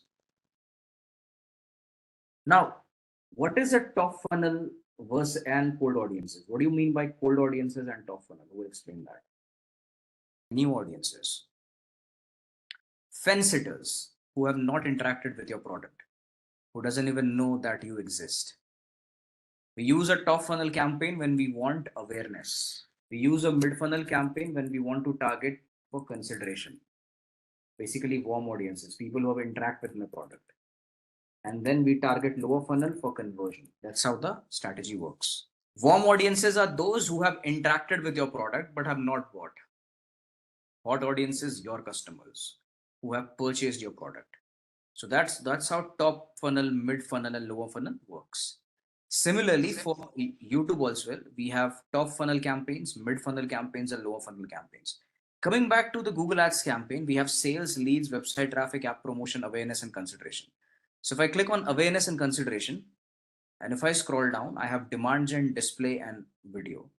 Click on video, and then we have campaign subtype, video views, reach, sequence, audio, or subscriptions and engagement. True view for in-stream. Understand the meaning. In-stream matlab within the content jo ad aa raha hai. और true view मतलब this is a content that you are about to watch, उस content के बीच में आपके पास ये add आ रहा है without spoiling your viewing experience. So true view for in-stream का मतलब यही है. अगर आप if you are able to understand this ad, the rest of the ad type becomes a cake walk for you. So please pay close attention on this ad type, true view for in-stream. The moment I scroll down, I will click on continue and I'll go to start new. In-stream within the content stream. You video stream kar rahe ho, within the streaming of the video, the ad comes up. So that is known as in-stream. Then the video name. So video name, I'll name it as Intellipaat IP underscore in-stream underscore consideration, or let's say in-stream only. Intellipaat underscore in-stream underscore date. This is multi-format ads. I can run my ads in 3 format. Skippable, in-feed, shorts. For now, I'll skip it. We'll discuss later on. And then the bidding strategy is maximum cost per view. Aate hain is pe bhi. For now, let's go to budget. Now, every campaign so far that I have learned given me a daily budget option. You choose a daily budget, right? यहाँ पे daily budget के साथ you have a campaign total budget. Now let's say if I have a campaign total budget of 50,000, I start my campaign on 23rd and I end my campaign on December 7th. What is the difference between a campaign total budget versus a daily budget? So basically campaign total is a total budget that you give. And you are rest assured that Google will not charge you beyond this campaign budget. It will be on a pro rata basis, but it will not cross this number. And yes, an average budget of 3,000 if I choose 50,000 for 2 weeks. Now, if I scroll down, where will my ad show? The ad will show on YouTube, the ad will show on video partners. So YouTube Avik, I understand. What is video partner? So if you remember on Google display, there was a display partner. हमने cover तो किया था top funnel, mid funnel, lower funnel audiences. It shows up on Google Display Network. That is GDN. But on video also has partner website, which is Google Video Partners on Google Display Network, such as Aaj Tak, NDTV, all other blogs, partner blogs, any other news channels, third-party apps, your ad are visible to show. Now, if I scroll down, the location that I'm targeting is India for now.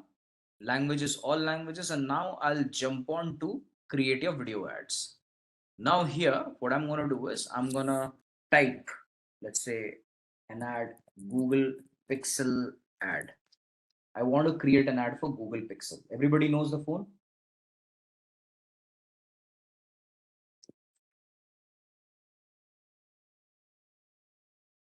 Have a look.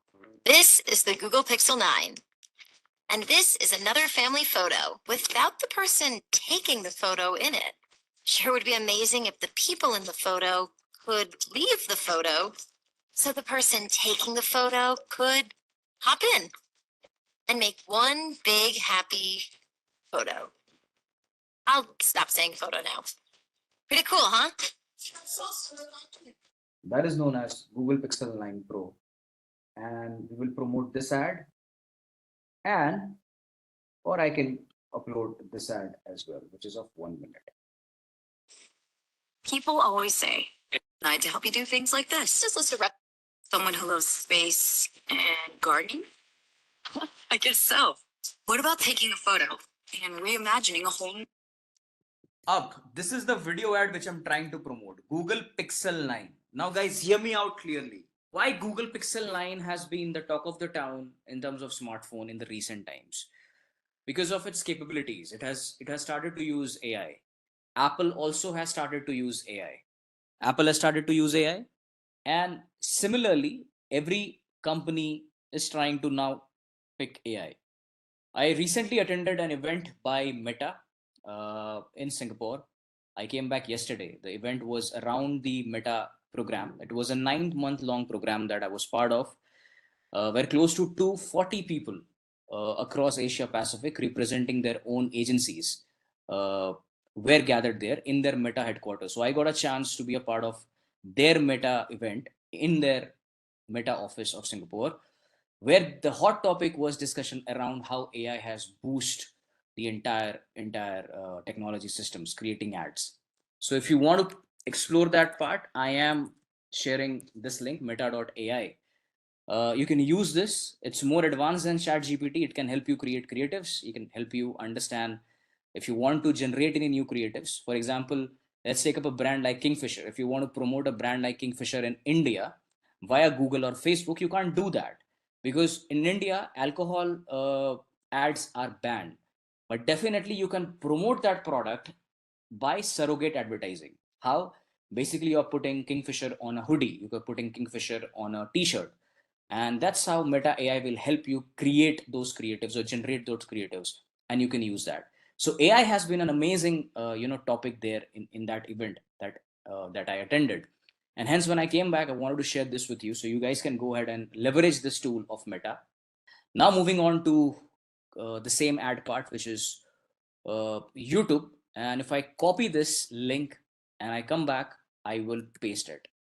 Now the question is, do I need a channel on YouTube to run a video ad? The answer is yes. That's a requirement by Google that अगर आपका Google पे YouTube पे channel नहीं है और उस channel पे video नहीं है, you can't create a video ad. So make sure you have a channel, that channel has a video, or if you're doing it for the client or on behalf of the client should have a channel. The client should have videos on that channel for you to promote that.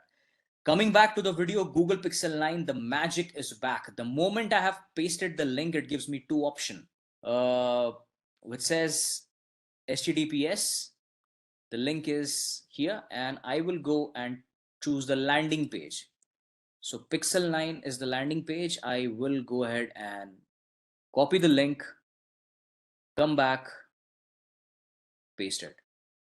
This becomes the display URL of the landing page and then call to action.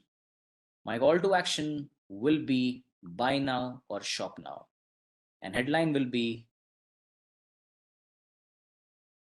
Pixel 9 with AI. Perfect. My ad is ready. So what do I have? A final URL, a video link, a final URL, a call to action, and a headline of 15 characters. And this is my ad. Have a look. Let me play the ad for you. Preview ad on YouTube.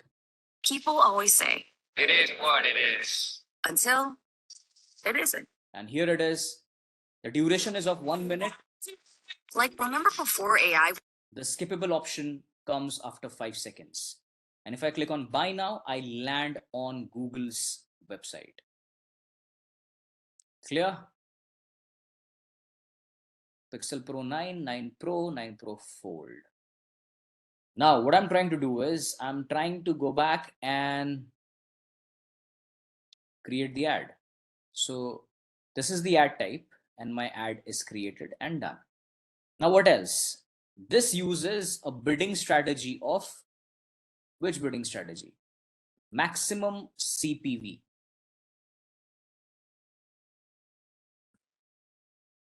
CPV is cost per view.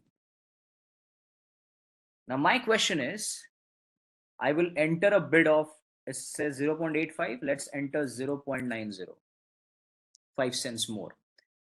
Now, my question to you is, when will system consider it as a view?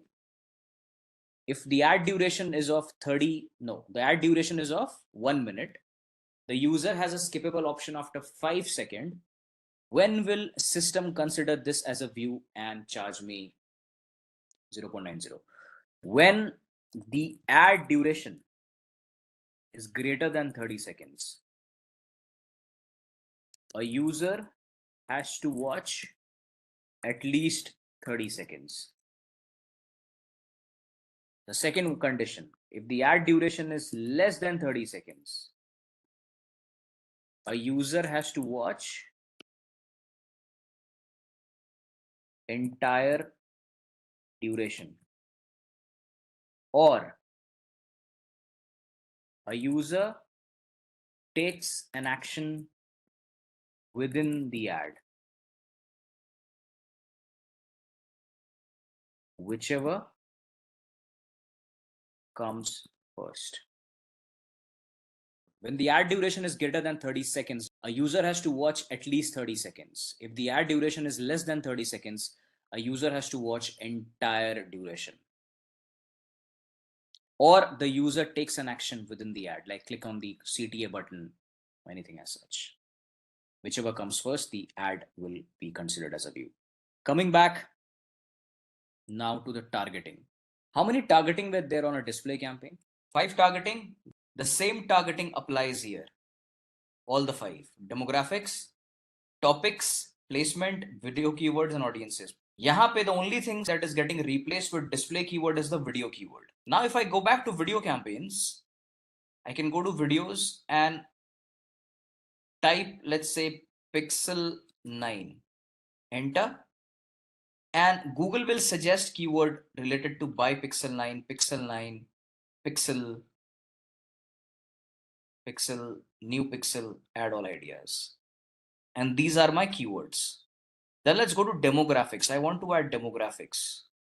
Which age group do you think is suitable for Pixel? 18 to 44 or 18 to 54?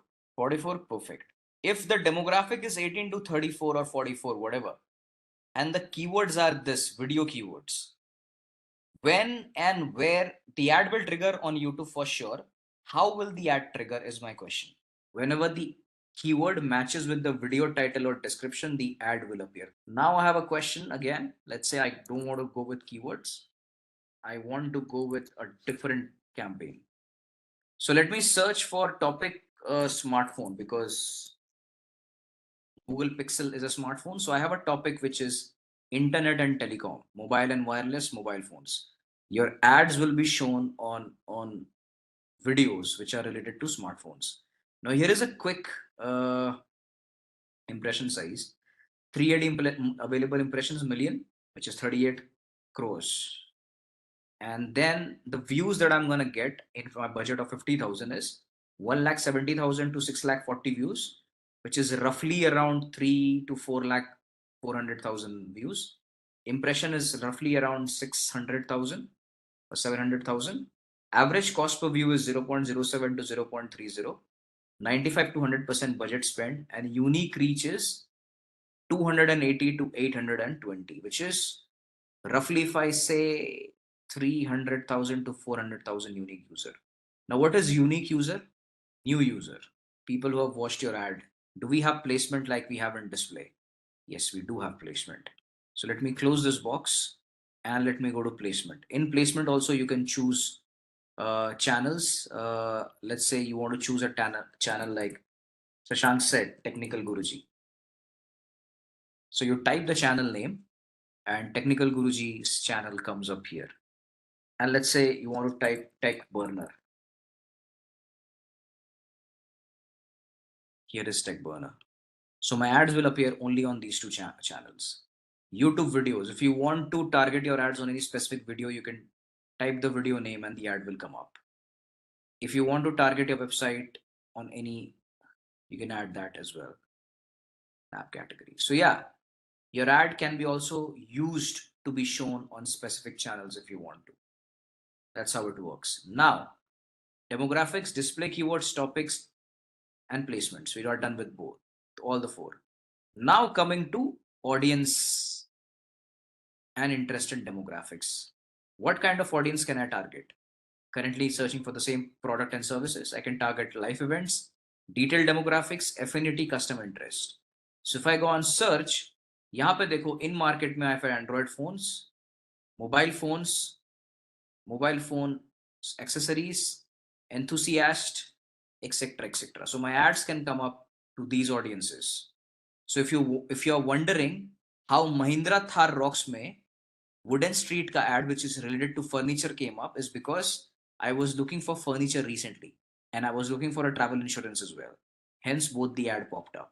This ad can appear now to any user outside any smartphone video as well, because now I'm not restricted my ads to any smartphone category. Now I have restricted to my ads to audience category. Audiences who are interested. YouTube पे movie देख रहा है, let's say Golmaal 3, वहां पे भी ad आ सकता है if someone who is interested into Android phones. So my ads can show up to people who are interested in smartphone to any video categories. Now if I scroll down, this ad is almost created. Now let's move on to the second ad type, which is in-feed video ads. In-feed video ads is the only ad type which appears outside the content that you're watching. Now same budget, 5,000, scroll down, same video I'll pick. This is Google Store, Pixel 9 video is here, paste it, and skippable in stream. HTTPS, no, I'll select in-feed video ad. In-feed mein, the headline is of 90 characters. Now I have to pick a headline. Google Pixel 9. Yeah, this is a headline. Headline of 100 characters. Yes, that is pretty shocking.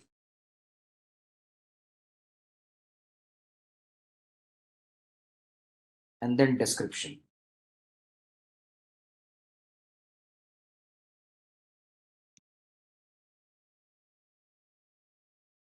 Description is just 35 characters. You might be wondering, अब ये चमत्कार कैसे हुआ? क्योंकि ideally उल्टा होना चाहिए था ना? I said yeah, but that's how Google works. कुछ नहीं कर सकते यहाँ पे.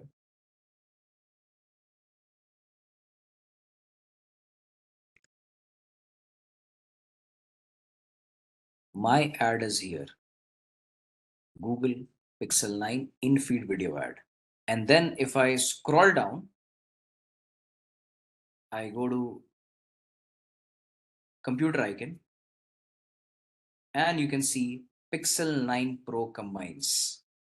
And here is the mobile icon. Here is the television icon. Smart TV, I mean. Smart TV also the ad can appear. Now you can see, guys, the only difference, this is the first ad that we covered. This ad appears within the content that you're watching. कोई content आप देख रहे हो, skippable option है. ये जो ad है, this appears outside the content. There is a home page, the ad will come up. There is a content that you're watching, Vishal, and the ad is coming on the right hand side or on a mobile phone below the watch page. Now let's say, for example, I go to youtube.com. How will, let's say, best camera phone 2024.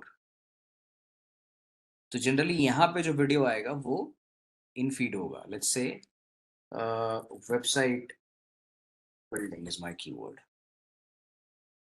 Can you all see this ad Hostinger का 20 second? It says sponsored. This is an in-feed video ad and it came up on search results. Now, for example, this is the same keyword that I'm using. Let's say Google Pixel 9. अब true view for in-stream पे कैसे trigger होता था? Whenever the keyword used to match with the product title and description. यहाँ पे कैसे होगा trigger? Basically search term से. Whenever the search term of the user on YouTube matches with the website, the video content, the ad will appear. तो यहाँ पे easy है ना? This is search page. Cool.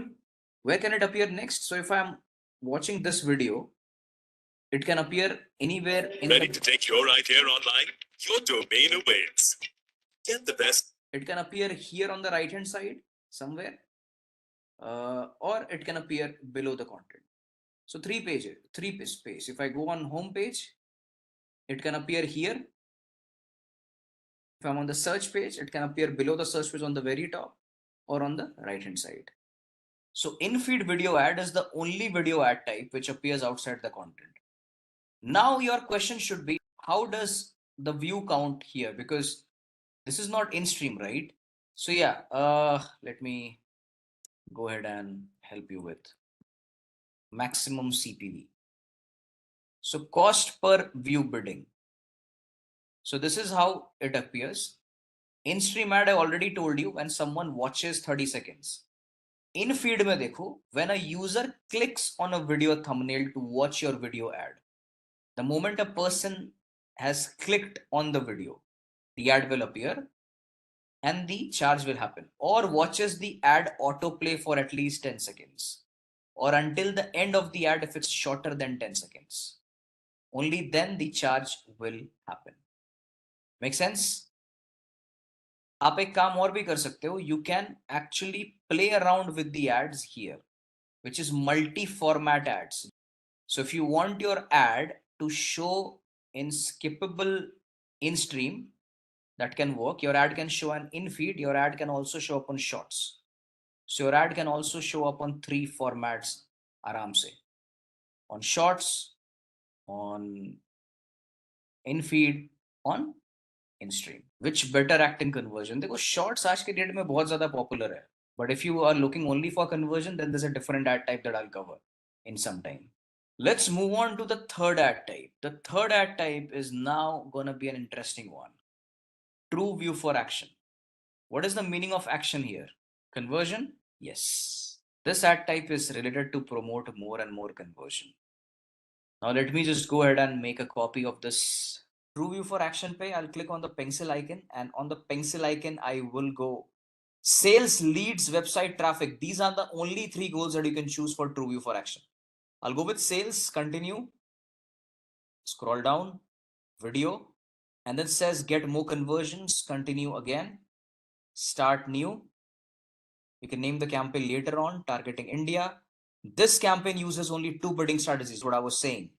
Maximize conversion or target CPA. I'll go with maximize conversion because it's a conversion enabled campaign and it drives more and more conversion. I'll choose a daily budget of 5,000 here, and then scroll down and I'll create an ad. I'll create an ad for, let's say, creating an ad for LG refrigerators. Now, LG Insta View.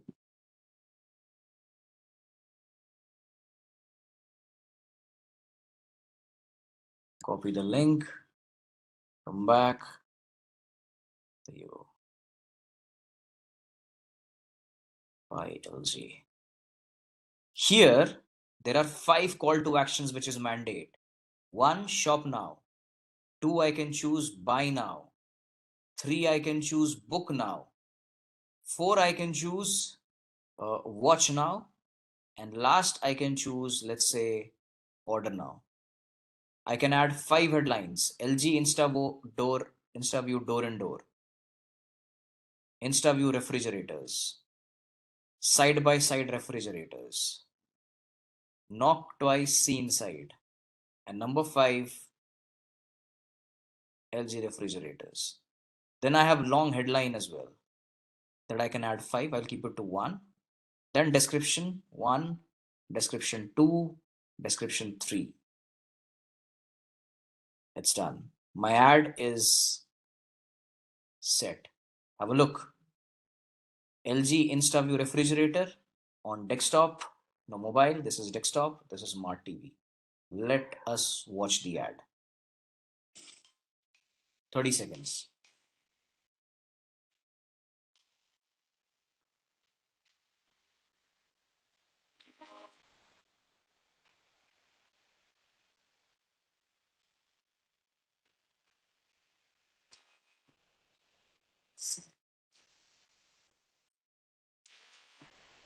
The fridge made for gazing.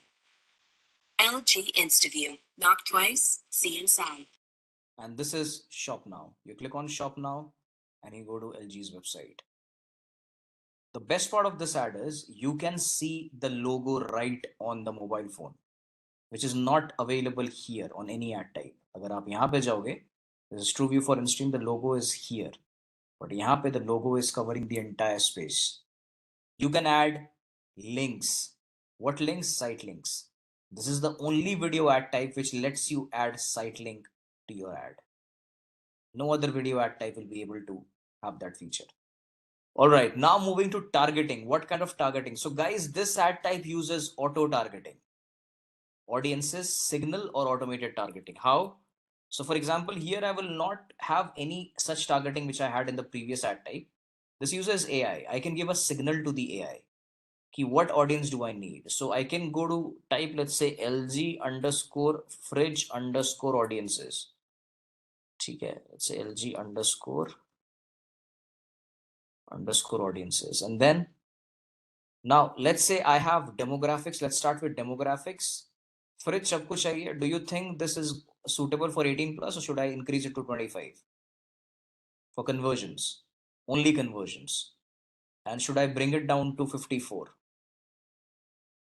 Male, female, both the genders. Now let's go to interest. What kind of audiences can I target? Let's say fridge. In market audiences, portable fridges, freezers, refrigerators, Samsung refrigerators, beverage cooler. And my ads can be shown to such in-market audiences. Have a look. I can add remarketing list as well. But before that, we have to learn how to do remarketing. That we will get to know in some time. But yeah, this is a signal that I can pass and I can click on save and Google will try to get me audiences who are similar to these categories. This is not a direct targeting. This is a signal that you pass.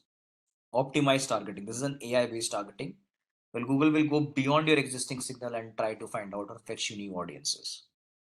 All right, moving on to the fourth ad type. Fourth ad type is more of a branding campaign ad, which is TrueView for reach.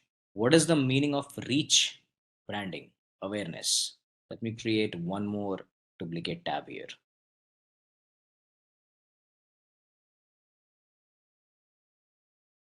Click on plus new campaign. And then when it comes to reach, choose awareness and consideration. Demand gen display video. Go to video. And then in the campaign subtype, choose video reach, not views. And then scroll down, you have efficient reach, non-skippable, and target frequency. Go with efficient reach and continue.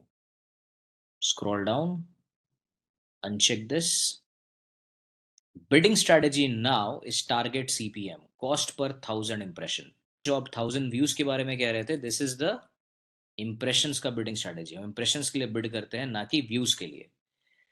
Now I'll uncheck Google TV, I'll uncheck video partners, only YouTube.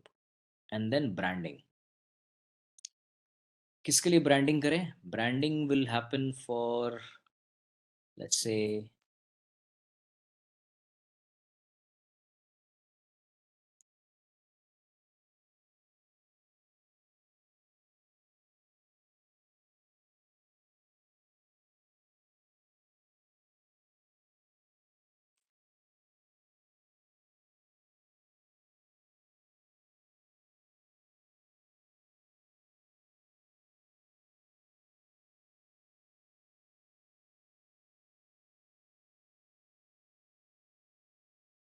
there you go. Deal is locked, babe. I'll see you at the fest.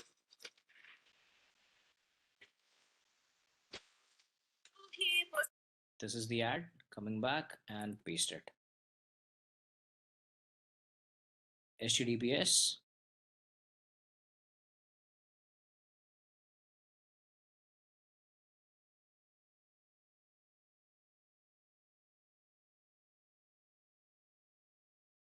Copy and paste.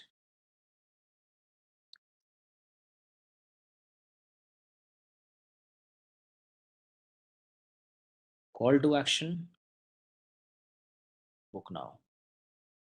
Headline.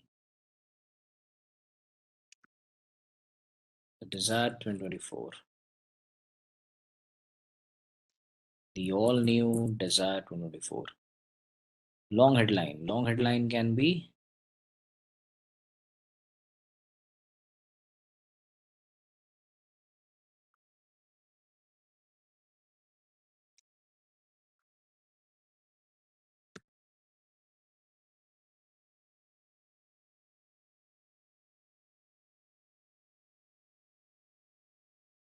that's it. This is my ad, and my ad is ready. And smart TV. Let us see the ad. Preview ad on YouTube. Deal is locked, babe.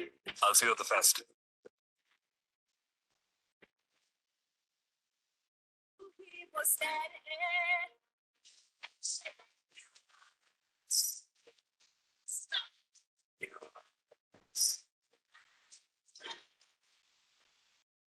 Now my question to you is, this particular campaign uses the same bidding strategy? No, it uses a different bidding strategy. Cost per 1000 impression. We discussed here cost per view. When will system consider this as an impression and charge me for every 1000 impression? Here is what the media plan says.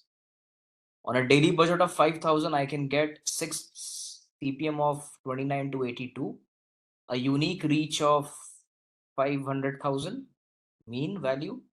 Impressions can be 650,000. That's a good number, I would say, with a frequency of 1.1.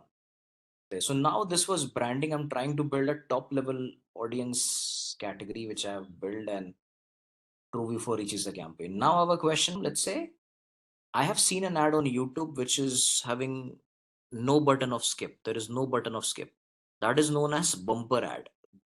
The bumper ad is an ad which is of 6 seconds. Demographics, topics, video, and the bidding strategy is still the same. Bumper ad mein brand awareness and reach, duration is 6 seconds. Same goal, same campaign subtype. It's just that I'll remove this ad and I'll type, let's say, lens cart 6 seconds ad.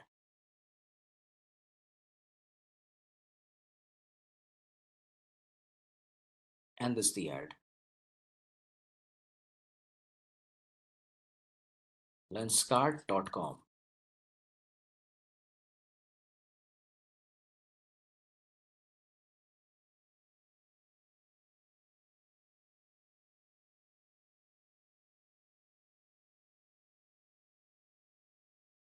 buy sunglasses.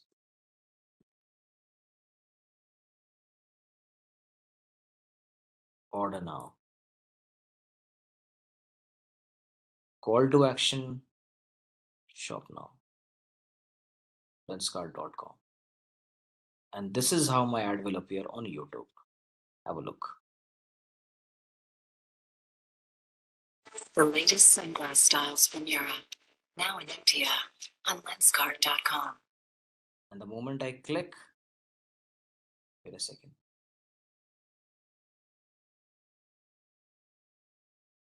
The latest sunglass styles from Europe. Now in India on Lenskart.com. And this is where I land, Lenskart.com. So yeah, this is a bumper ad. Bumper ad is of 6 seconds duration maximum, and you will have no option to skip. It is also for branding. If you want to build a good market penetration amongst the audiences, this is good. 6 seconds में पूरा आपको message deliver करना है within the audience. When you want to convey a message in 6 seconds or less, that's when you choose bumper ads. Yeah, non-skippable ad. Let me create one for you all. Click on the pencil icon. This time choose video reach again, and efficient reach के जगह choose करो non-skippable reach. Continue करो, start new, और बिल्कुल नीचे आ जाओ. And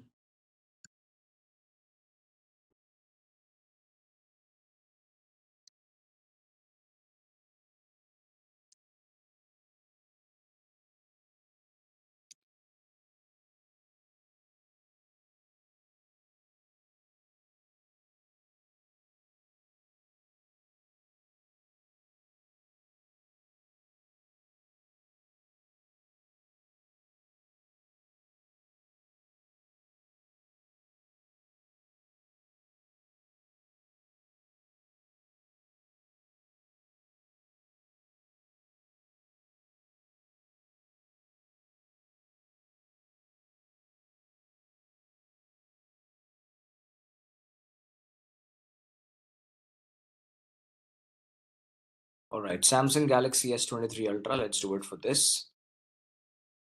Samsung.com.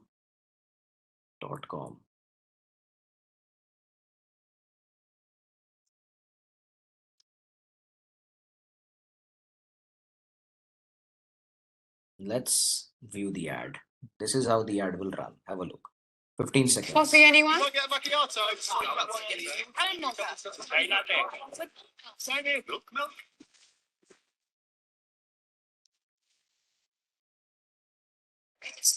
Mm-hmm. That's it. Now coming back to the CPM. यहाँ पे देखो 144 का है. So yeah, coming back to the sheet, मैं अगर easy language में आपको समझाऊँ, TrueView for in-stream, or sorry, TrueView for reach will have a lower CPM, bumper a little higher, the highest will have non-skippable. So the range goes from 50 rupees for CPM from TrueView for reach to goes up to 150, 180 for non-skippable in-stream. That has been industry. This can be even higher if the targeting is very niche for the brand. So that's it. In certain countries, Google has non-skippable ka length of up to 20 seconds. In the last couple of months, Google was trying to do a pilot of a non-skippable for around 30 seconds. It was a pilot. I never came across of that ad, but my friends who are working again in other digital agencies, they did come across. But that pilot never went live. It only was certain sample set of audiences, I would say, or advertisers. But if you've seen that 20-second ad, probably you were part of that pilot. But for India markets, it's around 15 seconds only. Cool. Now let's move on to understand how do we do a video remarketing. Over here, you need to first link your YouTube channel with Google Ads. So under Tools, go to Data Manager. I repeat, Tools and Data Manager. यहाँ पे my YouTube is already linked, so you don't have to worry here, but if you want to do it once again, click on the plus icon, type YouTube here in this box. It will not come up to me because mine is already linked. But yeah, this is YouTube. And this is how you can do a link a channel or link a video. Click on link a channel. Let's say I want to link a channel of MKBHD. This is the channel name. Click on next, and I need to enter his email address.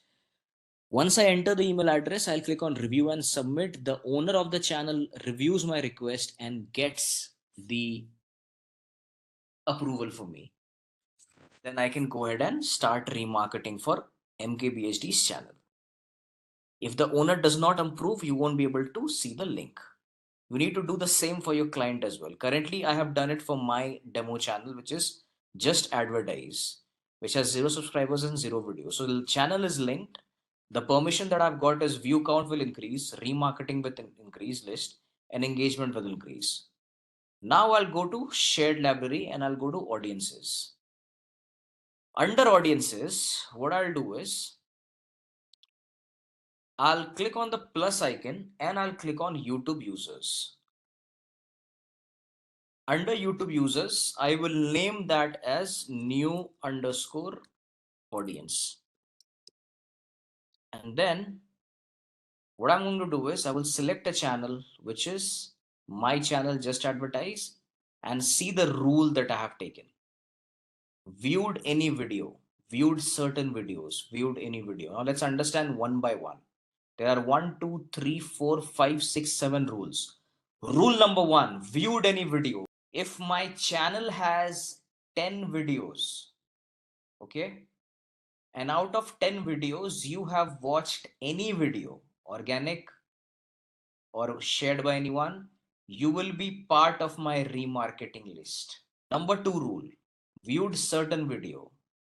If out of 10 videos, I have selected the most viewed video, let's say viewed video number 1, and by any chance, if you have seen that video in the last 30 days, you will be in my remarketing list because I have mentioned one more rule, and certain video and only that video out of my 10 videos.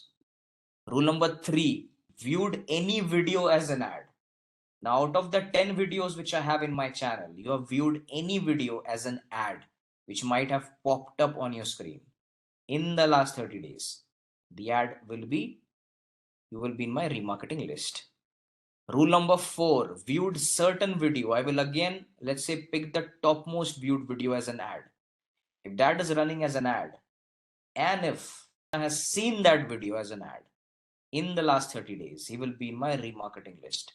Rule number 5, if you are a subscriber of my channel in the last 30 days, you will automatically be in my remarketing list. Visited the channel page in the last 30 days, if you have just visited the page, did not take any action, you will be in my remarketing list. Rule number 7, if you have liked any video on my channel. These are the 7 rules that you can set a remarketing list.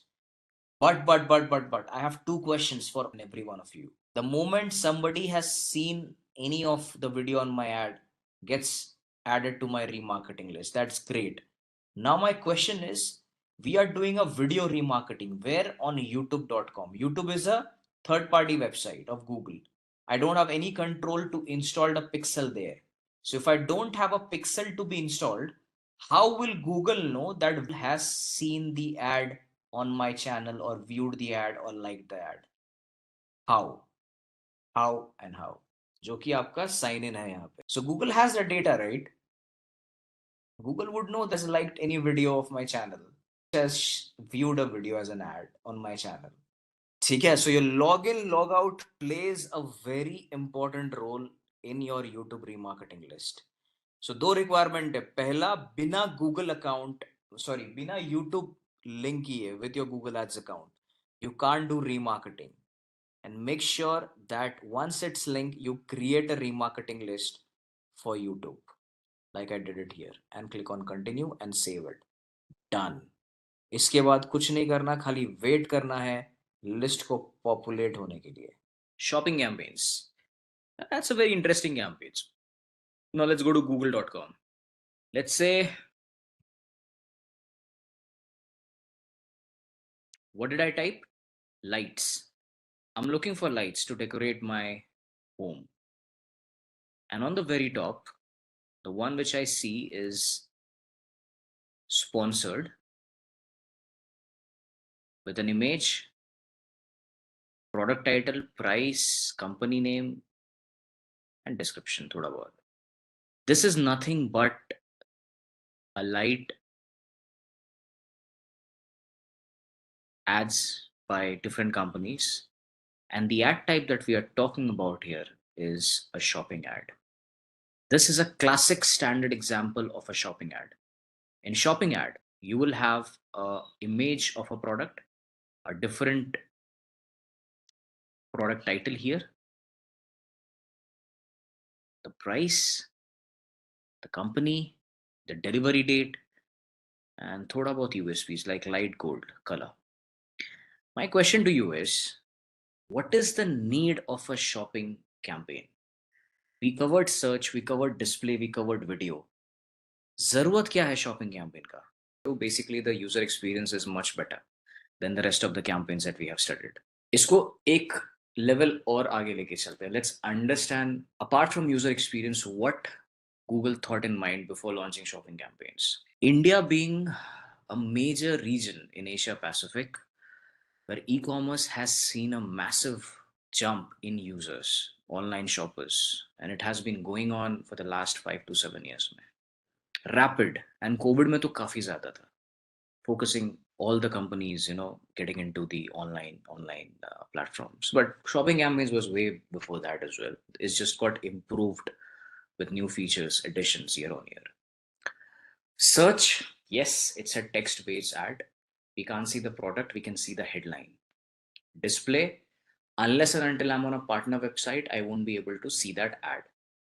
Video, same thing. Unless and until I search or I see a rapid relevant content, I won't be able to interact with that company. Shopping as an ad, if I talk about, this is not just a campaign, it's beyond that.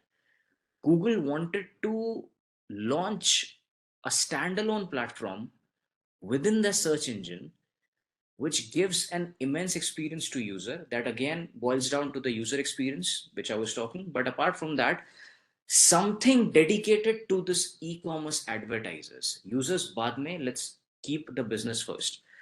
The e-commerce advertisers had something in mind कि यार I would prefer Meta over Google, क्योंकि Meta में तब तक उनका शुरुआत ही हुआ था e-commerce industry के साथ.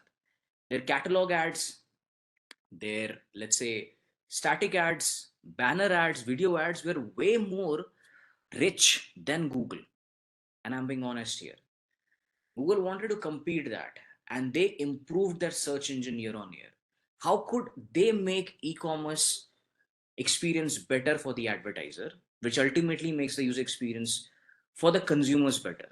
Still, I would say Meta is good for e-commerce. I'm being really honest here. Meta is still good for e-commerce with the kind of experience that I had with my set of clients and my colleagues as well, my peers. But that does not mean that Google has a bad experience on e-commerce. They don't. They do. But Google is more into lead gen or BFSI.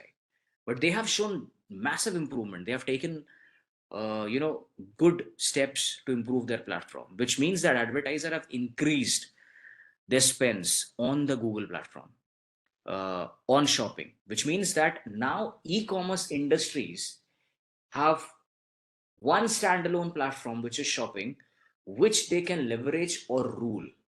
And BFSI clients, the search campaigns, which they can leverage and rule by creating text ads. So BFSI wale bol sakte hain, I have a search campaign. Similarly, e-commerce wale bol sakte hain, I have a shopping campaign. And that's how they have made sure that we improve the experiences of the advertiser. And it should not be a generic campaign like a display, search, or a video, something extraordinary. So like I typed lights here, I saw an image, I saw product title, I saw price, so beautifully designed. Each and everything is placed at where it should be. And then I have a lot of companies offering me lights in the catalog format. Have a look. That's what Google has been doing so far. Apart from that, if I zoom in a little bit, there is a dedicated shopping platform as well. Jahan pe I could say, let's say Ramakrishna is looking for ceiling lights, and Ramakrishna is looking for any, let's say, price, and there is a price range of 2,500 to 6,000. And this is what Ramakrishna will see the results here. So you can optimize the results basis your requirement. So yeah, shopping campaign coming back, this gives you one such, options that improves the advertiser's experience, gives a standalone platform to advertise for shopping. And then how do we go from there? Let's see. So yeah, shopping campaign, let's say again, they want to advertise on shopping. How do we start? Now it's not something that easy that you can just log into your Google Ads account and you can start advertising on shopping. It is not that easy. I'll be very honest. हमने search बनाया, display बनाया, video बनाया, ये थोड़ा सा complicated है. सबसे पहले we'll have to go through the checklist. The first is a basic checklist. Under basic checklist, the first thing that comes up is advertiser needs to have an e-commerce website. The second, the website should be HTTPS enabled. The website should have add to cart or buy now button. The website should have a valid payment gateway, and the website should have two of the three following things: email address, physical address, and phone number. Now let's pick one ad here. I love this ad. Urja Illuminate. It's a beautiful light, I feel. And if I go to this website, I'm sharing the link with everybody here. Let's start with the homepage, guys. Let's go to Urja homepage. और मुझे बताओ, is it an e-commerce website? Is it meeting the first criteria under basic checklist? Urja.in. Is it meeting the first criteria? Great. Does it have an add to cart or a buy now button? Go to the product section, check करो add to cart या buy now button है क्या?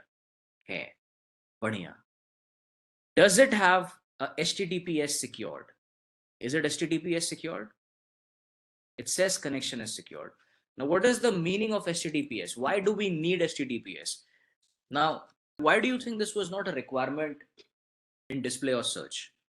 So your name, your email address, your phone number, your physical address, and most important, sir, your banking details. Your credit card, your debit card, net banking details are being furnished here while you make the payment to make sure that the payment happens safely and there is no breach on your PII data. Google wants all the shopping advertisers to have HTTPS website. Make sense, everyone? And then let's move on to the next part. The website should have a valid payment gateway. Check करो, pay मत करना, just check करो कि payment gateway तक जा रहे हो या नहीं. I'm on checkout. Checkout पे I can add, yes, payment gateway है. They have Razorpay. Last but not the least, they have two of the three following things: email address, physical address, phone number. ये फटाफट मुझे confirm कर दो एक बार सारे. जाओ तो कॉन्टैक्ट अस में इनके, मुझे बताओ इनके कॉन्टैक्ट अस में है क्या. देखो फोन नंबर है, बैंगलोर इंदिरा नगर है, फिजिकल एड्रेस मैप में दिया है, ये रहा. हाँ ठीक है, सॉर्टेड है, perfect. So basically they are meeting all the requirements. Perfect. Now let's move on to the advance checklist. क्या है एडवांस चेकलिस्ट? यहाँ पे देखो on the screen, connection is secure. Let's move on to advance checklist. Advertiser needs to set up a merchant center account. Advertiser needs to verify and claim the website on the merchant center account. Upload a valid product feed on the merchant center. Link merchant center with Google Ads account. Let's start with the first one. Advertiser needs to set up a merchant center account. In one word, what is the meaning of merchant? Seller. Yes. So advertiser needs to set up a merchant center account. What is a merchant center account? Now, if I go here, let me type merchant center account, and if I click on this page, it says drive sales and reach more customers on Google search. This is the link which I'm trying to share here. This is a free platform offered by Google where you need to sign up, furnish the details of your store, and upload all the inventories that you want to advertise via Google shopping campaign. I repeat, this is a free platform offered by Google where you need to furnish all the details related to your business and then upload all the products which you want to advertise. Click on sign in. I'm already signed in, so I'll go to sign in only. And then if I go here, it says the second metric, which is advertiser needs to verify and claim the website. Dobara padho is statement. It says claim the verify and claim the website. It says confirm the online store of your business. So this website beastcraft.in or firstcard.com, it says not yet verified and claimed. Why do you think this is a need in the advanced checklist? Why do I need to verify and claim the website?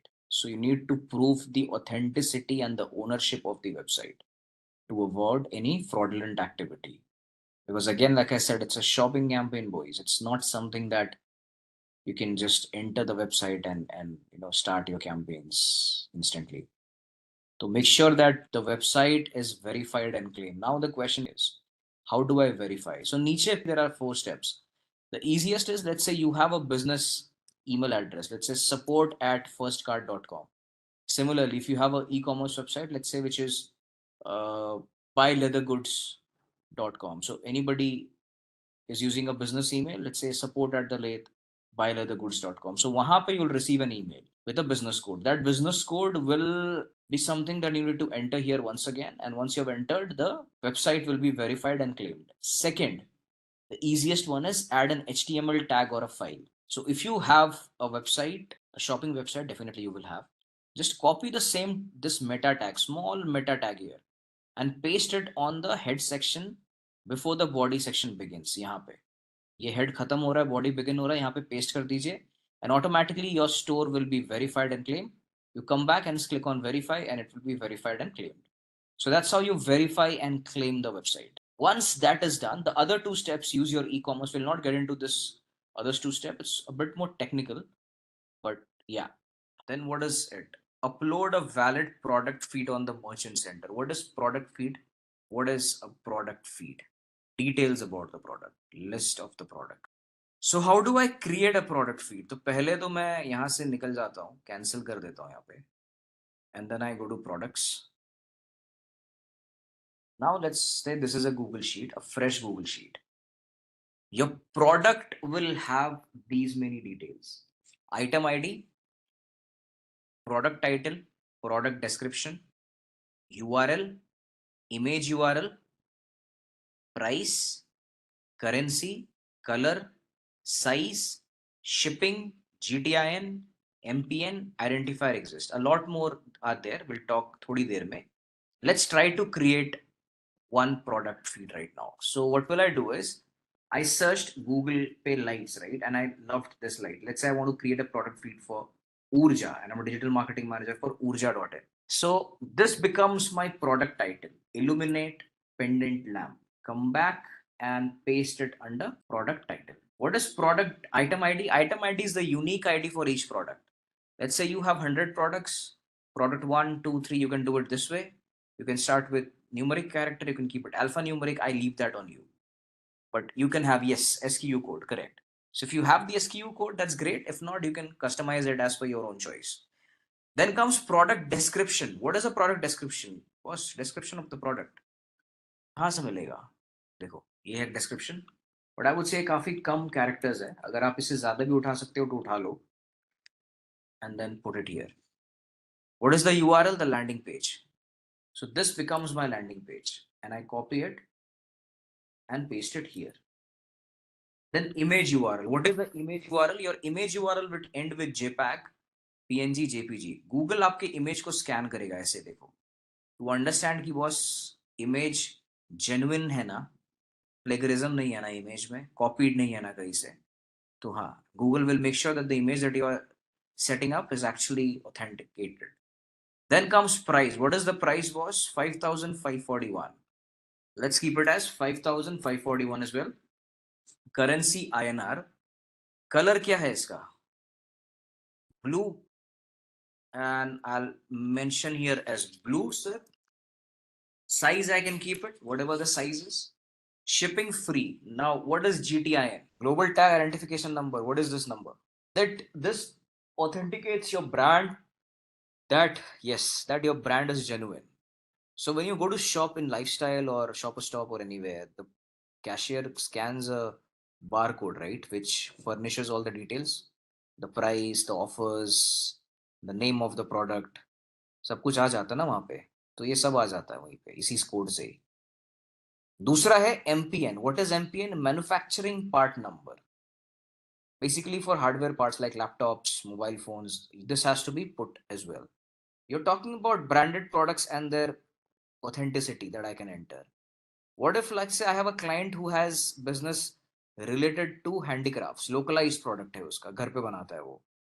तो you are saying we can't advertise on Google Shopping? ऐसा मैंने नहीं बोला, but आपने assume किया. So how do we fix that problem? Because a lot of localized sellers are also now transitioning their business into online. We can definitely do that. So when you don't have a GTN or an MPN, just keep this blank. Add this tab here. Identifier underscore exists and mention here as false. This certifies that your product is a localized product and it does not identify with any brand. And you can advertise with Google Shopping. What should be the GTIN? यार GTIN number ये देखो ना यार, ये लो कुछ ऐसा होता है. ये बार कोड दिख रहा है आपको? कोई आपने रिसेंट शॉपिंग किया है अभी रिसेंटली, तो देखो प्रोडक्ट के पीछे एक बार कोड होगा. देख लो एक बार जाके, उसको स्कैन कर लो फोन के कैमरा से, बार कोड से देखो क्या क्या निकलता है. Now let's go back to all product and how do I upload this feed? So click on add product under products, and then here you can upload the file from your computer. Browse the file and update it here, and your feed will be updated from here directly. Now let's say I have 100 product like this. Do you want me to like go ahead and add all the 100 products or 1000 products on Google Sheet one by one? That will take entire week. There's no point of me involve that much of a time just to add the details of the product. So what do? Then you use your superpowers, which is your XML file. How do you do that? Now, before I get into this part, I'll come back again to the basic checklist. And I have a simple question to all of you. How much would you invest, or how much do you think it will cost you to build an e-commerce website which should have all the 5 things? Guys, I'm telling you, nothing less than 1.5 to 2 lakhs. Nothing less than that. A website which is flawless, has no errors, anything whatsoever. And you have a developer who sits 24/7 to fix any issues that comes up. Now, a lot of small and medium businesses will not invest that kind of a money just to build a website like Flipkart or an Amazon. Even अगर आप यहाँ पे भी जाओगे इस website पे, ये कुछ नहीं है. मैं ऐसा वेबसाइट आपको 3 दिन में बना के दे दूंगा वर्डप्रेस पे. It's just normal images, guys. कुछ नहीं है इसमें, कंटेंट ज्यादा है नहीं. But again, like I said, it all depends on the user experience. अब आप फ्लिपकार्ट की वेबसाइट पे जाओ या Amazon पे, and you see the kind of UI UX they have. So much of a traffic they can handle at a time. So now coming back to the question, since I would not pay this kind of money, what option do I have? Then the option comes down to, everybody knows Shopify. What is WooCommerce? Anybody knows WooCommerce? What is Magento? Anybody knows Magento? What is BigCommerce? Anybody knows BigCommerce? ये चारों चीजें, चारों platform same है दोस्त, एक दूसरे के competitor हैं. अब तो वर्डप्रेस और विक्स ने भी स्टार्ट कर दिया अपना ई-कॉमर्स प्लेटफॉर्म, उनको भी ऐड कर लो. या but coming back to Shopify, Shopify is a market leader. उनका प्राइसिंग देखो यहाँ पे, you can build all of these in just 1499 per month. You increase the plan, you get more features. Payment provider आ जाएगा आपके पास 22,680 में, आपके पास sort of a business scale के आसपास आ जाएगा, and 1,70,000 में you get the master plan here. So Shopify helps you build all of these at 1/10 of the cost that you are talking about. Now let's move on to the same part, basic checklist. Once you have everything, you move on to the product building. So now let's say you have 1,000 products or 10,000 products on 1 lakh product, up to you. All of those details of the product will be on the website itself. ये product details की बात कर रहा हूं मैं, ये वाले. Everything will be there. ये जो है product, इसका GTIN, MPN सब कुछ backend पे होगा. आपको कुछ करने की जरूरत नहीं है और वो कोडिंग से it comes up like here. And then what you have to do is just go to Shopify and download the entire product feed in this format .xml. Just download that. Once you download it, save करो यहाँ पे आके वो link and automatically your product feed will be updated here. अगर वो भी नहीं करना चाहते, then you have an option of doing it via Google Cloud Storage if you have the feed in your Google Cloud. Then comes up Google Sheets once more. Google Sheet पे भी there is a predefined template, a perfect feed link. So what I'm going to do is I'm going to right click, copy to existing spreadsheet, and I'll name it as 9, enter, and Intellipaat 9 November, enter, and yeah, let's see, it's there. Rename कर देते हैं इसको sample product feed template. Perfect. Color the code to red, and this is it. It has everything जो आपको चाहिए. Product ID, title, description, availability, link, image link, price, identifier exist, GTI and MPN, brand, highlight, detail, additional image link, condition, adult, color, size, gender, material, pattern, age group, multi-pack, bundle, pricing measure, unit basic pricing measure, कितना कुछ है यहाँ पे. और उसके साथ साथ आपको एक सैंपल प्रोडक्ट का फीड भी दिया है यहाँ पे. Item ID A3B5, toddler girls Google brand organic cotton sweatshirt in bright blue size 18 months. और यहाँ पे बाकी सारे डिस्क्रिप्शन भी.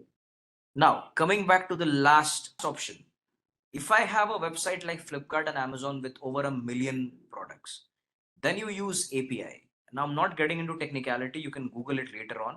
API is something that is more advanced and it uploads 1 lakh, 1 million, 10 million products in like less than 10-15 minutes.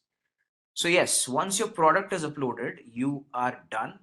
The last step on the advanced checklist is link merchant center with Google Ads account. That is where now you hear the term Google Ads. इसके पहले Google Ads कभी नहीं आया था पिछले 1 घंटे में. So what you do is you go to the settings icon. Under settings, you go to data sources, people and access, apps and services.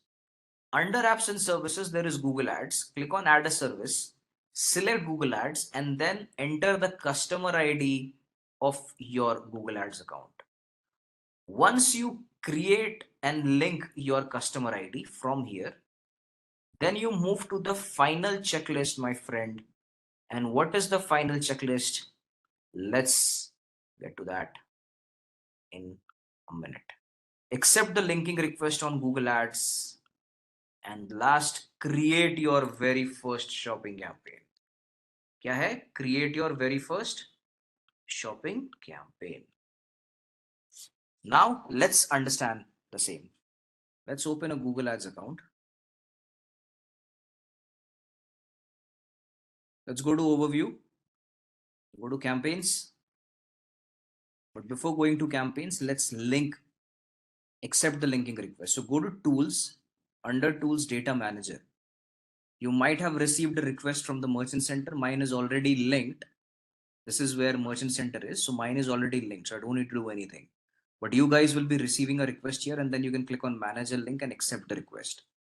Once that is done, you can come back to campaigns. And then let's click on plus campaign, new campaign. Obviously, it's an e-commerce campaign, so we'll choose sales. Let's see simply how easily I'm creating the campaign. And then purchase is the goal, continue. Campaign type is shopping. This is my merchant center ID, which is linked automatically, 120240215. This is the number on the right hand side, 120240215. And then if I scroll down, I will select standard shopping campaign, not performance max. And then I will move on, continue. Enter a name, new underscore Shopee underscore November. Additional settings that I have is not required. Then comes bidding manual CPC. Budget is, let's say, 1400 per day. Campaign priority, low, medium, high. So if you have only one shopping campaign, it doesn't matter whichever you choose. If you have 3 shopping campaigns, one is for top performing, one is for medium, and one is for zombies, which is the low performing product, then you can pick whichever you want to prioritize first. Then comes up network. Do you want to advertise on search network and search partners? I will choose only search network. I'll exclude search partners. I'll leave the decision making for you and your client. Then comes bid. Let's say the bid is 25. Per click, I would invest 25, create a campaign. My ads are live. My ads are currently live. I don't have to do anything. We did not create ads. We did not add targeting. We did not add keywords. How is the ad live? Which product ad it will choose, वो तो secondary question है. Primary question ये कि ad दिखेगा कैसे? It will be done by Google, but कैसे? पहली बात तो the moment you have created a shopping campaign, आपका merchant center already linked हो गया. On the left hand side, see, this is, so now all your products are linked. तो item ID, status, issues, price, सब कुछ आ गया यहाँ पे. Whenever the user search term, I repeat in capitals, whenever the user search term matches with my product title or description, the ad appears. So these two brackets work as keywords for you. आपको अलग से keyword add करने की जरूरत नहीं है. Product title और description जब मैच होगा और not and, the ad will appear. तो मैंने टाइप किया था लाइट्स, देखो लाइट ट्रिगर हो गया यहाँ पे. आप बाद में ऑडियंस डाल सकते हो और आप ऑप्टिमाइज कर सकते हो. मेरा अब आपसे क्वेश्चन है, ऑप्टिमाइज कैसे करें हम शॉपिंग कैंपेन को, कैसे हम शॉपिंग कैंपेन को और बेहतर बना सकते हैं. तो सर मैं आपको एक चीज बता दूं, 80% ऑफ द शॉपिंग कैंपेन जो है ना, 80% of the optimisation that happens on merchant center, क्योंकि पूरा गेम मर्चेंट सेंटर का है. जो 20% रह गया सर, वो आपका ऑप्टिमाइजेशन होगा गूगल एड्स पे. अब आप कैसे मर्चेंट सेंटर को ऑप्टिमाइज कर सकते हो? So basically if you are uploading 1000 product और 1000 में अगर आपका 20% डिसअप्रूवल रेट है या उससे ज्यादा, your feed is unhealthy. Make sure करो आपका ये डिसअप्रूवल रेट 10% या उससे कम रहे. गूगल 15% बोलता है, मैं थोड़ा सेफ साइड खेल रहा हूं, आप 10% लेके चलो. 10% से नीचे रहा up to 10% is fine. But अगर आपका 20-25%, 30% से ज्यादा है, आपका फीड सही में बहुत अनहेल्दी है. एज अ रिजल्ट आपका शॉपिंग कैंपेन अच्छा नहीं चलेगा. दूसरा, जितना यूटिलाइज कर सकते हो फीड का अच्छे से करो. सैंपल प्रोडक्ट फीड में आ जाओ, यहां पे देखो up to 200 characters, product title up to 150 characters. यहाँ पे टिप भी दिया गूगल ने, देखो क्या टिप दिया है, clearly identify what you are selling. A specific and accurate title can help Google show your product to the right customers. हर एक में गूगल ने टिप दिया, देखो try to use the tip each and every time. आपको और इससे बाहर कुछ करने की जरूरत नहीं है. कोई डिजिटल मार्केटर आपको कुछ और बेचने की कोशिश कर रहा है, कोई एजेंसी आपको कुछ और पिच करने की कोशिश कर रहा है, मत ध्यान दो. ये बहुत है सर, इतने में आप अच्छे खासे ई कॉमर्स स्पेशलिस्ट बन जाओगे. हाँ मतलब सीखना पड़ेगा for a year 2 years, but हाँ इससे ज्यादा आपको कुछ नहीं चाहिए. अब टारगेटिंग, अभी हम क्या कुछ ऐड कर सकते हैं? कर सकते हो, बट उसके पहले ये भी जान लो कि 20% ऑप्टिमाइजेशन आप गूगल पे भी कर सकते हो. वो 20% क्या है? 20% basically let's say you go to ad groups. तो यहाँ पे तो एड ग्रुप होता नहीं, यहाँ पे प्रोडक्ट ग्रुप्स होता है. एंड कहाँ गया वो, new shop in November, and this is the product group. All products, let's say all product में 1000 प्रोडक्ट है, आपको खाली 15 बेचना है, 15 दिखाना है add. So you can filter it in terms of brand, item ID, condition, और आप उनके लिए सेपरेट एड ग्रुप बना के उनके बिड बढ़ा सकते हो. So that optimisation is something that you can do. उससे ज्यादा कुछ नहीं कर सकते. So as many product feed we will use is a good for our campaign. Why should you use multiple product feed? One product feed is fine, more than sufficient. Supplementary ad आप डाल सकते हो, but multiple use करके फायदा क्या है? Website तो एक ही है ना आपका, स्टोर तो ऑनलाइन एक ही है.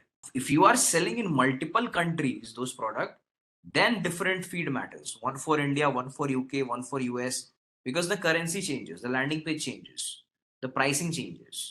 So that makes sense, still makes sense. Other than that तो मतलब नहीं है. Now, can I add audiences? Yes, audience targeting is there. आप audience use कर सकते हो. यहाँ पे जाके आप remarketing ऐड कर सकते हो, यहाँ पे जाके आप ऑडियंस ऐड करके चला सकते हो. So it is good. So you can do that. So that's all you can do on a shopping campaign. It's a very interesting campaign type. और मैंने यहाँ पे एक recap window बनाया आपके लिए. Whatever we have covered so far. We have covered search, we have covered display, we have covered video, we have covered shopping, and we'll cover Performance Max as well. Now, what is the ad format? What is where the ad shows on? What is the targeting? Now we will move to Performance Max campaign. Now, what is the need of a Performance Max campaign? यार देखो Performance Max का ना purpose कुछ और है और हम कुछ और उसको बनाना चाहते हैं. मैं आता हूँ उस डिबेट पे आऊंगा मैं थोड़ी देर में. But let's start this topic. Performance Max campaign. Understand the term and the definition.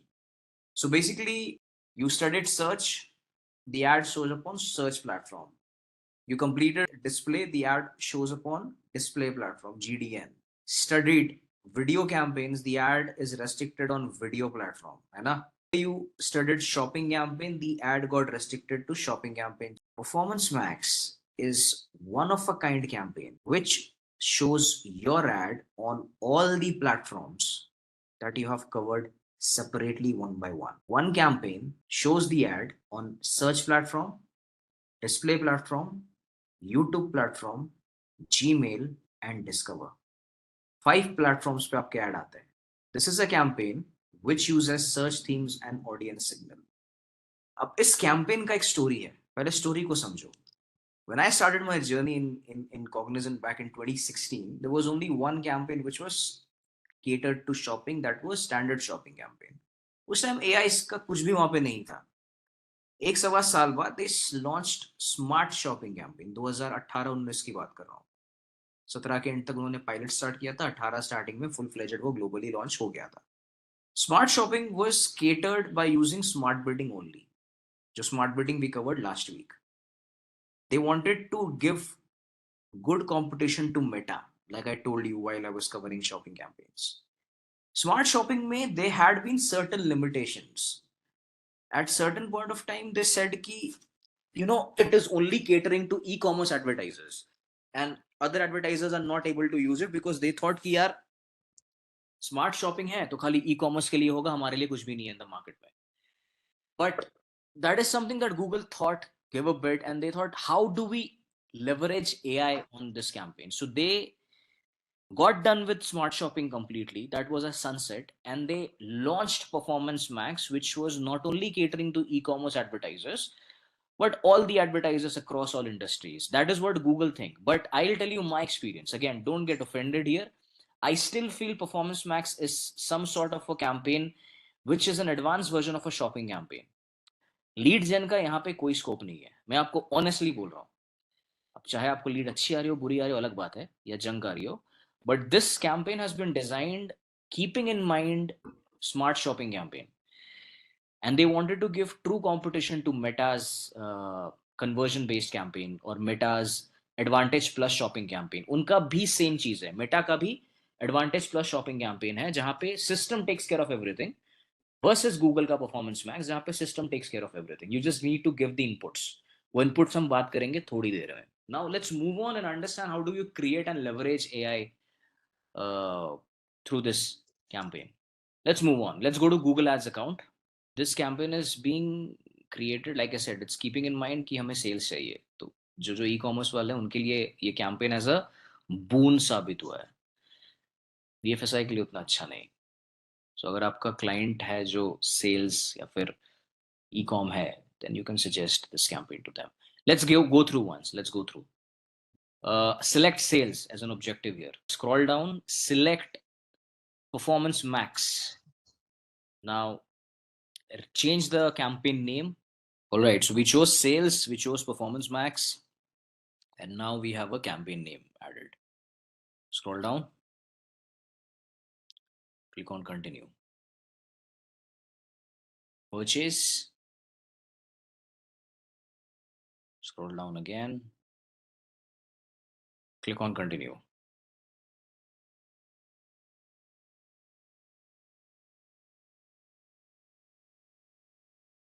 Now let's go to campaign settings on the left hand side.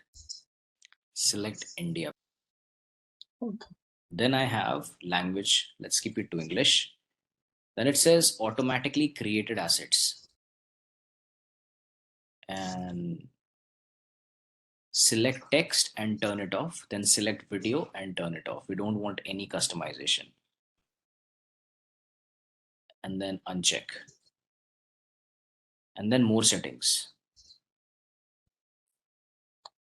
Ad schedule. That's fine. Click on next. Now comes the big part, asset generation. So we'll create an ad for Manyavar. Go to google.com.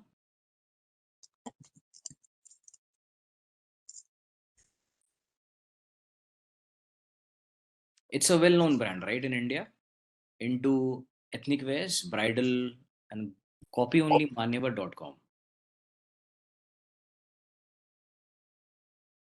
Yes, come back to Google Ads and paste it. यहाँ पे देखो ध्यान से, we paste the URL, and then if I scroll down, it's asking me what products or services are you promoting. Automatically, Google has picked culturally specific clothing, men's clothing, weddings, formal wear, bridal wear. I can add more to it. And then Google has also automatically picked what makes your product or services unique. Manyavar is a leading brand in India at ethnic wear industry. We offer a wide range of products for men and women. ठीक है, our products are designed to be stylish, comfortable and affordable. We also offer a variety of accessories. So the first three things are, first one is picked by us, we entered. The other two automatically has been pulled by system. If you need to enter more USPs or more product and services, you can keep on adding there and keep pressing enter in 20 characters. Now let's scroll down, and the product and services has 3000 characters. Now which pages will Google scan? Google will scan manyavar.com, which is my homepage. Google will also scan facebook.com page for Manyavar. Google will also scan instagram.com page of Manyavar. Google will also scan LinkedIn page of Vedant Fashions Limited, which is the parent company of Manyavar. उसको रहने दो, check mark रहने दो. अब आपको बस एक command देना है यहाँ पे. Command is, in the bottom there are three options. Skip, click on generate assets. That command is something that you have to give.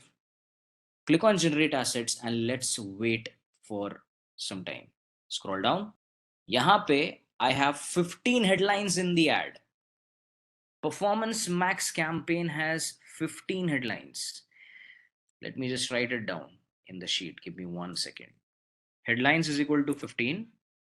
And then have a look. System has picked all the 15 headlines.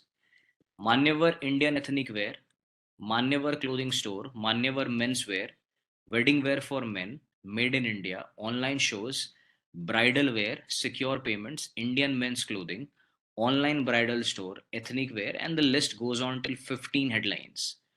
Uske baad I have 5 long headlines of 90 characters. And यहाँ पे system ने लिखा है Manyavar colon shop for Indian ethnic wear online. Manyavar colon again the best Indian ethnic wear for every occasion. Traditional Indian clothing for men and women. High quality at affordable prices. Buy Indian wear online for wedding, engagement and reception. Last but not the least, there is descriptions as well. Descriptions that I have is also 5 of 90 characters. Celebrate festivals and wedding in style with Manyavar. Manyavar shop for the latest in Indian ethnic wear. Manyavar offers stylish, comfortable and affordable Indian ethnic wear. Your destination for stylish and affordable ethnic wear. Manyavar provides a wide range of products for men and women. अब नीचे आते हैं. इसके अलावा apart from 15 headlines, 5 descriptions, 5 long headlines, we have images. How many images can I enter?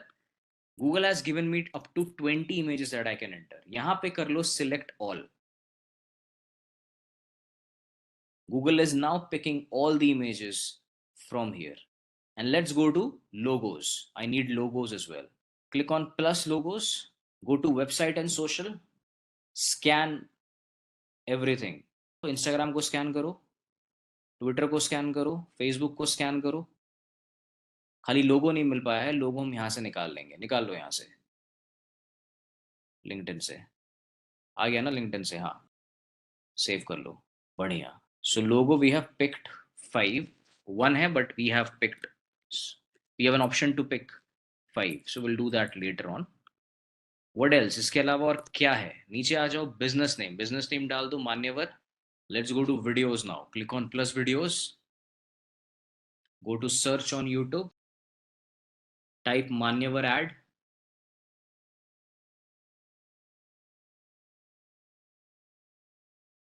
select inside the box again, then select fourth one, फिर दोबारा click करो, select fifth one,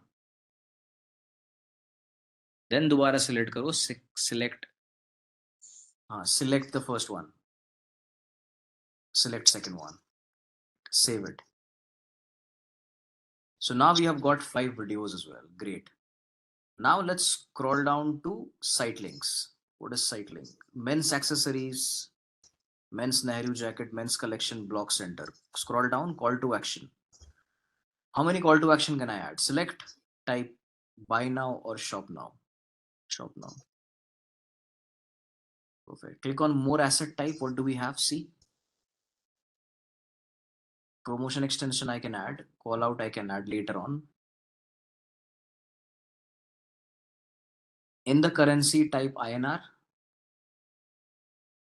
Monetary discount 500 off.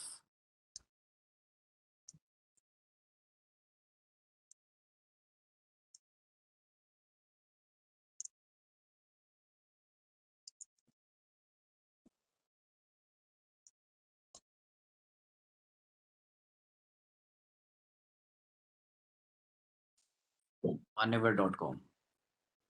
Promotion details. Promo code 500 off. Save. Apply. Apply karo. Perfect. All right. We are almost done. Now let's see if we are missing out on anything. Great. Now let's see the previews. On the top right, there's previews going on, but I'll give you a better way of seeing the previews. नीचे option आएगा. Now where you have the computer icon, click on the computer icon. Click on search. यहाँ पे ना एक option आता है आपके पास. There you go. This is what I was talking about. There you go. So let's start with search, guys. Let's click on search. Let's see how the ad will show up on search. So Indians Men Clothing - World of Style Festival, men's accessories, men's collection, blog center, men's Nehru jacket. And then let's click on display. In display, this is how my ad will appear. Let's click on YouTube. And this is how my ad will appear on YouTube with a video. Let's click on Gmail. And yeah, last but not the least, Discover वो mobile पे आएगा, वो इसमें नहीं आएगा. Let's go back to Performance Max campaign once again, Google Ads account पे. अब क्या करो, search themes पे आ जाओ. On the left hand side, click on search themes. Under search themes, please write down themes. Themes are nothing, guys, but what terms can trigger the ads. These are not keywords exactly, but what products and services do you think people might be searching on Google? Let's type here bridal wear.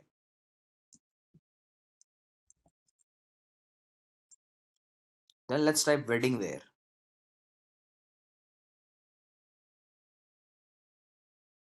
और क्या हो सकता है? Ethnic wear, ETHNIC, space wear. What else? Festive wear.